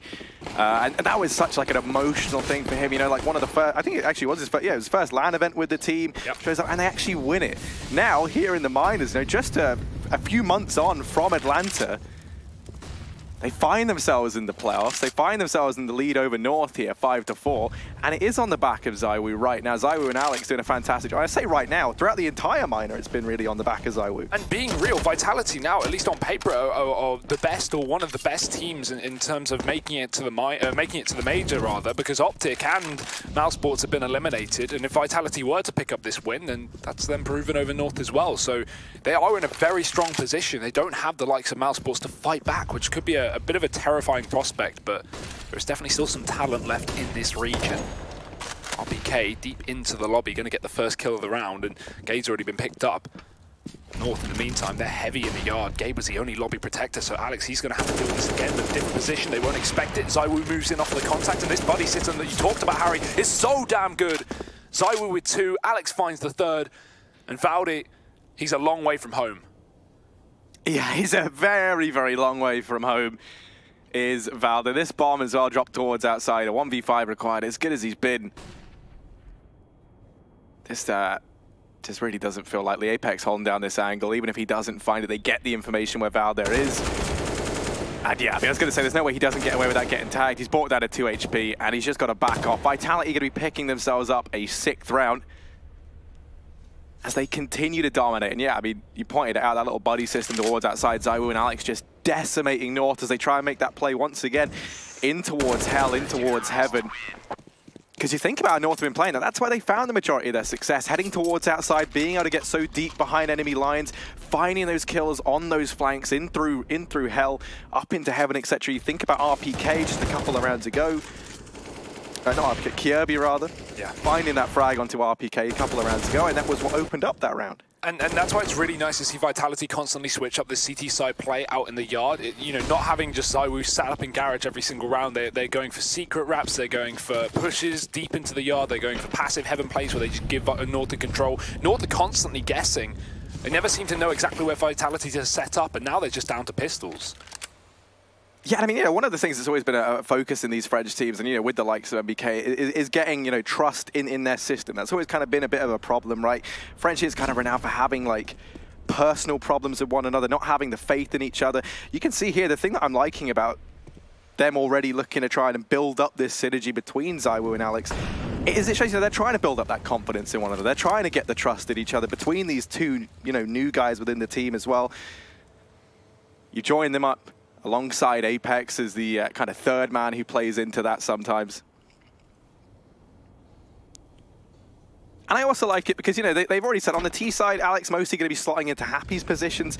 Here on the CT side, the fact they're allowing him to play with ZywOo does kind of mean they're letting them create their own space, right? Maybe they're giving him a bit more room. This push towards outside should just get shut down. Apex making a nice bit of money there. He's going to be happy with that. It's a clean sweep for Vitality in that one. But a buy is at least back on the horizon for this North squad. Yeah, but no AWP this time. They're not going to have the money for that. The only time we've seen them even pull it out was them being able to pick it up off of a body. So Cadian's going to be relegated down to the UMP to allow him to get full utility here and to save a little bit of money to note. Definitely does want that AWP in the future. You can tell he had the money for the AK and full nades, but not wanting to pull that out just yet. 7-4 here for Vitality. Whatever North have got in the strat book, they need to pull it out now because things are starting to get a little bit hairy here on the T side. ZywOo now has crossed himself into the secret, and Alex is playing close yard as well. Smoke going to be landing, and Alex is backing off straight away. So North are establishing a lot of control, a lot of dominance towards this yard, but ZywOo is here to try and shut it down. First kill already connecting. North, they've got to be so careful here. The Molotov to try and keep him back. Alex is watching for any potential main split alongside Apex, and he might even be flashing ZywOo out post Molotov here to go for the frag. There's the flash. They're close though, and North is splitting in through main. They're going all in to their death. Vitality, blink and you miss it. 4 kills in 4 seconds. It's an 8th round taken. Yeah, I mean, the harsh thing is here for North, right? When you run into these situations, one of the reasons why maybe it feels like we're kind of really bigging up Vitality is A, they're sitting up 8-4. There's a lot of interesting stuff to speak about in this roster. But also for North, the issue they're having is, the success that they were having towards outside where they were able to find these couple of rounds, in the last few, they've just been running into a brick wall there, right? And nothing else has really been working for them. If you think about the other rounds where they've tried hitting ramp, MBK's been doing a good job of holding down that position. When they try and hit that inner bomb site, RPK, Apex, they've been holding down their corner of the map as well. And this is where, a map like Nuke can become so heartbreaking because you just feel like you are running into that wall. How do you get past it? This round, they're going to try and throw down a wall of their own, this time a bit more literal, perhaps. So all the smokes here outside. But Alex has already rotated down toward this B bomb site. This time, though, at least North can say they've got a bit of real estate down here towards this portion of the map. And this is so important as well. They can do so many things with this. It's easy to wrap back up through the vents to A if they wanted to go for a late round A split. You can, move out into the yard. Vitality have now mostly given up and maybe even take heaven or hell control. And the best part is, with the wall of smokes, Vitality have no idea how many North players have pushed down to B. It could even be a fake. There could be 0 players. You don't know. And so it's very common that once players are spotted here, we may see Vitality get a bit of aggression in lobby or ramp to try and counteract that, try and work out if North are holding on to the exterior of the A site. But right now, it's 5 players down in these lower halls. Alex and Apex waiting on the other side. The nade is set up for the contact. Alex gets it. The nade will land in there, and that's going to dunk. Nice damage found. This softens up everyone, but Apex and Alex get domed. Yeah, they do indeed. Now this B-bomb site becomes a real issue. ZywOo is on the ramp, and well, he is quite the force to be reckoned with. They've actually backed away. They've read this as maybe being the fake, and now they realize they've brained themselves. NBK able to drop the bomb. There's only 10 seconds. The North, you have to go ahead and grab it. ZywOo's gone ahead and shut down Kyobi.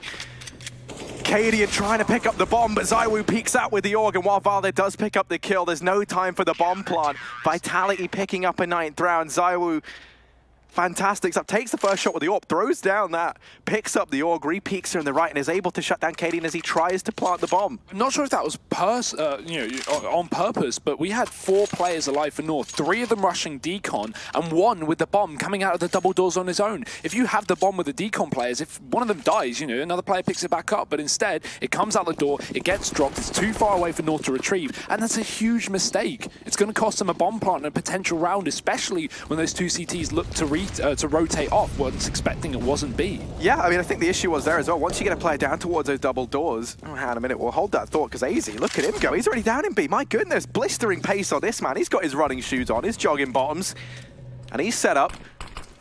Bomb's already heading down towards outside, and Apex, I'm not sure he's going to be ready for this man here. ZywOo through the smoke, okay. I was wondering how that happened. And yeah, they don't know AZ's here, I don't think. Although he broke the vent, so surely they must be aware.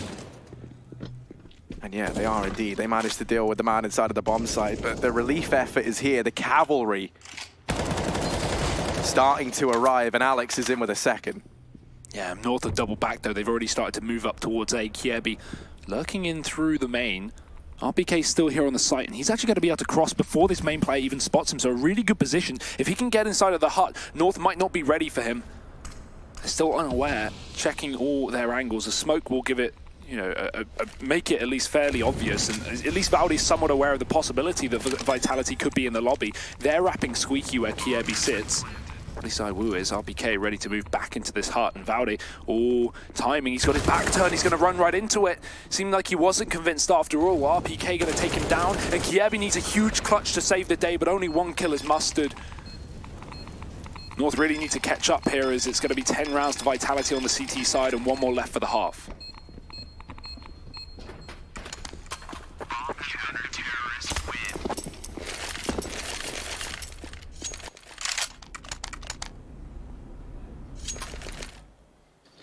Yeah, 10-4 now, last round of the first half coming on up, and Cadian will have enough money to be donning that AWP.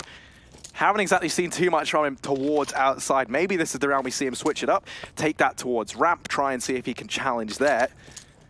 Really the only other position on this map where you're really going to get much usage out of it. And that does look to be the case. He's going to start to head towards this portion of the map, going to look to try and go toe-to-toe with NBK. No, instead, fast squeaky peek. Kind of get burnt down just to 50 HP in that Molotov already.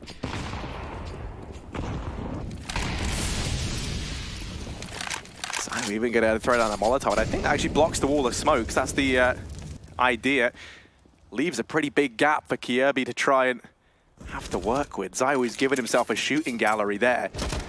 NBK in the meantime is dealing with this ramp push. He's able to pick up the first man. More players coming his way, but they all line up for NBK as he shuts down absolutely everybody. Suddenly only Kiebi left standing, and this round's looking like it's going to draw to a close. Very, very dominant in favor of the Frenchman. Unbelievable start from Vitality. 11 rounds on the half, and North not even getting a single bit of chance into that last round. No flashbang to NBK, but that'll be a dominant CT side for Vitality. We're going to see if they have the tricks up their sleeves. If you want more French frags or Danish destruction, tune in after the break.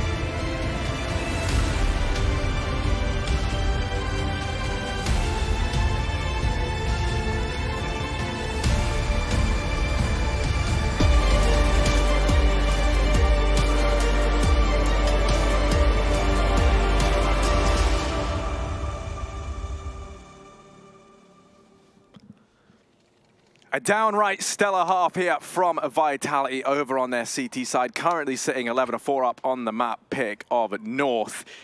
And well, it has been a tremendous start from Ziwu, whatever his name might be. All North know is that he's tearing them apart right now. He's 22-6, Harry, after 15 rounds. 22-6.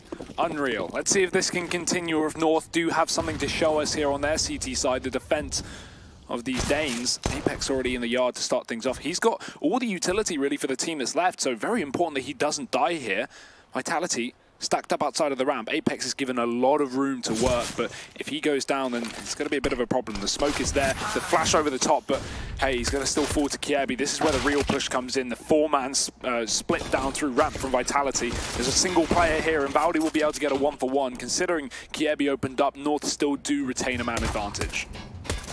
Valessa does a good job, though, to get one in that situation. So many players coming his way, and now the pressure falls to AZ at this B bomb site. Instead, though, he's trumped immediately. Gade is at least able to pull things back in favor of the Danes, but elsewhere, RPK lighting them up and teaming up now with MBK as well. Blink of an eye, Kiebi left in this 1v2, and he's been the king of these almost clutches for North. Always getting it down to the wire. This time we need to see him complete one. Yeah, otherwise it's a very real chance North are going to be losing their map pick without too much of a fight back. Vitality now have this bomb down, but they're only faking it for the time being. Kiebi's going to hear that, and so he wants to rotate fast down towards B. This gives ample time for RPK to get that bomb down, and he has the crossfire established with MBK. Kiebi, still not convinced, finally going to realize it is that B site. Now he's got to move in, but he's got to look to his left as well. MBK's playing contact, that's a nice dink, and Vitality double peeking him or doing their best to try. RPK puts Kiebi to 11 points of health, and right now, Vitality, they're just looking so damn good. These trades have been fantastic, and it seems like whenever a Vitality player doesn't get an immediate kill on a player, if they only get a chunk of damage like there for MBK, there's always a teammate to re-peek and assist them. These guys very much on the same page. 12 rounds now as Kiebi runs for the hills. He's dinked, he's not getting anything into this round, and Vitality, they are bordering a victory before North have even started. And that's terrifying, because this is North's map pick, right? Yeah. This is famously the map of the Danes. You know, Danes love this map, Hugo. Nuke is their bread and butter. For North as well, they're kind of no strangers to that fact. This is a map that usually they have a pretty good kind of time on, whereas right now, Vitality throwing all that into question. That is one of the issues. I mean, you think about it, right? You think about the amount of times that Vitality, North, as we kind of said, the main way they were finding success was over towards the outside portion of the map, and that was where Ziwu found himself most of the time, and he's sitting top of the board with what? I think 23 kills at this point in time, yeah. So he's going to be feeling happy that they kept on walking into his crosshair towards that portion of the map. In this one, it's the force buy from North. You understand why they've gone for it. Chance they pick up this round. They did in the first half, if you recall. They were able to go blow for blow on their force buy in the second round. And then if they don't, into round number 4, they're going to be able to go ahead and get the AWP on KD. They're going to have all the utility that they need. So they do have a lot to work with in the rounds to come. The only issue is obvious, so you have to go into the next. And that does mean Vitality are going to be up 14-4 if they win this round. With a heavy ramp stack, 2 players here, and Valdi playing the corner. The issue is not a great position for more than one. His teammates been dropped as well, but Valdi's going to be able to find a double with the UMP. Great work. Issue is, it's still the trades, it's still Vitality pushing the yard in the meantime as North are drawn away from the outside portion of the map. MBK holding onto the lobby flank, but instead it's a flank up from ramp. It's Kiebi pushing forward. He gets the kill, so Vitality now losing that man advantage. If they can try and trade things up, they can open up the B site and get a plant. So Apex does exactly that. Kiebi, the only man to try and stop this, but a whiffed spray might cost them a lot more than they can handle. 20 seconds here as this plant needs to come through, and Ziwu will be punching in the digits. And while he's punching in the digits, Apex is pushed on up toward the ramp. The only issue is Gade is over here in decon, and he might be able to spot Apex as he goes through. Flash is there, but Gade's called it. Kiebi wise to that flash, and now Ziwu his position, knowing here's the footsteps down beneath him, and North, they managed to win this force buy once again. Yeah, that was so important as well, right? We needed them to win that round. A good patience from Kiebi. He may have missed those opening shots when Vitality were coming out onto the B site, but he was very ready to see I can't remember who it was on ramp, but I think it was Apex getting aggressive with that P250. The flash comes through the smoke, and Kiebi instantly trained on it. So very aware that Vitality wanted to force those early fights. And North up to 5 here on the CT side. It's definitely not over, but it is a long road to recovery here for the CTs. At least for now, Vitality are going to be buying up. It's looking like a traditional French buy, but at least it's justifiable in this situation. They obviously did get that bomb down, so just going for an early force, trying to catch North off guard, stop them from building money and building a bit of momentum into the CT half, which is so common to see on Nuke. So let's see what these pistols can do. Well, they get very, very fortunate there is Kiebi just draws an outline around those players in the smoke missing. His attempted spray. AZ now waiting down here. Oh, he's going to get chunked down by that nade, and that actually makes him quite vulnerable to these pistols now. Now suddenly one shot to the head, and you've dealt with this man on the staircase. You've got yourself an M4 to work with. They can make him very claustrophobic with this Molotov as well, and that's what they're going to try and do. He does manage to get out of dodge just in the nick of time. If he'd moved a second earlier, he has to go ahead and either run through that Molotov or try and take this fight, and he sticks around. Ooh, he's going to manage all three, and AZ on the back of that. This should be a 6th round for North. That really wasn't looking like he should have stayed alive there. Definitely overstaying his welcome. NBK in the meantime mopping up Cadian over here at ramp, and it leaves him and Alex in this 2v4. Alex, element of surprise here. AZ knows the bomb's still in position, but Alex is going to creep up close the headshot angle. AZ still hits a shot. I have no idea how he gets away with 3 kills after shooting early and giving away his position once Vitality flashed the corner. It's very difficult as a T to flash up those stairs. If AZ's in that position, I mean, he wasn't blinded at all by the utility of Vitality, because of course he was above the angle that the flashbang popped on the floor.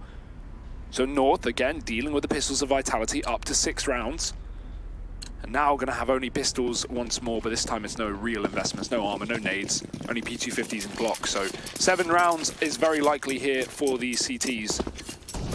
Vitality, a bit of a cheese round ahead of them, maybe a vent dive, maybe a fast ramp play, but you can't expect too much from this. It will go towards a yard. Questionable decision considering they don't have any utility, and that nade's already going to be chunking down Zywoo to 16 points of health. Kiebi not scared with giving them a bit of control and allowing them to cross during the time that he is watching Silo, because, again, it is only pistols. How much can Vitality really do in this situation?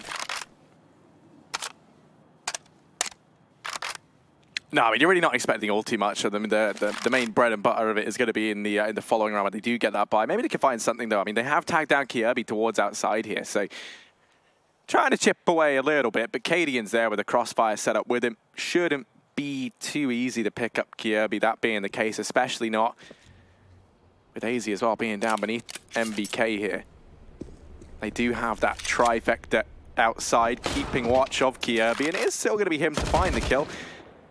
And yeah, now just Vitality meandering on in toward this B-bomb site. They all get mopped up. North in with a 7th round, and they are over on that CT side, so they're able to go ahead and win that force buy. That's now allowed them to build back into this game, and now they're at a point where, realistically, this is still very much anyone's game. Yeah, without a doubt. I mean, we haven't really seen these buy rounds from Vitality yet. Obviously, we had that 2nd round where they had, rifles with SMGs, but North upset them with a force buy. So it's, it's still up for question how much Vitality have on this T side. But at least on those CT side setups, they looked very prepared, very aware of what North were going to try and pull. So I'm excited to see what this terrorist half is going to look like. Without it. Deep in through the smoke. Flashbang is great, and he's going to be able to get a kill to RBK, but look at the trade. Instantaneous from Alex on the other side. Vitality do recover. Kiebi has a great angle to catch Apex moving through this smoke if he moves towards main, so Apex has to be extremely cautious. And he will be, backing off for now. Cadian even moving up on the ramp to make sure that there's no one coming here for Vitality, an attempted B-split potentially, because if you do look at North, with a man down, they have no information on the yard. They don't know if Vitality have snuck across and gone down towards that B site, so it's important Cadian denies any chance of this split. In fact, with the flashes going over, Vitality do want to challenge this position. Triple smoke setup, very nice utility. Cuts off the line of sight for North. And does open up B as a possibility here for the French.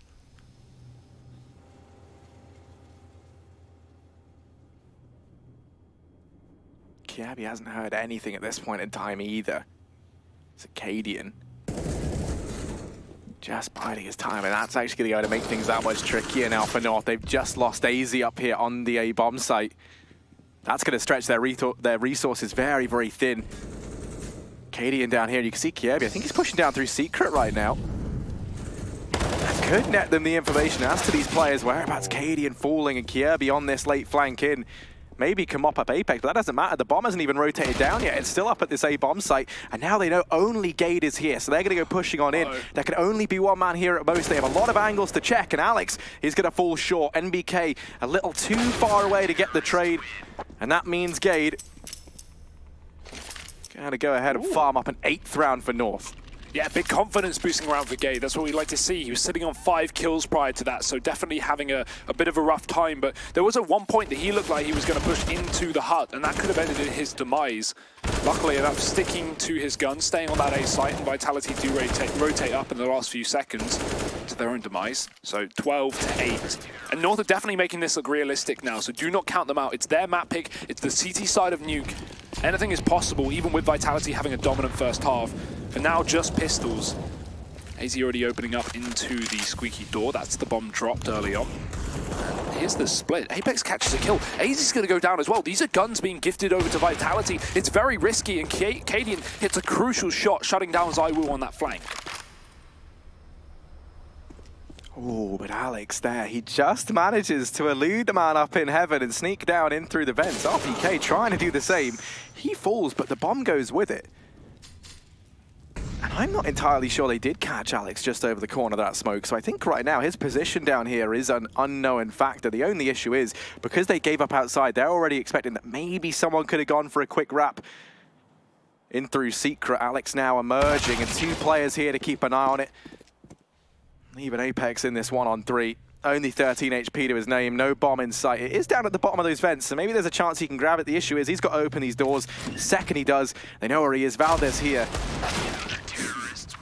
And will be able to secure a 9th round now for North. And this is where things get a little bit worrying. Vitality, what was once a massive lead, right? They come into the second half 11-4. They win the pistol, they get off to a good start.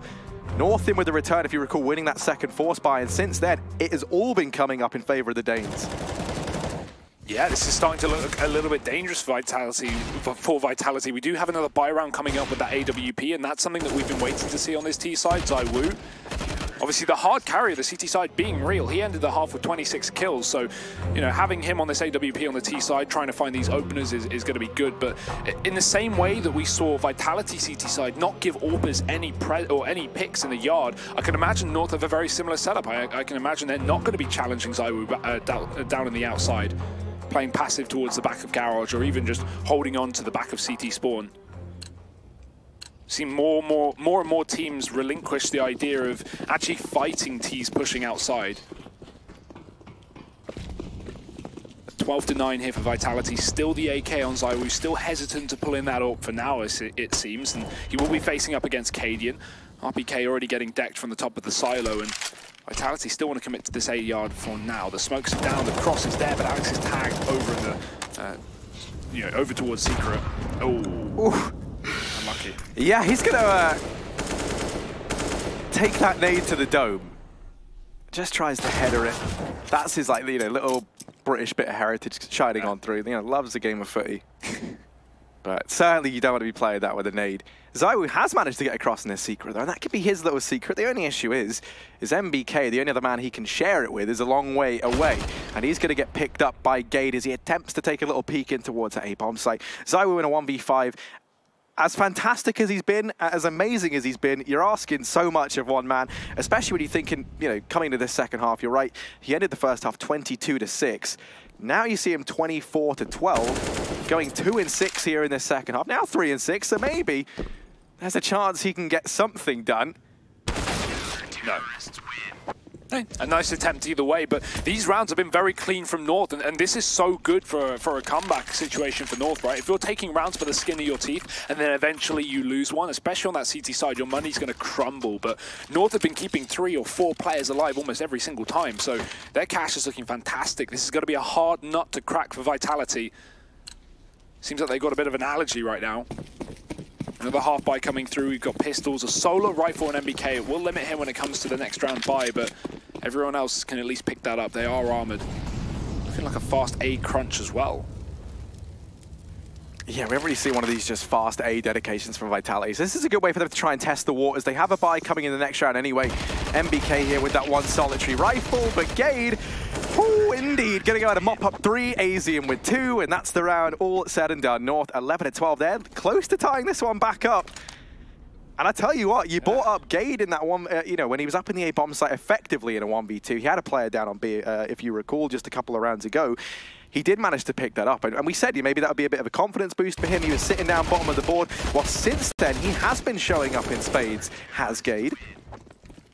And he has been able to hold his own up on this A bomb site. And since then, Vitality, their success does feel like it's dropped off just a little bit, well, quite a lot. Yeah, I mean, they haven't got a T-side round, Harry, since the pistol, so yeah. Far from good for Vitality on this second half. This is not what we expected, considering how good they looked on the CT side and how lost North looked, but we're going back to old school nuke, it seems. Such a strong CT side so far for the Danes. Can they keep it up? And another crucial rifle round, a real game changer this will be, because again, another eco for Vitality if they lose it, and North are going to be able to equal up the scoreline and then take the lead in the anti-eco. Cadian down on ramp with the AWP. We've not seen too much of this so far, but let's see if Vitality can deal with it. That's a nice flick. Strong start again for North. Seems to be the name of the game right now. Yeah, I mean, Cadian over on that T-side, you know, just wasn't really getting the openers with the ult, wasn't really finding much here on their CT half. He has been the man opening things up. Gade, once again, we just spoke about him. He's here, and he's holding his own from atop the hut. They just cannot get in. This A bomb site is Gade's, make no mistake about it. Yeah, he has had a fantastic second half, considering he was bottom of the entire server just 10 rounds ago, and now he's currently sitting very, very high up on the scoreboard in terms of the fragging department. Pretty equal some of his teammates, so yeah, third place, not too bad from Gade. Nice to see. North finding their footing in a major way, and Vitality just still looking lost. They, you know, they've not had any success on this A site. It's been locked down every single time. I feel like we want to see a little more ramp play. This yard has been a bit of an issue as well. So a wall of smokes outside, a split towards B down through the ramp would be nice, but they've just not seeming to. They've seemingly not been able to get past any of these North players. No, they most certainly have not. And you know, this is where if you're Vitality, this is where that crux of having, you know, having just recently switched Alex into this team maybe could start to shine through a little bit. They're still working to try and develop him individually as a player, try and figure out exactly how everything slots into place within this roster. This round, looking like they were going to try and go back towards a fast A play.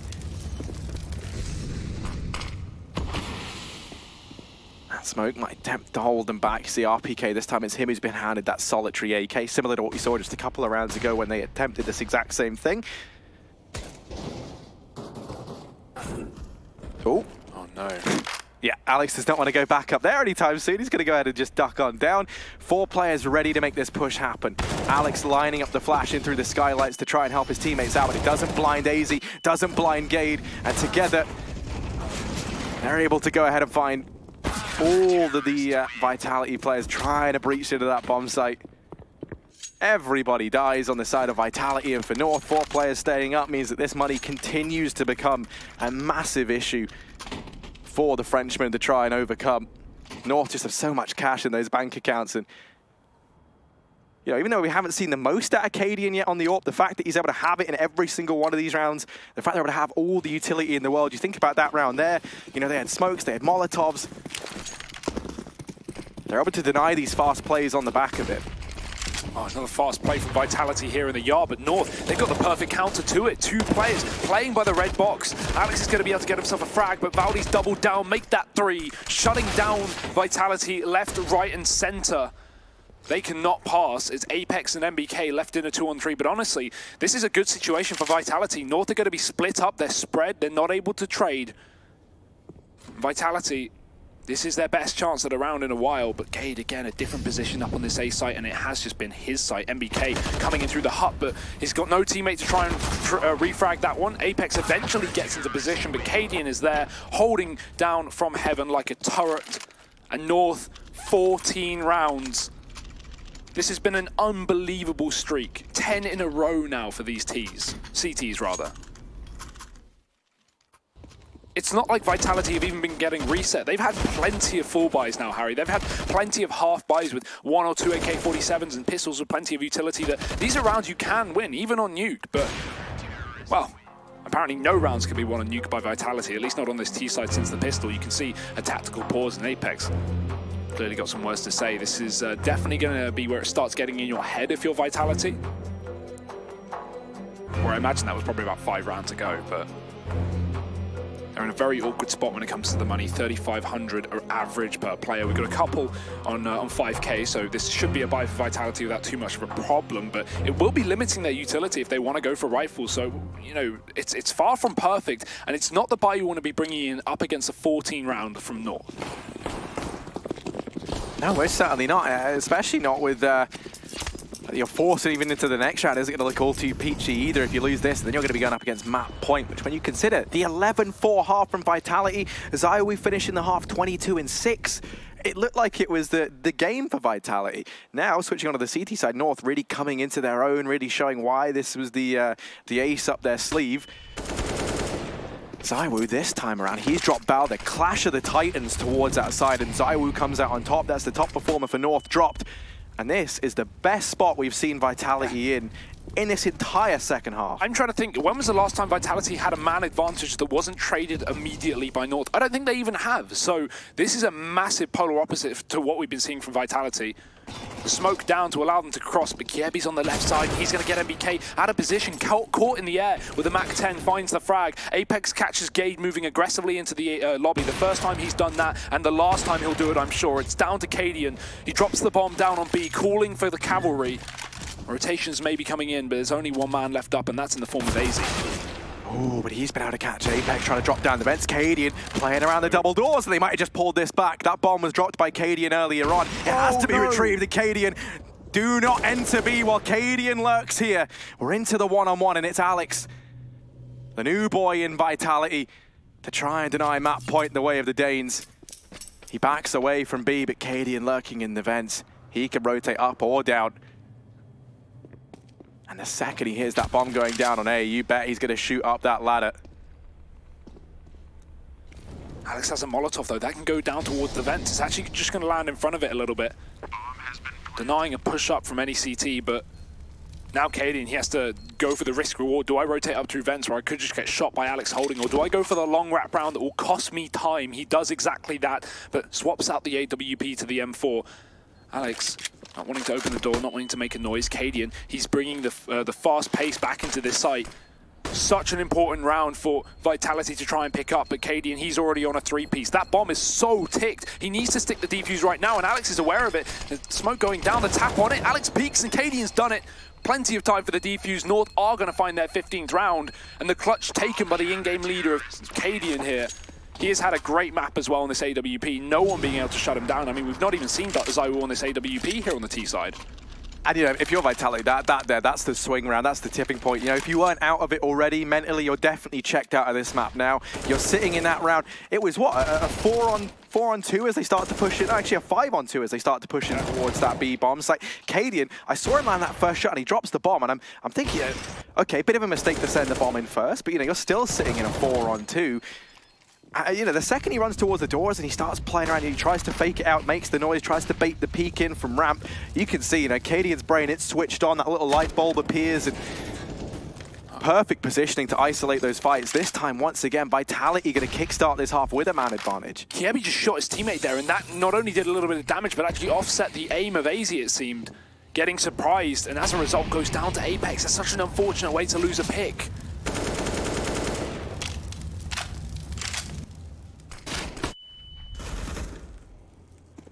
Said, we still do have to be somewhat under the control of Vitality. They have these lower tunnels, they have the vents, but 2 players having rotated down, Gates dropped in 2.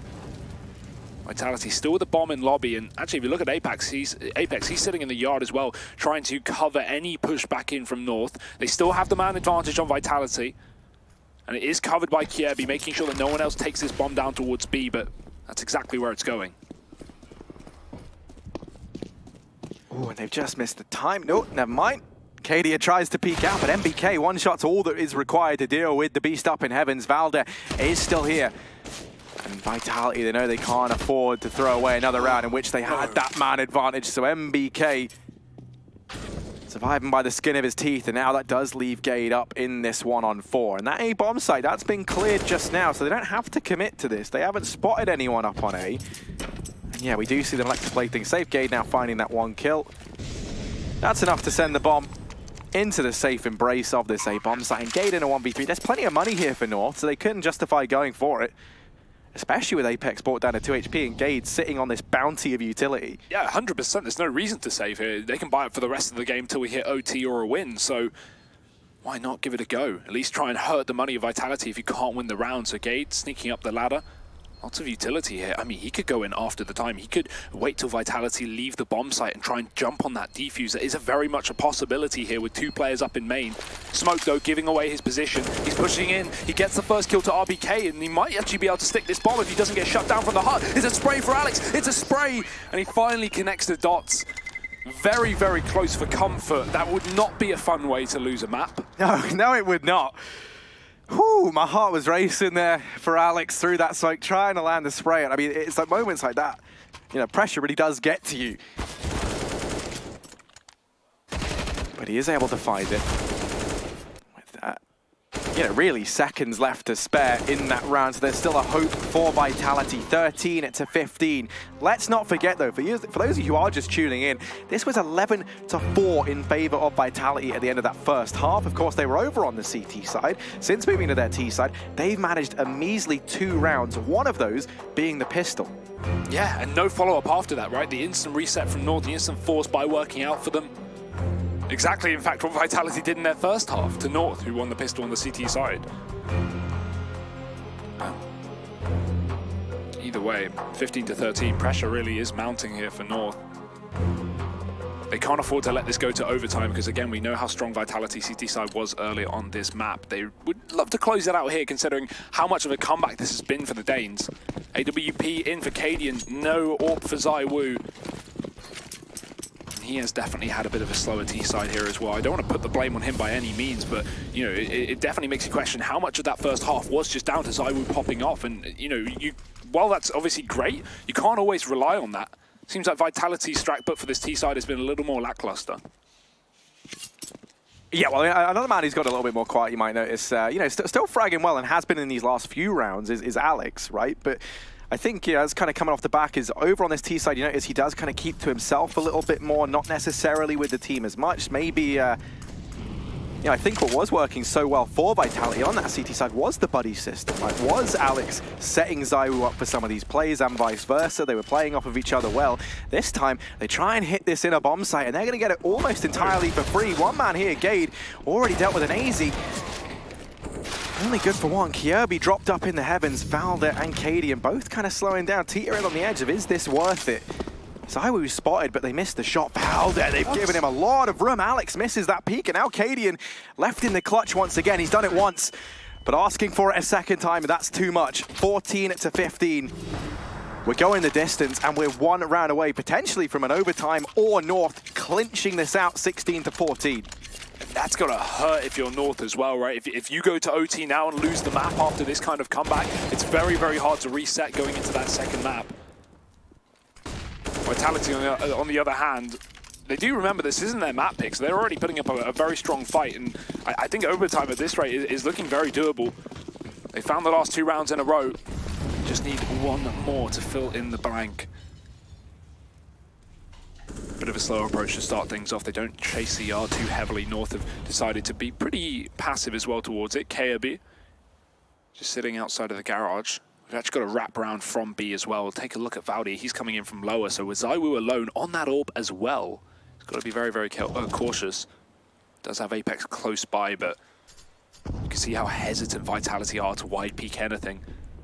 Gaze even pushed up into the lobby somewhat with his shotgun, so Vitality go for another one of those late A plays and try and split this main. And he's going to be in a great position to do some damage. Smoke's being set up in the T-spawn. These are the cross smokes for outside, and I can imagine we're going to see one of these players at least go towards them. With Vitality bringing the bomb back inside the lobby, it's looking like your standard ramp split down towards B. Apex and Zywoo, the two players tasked with opening up a lot of this map. And do remember, Valdi is still here. Yeah, that flash rains on in, and that's going to give it a little bit of cover to fall on back. It looks like they're going to try and flank in towards this A bomb site once again, but this time Gade, armed with his auto shotgun up close, leaves Zywoo and MBK 2 on 4 to try and secure overtime. North looking like they could pick this up unless we see an impossible clutch here. And it's just not going to happen. Cadian and Valdet managing to pick up both remaining players. That is going to be this first map going the way of the Danes. 16-14 here on Nuke. A monumental comeback. What an effort from the likes of Valdet, AZ, Kiev. I mean, a team effort across the board, but Valdet really stepping things up in that second half. Looked phenomenal. And I mean, if that doesn't set us up for a great series, I don't know what will. We'll be back with the analyst desk and the second map after the break.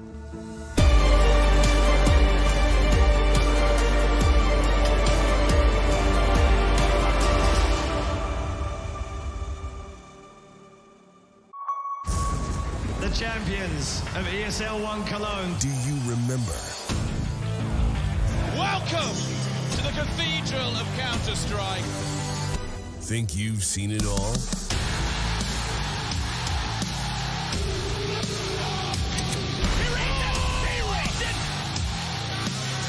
Are you ready to be a part of Counter-Strike history? ESL 1 returns to Cologne in 2019.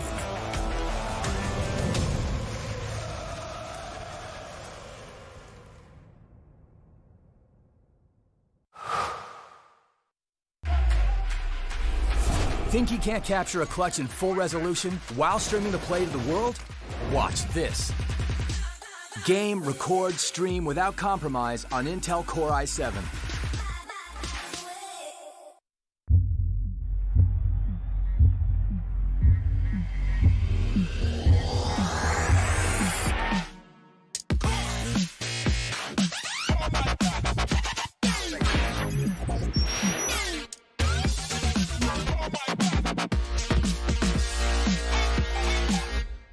Prepare for combat. Go forth and conquer.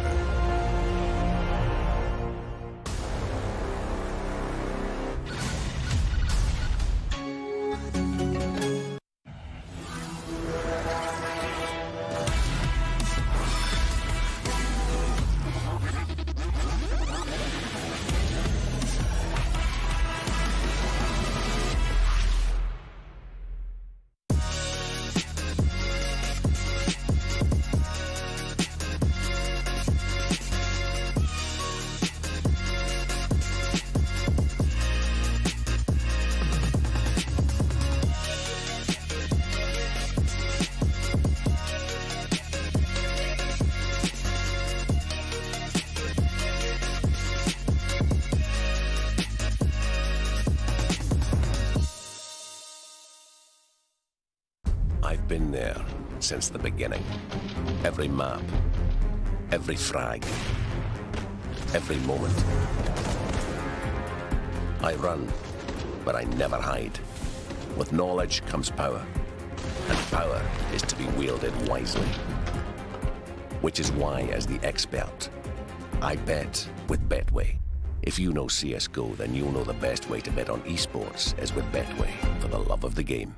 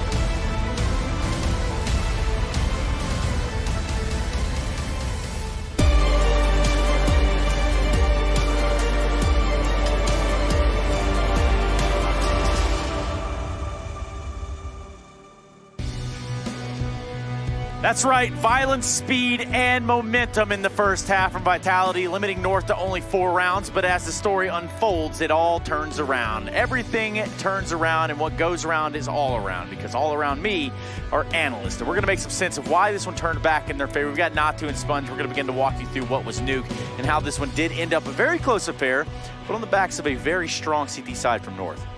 Yeah, both teams, right? And you mentioned in the green room, it felt like a traditional game of Nuke. Like 11-4 halves is what we used to be playing back in the day in the 1.6 realms. But both teams showed that the cores of the team, the stars of the team, stepping up and just putting up those brick walls. It's not like they were doing anything special. They were just dominating and not allowing these mid-round situations to unfold, especially North on that comeback. Yeah, no new meta was invented during that game for sure. More like rolling back the years, if anything. But you're right. I mean, it came down to the mid-rounds. I mean, Nuke is sort of one-dimensional in the sense that it is a lot about creating the smoke wall, trying to get a player downstairs, or having 3-4 players go down there and execute towards the lower bomb side. And when that was kind of a showcase of the fact that when you just don't gain a man advantage early enough, or you can't play around the rotations, you can't force someone to make a move to Secret and then maybe hit that upper bomb side, for example, it just doesn't really work out. On the other hand, you look at Vitality in the big picture, there were also some fundamental errors in how they approach situations where they already had built those advantages. So, yeah, I mean, I guess that's the case with them obviously being a new team. Those type of teams, things happen even if you have the most experienced players. Well, it's funny you say fundamentals, because in all reality, it did seem like Vitality had the game in their hands. I mean, you have ZywOo doing everything that ZywOo needs to do out here. I mean, he's rocking an absurd amount of kills going into the second half. But I believe we saw a lot of instances where they made feeling plays, and they kind of came out and tried to capitalize on it at least. Yeah, I was very impressed with Vitality and their use of utility. And we actually have a clip here we can demonstrate in that CT half, a little alley-oop, a little setup that they're able to do to get information towards that top bomb site. So as this clip unfolds here, you can see the player who's defaulting from North in lobby. He has no other help. A flash is going to come through from Apex, which allows RPK to push and find the kill. Now that forces the trigger of North's strategy to be pulled, and now they go quickly into the outer yard attack, where Alex and ZywOo actually have a fantastic crossfire setup, where Alex gets first contact here after coming out of the flash. ZywOo drops down from the window position, picks up a couple of nice easy kills, and they shut down the round from this point. So their utility usage and the way they played off each other was fantastic, but on the T side, right, they had executes. They definitely had executes. Yeah. They just weren't finding opening kills. There was an 11-round streak of rounds where they lost, and then by the time we get to the end, I think it was 10 of those rounds in a row, they hadn't even found an opening kill. Eventually, they identified that. They were able to find some opening kills to make it more interesting, but the mid-rounds for the French were lacking. Yeah, and when you say like, it's like I kind of alluded to before there, even though they have experienced players, but they're still a new team, so there's certain protocols that you kind of have as a team, like for example, that I think it was 27th or 28th round where they finally managed to create an opening, they have the man advantage, and they go downstairs. Cadian had already rotated downstairs behind the silo up on the little, what do you call it, the railing here. Sure. And he got the first kill. And how does Vitality react to it? They don't do anything. Instead, what we say in the Finnish Counter-Strike world is they beat their pants. They should have instead pushed him, and he at most would have been able to get one kill, and then he would have been traded. And then that map control, they would have gotten into the bomb site and had great positioning for the after plan situation. But instead, they ended up falling like dominoes, basically one by one. Apex having to then creep into the upper bomb site, gets flanked, so and so. So those are the kind of things that happen to newer lineups, even if you have the most experienced players. Yeah, and that phrase goes really well in Finnish as well. I'd let you drop it, but I think we got the point. Now, the point I need to make is now we're looking into Dust 2. We're ready to get into the game. We're ready to get this pistol round underway. But, guys, where do we stand on this one really quickly? I think Vitality's T-sides are a problem right now. We saw it in their earlier matches. Their CT sides are fantastic. They need to make sure that they can get a little bit more done on their T-sides, and their B bomb site was a problem, and we saw North hit that yesterday in their matchup. So, tighten up. Yeah, I mean, short and sweet, I'm going to say North is going to 2-0 this one. That's pretty short, and it could be very sweet. But we're going to leave that sweetness to these next two, are tender and all ready to go. Marinated in just about anything you can think of. Wanted more of a ginger spice than anything else. It's going to be Harry and Hugo are going to be walking us into Dust 2. Let's hear what they got for us. That was quite the introduction, Trace. Your culinary knowledge impresses me. Yeah, me and Hugo have been cooking something up here for you. It's looking good, this is. And I mean, this for me, right, I think Vitality, the issue they could have now looking into this next map is ZywOo. Counter-Strike has always come pretty easy to him, right? Like, normally he's been a guy just topping the charts, doing a great job. I'm curious, right, in that second half, he managed 5 kills across 15 rounds. Is he going to be able to get back into this game on that same level as we're so used to seeing? I'd like to think so, and I think a big detail of that as well is if we looked at that second half of Nuke, he didn't even run the AWP until, you know, 15-14 pretty much. I think he ran it twice in that entire half. So, yeah, that's definitely a big reason why. Of course, he's a capable rifler, but we're going to Dust 2 where AWPs really do reign supreme. So let's, you know, for that sake of the argument, I think he'll be okay, but let's find out. Let's not guess anymore as we head into map number 2. The chance for North to 2-0 this series and head into that upper bracket place and obviously, you know, try and qualify for the major. Not too far away, only a couple of maps, in fact, North need. ZywOo fast into middle, Vitality going for that mid to B split. Only a single man in the tunnels. Nice shot from AZ. He's so good with this USP, but ZywOo just that one little bit better. Takes him down. RPK emerges from the smoke in the tunnels, and Vitality will find the B site under their control. Oh, ZywOo looking to try and show us that he's a little bit unaffected by that last game, but actually, oh, he's been dropped, and so has Alex, promptly followed up onto, and that leaves RPK armorless and alone. Holding the door. Really can't afford to long out any of these fights, and jumping around the corner is Cadian. Somewhat saved by the lack of armor there on RPK. As the aim punch plays into it, you can see, you know, desperately trying to click on the head of Cadian, but a little punch up into the air just wouldn't allow it, and that means North finding the pistol around here in what was a 2v3B retake. That there is normally your worst nightmare if you're a CT side team on Dust 2, right? Because that B bomb site is a very, very fickle mistress. Definitely. Luckily enough, ZywOo kind of got caught out of the window, stuck on that scaffolding as well. He gets a 1-for-1, but then his teammate tries to trade him for the door, and Cadian gets a quick shot to shut that down. And right here, it keeps North in it. It takes them back the man advantage, and as said, it puts RPK in that awkward 1v2. Unable to win it, so North starting off very well. Vitality, they're going for the hard eco in round number 2. They've got that third buy coming in just a moment. So a few deagles here. Bit of armor on RPK, was able to find some frags in that previous as well. And Hazy tasked with locking down mid. He may have a bit of a task, but luckily enough, they're going to climb up the catwalk, go a little bit safer. Not a lot of utility, so that mid to B isn't really fun when you can't smoke off the CT spawn, because you can easily get pummeled from the players on A. So MBK flashing these guys up short, where North are playing from a long, long range, car and the back of the site. You're going to be hard-pressed to find much. There is the first few frags flying in for the North boys. ZywOo on his deadly deeg does drop the man at the crossroads. Kierby, yeah, shaking around a bit too much for his liking. But regardless, 4 players staying alive. They keep it very, very clean. North, second round locked in, able to convert that. Actually, the first conversion we've seen on the back of a pistol round thus far in this series. So finally, the Danes able to get that job done. I mean, notably, right, Vitality, they've won 2 out of the 3 pistol rounds. They've been the team failing to convert those. And, you know, if you think about it, if you think back to Nuke, imagine how different that could have been had they just converted those pistol rounds. That would have made all the difference. Probably would have won the map after exactly.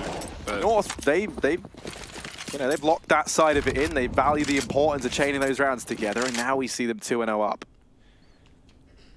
Yeah, and despite this being Vitality's map pick, analysts all in the same boat and thinking North are going to 2-0 this game, and currently things starting off in their favor for sure. But this is when Vitality bring in the big guns. We've got this AWP down middle, making itself very known. He spots the cross. ZywOo sees AZ go to the left side of middle, so AZ got to be careful on that re-peek. ZywOo trained on this mid position as his teammates do take control of Cat, and right now it's just establishing a bit of map control for Vitality, a slight default. Little do they know, but the A site is completely uncontested, and North are getting aggressive down on long. Getting a player down behind the doors, that's Valde. Got to be careful from nades and wallbangs.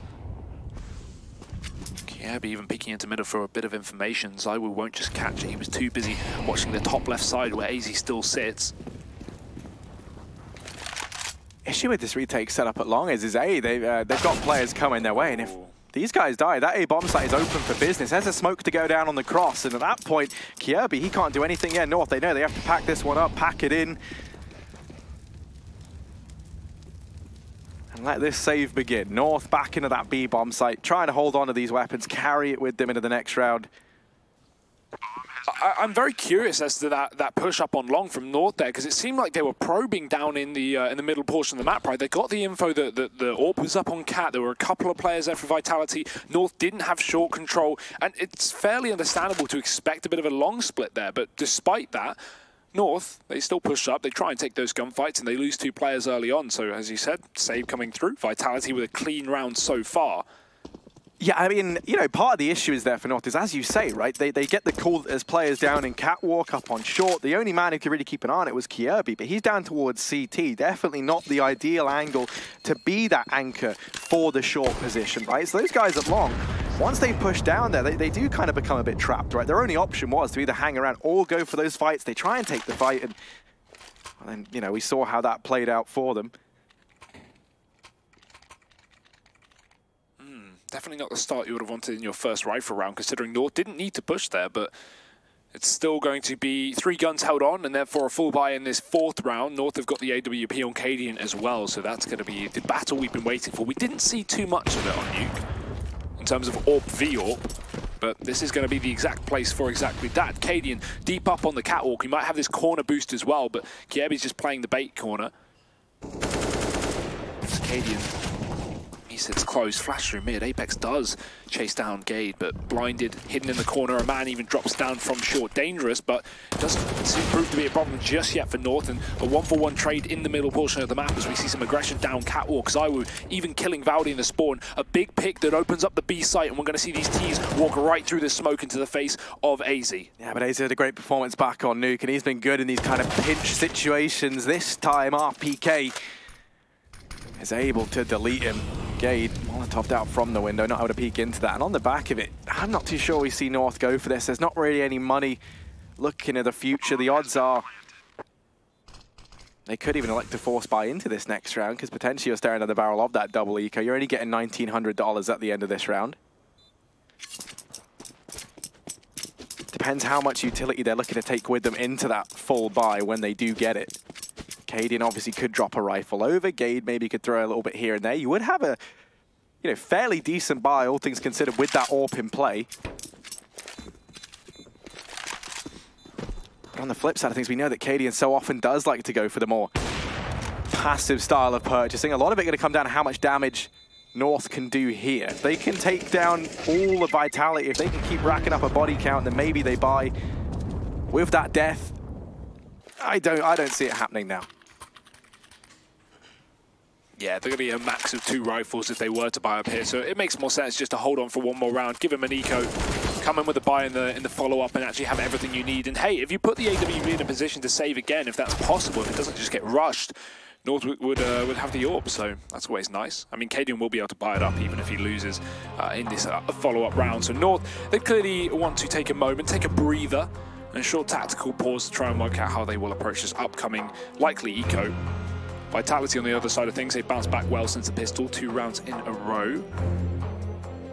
And just about saving that AWP in the tunnels as well in the previous round. It looked a little bit costly, but can't win them all, Larry. And actually, in fact, North are going to be buying. They're forcing up the issue here behind this singular AWP. Luckily enough, if they do lose it, it's not going to be a double eco. They've got that loss bonus behind them, somewhat supporting. So, yeah, you can make an argument for either one. It's you know, it's just coming down to how you want to play it, and that's probably why North called in this pause. Yeah, obviously the one thing on North's mind, they had great success at these forces on Nuke. Let's quickly see how this plays out as 3 players have headed over here towards this long position. Through that smoke, Kierby is able to find some good chip damage onto Apex.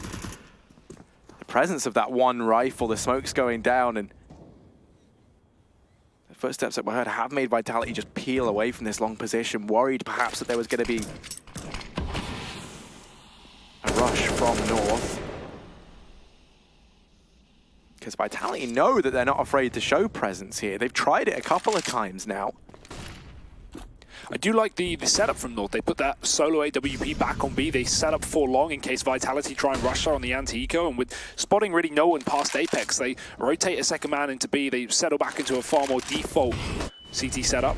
And actually, that Molotov's going to be great. Cadian hits a nice shot. MBK even gets tagged as well in the meantime through the body of Apex. So the bullet penetration looking damn good for Cadian right now, and North, little do they know, they're sitting in a very good situation with MBK being this tagged up. In the meantime, they're even pushing deep into the tunnels and backing off of Vlong, exactly where Vitality have no one situated. So this cat play is going to be very much telegraphed to North. Oh yeah, I mean, they've read this hook, line, and sinker. They know exactly what's going on right now. They haven't spotted anyone at long, and AZ now sees all these bodies heading in through short. Vitality, now that they know there's players on the flank, they're hard pushed. They have to try and head in towards this bomb site, so these frags have to come through very, very quickly. And Kiobi from Goose teaming up with Valda at the ramp. They have this crossfire set up. Kiobi's done so much, and that just leaves Alex. AZ arrives on this flank.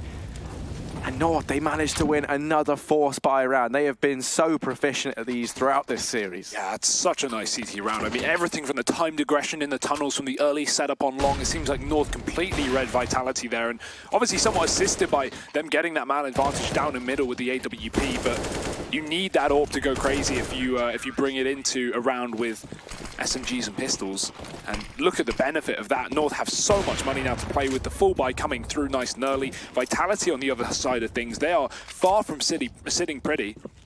2 pistols. So he does have his famed AWP, albeit armorless.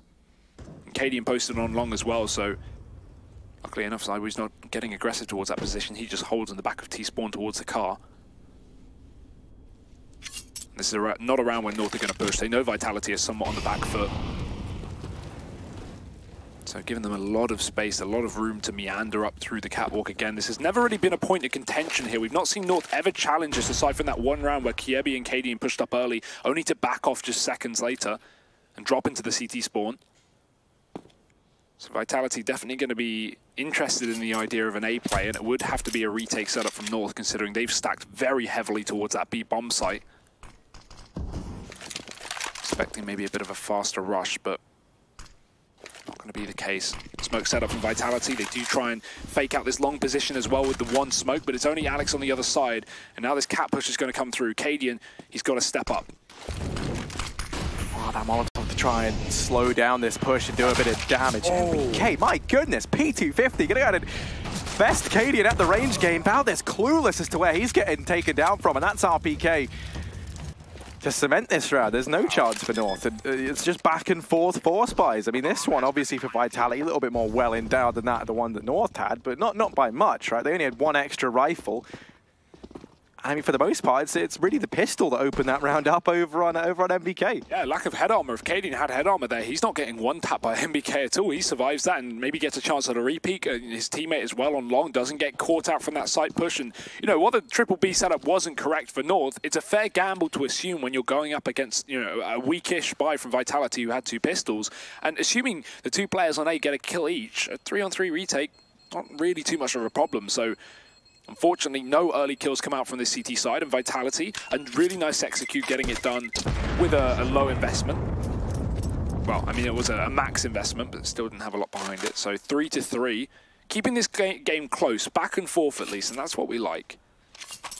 Not having those 10-round streaks like we did back on Nuke. Well, we like a back and forth game, but this has been the battle of the 4-spies, and this now kind of becomes a bit of a war of attrition in that sense. You can see over on the CT side, money's all but ran low. We have a buy similar to that of rounds prior for North when they had to just kind of scavenge around the AWP they'd saved on Cadian. They've invested on the players that did go down in the round prior, and they've gone ahead and made sure that Cadian has that AWP back in hand. Last time when we saw him possessing it in this sort of buy, he was playing inside of this B bomb site. This time they made that decision to have him on short, and they might come to regret it because they've already lost Gade and B, and yeah, that save call's got to come in here for North. They give this up, and I like that. That's a very Cadian-esque save. They back off for these 4 players, just looking, as we say, as we often credit for, looking to try and play this one by the numbers. Ooh. They've even found an extra gun here by taking out Alex. The worst part about that is while North didn't know it, that bomb was so slow to get to that bomb site. So North definitely could have contested that in the time that that bomb was coming in through the T-spawn, but you know, you don't have all the information. You assume the bombs with the main pack that have taken over B, and as you said, the save coming through. Vitality, they're being given a lot of respect here, and do remember it is their map pick, so it's understandable here from North. And with the amount of utility this team has as well, that only leads in their favor. North very aware of that. If you have a quick B take with a couple of flashes and a smoke, Vitality are going to have full sets of mollies and smokes to just keep North out from even considering a retake. So yeah, no chance they would have been able to win that round unless they stopped the bomb, and 4 players holding onto their guns on long.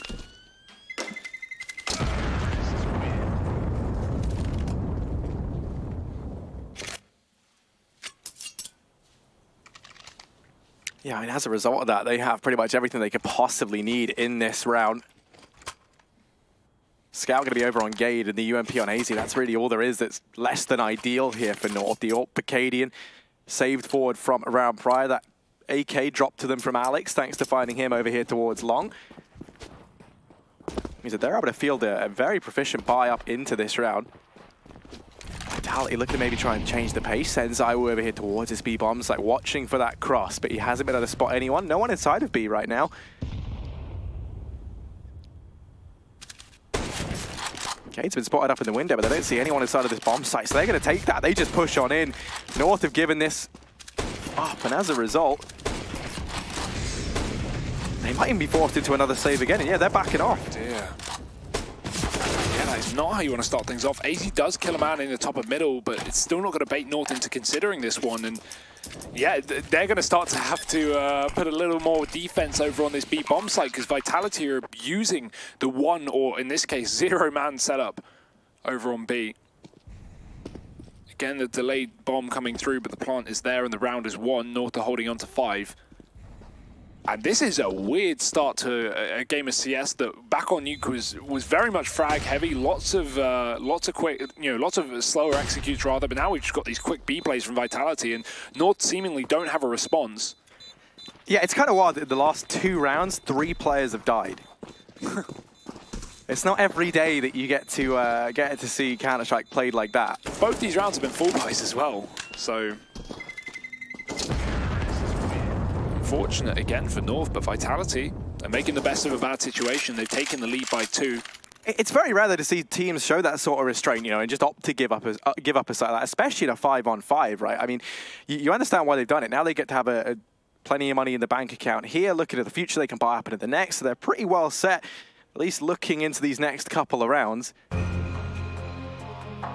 And it also, to me, shows that they must have a lot of respect, for Cadian in that IGL role. I think, quite often you do see players, when that save calls come in, they save, right? But they don't save. They don't run towards Long and all group up like North did just there, all huddling together for safety.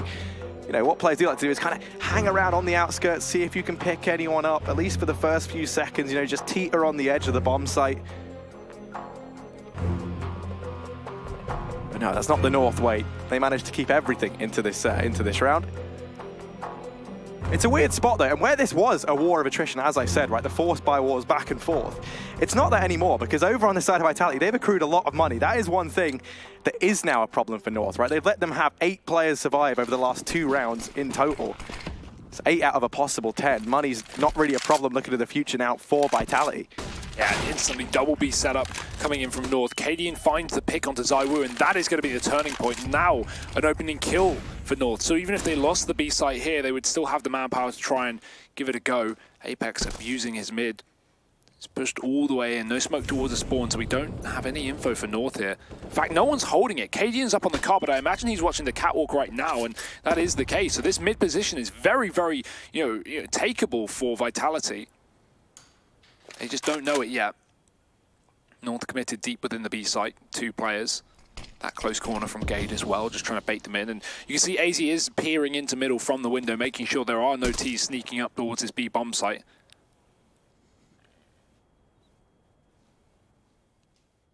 But Vitality, they're not going to go and push their luck, Harry. They're not going to go and take B for a 3rd time in a row. So it will just be that slow cat play.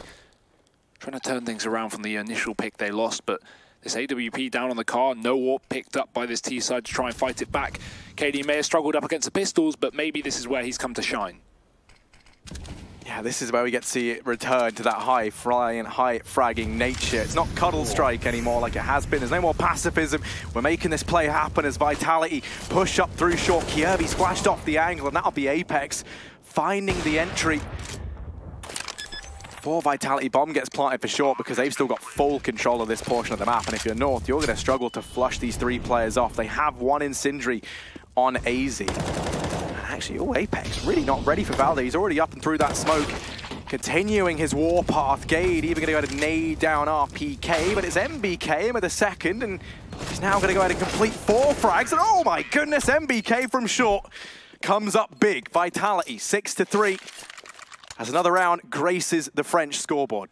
Oh, seems like North got a little bit scared there on the A site as well, just giving us so much room to Vitality, right? You see Katie instantly back off with a smoke. Kiebi gets caught at the back of the site with a flashbang, and that is not the perfect A defense from North by any means of the word, but massive work from MBK once again. It's nice to see other players come here and step up. We had Alex having a great game alongside Zaiwu in the previous map. MBK now with a crucial couple of kills to open up another round for Vitality, 6-3, double that of their opponents on this T side. Double AWP, in fact, for North as well. Cadian and AZ alongside him. We have got AZ still locking down middle, and North again going back to that one-man B hold. Just the corner player, the man committed in the site. Probably better than playing towards a window, because you can actually try and challenge towards B and get 2 or 3 kills before Vitality execute. Oh, so close for AZ. But yet, so far, he's fully blind. Apex, same story, but he has crept out into this mid portion of the map. AZ might get caught with the timing. He turns around, shot in the back. Fully blind is Apex. That might have been from his teammate, in fact, and he's going to have to fall back. Great damage done, but it was a free kill given away. Luckily, NBK is the man to step up here. Yeah, I mean, once again, MBK is the man to step up. He has been looking fantastic here on a Dust 2. Second kill found, perfect flash thrown in courtesy of Zaiwu. MBK on a tear, taking heads off inside of the A bomb site. They finally get rid of him, but at this point, he's guillotined this north side. That A bomb site's crumbled, and RPK's there to pick up the pieces. Key flashbang thrown in by Zaiwu as well, sets up MBK to take that bomb site, leaves Cadian right out in the open, just like shooting fish in a barrel from that point onwards for the Frenchman. And now there's no money left for North, so it's problematic here. They're going to be going for a bit of a partial investment, Hugo. They have armor, they have some pistols around it on a couple of these guys, a few nades as well. Curious where they try and nade stack. You imagine it's going to be long. They head towards this portion, 4 players heading there now, but no one from Vitality found on this side of the map, with the exception of Alex, who is just holding back, waiting to see if that aggression from North at long shows through once again. The B site's empty here, Harry. Vitality have 3 players in the tunnels. Not going to be pushing in just yet, but got to be very, very careful if you're North, because you might just be giving away the entire round. Now, it is only an eco, so you can afford to make these risk plays and give up a bomb site like this, but Vitality even have 1 lone player creep in just for info. And they pretty much guarantee the round off the back of it. So keep your eye on MBK down towards that B site. The rest of Vitality still grouped up in middle, and in fact, if they could try and go for this mid to B split with the bomb, they might in fact lose it. Look at how many CTs are here. The flash over the top, and Gate's gone for 2 with a CZ. Those are guns dropped as well, yet to be retrieved, but the man advantage doubled down. Cadian's tagged, and the Molotov is holding back these CTs. Zaiwu, massive frag, but in the meantime, North got aggressive on short, and that's exactly when Vitality abused their B tunnels control. MBK within the site, and Vitality can go group up with him and get this bomb plant down, but there's no way North are saving this time. Surely. You want to take that one back? Yeah, sure. I mean, I know there's 2 players low, but they've picked up guns. It's an eco. They've got a full buy round in the upcoming one regardless. So it is an interesting decision made by North to not even consider this. You see Kiebi's looking anyway to try and find a frag, but yeah, I don't know. I feel like North definitely could have had a chance to win that round, and even if they don't, they buy up anyway. So interesting decision, but they're looking to play the long game, Harry. Hold on to the money instead. Yeah, I mean, you know, there's definitely pros and cons to each. I can get behind this. I think, you know, for North, the pressure, they know that it's not on as much as maybe you might think. You know, they might be 8-3 down, but they're already a map up in this series. They understand the importance as well of having all this utility to try and nullify some of these explosive plays, try and isolate players like Zaiwu, really limit his ability to open up this map with the AWP. And they also know the importance of having the AWP over on Cadian, because he's the man you're going to be looking toward to try and go toe-to-toe with Zaiwu, try and keep him on the back foot. Tactical timeout called on him for North. Another reason I don't think they go for that retake, you know, everyone, it's kind of that B-bomb site on Dust 2 really is a horrible site to retake. They were very, I don't think they had any utility, it was just rifles. So you're in that 3-on-3, you have 2 AKs, both those players were kind of tagged.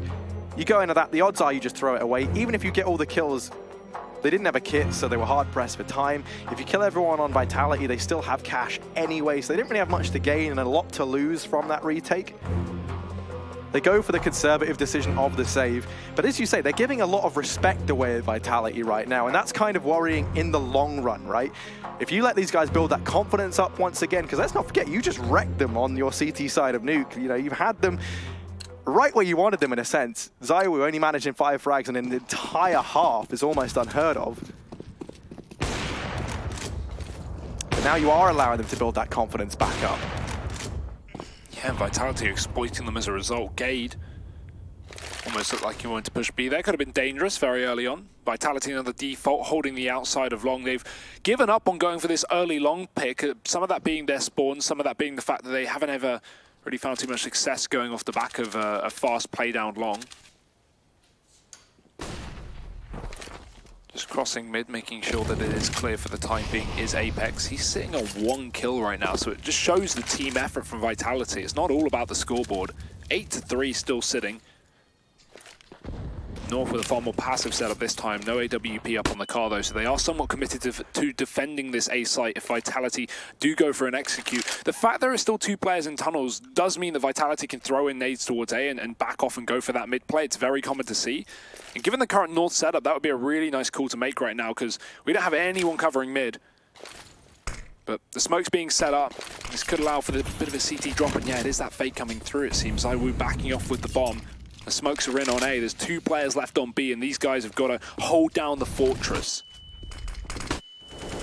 Yeah, we're going to be looking towards the likes of Gade and AZ. Now, Gade does have that Molotov. He can drop that into the tunnel, and that's bought them precious time. They hear all these footsteps as well, so it wouldn't surprise me if maybe we see some of the North guys over on A get tempted by a rotation. Here comes the push, and Gade, a lot of players there, lots of bodies in front of him. AZ really needed something. Just even 1 kill could have made that retake possible. He falls with nothing, and North, once again, they back off and save. Okay, no, now they're interested. There we go. Okay, now they found the 3-on-3. It wasn't AZ to provide it. Instead, it's Valdet. You go ahead and mop up these players over towards tunnels. He's on this flank ground. He even has Alex pincered in here. And this is a massive kill. There's no one in position to trade. And actually, RPK in the nick of time picking that up. MBK goes absolutely huge. Another 4K from him. He's 13-4. My goodness. He's having a right old time on Dust 2, is MBK. Yeah, he's been playing that death match. Not too bad, 13-4. That's a bit of a hard carry right now for Vitality, but you know, a really delayed execute, and it seemed like North knew exactly, or should have known exactly what was going on. They saw those cat smokes, they saw that fake A execute, the back off, and no one to push up on that A site. And then even though Gade delays the push up into B with a molly and a smoke, North don't rotate a single player off until it's too late. So yeah, questionable there. That is going to be a kicker. And right again, Vitality, another B-side attack. It's only Gade here. He's got to go ham, and there's 2 already. MBK, of course he trades. The issue is they're still man up here for North, not for long. Alex catches that short rotate, and in fact, this never was the end game plan. The bomb is still sitting outside of long.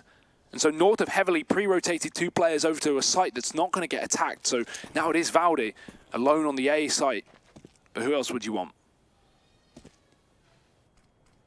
I mean, yeah, he's been the top performer for North throughout the minor. Over in mid, AZ even spots the players over on Catwalk and Xbox, so they might have an idea that this A player is going to come on in. The only issue is you're quite limited in terms of the space you have. Kierby clearing out the tunnels might provide them that push they need to get back into this round. MBK really has his work cut out from here. There shouldn't be a chance that he survives this, and indeed there is not. ZywOo and Alex remaining. The tag team, the dynamic duo. Flash goes over, and that's to try and open things up here. But Valde shutting down ZywOo, traded swiftly by Alex. He finds himself in the 1v2.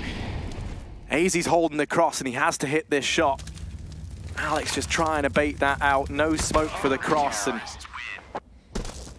AZ will be picking it up. So North, they're able to hold on to that round. They cling on to it tooth and nail. So they will muster another.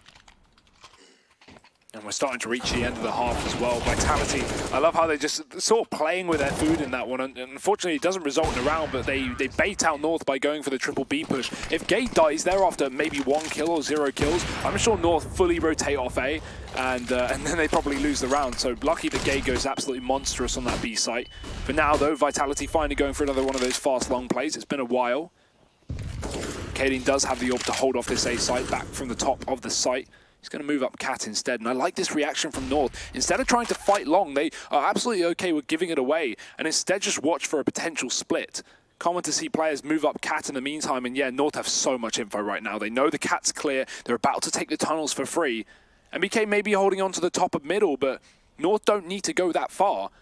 They should work out from this information that Vitality are very heavily stacked on long, and as a result, these two B players can rotate.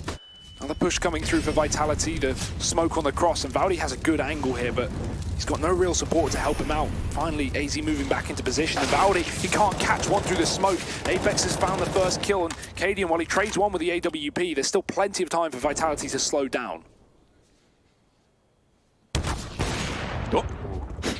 Cadian forced off that angle. AZ still holding here on the elevator, and this wrap round from Gade and Kirby will be attempted to check by Alex, but his head's just peeking on over, and AZ actually going to go ahead and retrieve that kill, leave Zywoo in a 1v4, and there's just no chance. AZ's so close already, so many players in his line of sight. North in with a 5th round. And yeah, I mean, you were bang on, right? They take control of tunnels, they start to push on in. You could just see Vitality relegated all over to one side of the map. North just tightening their grasp around Vitality like some sort of boa constrictor. Yeah, the worst part about that for Vitality is because they don't have a tunnels player, they have no idea that North know exactly what's going on, right? They're expecting maybe 1 or 2 players back towards that A site, but instead, not only are there 3 players on the A site, there are 2 flanking long as well. So great info play from North. Nets him a 5th round. As we head into the last of the half, the last chance for Vitality to find double digits here on the T side. Regardless, even if this is 9-6, it's been a very good half of Vitality. Already Valdi burning down Alex on long. That was down in the doors as well. Not sure how that happened, but not the start that Vitality would have really wanted. Cadian now for the first time is sat down in middle with the AWP. It's typically been AZ on that secondary AWP there instead, and they will be playing side by side, so 2 AWPs in middle. Cadian watching the cross from lower, and upon his contact, AZ can peek out from the right side. There's the flash. AZ peeks out wide, but he doesn't find anything. Vitality able to sneak a man up short. MBK somehow predicts that angle. I don't know, but he's on 15 kills. And Valdi going down and long gets the trade in for Vitality. There will be another frag coming through from North as Kirby pushes around the edge of the smoke, and he might be able to even grab the bomb if he goes a little bit further. Vitality, they've relinquished control of the package. They need to send a man back up the top of middle, but Apex has dropped into the spawn, and he's found himself 2 on that A site. Zywoo in with another, and that was the bomb down. And North had it in their grasp. Now Gade left up in this 1v3. If you recall, his holds of this B bomb site have been good, and they have been the thing that's created some trouble for Vitality. Trying to catch this bomb on the cross, and it's the wraparound from RPK, the fail-safe. He's the man that seals this in. Good night to Gade. North forego that round. Vitality up 10-5 at the end of the first half here. Explosive from them. We'll be back with the second after a quick break.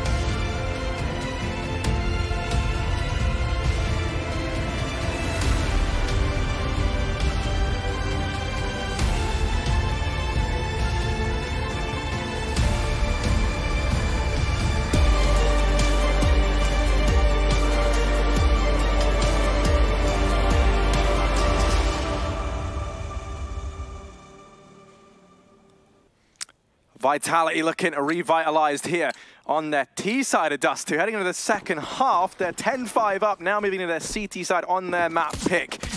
And let's not forget, they had a great CT side half over on a Nuke. They're looking to try and replicate that here. MBK will get tested. Easy through the smoke, deletes him, but Alex, hot on the heels already, is quick to reclaim that man advantage from the depths of B.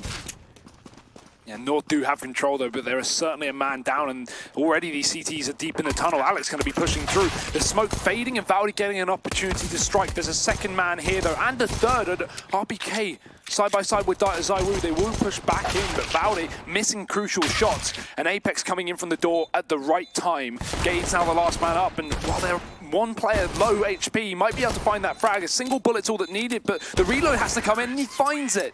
Apex trying to close the distance on the reload, but Gade's going to be able to get it done in the post plant. He was great at defending B on the CT side, and now attacking it as well. 3 kills from him.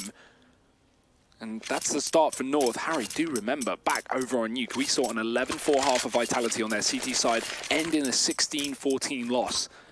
With them losing the pistol in a game that they're already leading on, this is certainly not a good sign.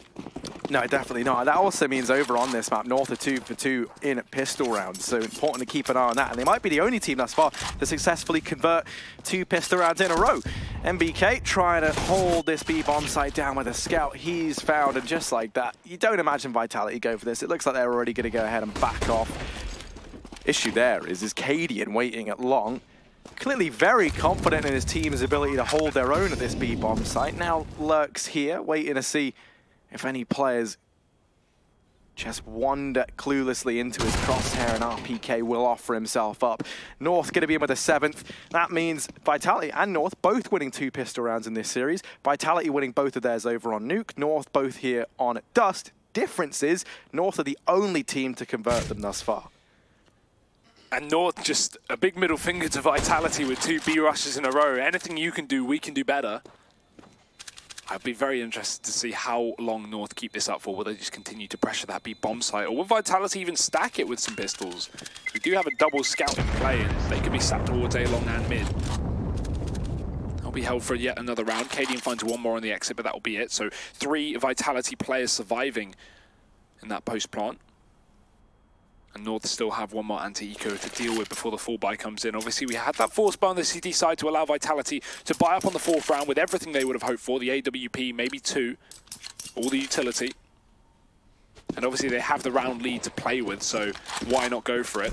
Oh dear, North. Another B rush, maybe? I mean, hey, if it ain't broke, don't fix it, right? And they know in this round, Vitality really going to have very little at their disposal. MBK, he's probably thinking he's very unlucky at this point. Just, oh, hello. Okay, ZywOo. Still, shouldn't be too much more damage done here. Cadian looking to try and... Oh, no. Oh, the disrespect. Cadian knifes down ZywOo. His AWPing counterpart over on the side of Vitality, looking to try and get the BM going early on, is our boy Cadian over in the North camp. ZywOo, can't imagine he's feeling too pleased about getting knifed. Might be out for revenge here as he picks the AWP up over on the CT side.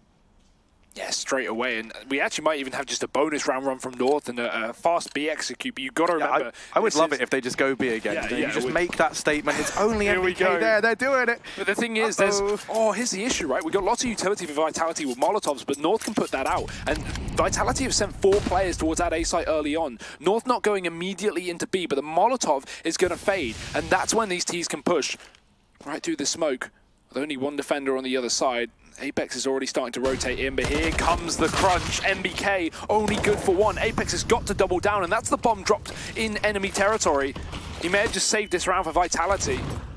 North, they try and cheese it for a 3rd time, or a 4th time in a row, but it's not going to work out, at least for now. Cadian does catch a mid-rotation, but again, these 2 players are really under-equipped. The 3 AKs they had are lost in the depths of the B-bomb site.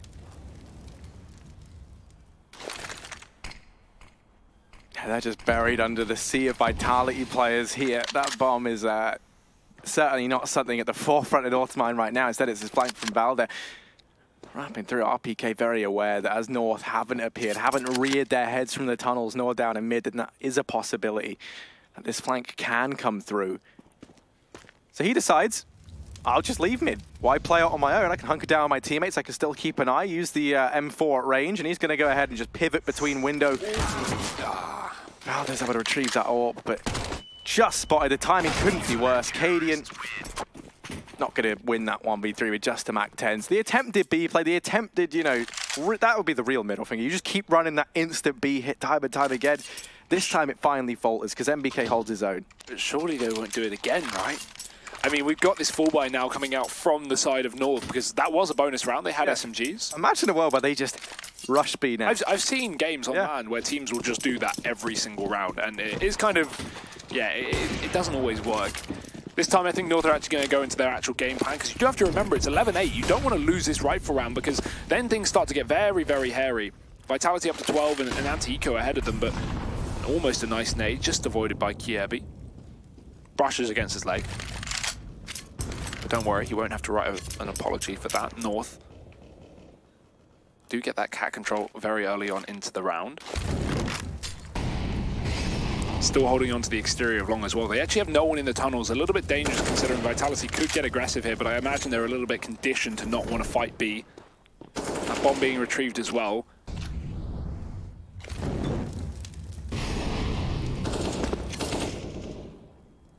And actually, this could end in a late B play. The only question mark is that bomb back at top middle. And with North backing out and bringing these players back towards the top of long, this is where they're finally going to cement their play. The smoke will hold them back for another few seconds though, and RPK and Zai were both trained in on these doors, so pretty sizable defense here for the Frenchman. Now with 40 seconds on the clock, once this smoke fades, there's only going to be one left, and that's down on the B site for Vitality, so this is going to be the perfect time for North to try and go for this execute. Oh, most definitely. These smokes falling in mid. You can see Vitality. You mentioned them being conditioned. They are very worried about these B plays. But RPK from down in the pit, he might have just saved this round because there's only 20 seconds left. While they've lost Zywoo Cadian, he's got a very long sprint ahead of him. And yeah, he's already fallen back. He's looking to try and save Kiebi. Yeah, he's kind of out on a limb here. Luckily enough, Vitalities do show some mercy. They back away.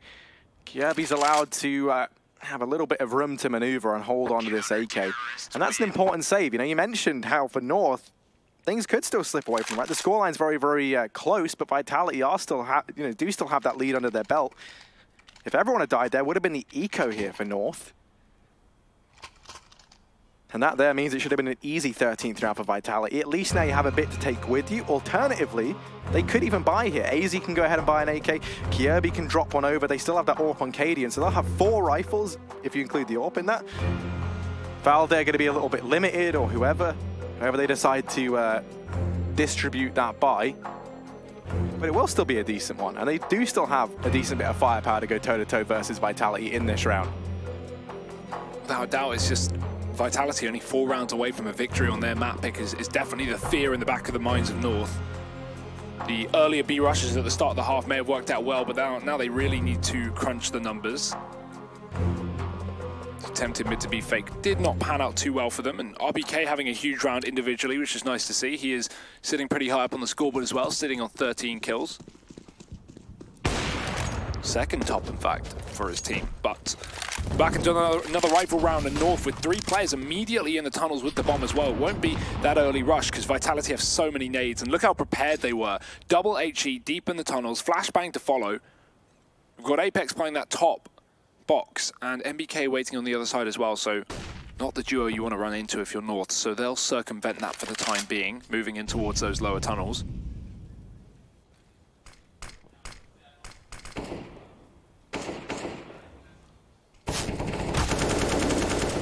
Bit of a spam. Kiebi's left to 6 HP, so he really got away lucky there, or unlucky, but could have been far worse. Cadian peeks out and does get that entry kill, knowing exactly where Alex was due to the trajectory of that shot. A nice pickup as well, because now that's opened up the possibility for this mid to B play with the mid player taken out of the round. Look at Vitality on A though. They've already started to push up deep on long, and if they begin this flank, if RBK gets his control, that can allow for his teammate to be very, very aware of this mid to B split.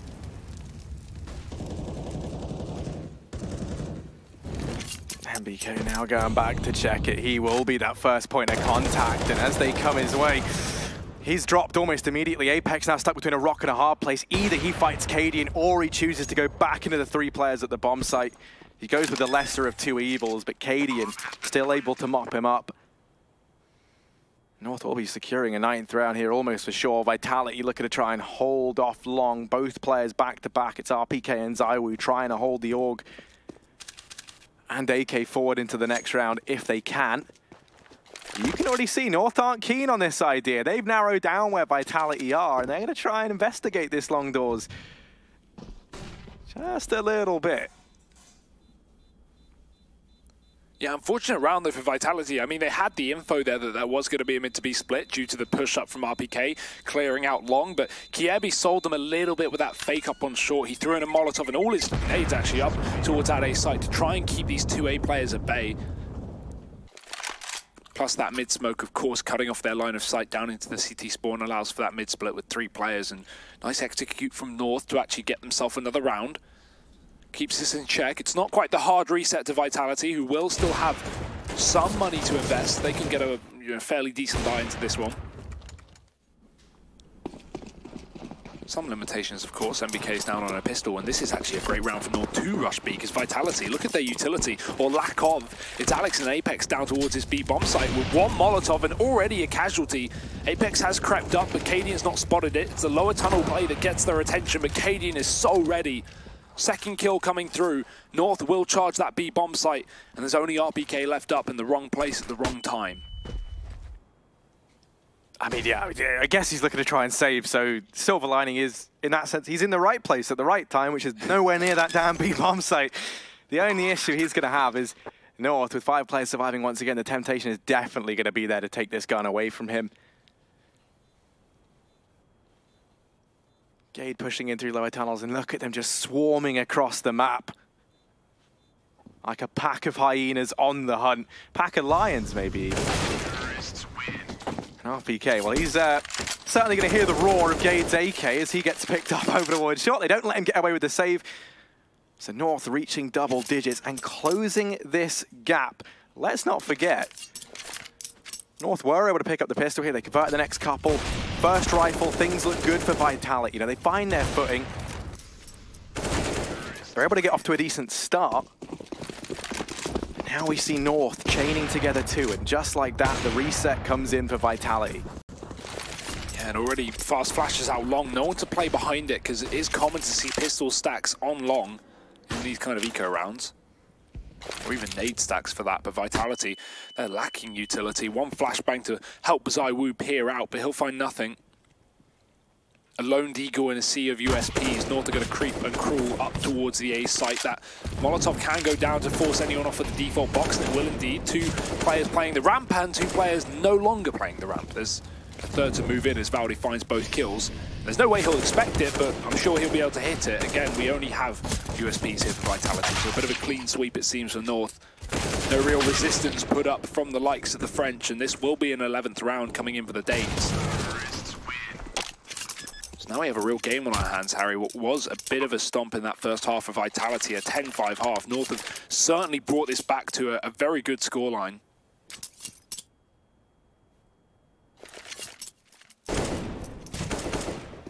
Of course, a really nice round from Valdi as well, with him starting to warm up. That definitely spells disaster for Vitality. Cadian's been fragging off all game as well without AWP, so ZywOo's really got a tough task ahead of him. And this has been the thing with North. I mean, much like tub thumping by Chumbawamba, they get knocked down, but they get up again. That's the thing. North, they're doing a good job of grinding out these wins, getting back into these games. Really, they have no business, because once again, let's not forget, this was a 10-5 half in favor of Vitality. Nuke was 11-4 in favor of Vitality. Chub what? Chumbawamba. Chumbawamba, okay. It's the name of the band, or artist, rather. I'll keep myself ignorant. I mean, you've probably heard the song without, yeah, okay, so, well. Either way. Slow play from North. They're holding the default for now.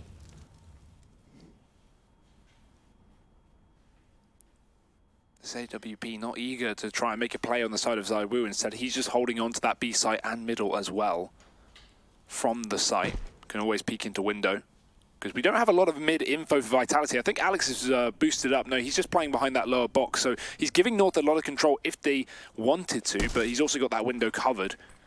In fact, North may abuse the fact that there's no one fighting middle here and no AWP to be seen as they smoke both sides. This gives them a really good way of getting out into middle without worrying about that AWP on the window and still focusing on anyone playing around this smoke, much as how Alex is doing. It's a creep through for Valdi. Oh, he's got to be very careful, but noise being made from Alex. He'll hear it. Flank coming through, and Valdi lands a shot. Now North executing up through the catwalk. 20 seconds left, but the kills are flying in left, right, and center. ZywOo cannot find a kill. And it's Apex, the last man standing here for Vitality, as North do own the site, do own the round, and equal it up with 12-12.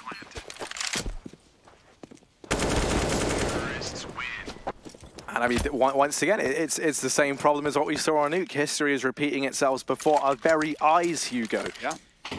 And I mean, this time it's kind of a double whammy for Vitality, right? It was bad enough that it happened on Nuke, but if it starts happening to you again, that's really when you know there's going to be a bit more friction. Morale's going to kind of start to drop off, because in your head, you know you've already let one game slip through your fingers, and you think surely it can't happen twice. Yet here it is.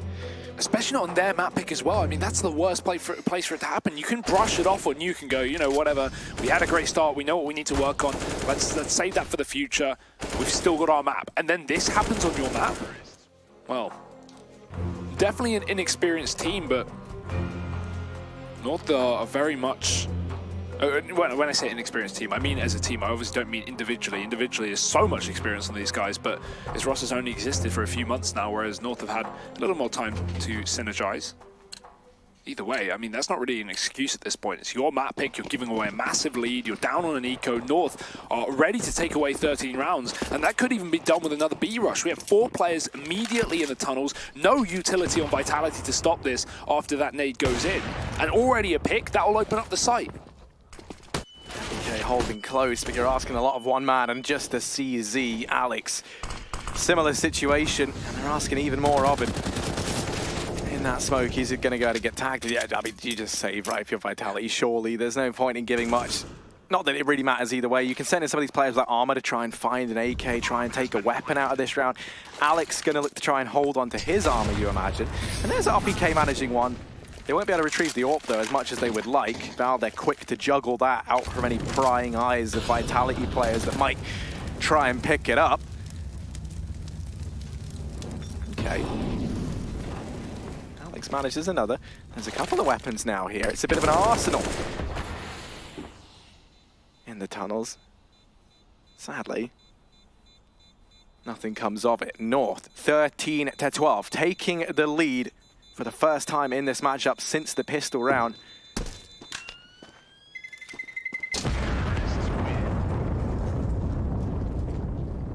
And for Vitality, I mean, it's as we've been saying, same case as back on Nuke. The pressures are going to be really kind of getting to them now. And this is now where you're at a point where this is almost impossible to win for Vitality in terms of, you know, you have to suddenly go from not winning really more than one rifle round in your entire half to winning every single rifle round, because it is just that. It's all going to be rifle rounds. North have 16k on some of these players before the buy.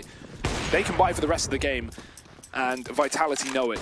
MBK getting tagged on the cross, and the same story for RPK on that long peak. Everything is coming up top trumps for North. So much early damage that Vitality are not going to be too happy with. I mean, an important thing to know, right? You think about how crucial ZywOo was back on Nuke. We were questioning how would he do here on Dust. It's an AWP's paradise. AWPers can, you know, create or define this map. Make or break. And Cadian, he's certainly been making it for North. He's got 22 kills, top of the board, top of the server even. Over on the side of Vitality, MBK is really the only man, along with RPK, who they have stepping up. Alex, ZywOo, Apex, all falling reasonably silent. Yeah, and it's 6-1 for opening duels for Cadian. I mean, that just shows the value of this AWP and how many rounds he's opened up with a pick, especially on this second half. But it's the fight down on B. Apex doing his best to defend. North do spot him out after they lose Gade, and they go, whatever, man advantage, you can have the B site, we'll double back. However, they might meet a man in the spawn. It's RPK. Tanks aren't known for their speed, but he's already worked his way into the spawn for a little bit of time. North do eventually take him out. Now it's ZywOo left to shine. He misses his shot. That's not going to be what they need. Oh dear, Vitality were begging for that pick. But now they know exactly where now North know exactly where both these two players sit, and they are split up. Yeah, these two are a long way from the warm embrace of one another. Apex gonna have to try and hold his ground here at B. Maybe ZywOo can catch the man up in window, not quite. Apex, there's only 7 seconds. If he drops the bomb, that's the round, and indeed he does. No time, all ZywOo has to do is survive. Valde has to take this fight, and he's gonna win it with 1 second left. So North, 14-12. And oh no, ZywOo, it's all fallen apart. That was their round. All ZywOo had to do was hide. Look at Valde. Oh dear. That is, I mean, if you're not already broken, that breaks you right there. Losing a round with 1 second left. ZywOo, he had to either hit a shot or hide. He couldn't do either. And it didn't even look like Valde was going to get the kill. He was slow to walk out those doors. He was being careful in case ZywOo was trying to take the fight, but he still gets it down in the last millisecond. Oh no, Harry. What a blunder. 14-12 here. Vitality, their money is out the window as well. We have 2 players on $4,000, but 3 on 3K, and so now you've got to throw it up. Do you want to play for that OT, or do you want the win here and now? Yeah, exactly. I'm curious to see what the decision is. And you know, as you remember, we came into this map. One of the things we were discussing, ZywOo, after going very, very slow on their T side of Nuke, would he be able to recover? And I think most people kind of look at him. They look at him as the big performer in this team. He's very consistent as that. Imagining that he's able to pick things back up. The thing you've got to bear in mind is least experienced player on the team by a landslide, very young. And then you take into account that his game here on Dust gets off to a terrible start as well. He gets knifed, he's getting out-aimed by Cadian, and since then, he's just struggled to get back into this. One detail as well is the man on your screen, MBK, who had a stunning T-side. I don't know how many kills he's had in the second half, but it has been extremely limited. He was getting entry left, right, and center, and now he's struggling to defend anything, and, well, the B-site being a great example of that. North are about to charge on him once more. MBK, nothing again. It's North to run wild over the site. And that bomb down, I think the round is done. Yeah, I mean, North have just been so on top of things this T-half. It hasn't even been up for question. They have been the better team here on Dust, too. I don't think there's any denying that fact. This CT side from Vitality has looked very, very flat. Alex and ZywOo. Ooh, okay, maybe there's a chance. Maybe something crazy could happen here, but Alex caught crossing back. ZywOo brought down low, and if there was any 2 players I would have faith in suddenly from nowhere coming up with a clutch, it would be those 2 playing off of one another. Unfortunately, it's quickly mopped up. It's very easy to contain and deal with for North, and they're going to reach map and series point here. Yeah, this is a really stunning second half from North. They have come back from not only Nuke getting a victory after being down 11-4, but also doing the exact same thing on a 10-5 half on Dust. This is a well-deserved victory for them if they do find it, and I think they will at this point. Cadian, a mid-pick down through the smoke. Valde going to charge on through as well. He's going to find a player not watching middle, and just like that, Vitality are down to 3 rather. Getting torn apart limb from limb as North look to split this B bomb site, and they're coming in clutch. Kievi with another frag. Alex is all that remains, and North will be finding their way to a 2-0 victory here unless Alex has anything to say. Well, he's dropped the bomb. That's the first hurdle at least, but you're asking a lot. Alex, new kid on the block. Coming in to replace Happy now is to go and do so much, and he looks very unhappy as North. They close this out 16-12. Another monumental comeback. This time on Dust. The map pick, obviously, of Team Vitality. Similar story to Nuke, though, a 10-5 half for the Vitality guys. This time around, North able to win out both pistols, get the conversions from them. That definitely helped. They build back into things into that second half. What a performance, by the way, from the likes of Cadian, can I just say. Yeah, not normally the man we're used to seeing top of the board for North, but my goodness, did he pour his heart and soul into that game there. Yeah, so many opening duels and winning almost every single time. That was the key there, finding so many picks. But we'll be letting some other more qualified people break that one down over on the desk. Let's throw it over to Trace and the gang.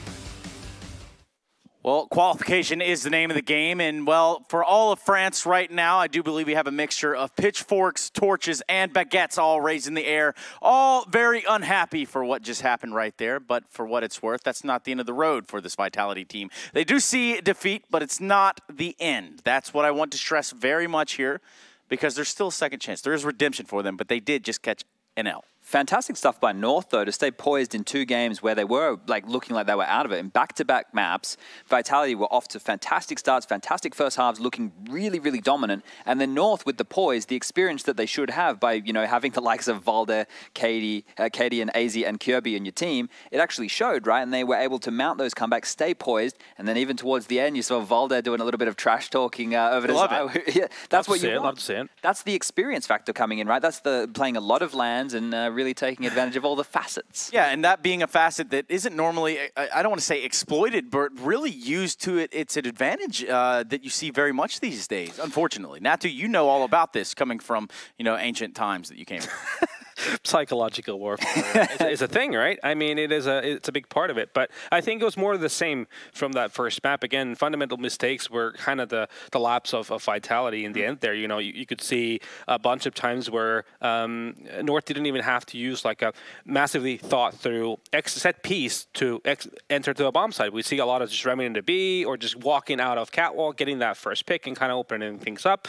And, you know, what that calls for from Vitality would be maybe a bit more aggression, have some heads-up plays, and maybe North wouldn't be able to take them as much. Well, you want to talk about what we called for, and what we're going to call for next is an interview with the winners of that matchup. One winner in specific would be Cadian. That's the guy we're going to be going down to there on the sidelines with Mr. Jason Kaplan. Let's hear what he's got to say. Thank you very much, Stunny. Yes, Cadian, first of all, congratulations on that massive victory. It has to feel amazing for you, but I want to ask about, before we even get to the match, you've just recently joined the team. How does it feel going from Rogue now over here to North? I think it is a very exciting change. I was super grateful and happy for all my time in Rogue. The staff and the teammates did everything they could to make me feel welcome, even though being so far away from home, living in the US. So I really appreciate that, and I'm very thankful for that. Joining North has been like a dream for a long time. Playing in such a good Danish team, I've kind of been not involved in the Danish scene for a long while, so finally getting back is super great and awesome. So I think it's super good. The start has probably been a bit hectic, and I know the fans and community can be a bit harsh on us, but in the end that's because the expectations are super high, which I feel like is a good thing. It says something about the talent in the team and the potential. So we're just hoping to reach that potential at some point. And with that victory, most importantly, you now have an extra chance to get through into the major. Now you're guaranteed a minimum of 3rd place, which takes you into the last chance qualifier. Are you guys even thinking about that, or are you just focused on that next match? I mean, I'm not going to complain. Obviously, that's a good bonus, but we're here to go all the way to get that major spot right now.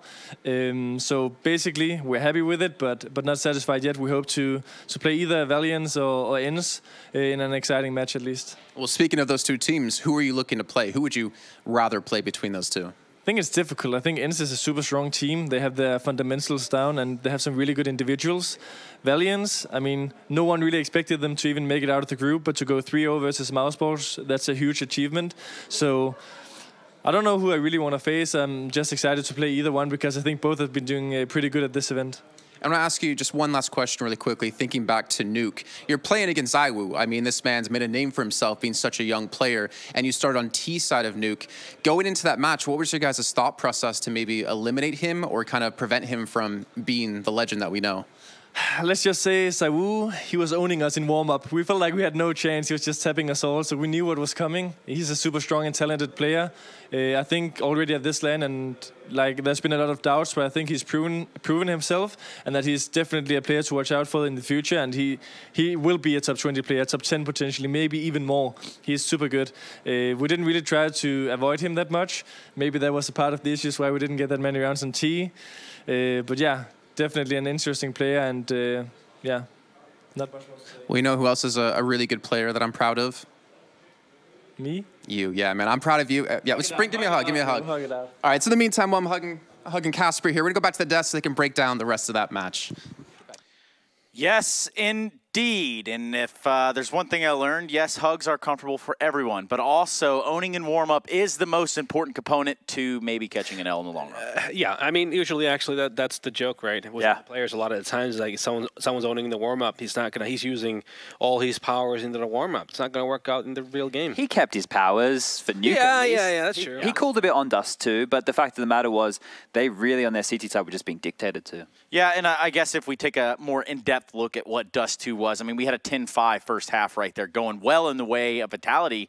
And then I guess there was just some sort of just change of pace all the way around once we switched halves. But I guess more importantly, that first half, what made it so apparent, so obvious that this was going one way? So in that first half, there was a lot of saving done by North, and I think they're probably going to look back at that demo and said, hey, maybe we should have contested a little bit more. But we have a clip here of an example of when they had forced Vitality to go behind a buy on an AWP here. So you can see the two P250s, the AWP up, and this is a gamble stack by North. They did this quite a lot, but you can get behind the 8-ball. So what's going to happen is they're going to execute onto the A site. Cadian's going to get super unlucky here and go down to the P250 of MBK through the smoke. Valde's going to fall behind a Molotov. He's going to get dropped by RPK. And at this point, because you did that gamble stack, because you put 3 players over towards the B bomb site, you're going to see on the map when it comes up in a second that you just have to save. You're completely out of this round. There's no way back in. They didn't even get any kills or do hardly any damage. Yeah, I think that's just down to the fact that Vitality has been on this tournament as well to do those B hits, basically. Yes. They just go late round and they just hit that with 2 men coming in, and then more often than not, even against 2 CTs, they'd be able to get both the entry kills, and that's pretty much round over. If it's like a 4-on-3 situation, 5-on-3 rather even, for the T side, very hard to retake. Well, I did say that Vitality wasn't out of the running yet. That's exactly right, because they will be playing the loser of Valiance and Ents, which will be the next matchup. I guess, can we put just a lid here on what happened with Vitality and what they can hope to expand on going forward? Just think, you know, maybe take a couple more risks on their T side to find picks. They have the executes, but use your individual players to find those openings and play the mid rounds a little bit better. Matthew, you got anything? Yeah, I mean, just think of the pacing in mid-round situations too. Sometimes they slow down a little bit too much and they get scared in certain situations. So, yeah, just go with your gut feeling and kind of use the instinct. Well, my gut feeling tells me we're headed for an upper bracket semifinal here for the European minor for the IEM Katowice major of 2019. And we're going to be doing just that. But first, we're going to be going to a break. When we come back, I guarantee you it's going to be Valiance versus Ents squaring off on maybe even 3 maps if we're lucky. But let's go to that break and be with us when we come back.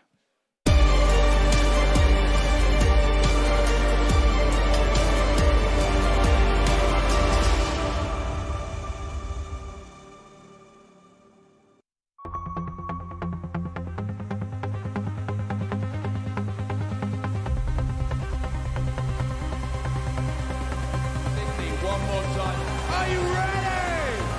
Let's get it on!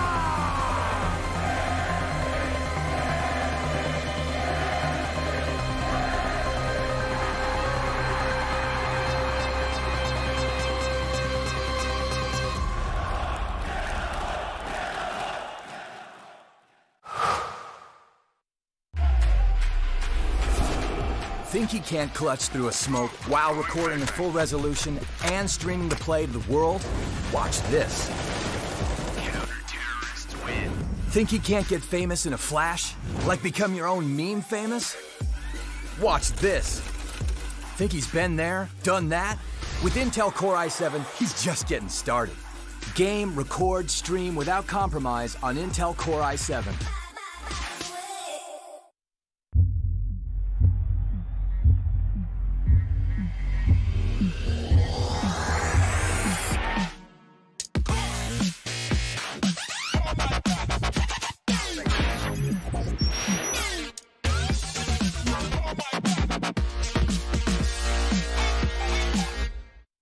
Prepare for combat. Go forth and conquer.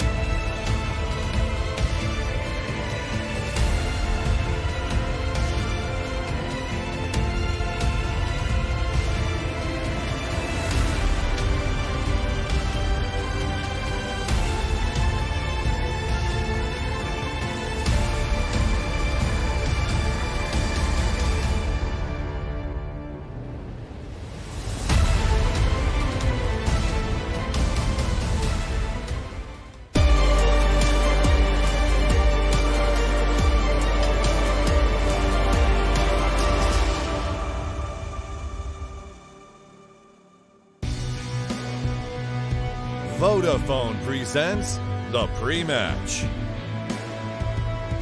Valiance vs. Ints will be the next up on the menu. I'll be serving to you right here at the Intel Extreme Masters Katowice minor system. We're in the EU portions right about now, and it's time to keep on trucking through. What is this playoff bracket? My name is Trey Stunna-Saranthus, and I will be bringing you that action as the host, alongside of my analytical crew, which consists of both Natu and Inspires. You know, I feel like there might be some... Consumes. Yeah, well, it is Natu and Sponge, just for further clarification. Guys, we've already seen some pretty big upsets throughout this bracket from the get-go, but now we're looking to find down to the nitty-gritty. That's my favorite type of gritty. Nitty one? The nittiest of the gritty. But I think in this matchup right here, at the start of the day, we spoke about the matchup potential, right? And I think the fact is Valiance have already advertised well and truly that they like to counter-strat. Now, ENCE is a team who enjoys structure, fundamentals. They do that fantastically well. The problem there is you can be counter-stratted if you just stick to the fundamentals all the time. Your defaults can be exploited. And players such as the likes of Alexi B, you've got your Aerials of the world, you've got your Sergey Shaw. They're fantastic individual players, but they're still relatively new to these realms. But spam that Jalale for Alu. I don't know really how that works. But regardless, yes, Alu being that veteran in this squad, he has hoisted them to new heights. I really think that this Ints lineup has shown through the last year, and they're looking to keep that streak alive here at the minor. Yeah, the trajectory has been upward since we started this team in April.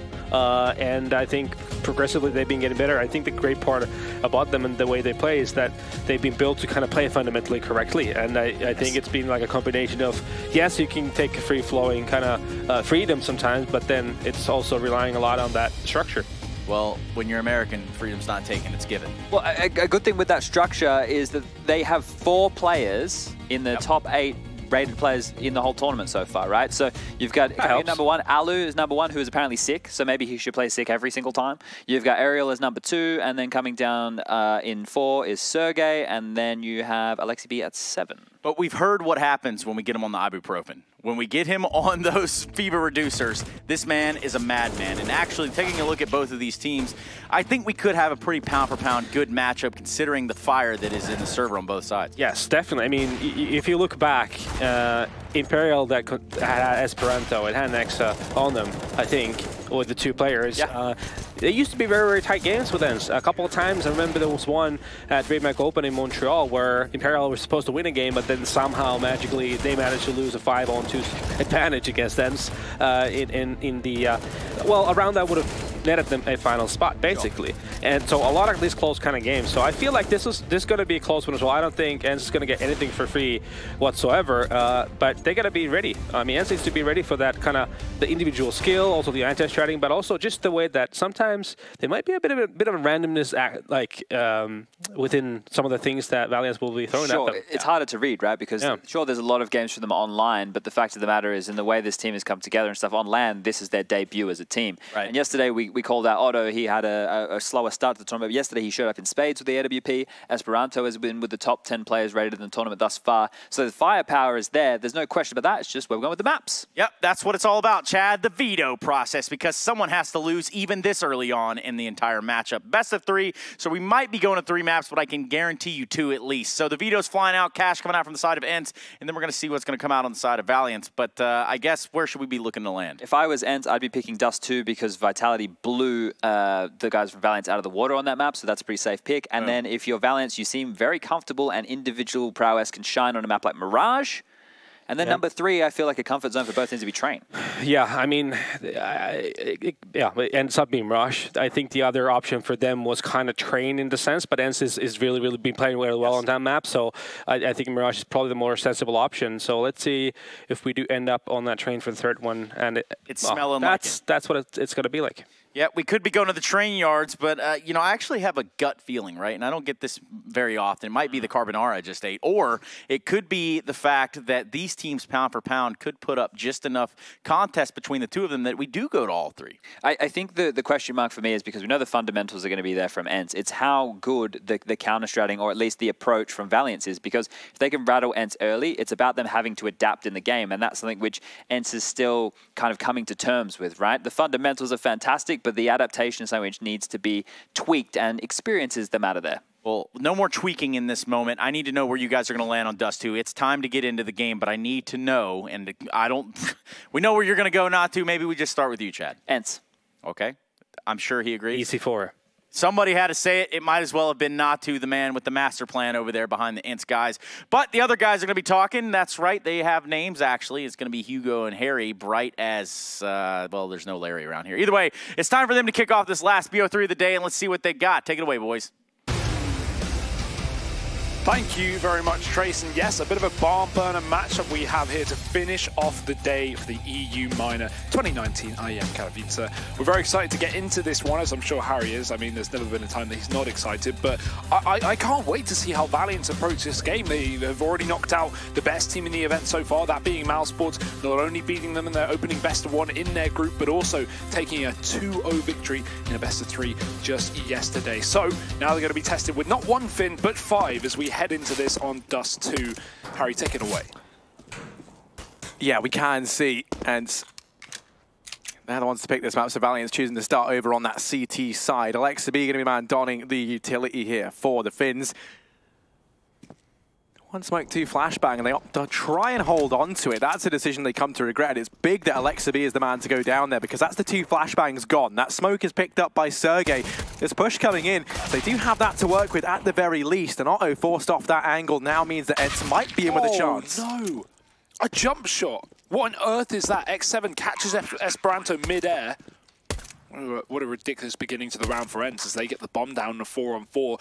Retake coming through, double cap push, but 2 Ts on the other side. And that late smoke that was saved has now gone down. That's so helpful to cut off this rotation from Valiants. They have no flash to go through. They've got to rely on the pressure being put for the men on long.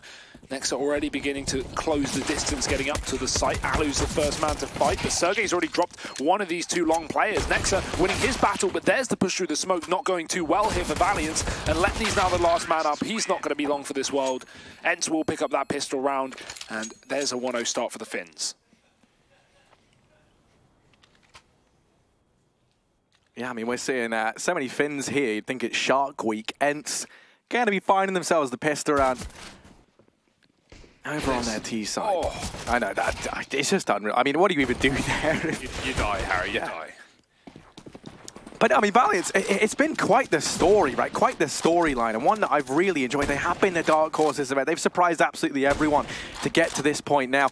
Obviously, you know, the team to send Mousesports packing just yesterday, not in a grueling 3-map series like you might expect. It was a quick, relatively easy 2-0 win for the Valiants, guys. They looked very confident here, and arguably, maybe not in terms of at least how Mousesports are playing, right? But Ents on paper were the easier team. I mean, I think now looking at it, we know that Ents are probably one of the favorites to go ahead and take this this spot. The reason I'm so excited for this game is Ents have typically not been in a position where they are getting anti-stratted. They have been the dark horse of so many events. Think to Star Series, think to Cologne, where they first debuted their roster against top teams on LAN. I mean, they've never really been the team that are the expected victor of a game and therefore are getting really heavily countered. So knowing the Valiants will have done some research into this matchup, I wonder how Ents will, as Chad was saying, will adapt to that. So let's find out. They've already started off this anti-eco fairly well. A pick onto Otto, the scout traded over. We have 3 scouts here for Valiants,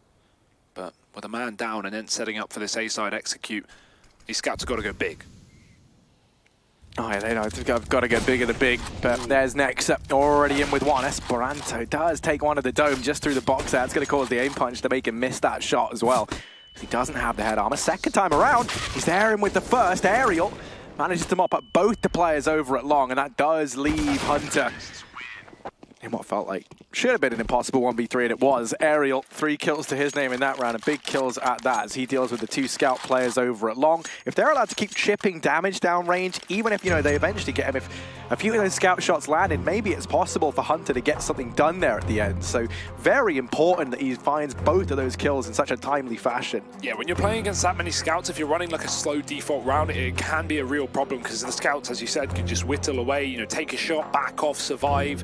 But Ents just counteracting that by going quickly onto the A site, fast execute. They already had a pick taken. And those scouts, while they find a bit of damage, will find nothing more. 2-0 start. And that was the wallbang from X7 at the start of the round, even more ridiculous than I imagined. So starting things off well, bit of a technical pause as well. That's why we're seeing some headsets getting adjusted. And then we've got another eco for Valiants because second round scout force bite has led them in a situation where they want to buy up in that 4th round, have that AWP, or even 2. We have a lot of AWPing power on this team. Don't be surprised to see one of many players pick it up. Esperanto, Letny, Otto obviously being the main AWPer as well. But for now, it is just those pistols. PT50, Deagle, single smoke on Nexus just to cover the cross, so they can probably stack B or A, and that will be that secondary, forward option. B stack, 4 players here. So Ents have to be very careful not to jump the gun, but already a slow start, a bit of a default round, as they know that Valiants don't have a lot to play with. No, they most certainly do not, and as is usually the case on Dust 2 in these sorts of rounds, you know, it's a slow start here from Ents, being very, very cautious not to run into any of these players grouped up in one of these bomb sites, trying to keep your players with these rifles at a range in order to dispatch of them. That's why we're going to see them focusing on mid and long, likely just going to be this wrapping towards A. You don't really want to be going B when you're up against one of these sorts of buys. You know, it is that closer bomb site. Those pistols can do damage within the rather claustrophobic confines of that B bomb site. For Ents, they're being very methodical in this. They're not leaving anything to chance, leaving no stone unturned. They're checking everything. And Alu, once he realizes this A bomb site is empty, the call should come in. The bomb's already here with him on short. And yeah, this is going to be Ents' round. Just the question now of can they keep it clean, and can these Mac 10 players try and find any extra money lying around? It's even the fake into the mid to B setup as well, with Valiants not even pushing tunnels. They have no information this isn't the full commitment until Nexa realizes, once hearing these footsteps up on short, there's a drop for Alu that will be heard, but will he check the corner? Yes, doesn't matter. Nexa can still get to the kill, but it's only a Mac 10 gifted over and around that very little for Valiants to play with. So bomb down, 4 on 4. Holding on to all these AKs as well, so Ents aren't going to be in too much of a difficult situation. Valiant's now just looking for exits, hoping that Ents overstep. Laxabee's going on a bit of a hunt. He only had a pistol anyway, so picked up that Mac 10. Looking for Otto here close mid. He might be able to find this frag as well. Only a USP, so Dink landed, not enough. 19 points of health. A bit more money made here for the side of Ents, so that'll be about it. 3-0. Gun surviving for Ents without too much of a problem. They can, of course, run this bonus round with a back 10 and single scout, or they can just fully buy up. They've got the money to get that AWP on Alu really early on here, and I wouldn't mind to see that, especially when you know that because Valiant's forced up in the 2nd round, they're going to have an AWP. They've gone for that delayed CT side buy, and so Alu will go for the AWP, and all these guns getting shuffled over on the side of Ents. One Mac 10 at a max, it seems, and everyone else rifled up here for this T side rather. And we do have only that single AWP for Valiants. Otto going to be donning that already, and he's gone up towards that A side. And some immediate dedication down here into the lower tunnels as well, as they're very, very quick in taking control of mid. And they've actually already got that smoke down for CT. Looking like it might just be a fast mid-split into this B bomb site. Letny, he is able to probe and spot the first man. Will he be ready for more? My goodness, he certainly is. Letny's lighting up the scoreboard, and my word, everybody falls for Ents. Valiants, a pretty damn good round in all honesty. So yeah, it's just Ali left standing. He's been spotted and dropped. Very, very quick, very, very clean, and they owe it to the man up in that window with the AUG. Those are some fantastic shots as well, like really, really nice and nice aim there from Letny. So, yeah, I don't know what you do about that really. Ents getting absolutely torn to shreds. Look at this. And it's so great, by the way, that, you know, now that it is 3150, it gets the love. And it, you know, it's bought out a lot. Hasn't been buffed or anything, just a price reduction, and boy, is it yeah, I mean, it was always good, right? But just no one wanted to pay the extra premium. Here's Otto. He's looking to go ahead and make Ents pay a bit of a price as he's boosted up here on short. Now all Finns can sense one another. That's a little known fact. So he might be aware that Aerial lurks down here. Won't be tested just yet. Instead, waiting for the rest of the guys up in top mid to start to aggress on down. And so that's the boost dismantled over on short. And Cat control goes the way of Ents. Even stuff like that is another example of these methodical, like, just the basics being down pat for Ents. Really, really nice. No need to take that fight. No need to peek lower until you've got support from your top mid. And as a result, yeah, okay, you're not getting these early gunfights, but you're able to establish decent map control, force Valiance back, and now try and take Otto off this angle. Double peek coming through, but Alu is going to be the first casualty. The AWP reigning supreme on the CT side.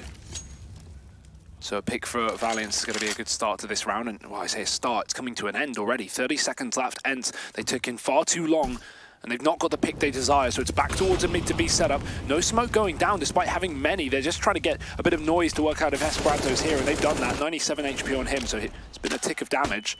Ents now pushing up from that mid-to-B setup with one player in the tunnel. Letney hiding at the back of the site, and he needs to step up again. We've already seen him do so. Hunter has the tunnel covered as well. He's sitting over towards the car, and Letney is just delaying this. 8 seconds on the clock. This isn't happening, and Valiance a clean sweep when it comes to that rifle round. No kills for Ents. And I tell you what, Letney is never really the man that we expect to see top in the charts within this team. But my word, in the last 2 rounds, he has been a force to be reckoned with.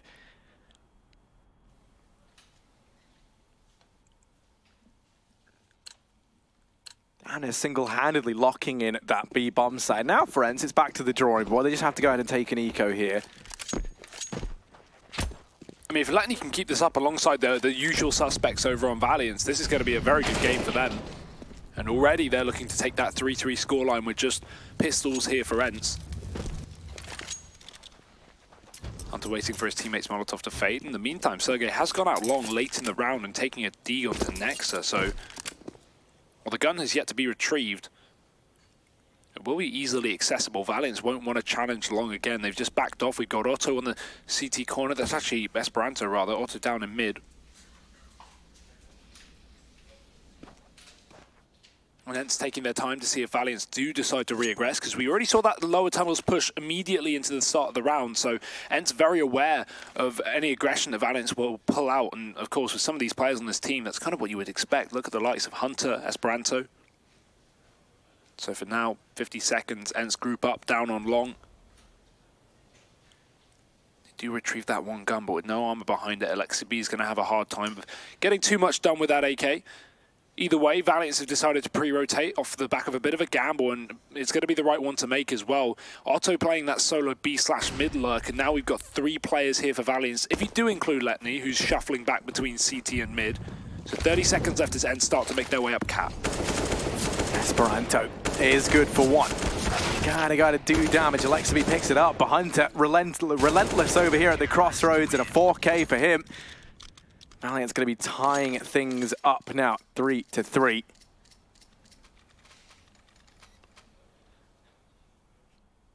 And I mean, the storyline I'm really liking here is, of course, you know, Otto used to be teammates with a few of these guys over on the Ents side. If you do recall, join the back on Habu. Yeah. Now, obviously, a few of those guys since, you know, departed, they went and joined this Ents organization that we're seeing right now. And Otto is kind of one of the guys left behind, right? So, he's already taken down, I mean, one of the big Finns as well to worry about. That's Sunny, who was yesterday eliminating Mousesports. So, while he can't eliminate Ents here, he can certainly knock them down into the lower bracket, which would feel good if you're Otto. Either way, though, Ents another rifle round and another fast cat push. They've taken control immediately here, no waiting around. Valiance with 3 players up on that A site.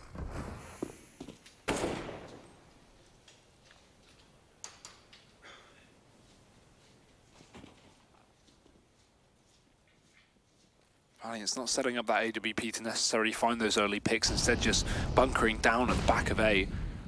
And it's definitely looking like they want to go for this cat play once again with the late long split as an option, but they can always drop back down and go for a mid to B. And with X7 setting up this smoke, it's unclear as to yet whether this will be a fake or not. The bomb is not in tunnel, so right now A might be the final destination, and Letney in a great position once again. We've already seen him do some work. I mean, yeah, Aerials are already up and past that smoke, and this time Letney does get caught off guard. Esperanto not able to spot anything, and actually X7 in through the smoke goes ahead and drops him the bomb. In the meantime, out through short, and this is rotations already began, but Hunter, oh my goodness, where has this come from? What is he doing? This is unheard of. 4 frags from the crossroads, and my goodness, this round looking locked in for Valiance. Just one man remains. It's Aerial in a 1v2. Where did this all go so wrong? The Hunters became the hunted.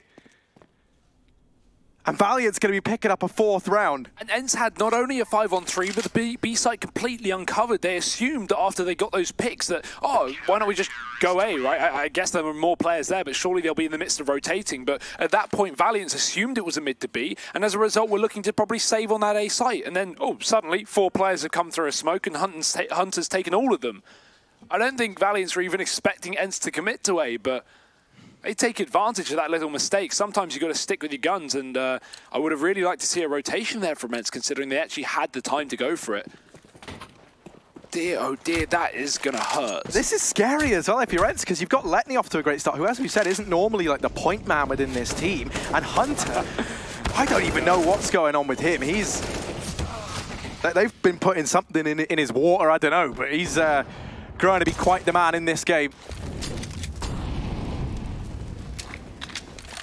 They were to deal with him as he goes aggressive down there in mids. That's a rifle potentially able to get retrieved, but no, Esperanto drops the bomb and denies them picking it up. So that leaves Sergey and Aerial 2-on-4 to try and claw something out of this round. Sergey's spamming B, he's eventually going to run dry of bullets, and Letney's got 30 of those primed and ready. Aerial looking for a pick here through the door, but there's 2 players on the other side. So much damage done, but to 2 separate players, so no kill coming through from him. Hunter's the only casualty after he pushed top mid, but he's 12-3. He's having an absolute ball, no worry. 5-3 now to Valiance. Certainly bounced back and taken a bit of a lead despite ENCE taking that pistol and that subsequent 3-0. Since Valiance have had guns, they have not stopped. Hate to be back in the hands of Alu though, and this is where maybe we can see that AWP fight again. Otto won it in the previous up on Cat, but Alu not going for that this time. It's a fast long play from Sergey. He plays off the back of the spawn, but already not only are there 3 players committed to long 4 Valiants, but the molly's down and that's going to hold him from pushing. He waits for the fade, the flash is perfect. 1 player blind, Esperanto trades from the pit. But in the meantime, they've charged up Cap, where Otto has managed to fall off into the CT spawn. Hunter's covering his back from long. And this is getting an absolute tear from Valiants. They're continuing to find kills left, right, and center. And while Hunter's eventually dropped, Alu's now all that remains. Yeah, Otto dropping him. Hunter is playing out of his mind. Yeah. I mean, I like the idea that maybe Hunter gets, a call from cousin Nico, not asking if he wants to go bowling, but maybe, I mean, there's some room perhaps knocking around out there somewhere on FaZe. Not that I'd ever want Hunter to leave this team. I mean, I'm really liking Valiance. This is such a nice mesh, when they brought in the Imperial guys, you add Otto into this as well.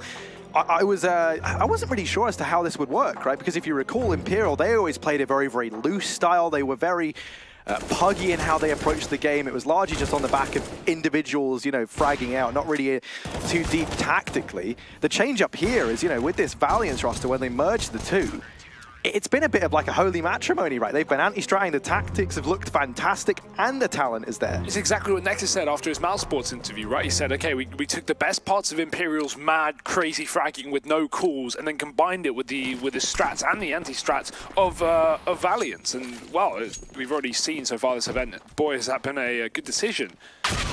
Ooh. There's the mad fragging starting off. Otto shuts down Alu on long. Only a deagle for the T-side player. So we're going to get flashed there. ENCE's utility is very good right now. They have managed to blind these long players consistently, but no kill behind it. Instead, X7, he finds 1 down in middle. Esperanto challenging. Nexa is going to smoke off long and regain control of this part of the map. This will send ENCE packing, but up towards short. Valiant split 2-2 per site here. And ENCE only have 1 rifle to play with, but do not count them out of this round. The smoke going down on the short position, they're going to be able to hit this A site if need be, but actually with the boost up, it does definitely hint to them wrapping back towards B and Aerial holding for the aggression.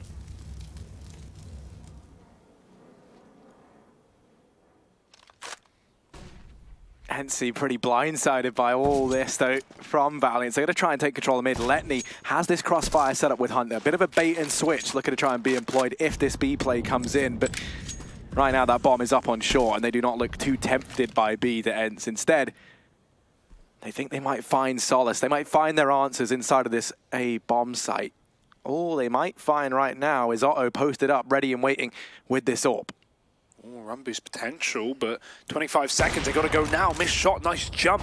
As Ents get a player in the spawn, now behind enemy lines, he dies. Otto fires off from the site as well, and he's eventually been dropped by the Deagle, but the damage has been done. 2 players left up for Ents, and this site yet to be fully controlled. Nex is still here on long, and he drops Sergey, trying to deny this bomb plant, and there's just no time. They've got to stick the plant. There's no kills that can come through, and Hunter, he's going to finish things off, unsurprisingly. Valiant 7-3. Ents still yet to win a rifle round since Valiants have had guns. What a streak this has been. This is mental. I mean, you know, coming into this, the scary thing was, right, for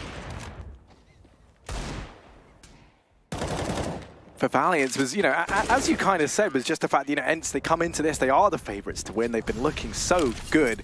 And Valiants, while they've been anti-stratting, you know, like all the top teams, Ents was one that maybe I had a bit of a question mark by, because they are often ones that just kind of drift by the wayside. Valiant's looking very, very red up.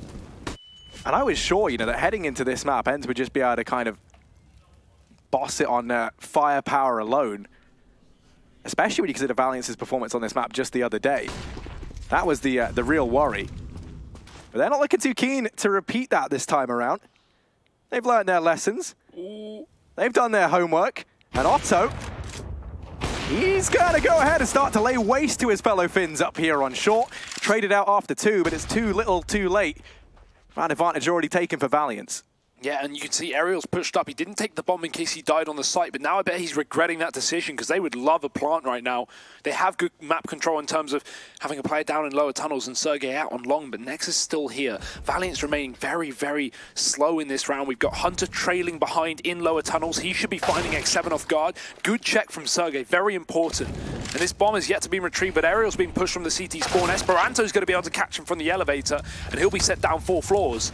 Only Sergey standing now for Ents, and it was more just the lack of taking the bomb, and you know, not even a bad decision considering Valiants were to be expected to challenge the site, but instead they just flank up from B tunnels, get 2 kills on Hunter, and close down the round once again. 8-3 here.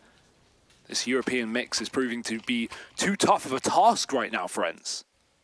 Yeah, it's looking anything but easy for Ents at this point in time. Yeah.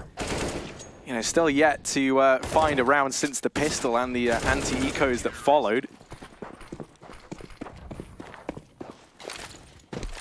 I mean, this time, Ents, you take a look at that buy. No AWP in sight for Arlu, very limited in terms of utility. Even then, he's relegated down to a Galil. Also doesn't have head armor, so he's going to be at the full mercy of these M4s. Here's Arlu. They've managed one, and for the first time in a very, very long time, Ents have themselves a man advantage. This is looking good. There's a chance for them here, and a chance to try and make something seemingly from nowhere. Smoke on Alexa B, they can use that on the cross as he sits out on the elbow, but keep your eye on Hunter, because he's been tracking his prey in through long, and he's looking to take some trophies, but Ariel is there to eliminate him, gets that trade, and now there's a chance as that bomb looks to go down. And that could have been very, very dangerous with only having 1 smoke, and therefore there being a gap for him to look through. But Esperanto now trying to come through it. He does manage to find Ariel. Jump shot not connecting, but they know he's close, and he's so low as well. If they're still going to consider this, Letney needs to win the next duel, and it's up towards short that he's going to push. Alu's already on the angle posted. Letney spots him, and it's a game of chicken. He finally will win it. And now it is just down to Alexa B hiding on the ramp. Esperanto knows, but Alexa B wins the battle. 2 low HP to fight back. Letney's got to close a distance, and caught jumping in the air. 22 points of health. Alexa B just tagging away, tapping away. And this bomb too far ticked, I think. I don't think Letney has time to get back onto this site. Alexa B has mind-gamed him, and while the kill will come through, the defuse certainly won't. Ents win their first rifle round, but they don't even keep a single player alive. Oh! 1 HP. Yeah, Letney's kind of fine there as he runs away to get the AWP. Ooh, just barely, but that was calculated. That was intentional. Yeah, obviously. flank from Hunter was the thing that really could have made or broken that for Valiant. Obviously, he only manages to get one. No, he could have known that those players a little bit deeper. He just takes that one kill that he is able to get as soon as it presents itself. And yeah, I can't say I blame him. You know, we've seen frequently people try and, you know, when pros try and go for the trigger discipline, and then sometimes it can come back to punish you, and you end up getting nothing. Yeah. You get greedy. Some situations it is best just to take a one and done, take a trade. You know, especially if you have a man advantage in that kind of situation, it's usually fine. But not to mention as well, just you look at how Hunter's been playing. I can't say I blame him for having the confidence of believing that if there were more fights, he's going to be able to best them in it. But he was not. So Ents finally back on the board, and now maybe we get to see them regain some confidence, look to try and build this streak back up. Lower tunnels aggression early on once again is the order of the day for the Ents guys, as they make taking mid control their priority once again.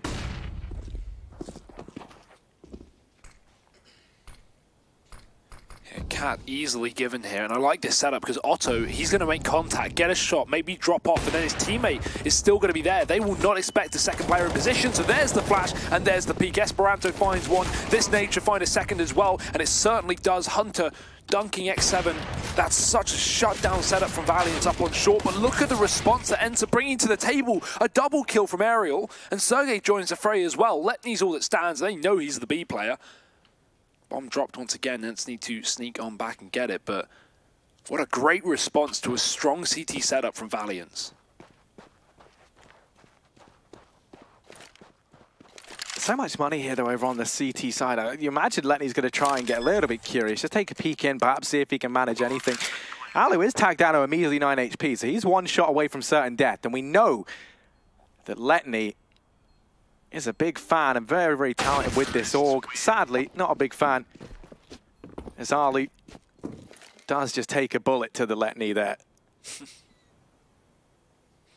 And Ents in with a 5th.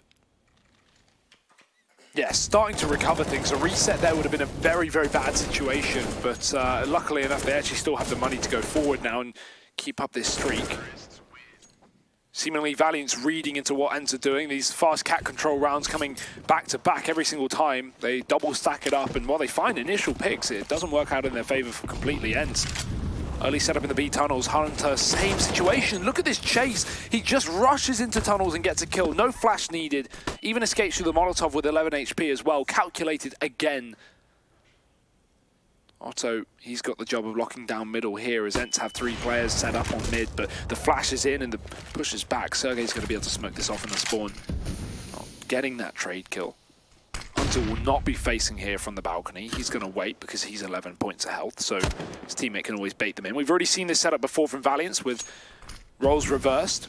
Sergey's waiting for the repeat from window, but oh, he actually should have heard that. His flash actually hit an enemy. He should know there's a man in the CT spawn now. Esperanto playing very close by, getting tagged up.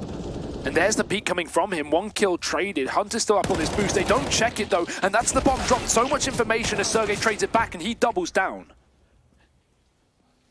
Yeah, that bomb still has to be retrieved. And actually, Sergey chooses to go hunting. Otto and Nexa both in CT, holding close. Sergey's on the peak, and he is low, so he falls. But Alu, quick to pick that up, does retrieve the bomb as well, and he's going to go ahead and punch in those numbers now. And Alu versus Otto. The AWP events, the man that they chose, the more experienced player, was picked up by this org to fill that AWPing role versus Otto. Oh. And okay, I was imagining that might be a bit more drawn out, but no, I was very, very keen to shut down Ali. Get finished. My word, 9-5, full on Dolly Parton. And just 1 round left in the half to decide how this one pans out. There's very little left in the old tank for Ents in terms of how much they have to buy, Hugo. And they're happy now to get the AWP over on Alu. I mean, these crazy plays that Hunter just started in the beginning of that previous round is just showing the confidence on Valiant right now. He just runs into tunnel, gets his 20th kill, by the way. Yes, he's on 20 kills. And then just runs back. No problem. Easy. Last round of the half here. And you were right, Harry. The money is far from optimal here for the T side. They've got a pistol, a MAC-10, a Scout, an AWP, and an AK. No repeat weapons. Ali's not even got armor behind that AWP, and he's certainly been having a bit of a rough time facing up against Otto. I mean, the last round being a great example of that on that B site. Pointing towards middle as well, 2 players here. And Otto's just bait peeking a little bit from this left corner. If Ali can find this pick, maybe Jens can try and take this B site as a result. He spots it, gets the tag through the corner of the door, and down to 40, Otto will back off. Letney now tasked with locking down middle, and they haven't spotted him in this position, but he's just given it away with the spam through the door. Smoke going down to hold Ents back, but they're fine with that. They're already up cat.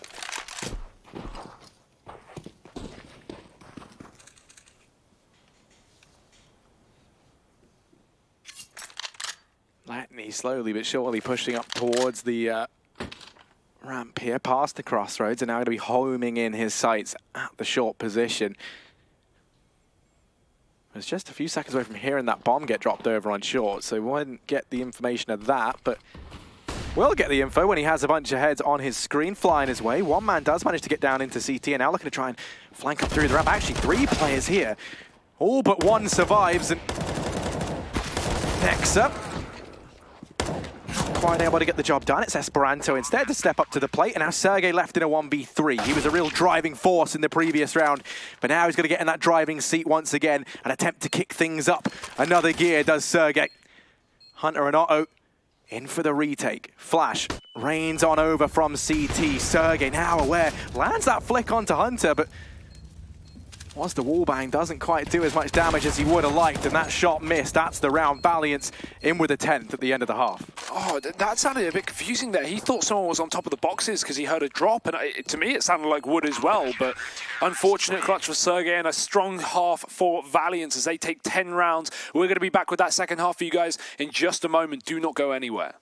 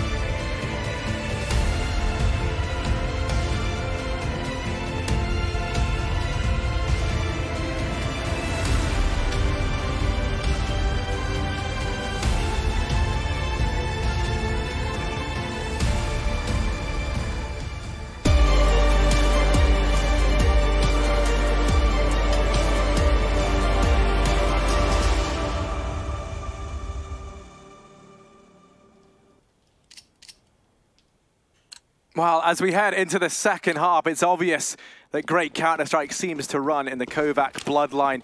Right now, Hunter leading the charge here for Valiance, 10-5 up over on the T side now of their opponent's map pick here on Dust 2. Ents desperate to try and kickstart this half in a good way, and that is certainly not what they would have liked. Already losing Aerial, going a man down, and now Arlu desperately trying to close this gap and close that man advantage.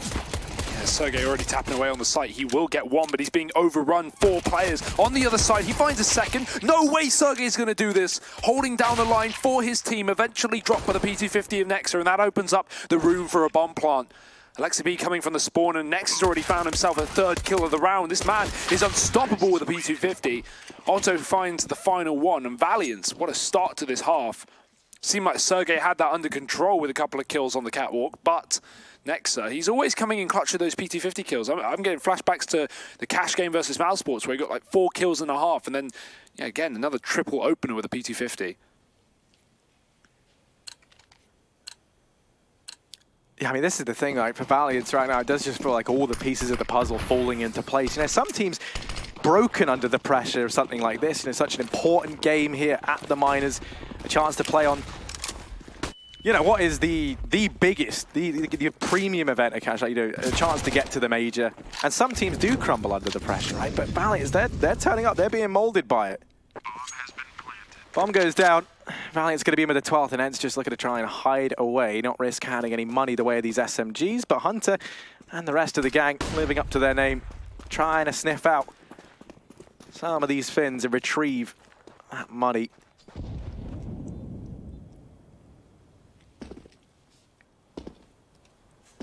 Don't want to risk giving anything away, though, so can't blame them at the same time if they don't go too deep on this hunt.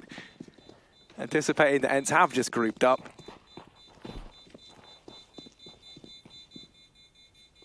So all 10 players surviving. Not often you... well, actually, that might change.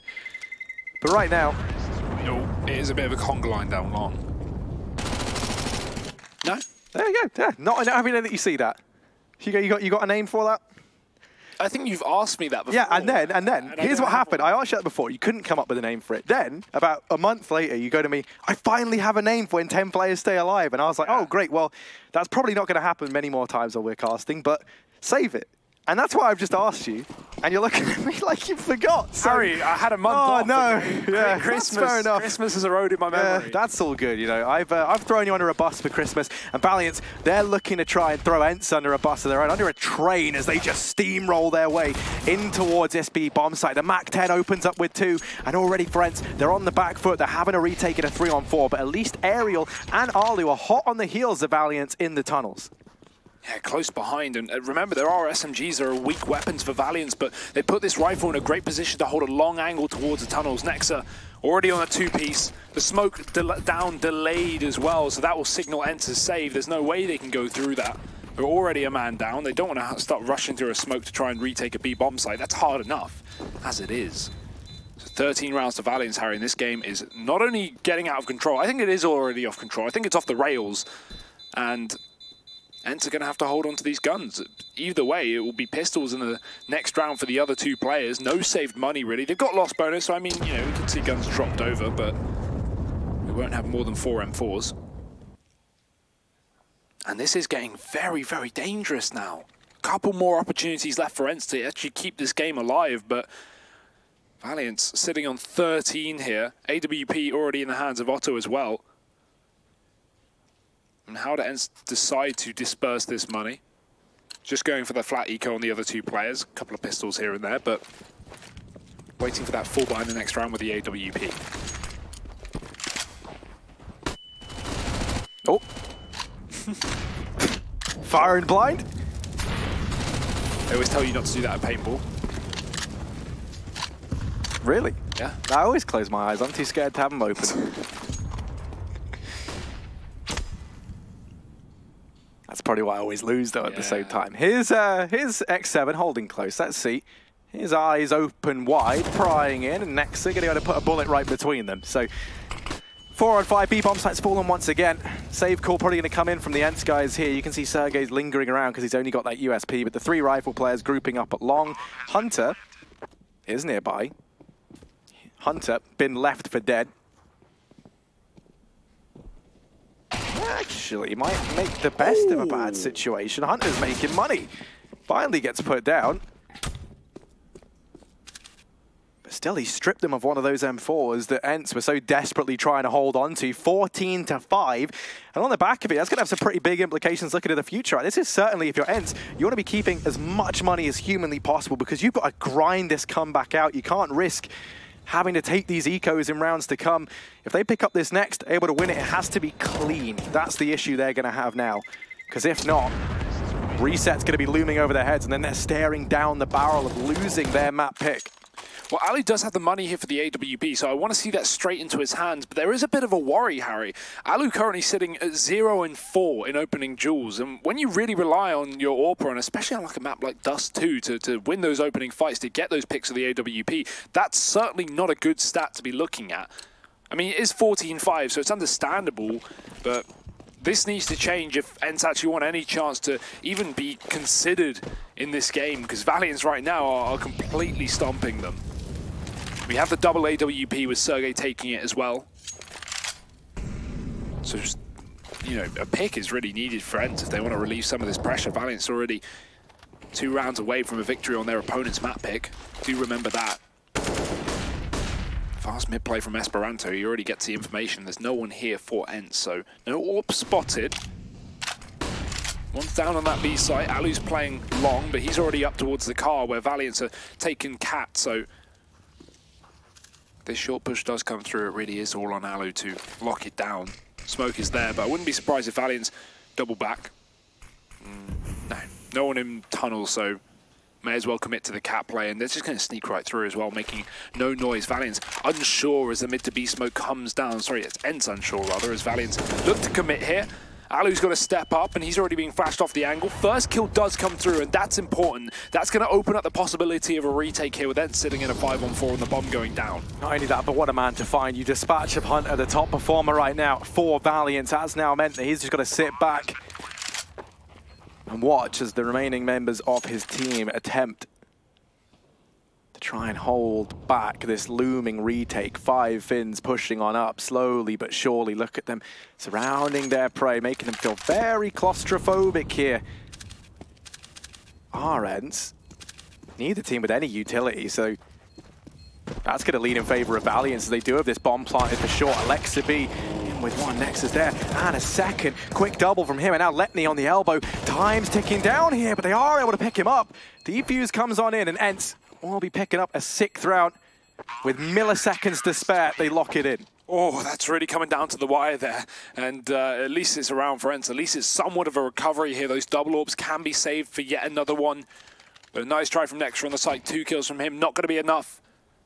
And I feel like Letney definitely didn't need to take that fight. If he hides there on the elbow, I think the time was low enough that all he needs to do is just create a bit of a distraction. But with 3 players, they're going to jump on that bomb immediately with 1. So it's a very tough situation to play.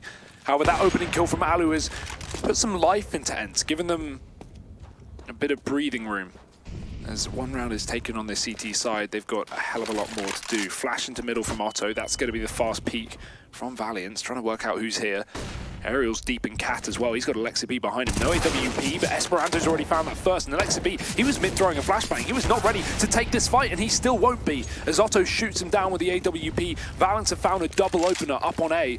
This could be the hard reset round onto map point of ENCE's pick if Valiants can just convert the next 3 kills.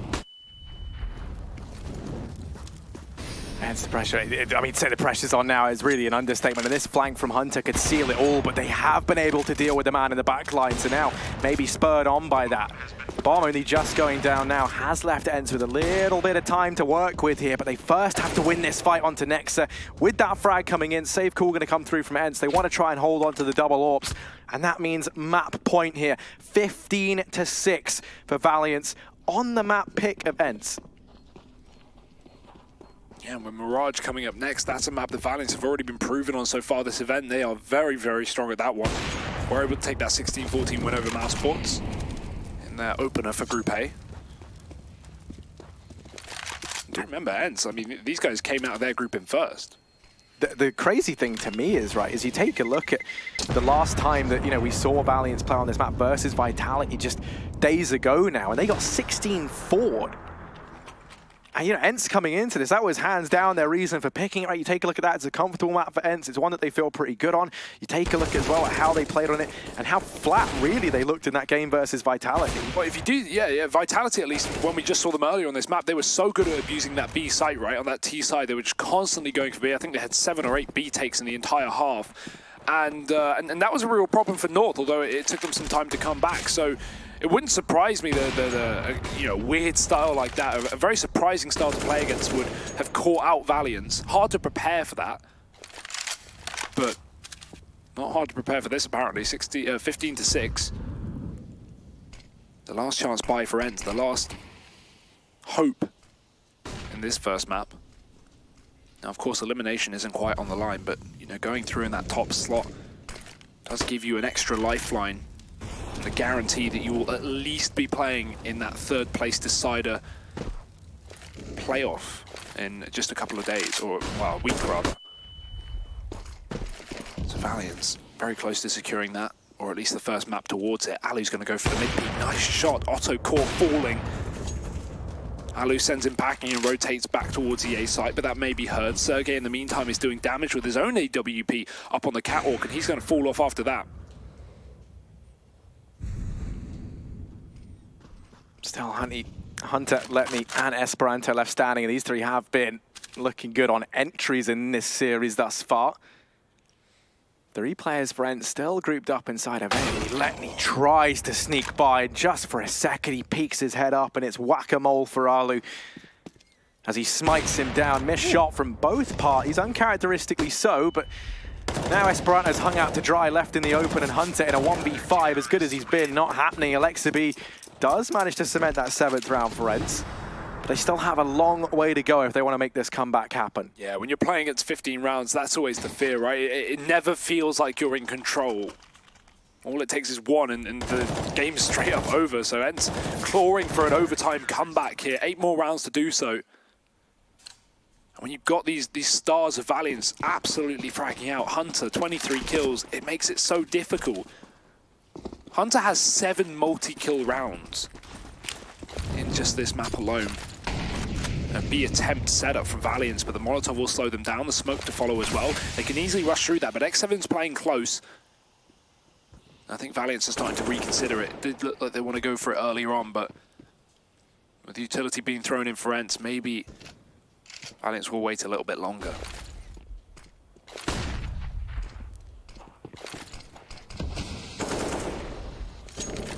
Yeah, Hunter now just making noise here, trying to keep the attention of Ents at this portion of the map. The rest of his team turn their attention down into middle.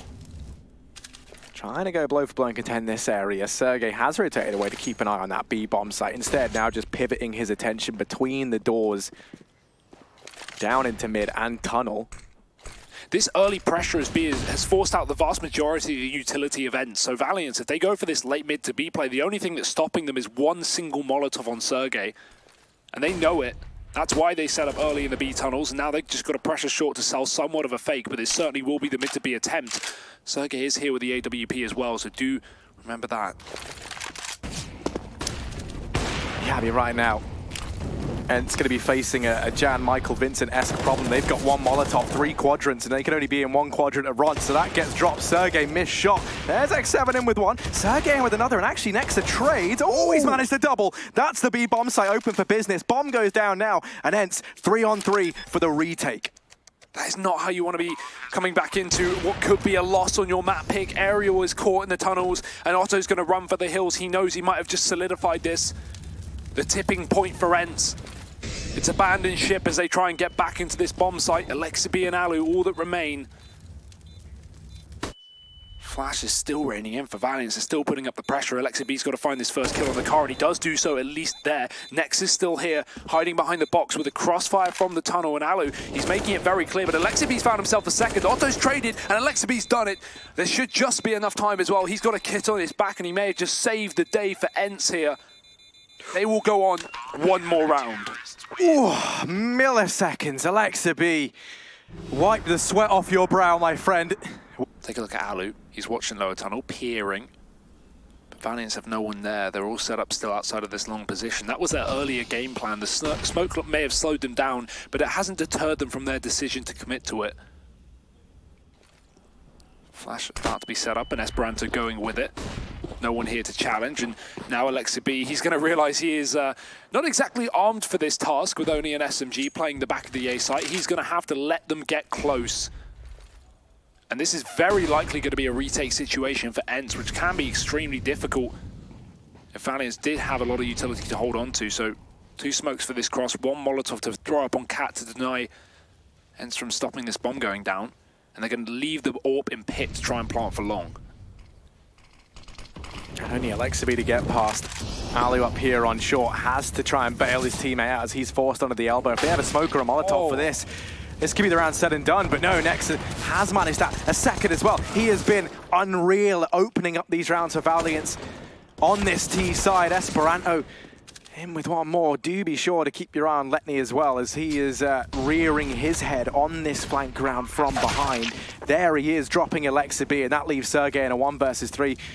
Sneaking up from CT, and this crossfire should be the thing to cement it. Otto and Letney both on the AWPs. They double peek into it, and Valiants 16-9 here on the map pick events. Utter domination from start to finish, and that will be them moving 1-0 up in this series. Fantastic stuff, an explosive game. There's still so much more. We'll be back with the second map after this break.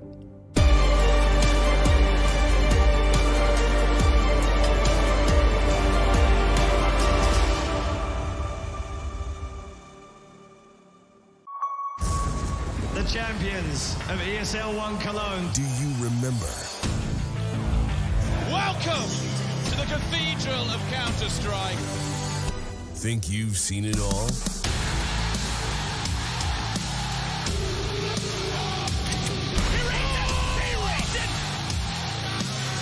Are you ready to be a part of Counter-Strike history? ESL 1 returns to Cologne in 2019.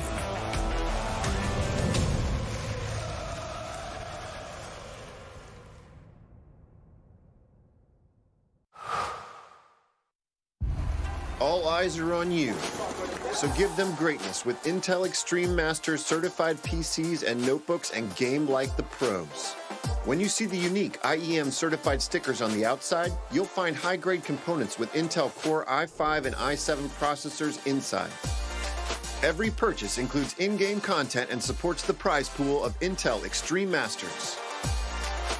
Game like a pro, because the world is watching.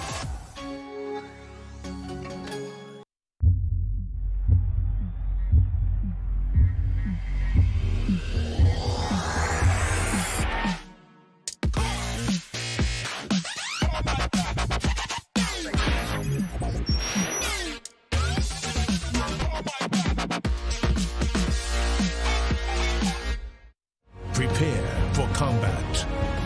Go forth and conquer.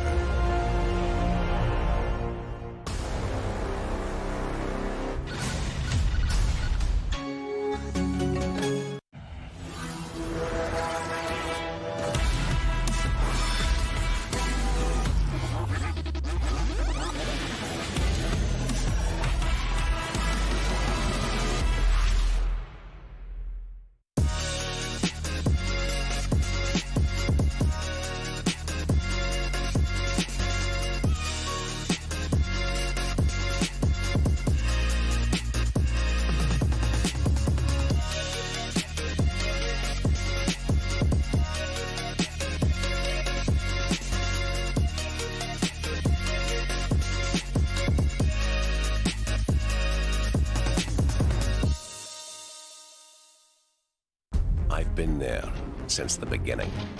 Every map, every frag, every moment.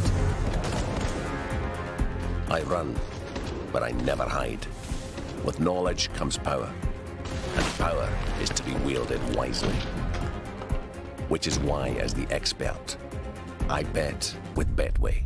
If you know CSGO, then you'll know the best way to bet on esports is with Betway, for the love of the game.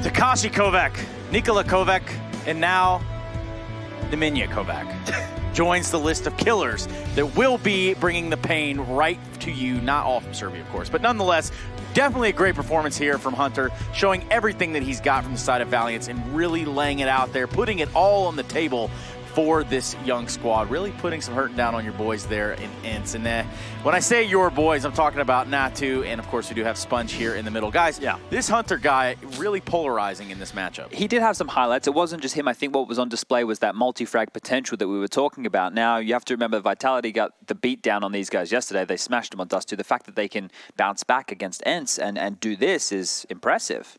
Yeah, 100%. I mean, at the same time, there was a bunch of situations where Ents was doing sort of like they were reading the situation correctly, but then it just came down to one individual just making this crazy play, or then we see a bunch of times doing these like pushes to like tunnels, getting an early entry, for example, and things like that. You know, it's something you can't kind of account for when you're as a team, planning as a team that likes to pug it up, so to speak. You know, well, in a sense, he found that rhythm, he found that comfort zone, and we got to see great flashiness here from young Hunter. Yeah, sure. And we actually have a clip to demonstrate one of the situations that Natu's talking about. It was where Hunter had the multi-frag against the gun round. Now, the way that this unfolds is it is a mid to B. You can see Aerial pushing out mid to B. He gets an opening kill. He doesn't realize the B bomb side's open. Now, kill through the smoke from X7 triggers an A attack because they figure there'll only be one man ramp and one guy anchoring pit. But guess what? Hunter's here. Bang, bang, bang, bang, bang. 4 players drop like that. That's the aim of the Nico, the crisp taps that we love to see. And at this point, Aerial's sitting there thinking, oh.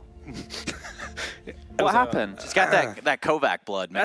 That's a family treat right there. Yeah. No, I mean, like I said, you can't really account for that kind of stuff happening, right? I mean, if you just fully look at the statistics, also, I mean, from an Ents perspective, it was only Sergey who was hitting at like 20 kills, and everyone else was like around that 10 mark, you know. So also individually speaking, you had the Valiance boys who were just leaps ahead. And from a family perspective, I kind of wonder what it was like at maybe family gatherings for holidays. I mean, you know, some families they go shoot basketballs, some maybe even do the cricket thing. I don't really know anything about that. Maybe even throw a football, American style.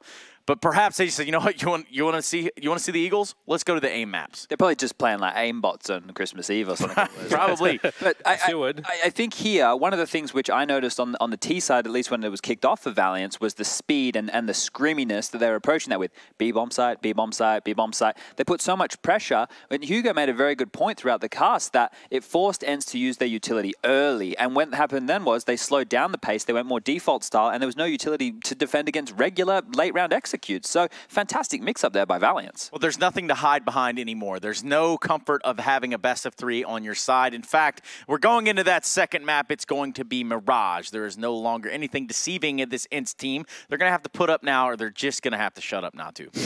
That's very true. I mean, I think we're going into a map where both teams have showcased. I mean, we saw Valiance have a great one against Mousesports on a T side specifically, and the same thing applies for Ents. Usually they have tremendous T side, so it's going to come down to which of the two teams is going to be able to weather the storm, play better at CT, react correctly. Are they going to fight that middle? Do they know when they need to bunker up the bomb sites? That type of thing. For me, I hope that the likes of Ents, because they get the side choice here, decide to start T side. Because if they start CT side and the snowball effect of the way Valiance was approaching their T half continues, we've already seen that they like to do the mid-wall smokes and push through their own smokes and really get in their face. That may continue to catch Ents off guard. They have to be ready to play more heads-up CS here. Well, it does seem like they are ready to play, but I want to ask you guys, Natu, I know what you don't want to say, but from what you've seen thus far, will we be going to a third map, or does it all kind of stop here? It doesn't end, but does it stop here?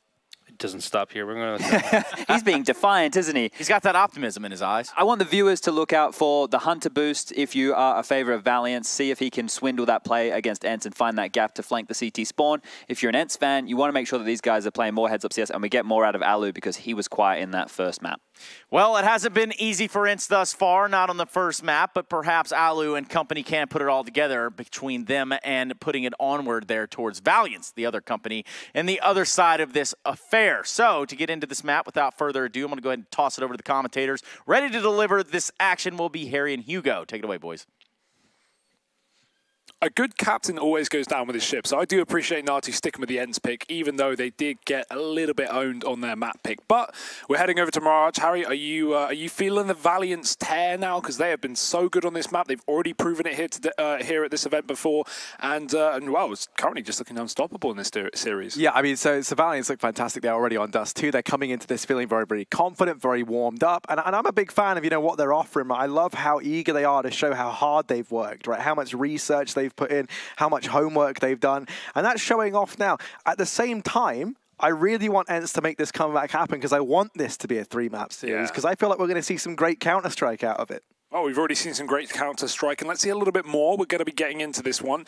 Obviously, that third map as well is going to be a big question mark coming up later if Ents can bounce back. And I think one good sign is this is at least a map that Ents can play, right? We've already seen them have some history on Mirage. I do remember back at Star Series when Ents picked up the victory there over in Ukraine a few months ago last year. They managed to take down Mousesports on this map. Not in Mousesports Prime, but at least when they were looking extremely good, especially on that one. So there's definitely a sign of life, and I don't think this is necessarily over, but Ents have got to pull out all the stops, Harry. Valiants have impressed everyone at this minor so far, and to be honest, I have no doubt that both these teams will be making it to the major, whether that be here and now in the regular playoffs or over in that third place, or I guess third place event in just a week, with obviously one team from each region going to be making it there.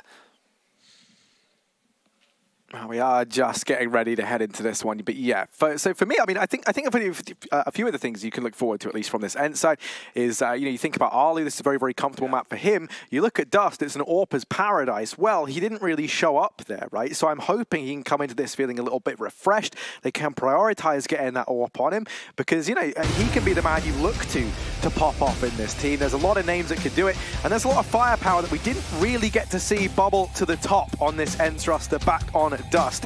Can they put it all behind them and get ready to bring the heat on Mirage? Valiant's currently sitting 1-0 up in this series as we get ready to head on into map number 2, the map pick of Valiants. Time to reset and refresh as we get into this one. Buy already coming through. Got Ents with the kit. Smoke as well on Alu. And he's saving a bit of money for the AWP, which is always nice to see. So Valiant setting up for a quick A smoke attack, but with players coming in through the underpass and going to be wrapping as well. Actually, they're going deep into B. This isn't your typical A setup with a flank coming in through the connector. So maybe pressure put on B later in the round. The bomb not committing. The smoke goes over. These teams back off as Valiant goes deep in towards a B site. Ents do have a couple of players here and another man in the market as well. Alexa B has already been taken out of the picture and Otto's on the site. So Valiant, while they do lose another man, this bomb is taking its damn time and it's being cut off at the top of mid by Sergey. Yeah, has been finally able to get into the apartments, but still, it's a little ways away, and this has bought so much time for these rotations. They are walking into the moors, though, of Esperanto, as he's managed a quick double. There is some trouble over here towards short, but missed shots, missed opportunities, and oh no, Sergey just able to get out of dodge in time. Aerial doubles back round and finishes off the job that Sergey started, but that round almost falls apart for Ents there. Ooh. By the skin of their teeth, they are able to hold on to it. But that did not look comfortable. That's a big question mark for me. I don't really know what that was for Valiant in the sense that they brought the bomb to ramp, threw a fake smoke over A, and then sent their players running into B. Now that would have made sense if the bomb was in the B site first, they could get immediate plant in. The other only argument, I guess, is if Valiant showed the bomb on ramp. I didn't quite catch that to try and fake out Ents for the rotate, but they didn't fall for it. They had 3 players on that B site before the bomb was even in position, and of course we saw Sergey rush top mid, so he had all the info. Yeah, and apologies there. Mykov did pull a bit of a Sergey. It snuck up on me. Ents 1-0 up in the series right now. Sergey sitting pretty this time inside of the A bomb site. He won't have to worry about shooting players in the back, which can always be a bit of a challenge with some of the player models. Instead, this time they're going to go running into him head on. And head off for Sergey. Esperanto there with the deagle. Shuts down the man in CT. And now that bomb can look to go down. This is already shaping up to be a pretty strong eco from Valiant and Co. Damage done. They only had a couple of deags bought up into this round. So already, that's pretty phenomenal. That's kind of the best case scenario. Well, not best case, but that's a good result. Best case winning the round, obviously. Yeah. But an extra $800 damage done to Ents. 2-0 lead secured at least for the Finns early. But now the buy on the horizon for Valiance. Yeah, no bomb plant in that first pistol round, right? So we're not going to see that force buy that a lot of people would expect probably from Valiance to come through, where you can get 1 or 2 AKs, throw those over to your big fraggers, and hope to disrupt things. But it will still be the early buy with the bomb plant. Nice shot from Esperanto as well. Bit of a deagler. As we get into this next round, Ents are going to still be armed pretty well, though. They do have the AWP onto Alu straight into this one, and Otto, he's not gone for it, so maybe looking to get that free upgrade from the body of Alu, and already Valiant setting up deep into B apartments. They're going fast towards the underpass, and we can see Ents contesting middle somewhat. Cat control, bottom mid as well. Aerial's going to get pinched from behind, and there's no support here. The pace of Valiant's running through this underpass was so fast, and Hunter's found 2. Sergey attempts the same story, but he gets Esperanto down to 1 HP instead. And X7's here. Esprit only being on 1 HP really does, leaving it a bit of a tough spot. He's able to escape and elude the man at B, and yep, Alu's gone. That's the A bomb site primed, ready, open for business. They'll rotate back over here with the bomb. X7, very, very long way away. He's up in the apartments, but it's not what he wants to call home. Instead, he wants to go ahead and turn his attention now toward lower tunnels. Maybe he spots Esperanto over in mid, and if he picks this up, doesn't take too much damage, and we might see him tempted to go for this. He's got the kit, he's got the smoke. Very good chance if he wins this battle, but oh, that's a lot of HP loss. That might make him question the realistic approach to getting this round. Nade putting down to 11, tries to take the early fight. Letney will win it. Unsurprising, he was low after all. Valiant's taking their first round. And that AWP, I'm not sure if it got saved in the last second of the round, but if it did, then that's a big upgrade for Valiance, who did not choose to invest in it in their first rifle round, but Alu certainly did, and unfortunately didn't find too much with it. Hunter, I like the pace strike, because Ents set up, and usually when you set up in mid like that, you're going to be watching underpass, you're going to have a player making sure the back is covered, but because of how fast Valiant's charged, combined with the fact that the top mid was smoked to give the illusion of a top mid execute, Ents were caught out looking the wrong way. The AWP indeed was saved on Otto, so he's going to have that to play with in middle. And Alu, he's just down on an M4. We do have the scout for Alexa B, but this is far from a good buy for Ents.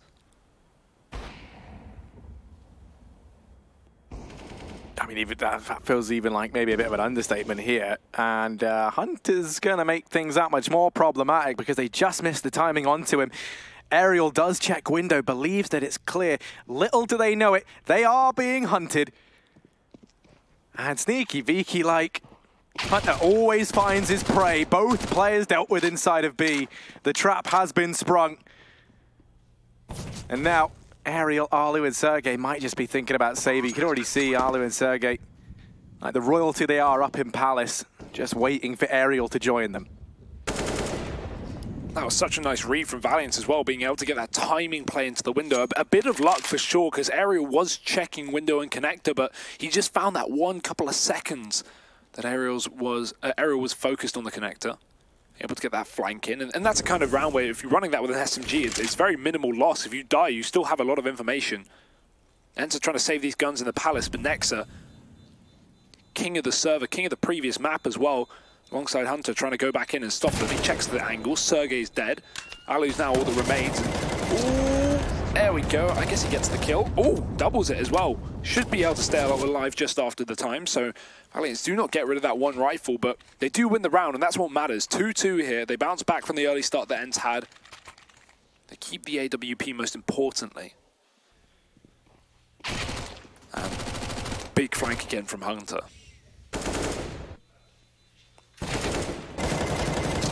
Yeah, and it might be 2-2, but that round there was not as graceful as a bit of ballet, was it? I mean, it was very messy from Ents. They go ahead and let Hunter get up into the window, infiltrate the back line.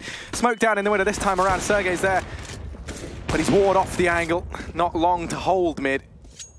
It was young at Sergey. Instead, going to try and watch it from connector. You're not really expecting anything here. Alu does still have that M4.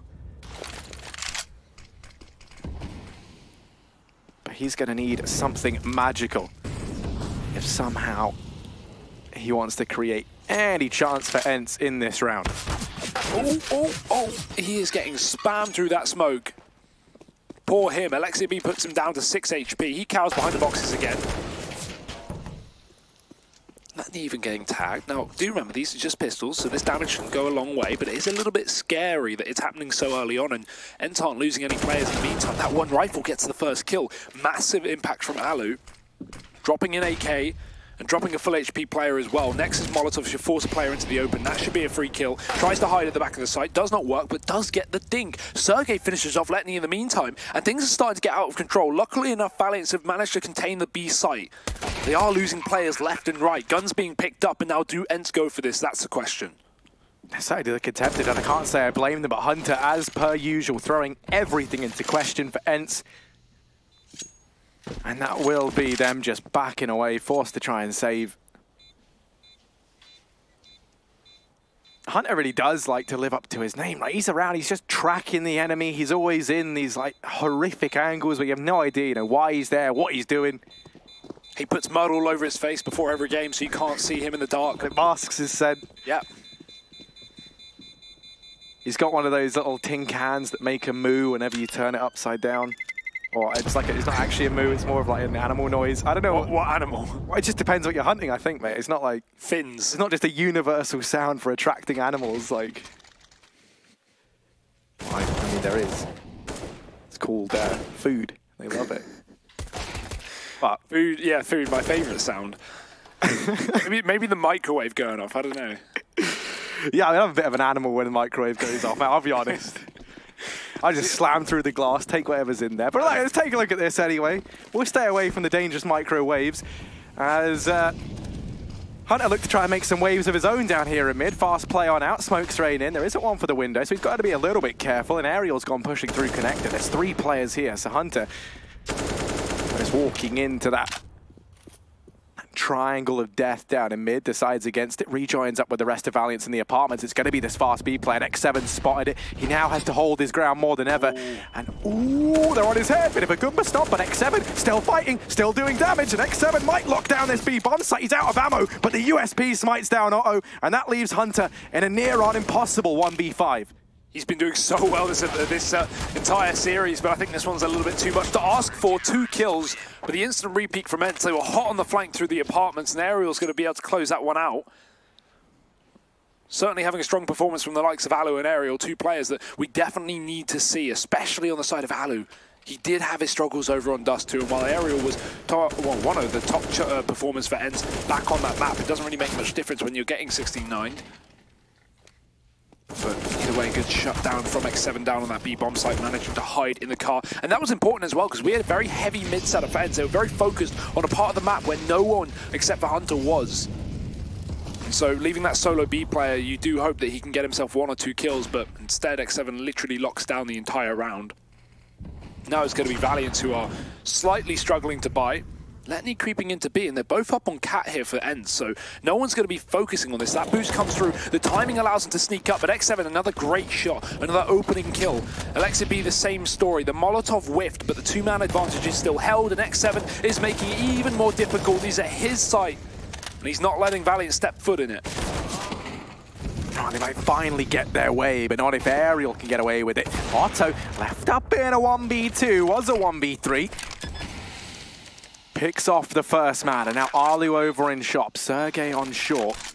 Bombs planted for the apartments, but Otto's not heading there yet. Instead, opting to try and challenge into Marketplace. Already out from the window, Alu always drop back in. Clears the close angle first. Trying to eliminate as many positions as he can, along with Sergey. Otto wrapping round. They haven't seen him at bench, so he's managed the first, and Alu was anticipating the apps plant, now left in the 1v1, but he's gonna land the shot. Going in with the defuse, it's gonna come down to the wire, but Ents will be picking up a 4th round here, I think. Yep. Oh. It's very close. Ooh, they love those millisecond defuses to Ents. That's a big win from Alu, though. Again, another fight. Well, it's not exactly an opening orbital, a bit of a close quarter situation, but a fight that he needs to win. It's a massive confidence boost as well, considering Otto is just getting the better of Alu in almost every engagement back on that previous map. So Alu actually winning that duel will keep Ents in the driving seat for now, keep them in a situation where they can fight back and actually have the money to do so. Alu was 3-7 in fights against Otto in the previous map. When it comes to AWPs, he was 1 and 4. So, yeah, if that doesn't paint a grim picture of why Dust 2 was such an issue for ENCE, then I don't know what does. But this could be a bit of a different story. Valiant's now having pistols. Boost up again. Oh, no, no one's watching this. Don't tell me that ENCE are going to, again, let this split be a problem. Look at Hunter's position. Behind enemy lines, and the B site given up as X7 begins to rotate off. So that's when Valiant's are going to start to push in, and Valiant's have the information. ENCE don't know what's going on.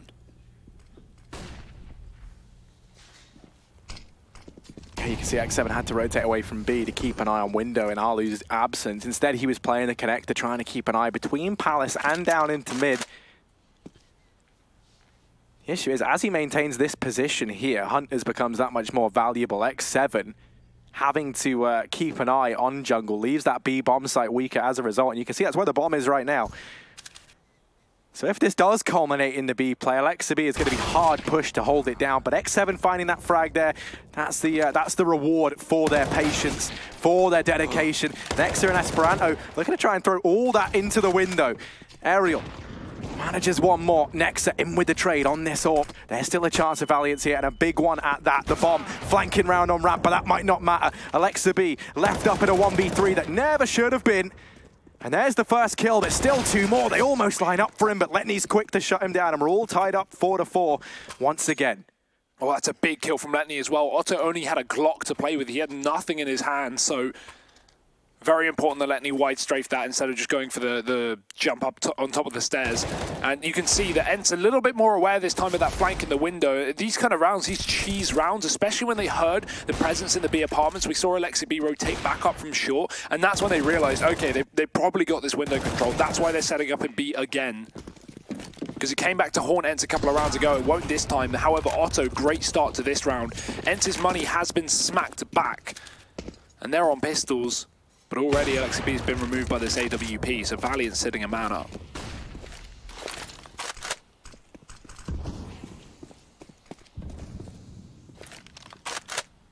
I mean, now with Cat control this B-bomb site, they're licking their lips at the idea of just walking into this one. Letney going to get flashed in to clear out ladder room.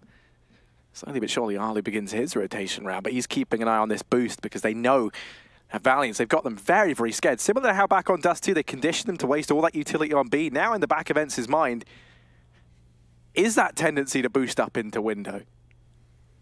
So you can see they're always having to keep a player floating around in this portion of the map.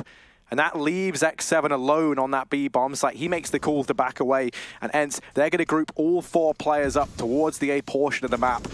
Try and play together and hope that Valiants walk into them. That's a nice shot from Alu, but we need to see more. The issue is with that kill is it might make Alu think this is definitely an A play, and this early rotation was the wrong call to make from Valiant. Another tag lands onto the leg of Otto, but the issue is this B site has been uncovered. It has been taken by Valiant. That plant can come in, and it's definitely around that ENCE will attempt. I mean, they're already close by. X7's flanking through the underpass, but they're just under-equipped, Harry. M4 been retrieved on aerial. Nexa trying to catch this cat rotation. And 2 players coming in from middle as well. They might even line up him. Oh, they do. Nexa finds both. And that is just going to seal the deal. That's going to end the round. ENCE will not be able to get this retake. They have no kit. Alu's fighting on short. They're going to give it a go either way, but surely this one's just unrealistic to expect. That bomb is on a very open part as well. X7 going to get caught by Letney jumping up on top of the car. Did not expect that. And Alu now, he may be having a good game, but this one is a little bit too much to ask for. Holds onto the M4, falls back, and saves it for a rainy day. Oh, hello. The hunter has become the hunted. No! Oh my goodness! Oh no! Alu! Not like this! Oof. Oh dearie me. Well, that's what happens when you hunt a hunter. Yeah, maybe don't do that. But it took him a while to react, and that's because the noise of the bomb, Alu timed that well, right? The noise of the bomb was so loud that he could run behind Hunter, and he didn't hear him. He only realized when he started getting knifed, which is, you know. Yeah, that's fair enough, right? Feel that. Yeah. Feel that. But that's going to break ENCE's money. I mean, it was lost regardless, but now they don't have that one M4 that they can play around. It's just pistols, and a top mid rush does land in 1 kill. Yeah, I mean, that's really about it. Okay, they've got that, but yeah, this round's over. Valiant 6-4 up.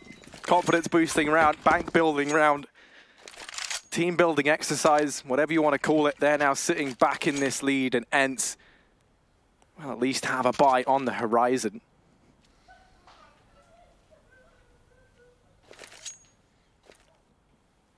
Issue is, I think that the problem they're going to have to try and deal with sometime soon is just this window boost. You have to try and figure out a way either of keeping Valiance out of mid or making up for your lack of mid presence elsewhere if you're ENCE. But I like how Valiant just keep... Oh, okay, we'll hold that thought. ENCE are going aggressive into middle again, and we just got a fast cat play for Esperanto. He gets a 1-for-1. Alu's doubled with the AWP. There's still a man at top mid, but as ENCE are drawn towards mid to continue taking this fight, they lose a kill to a player in Palace. Letney getting a frag has now made ENCE worry about their backline as well, and this is only the start of the round, but there have already been 5 casualties. And this is the thing about Hunter, is he's just unreal at creating so much space. Like, his knowledge as to where he can afford to push and prod, where the weakness in the enemy's lines, the enemy's ranks might lie. He's in the back, but on one hand, he's missed X7. This could be a horrible case of misinformation. He's called that this B bomb site is clear. They will not expect X7 sat here. This white van man looking to try and dispatch of Letney as he starts to creep on forward. He's a man with a van, now got to be a man with a plan. And X7 letting Letney cross as he turns around. There it is, quick double, 40 seconds, and Otto now left. It's Finn on Finn in the clutch. That's such a big brain play from X7. He's actually moved away from the bomb as well. The last place Otto is going to check will be the left side of this site. But he creeps in slowly. X7 waiting for the plant, knowing that he is cut off the only point of rotation. Otto, he doesn't have time to go back towards Cat, so it has to be a B plant, and he has no idea where this enemy is. He might even assume he's up in the apartments as well. It's got to be a guessing game for Otto, who moves into the site, but the timing of the peak is perfect, and X7 will find his third. He wins that round single-handedly, so Hunter may have bypassed him, may have taken control of B, but he didn't clear out every angle, and that's going to come back to haunt Valiance. Oh, it really is, in a very big way at that. It was looking like such a good round for them as well. They exploit that little gap over at the B bomb site, but didn't clear out the short position, and that allowed X7 to go ahead and reposition himself just down beneath the apartments, clutch that out in the 1v3. And that is ridiculous. ENCE now very much back into this game. You were worried about Valiance just chaining together all these rounds, building a very comfortable T side. And this time around, ENCE, exactly as we were kind of saying, they haven't gone ahead and watched mid. They've given it up to Valiance, but they've made up for it by pushing elsewhere. Clearing out the man in lower tunnels now means as well that they've got a 3-man hold here for this short push, and Valiance now suddenly aren't too keen on rearing their head at this side of the map. Instead, putting their hopes and dreams on the back of Nexa over at A, although that has forced the rotation away for ENCE. Suddenly, there's only 1 man inside of B. But they still have the man advantage. They still have that power. Otto spotted with the AWP up on shore. He's got to reroute. There is a man in the CT spawn as well who's got to be hearing all of this. Mr. Alu himself holding to the window. And even a teammate close by. X7 has moved in and they didn't quite catch this cross, but Alu is going to see it now. Letney's there, and now the double peek comes through. He doesn't expect the second man, and I don't blame him. A 4-on-2 here. Esperanto re-attempts some aggression, and he will find one, but he knows X7 is nearby in the CT spawn, so doesn't want to commit to any too much of a fight. Would rather trade with his teammate, because this is still a very winnable situation. The reposition back in the sandwich, a position that has already been cleared, may come to surprise Valiance, and that is exactly what happens. Alexa B catches Esperanto crossing to the site, and Otto has got a big clutch to find with 30 seconds left. Wary along the other side of this. Flash goes through, not destined for it though is young Otto, and that's him removed. ENCE tying things up now 6-6. It definitely seems like ENCE have their head in the game a little bit more in this one. They're at least contending with this matchup, right? They're not getting run over like in the previous. If you remember back to that last map at Dust 2, ENCE started off on a 3-0, but then went down, I think it was 7-3 before they even got their next round. This is very back and forth. Well, similarly, these fins to real sharks, sharks actually cannibalize each other while they're in the womb. That's what we just saw there. The young Finn over on short. That's a bit of a clutch. Yeah, there's a clutch at straws for that metaphor. Grasping for that one. Yeah, well, you know, I like to throw in a little fact every now and again. Yeah, sure. Did you have to best out your opposition in the womb as well? There were twins, but, you know. Oh my, that is sinister. I was the strongest survivor. Oh, well, 6-6. If you were the strongest, what was the other guy like? Oh. You don't need to talk about him, Harry. Mr. Hugged Brian. My ultimate. Well, 6-6. Here's the tie. Valiants, they do have rifles into... Sorry, but they do have rifles into this round. Here's the push in, and Sergey, he's opened up with one. No trade just yet, and Letny still getting their attention over in mid. You can see how worried Ents are about this mid portion of the map, because they had 4 players watching it, but Alu, big shot to find from CT. That's the bomb drop, the bomb plant denied. Now a 3-on-4, and that bomb's out in the open. Yeah, but no utility to cut off anything here, so gunfights need to be won by Valiants if they want to get this plant in. 2 more men in the CT, but Alu, he's enough for the job. He's found himself a second kill. X7 even comes in clutch with the UMP dropping another man, and Letny now has to find the clutch. Not typically the clutch king for the team, but let's see what he's got. First kill found and the second spotted, but he's being baked in by Short. Man coming in from the back lines is Alexa B, who will finish off that round. And Ents take the lead back, 7-6. Despite this being the map pick of Valiants, it's certainly not looking as dire for Ents here. They're definitely seeming like this could go the full distance, like we could take this to 3.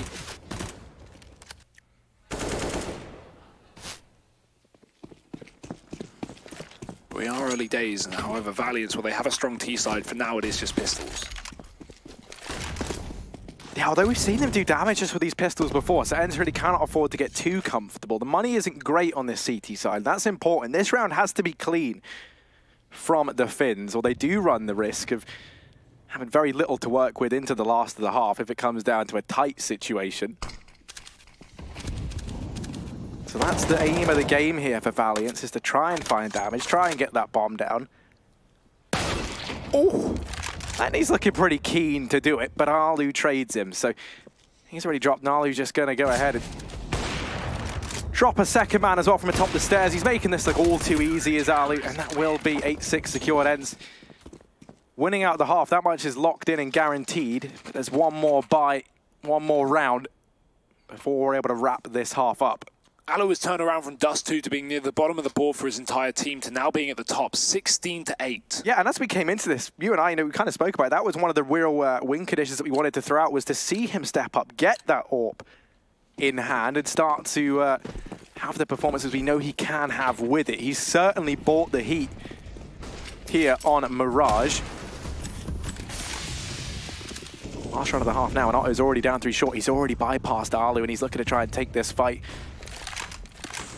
onto the 2 players in connector. Otto in with one, has to be aware that this flank on short is looking to come through, and Aerial, he's maybe the unknown factor, was also in connector with Ali, not revealed himself just yet. It's so important he's actually in this position, because that allows Alexa B to fully focus on the window, which is where Valiants have once again boosted a player up. But that kill from Esperanto might change things. It might draw the attention of Alexa B, allowing Letny to strike. It's actually just Otto taking him down from the ladder room, so there's a window room opened up. X7 does manage to grab the AWP after taking down his opposition, but Letny has caught him from that boost. Finally coming back to pay its dividends, as now Valiants have a 3-on-1, and Sergey stuck in the spawn will catch that push through the murder hole, but he won't catch the bomb crossing to the site. That plant comes in, but if there was a man on your team that wanted to pull out this 1v2 clutch, Sergey would be a good choice. So as he rotates round from the connector, finding utility on the way, he has an opportunity. I don't know if he was spotted there. It didn't seem like it. Hunter, actually, yeah, he has a full clue. He's jumping up on top of Ticket. So crossfire here as Sergey creeps in, but I think he's going to be blindsided from his right, and there it is. Hunter finds it. 7 rounds on the half to Valiants. Bit of a recovery from Ents here, looking very good in that first, and if they can keep it up, we definitely have a chance to go the distance with 3 maps. But we have a second half before that, so join us after the break for the second half.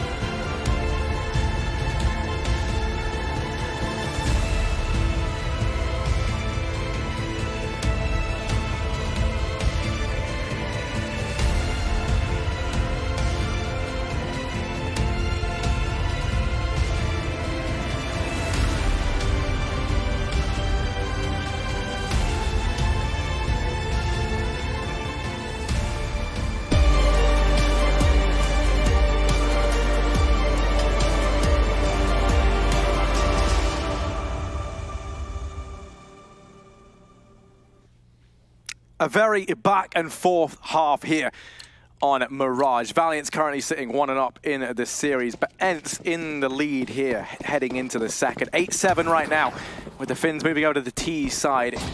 Can they rise to the occasion once again? X7 throwing the early molly down into the window. Smoke as well for the connector if they want to try and go for this B split. Issue they're going to have is Hunter. He's feeling hungry. He's going to go ahead and shut down both players up on short. Alu and Aerial all that remain. Next, they're dropping Aerial, and now just Alu at the full mercy of Esperanto up on that boost. Valiant's very, very convincing pistol round. And Hunter looking hungry like the wolf. That whole round comes undone, and that will be the pistol round secured for this CT side. Yeah, that's so unfortunate for ENCE. I mean, they're running into a heavy setup on B. Not only 2 players there, but 1 in window, 1 on short who finds a double, and even that boost in the back of the site. I mean, that is a trap set from Valiant, and an equal scoreline as a result. ENCE are going to go for the full eco. It's a quick burst through the ramp of the Palace. Next, should check this, and there it is. Just got to worry about the Palace. 4 players in there, buddy. Enjoy. It's a bit of a mop-up. It's the money machine, the Moolah Maker, the MP9. Valiant, 9 rounds to 8 as we go into the buy round for ENCE. And now, with that being such a clean second round, we should have a bonus being run by the CT side, which is at least, you know, it's good for Valiant in the sense that they can definitely upgrade those guns, but if they lose it, it's ENCE's chance to keep this game close, as it has been the entire way through. So still 4 SMGs in play.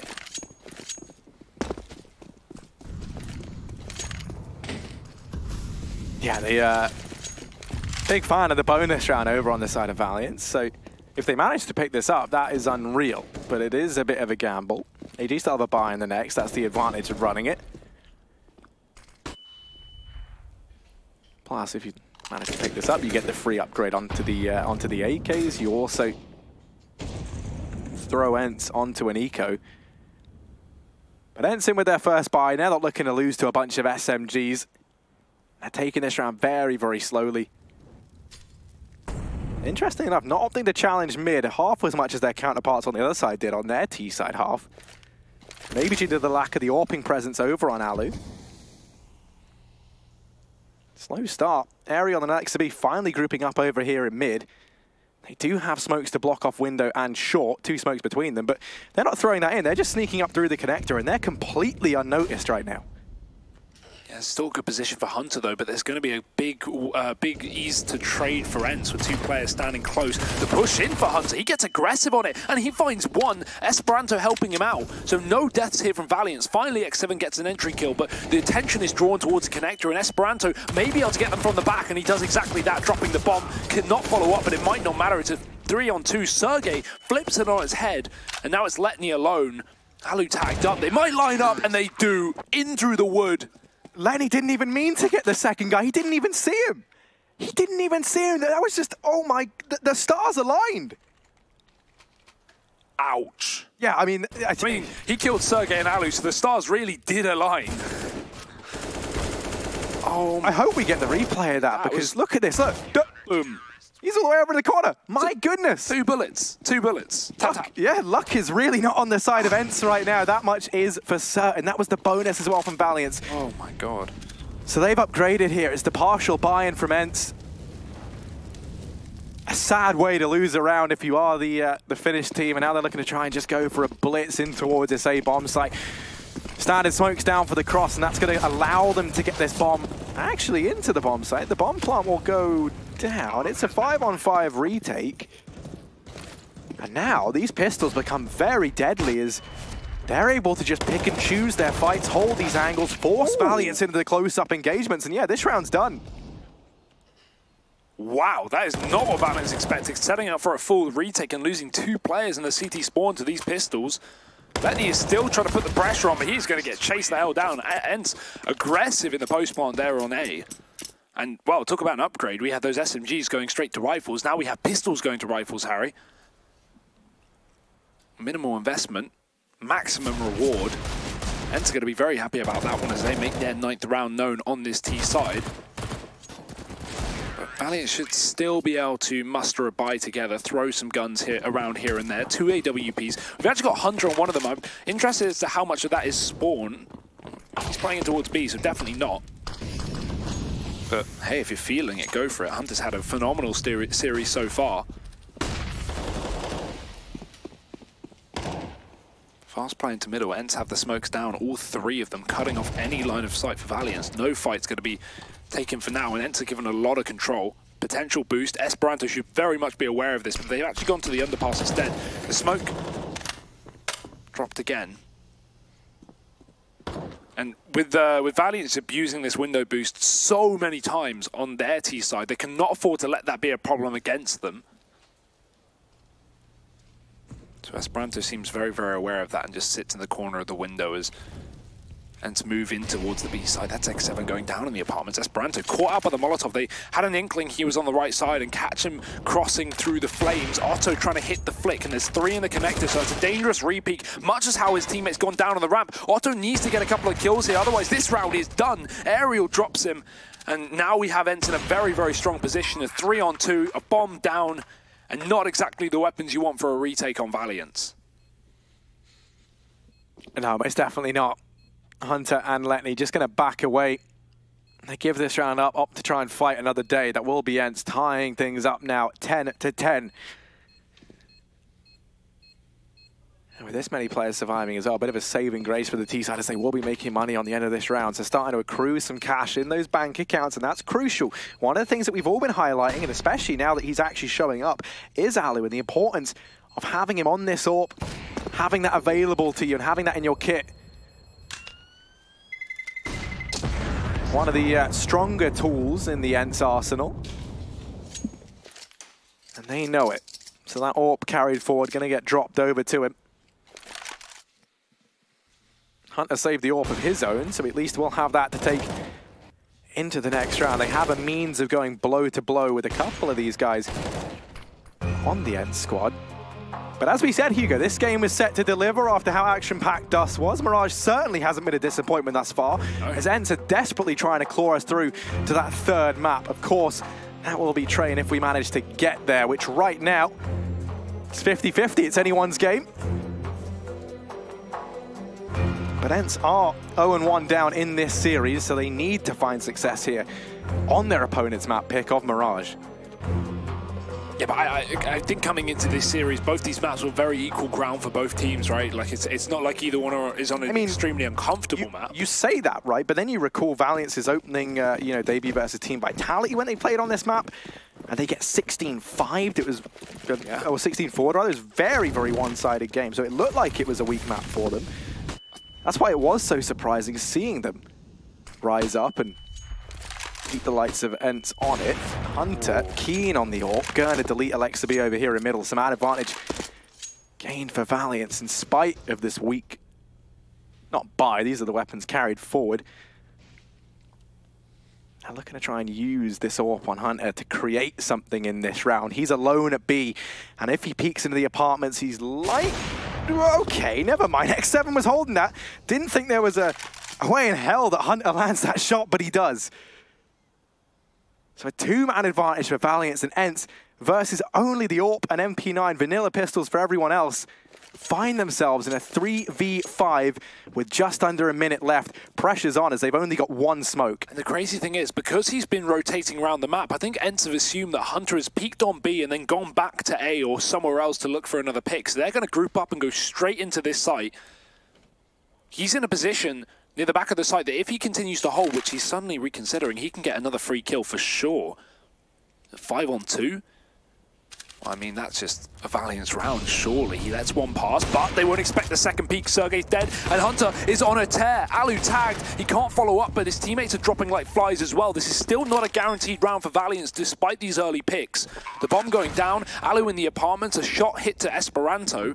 And the retake is on, but it's already getting shut down. It's only the pistol left up. Nexa can't connect the shots, and Aerial seeming to shut this round down. It's 1 kill away from an ace, and he'll find it, saving Ents in a round that should never have come that close. No, definitely not. Hunter doing such a stand-up job of creating that opportunity, but Aerial equally so, going above and beyond, showing anything Hunter can do He could do better as he manages the ace there. Stellar stuff, though, from this man on your screen. He's been playing lights out throughout this entire series. Looking to try and do the family name justice is Hunter. But only 2 players surviving means money's lost there for ENCE. The AWP at least is held forward. They do have to rebuy across a good few of these players, but money not really an issue just yet. Hunter goes 1-for-1 down in lower tunnels, which considering that was the double peak is really, a little bit more than perhaps he should have gotten away with. So he does well to manage at least that, although they are very keen in trading him. And 4-on-4 is going to benefit ENCE. Because now Valiants do have to stretch this defense that much more thin. Somewhere this CT side has to give, and Esperanto answering back with aggression. High risk, high reward, and sadly, playing with fire, Esperanto does get burned. Yeah, Valiants are getting very, very confident, but the issue is these solo plays aren't necessarily yielding as much as they would have hoped. And now as a result, 3-on-4. ENCE picking up the bomb in T-spawn and looking to set up for this A play. Now, we do have 2 players here with a third starting to rotate round. Letney's going to gamble stack this, and this is a good call from Valiants. Put all of your eggs in one basket. If ENCE hit B, you save your guns. If ENCE hit A, you have a very good chance you can actually upset and win this round. X7 tagged as well, and Otto waiting for this mid flank. He needs to be patient. 35 seconds on the clock, and I think the more time that goes past, the more Valiants fear that this is a B play, but as these nades start to get lined up, it's going to be a little bit more obvious. Flash over the top. Nexa not going to peek wide with it. X7 is still here. We've got Letney giving away his position from the spawn. Otto does go down in the connector. Now Nexa has to step up, but they already know he's here. And Aerial's wide straight round. Letney, another kill, but 3 HP. The nade just dunking him down to 1, and Ali will clean up with the AWP. ENCE is starting to take back control of this map. Yeah, I mean, the critical moment there is the second they lose the man down on stairs, that allows that flank up through connector. It had been completely silent that entire time, so they didn't know its whereabouts. The man tasked with trying to keep an eye on it, gets caught off guard by the player up in Palace. That means that Nexa gets sandwiched, and the wide peak, you could tell, caught him off guard. He wasn't ready for the man out from connector. The second that happens, it does just fall onto Letney, as you say, in a 1v3. Well, it just wasn't looking likely. So now, this partial investment here for Valiants. They got Pistols armor. They still have a buy in the next round. That's not the end of the world. They're going to try and get something done with these Pistols. And Valiants have usually been pretty good in these sorts of rounds. Let's see if ENCE can at least try and keep this one a bit cleaner than usual. Yeah, 1-for-1 trade early on. That's fine, but it's not really conclusive to winning a round. You're going to need a multi-kill from someone here from Valiants, but they're just looking for damage. It's probably not going to be a retakeable one. Esperanto lands a nice dig, and that drops a gun, but these guns are irretrievable by Valiants. And ENCE are going to stop peeking. They've gotten into their post plants. They can just play somewhat more passive. Sergey does take the fight out from the Palace, and confident display as well. 3 kills from him. Nice shutdown there, not giving Valiants the room to get those guns and get out. ENCE are going to be able to find their 13th round here on the T side.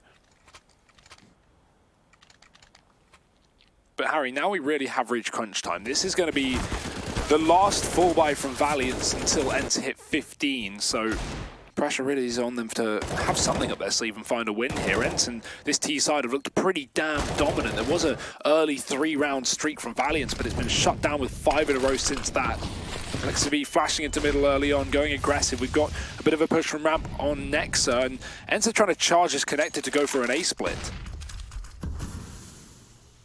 Yeah, right now they're shrouded by this smoke. Otto can't see his vision just obscured. Over the top of it, LXB spraying on through, a couple of missed shots, and actually Esperanto takes the fight.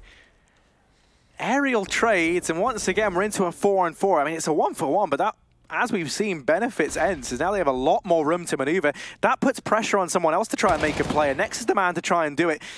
It's all falling apart for Valiants here. A lot of these individual fights, one of the things we were praising them for back on their dust and throughout this entire event is, unlike the Imperial, unlike the original Valiants, is it's not just based on these puggy, individualistic playstyles. It has been, you know, a much more team effort, much more tactical playing off of one another. And it seems like at exactly the wrong time, an old habit has reared its head once again. And they do say old habits die hard, so that could be the demise of Valiance here on this map. But not even just that, but something we always credit ENT on is their fundamentals, their ability to trade, their strong defaults. And Valiance, well, this round is a great example. They're trying to flash into middle and get aggressive, and they're getting traded, you know, and as you said, 1-for-1s, favoring ENT. Then we have Nexa push up on ramp, already ENT in a default holding for it. Like, Valiance should know, but it seems like, yeah, you're right. They are kind of letting this one slip away from their fingers, and not to say ENT are, you know, doing anything too crazy, but they're doing the fundamentals, and it's working so well. Yeah, the only reason why the next push is that much more understandable, right, is they lose a man down in mid. Nexa now knows that this portion of the map has been given up. So as a result, he tries to make up for that elsewhere, right? He's under the pressure to try and make a play, try and at least get information or give them a bit more forewarning for the rotate into that A bomb site. Very unfortunately, he goes ahead and ends up just walking blissfully to his death. But that's ENT's 14-10. And Hugo, you and I wanted this map to go their way so that this game could keep on going. And we might not be disappointed.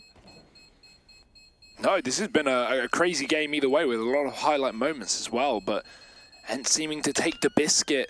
14 rounds here for the finish. And we're starting to reach the finish line unless Valiance can turn things around with